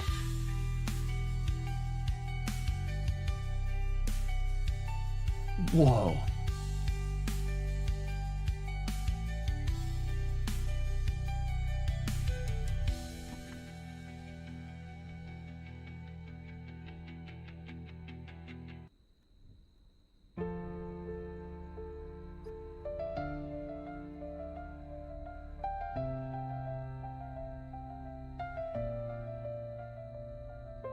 Yeah, there's the ISRU. All this was delivered by a moon crane. The moon crane and the moon pallet. No flags, RJ. I'm seeing places for improvement all over the place here, dude.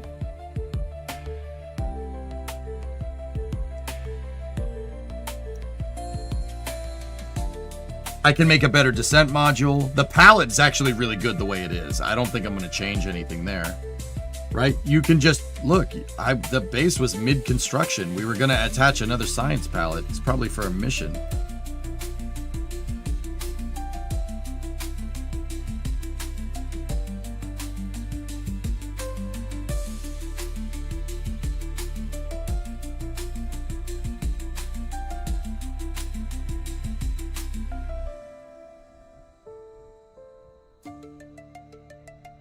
Wow.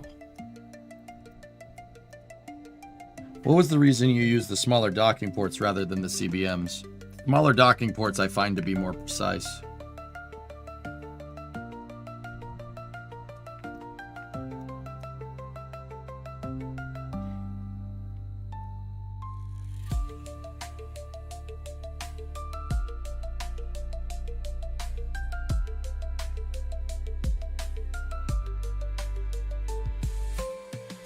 This is the architecture I want. At least initially. Moon crane. Let's see what we got here.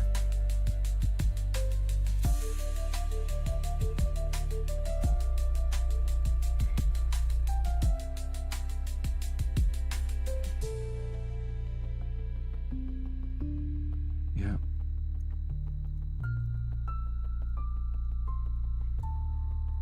I'm not sure why I have a Jebstone 4 and a Saturn 5 stage sitting over there with modules on them, but alright. And then another Jebstone 4 over there, but...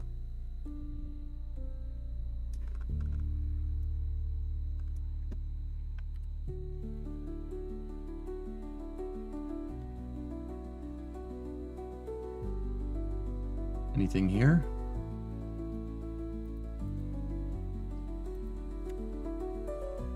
Anything there?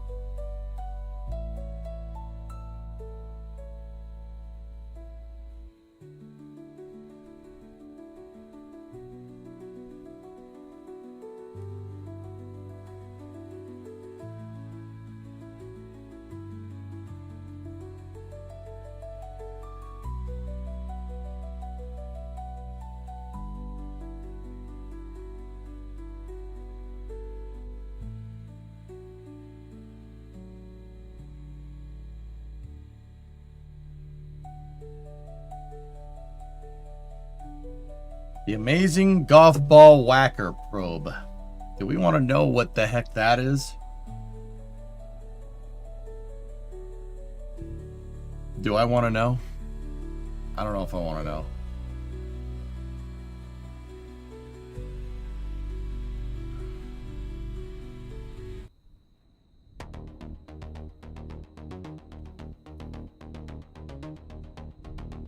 Yeah, Whiskey, for sure. That's definitely a Happy Gilmore reference. It's me.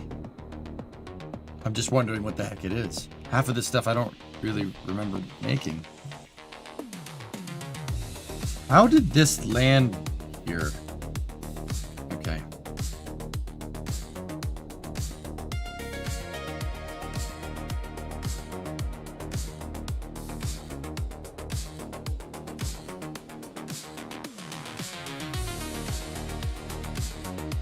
Wow.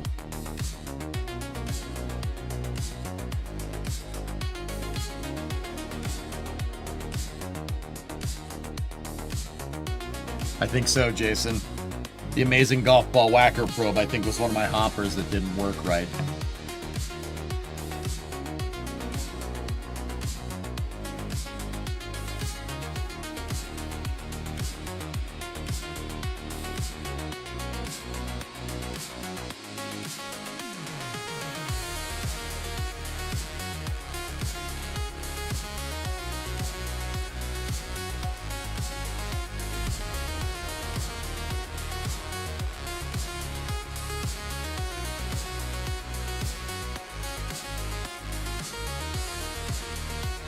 Now the Rigel, if I'm looking at this right, the Rigel capsule has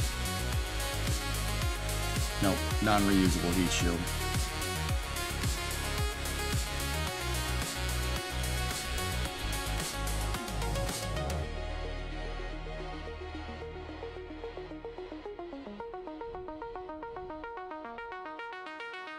Just an ore tank.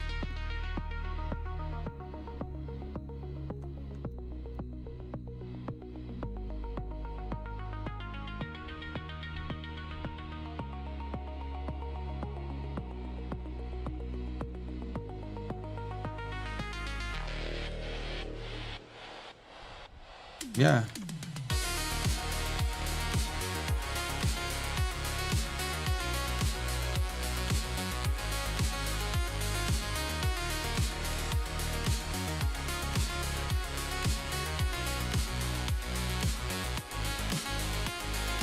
J2C base. What is this?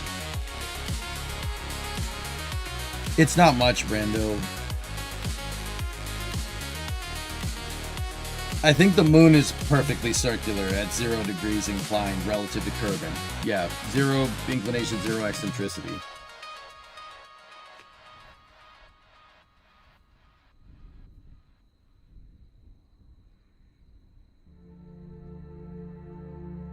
Dude, this kind of got me hyped. This is awesome. That's such a good architecture. Dude, I want it. I want. Uh-oh. Oh.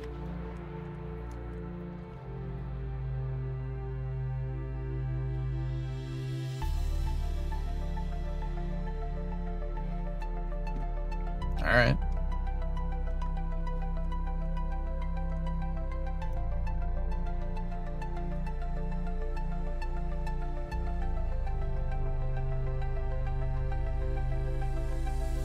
Okay. Cool. I'm sure people did it, Mikey. There was no re-entry. There was no re-entry plasma in not that it really matters. It's Kerbal. There was no re-entry in this game in the early days. So yeah, people made reusable stuff all the time. That engine did go on a tumble cave, man. Yeah. Kerbal is using 30 gigs.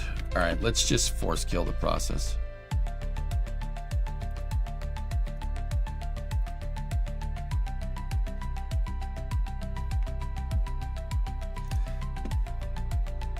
Dudes, I want to use that. I want to do that architecture. Modular base components. Yeah. just needs some, there is some stuff that needs to be ironed out with it, but it's not that bad.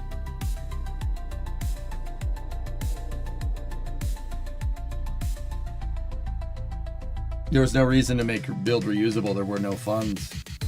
That's right.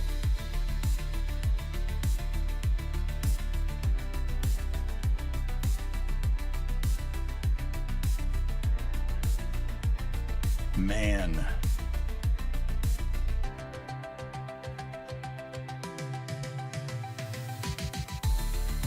Now my brain's going off with all kinds of ideas. We'll keep looking through what we want tomorrow, dudes. Because we don't know when Newglands is gonna happen next. But yeah. I'm gonna bring back the Moon Palette for the new save. I'm gonna bring back Moon Palette and maybe make some new base components to it. Just iron out a couple of things with the architecture. Because I remember there were some bad parts. The Moon Crane can't land by itself. So the Moon Crane is designed to pluck modules off of a descent module. What happens when it lands? When it lands, it needs to be able to pluck itself off of a descent module, which is something we got to figure that one out.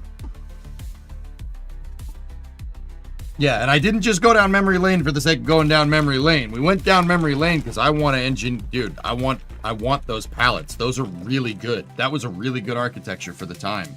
Like, you know, I often say, like, you hear me, you guys, you hear me say, like, oh, I could remake this so much better nowadays. I could remake this. Dude, not really with the palette. The palette is really good.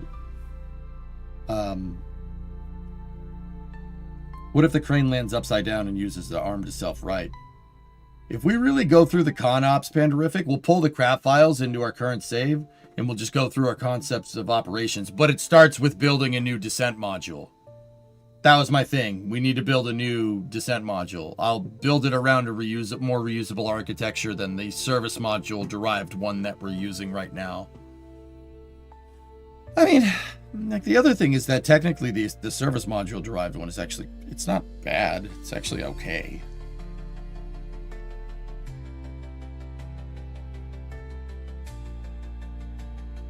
It did work as a quick stopgap. That's right. Yeah.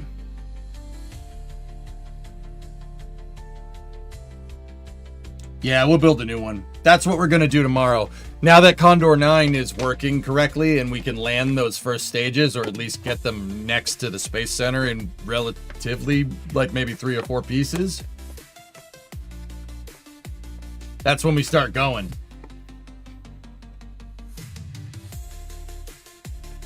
You're hearing 3 p.m. tomorrow. Probably shouldn't have said that. We knew it was a 24-hour scrub, Werner. Have you tried an HLS analog? No, not really.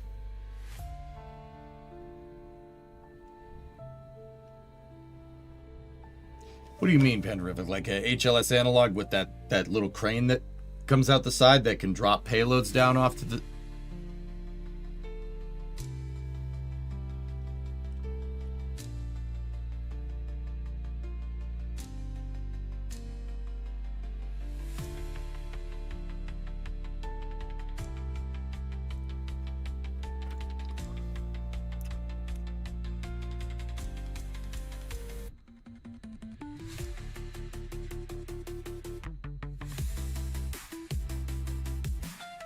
I mean, we could do it. The problem is that you would have to be working around a 375 payload bay.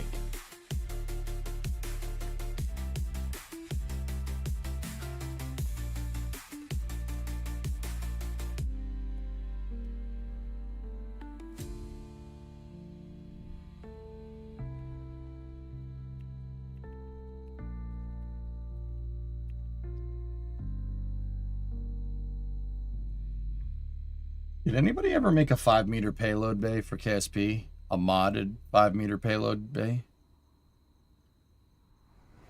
Hold on, let me look around.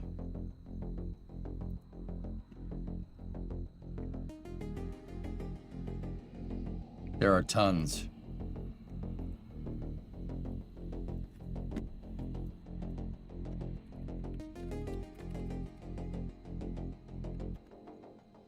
It's near future spacecraft.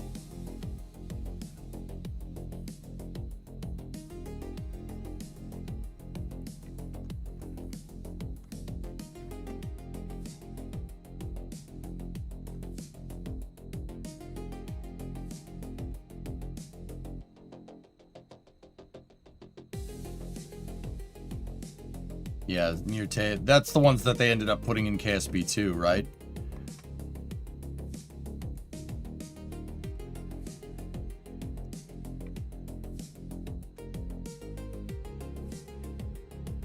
But I don't want all these. I just want the 5-meter payload balls.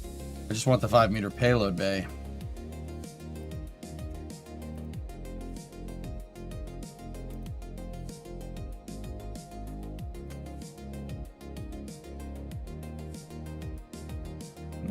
Little capacitor.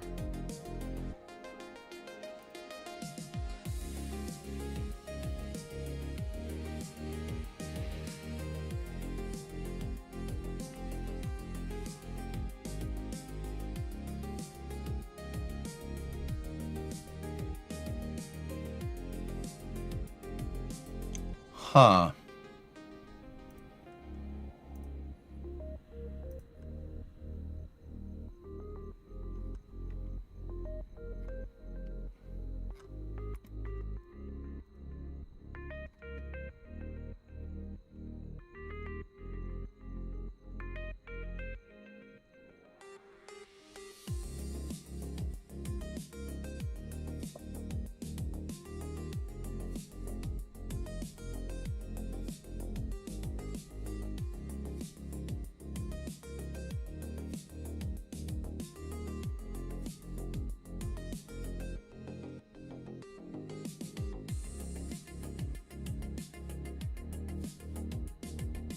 Jeez.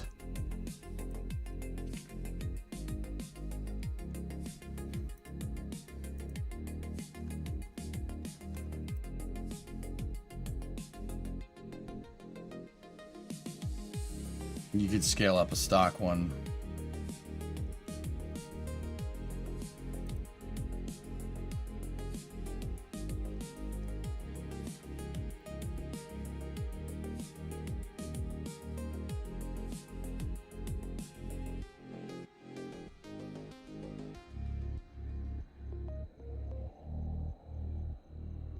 Yeah, the modding community KSP rules, dude. There we go.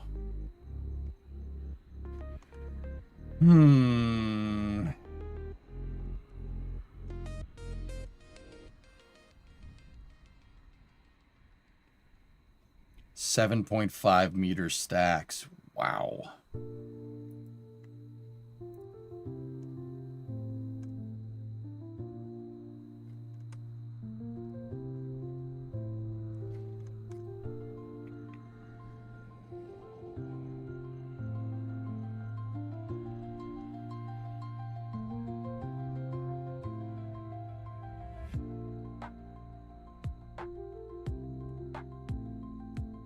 No, no, no. I could explore other landing architectures and stuff if we, I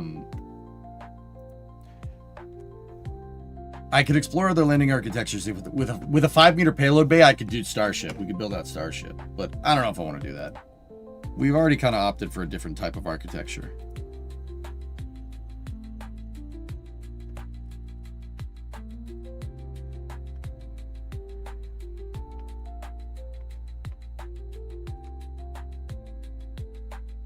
I forgot to ask, what was that mod that was causing the jello water? It's Scatterer.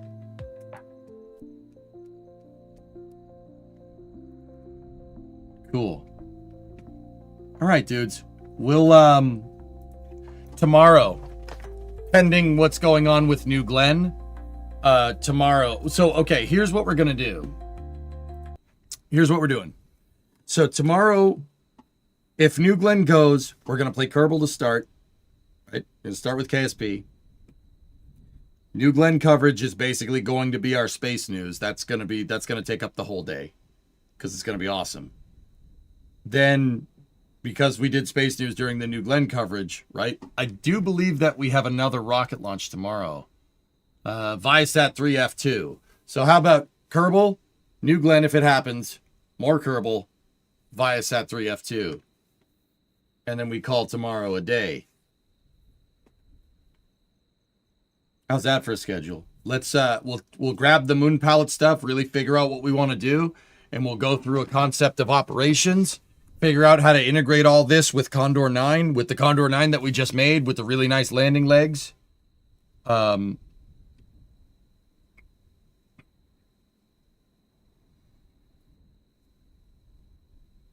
As a long run potentially. Hey, we got to get back into it. The rough patch that I've been going through, I think, is gone. I think we're done. So that means we have to hit it guns blazing. With the exception of Thanksgiving break and Christmas break, I'm going to be here, man. And then once January hits, I'm going to be here. We're going to be here, dude.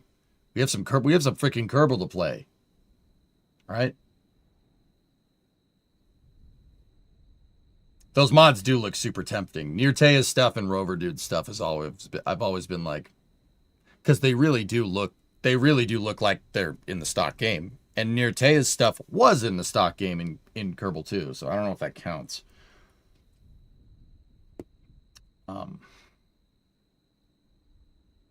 But yeah, okay, cool. So that's going to do it for Kerbal today. We got rocket coverage for our space news tomorrow and more KSP. Guys, I'm not going to... We're going to sit there. We're going to test out the moon crane. We're going to make sure that everything works. Just go through its concept of operations. That shouldn't take very long, and then we're going to start launching them. We're going to start building bases. We have a contract. We're on the hook for a contract for a base on Minmus. Pays out 400 Gs. If we do that one contract, it basically satisfies the entire testing regime that we did today.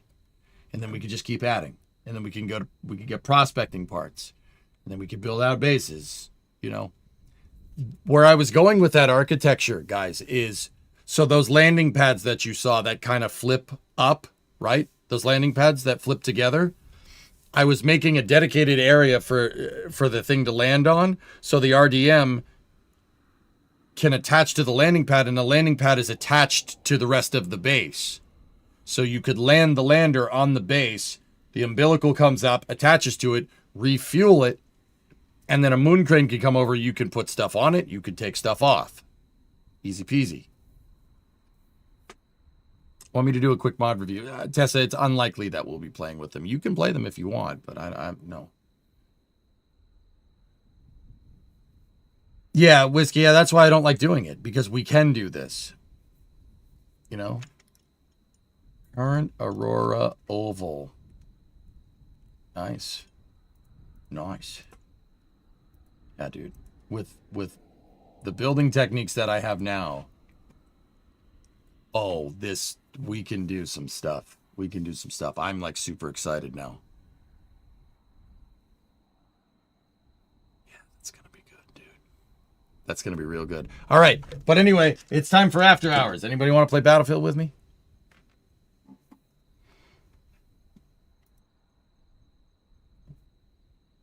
It's good stuff, man.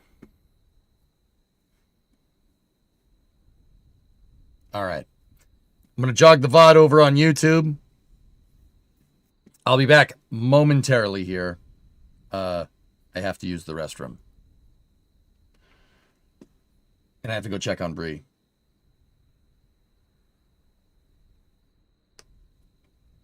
You were actually a mod for KSP TV under a different name in the olden days. What was it, Whiskey?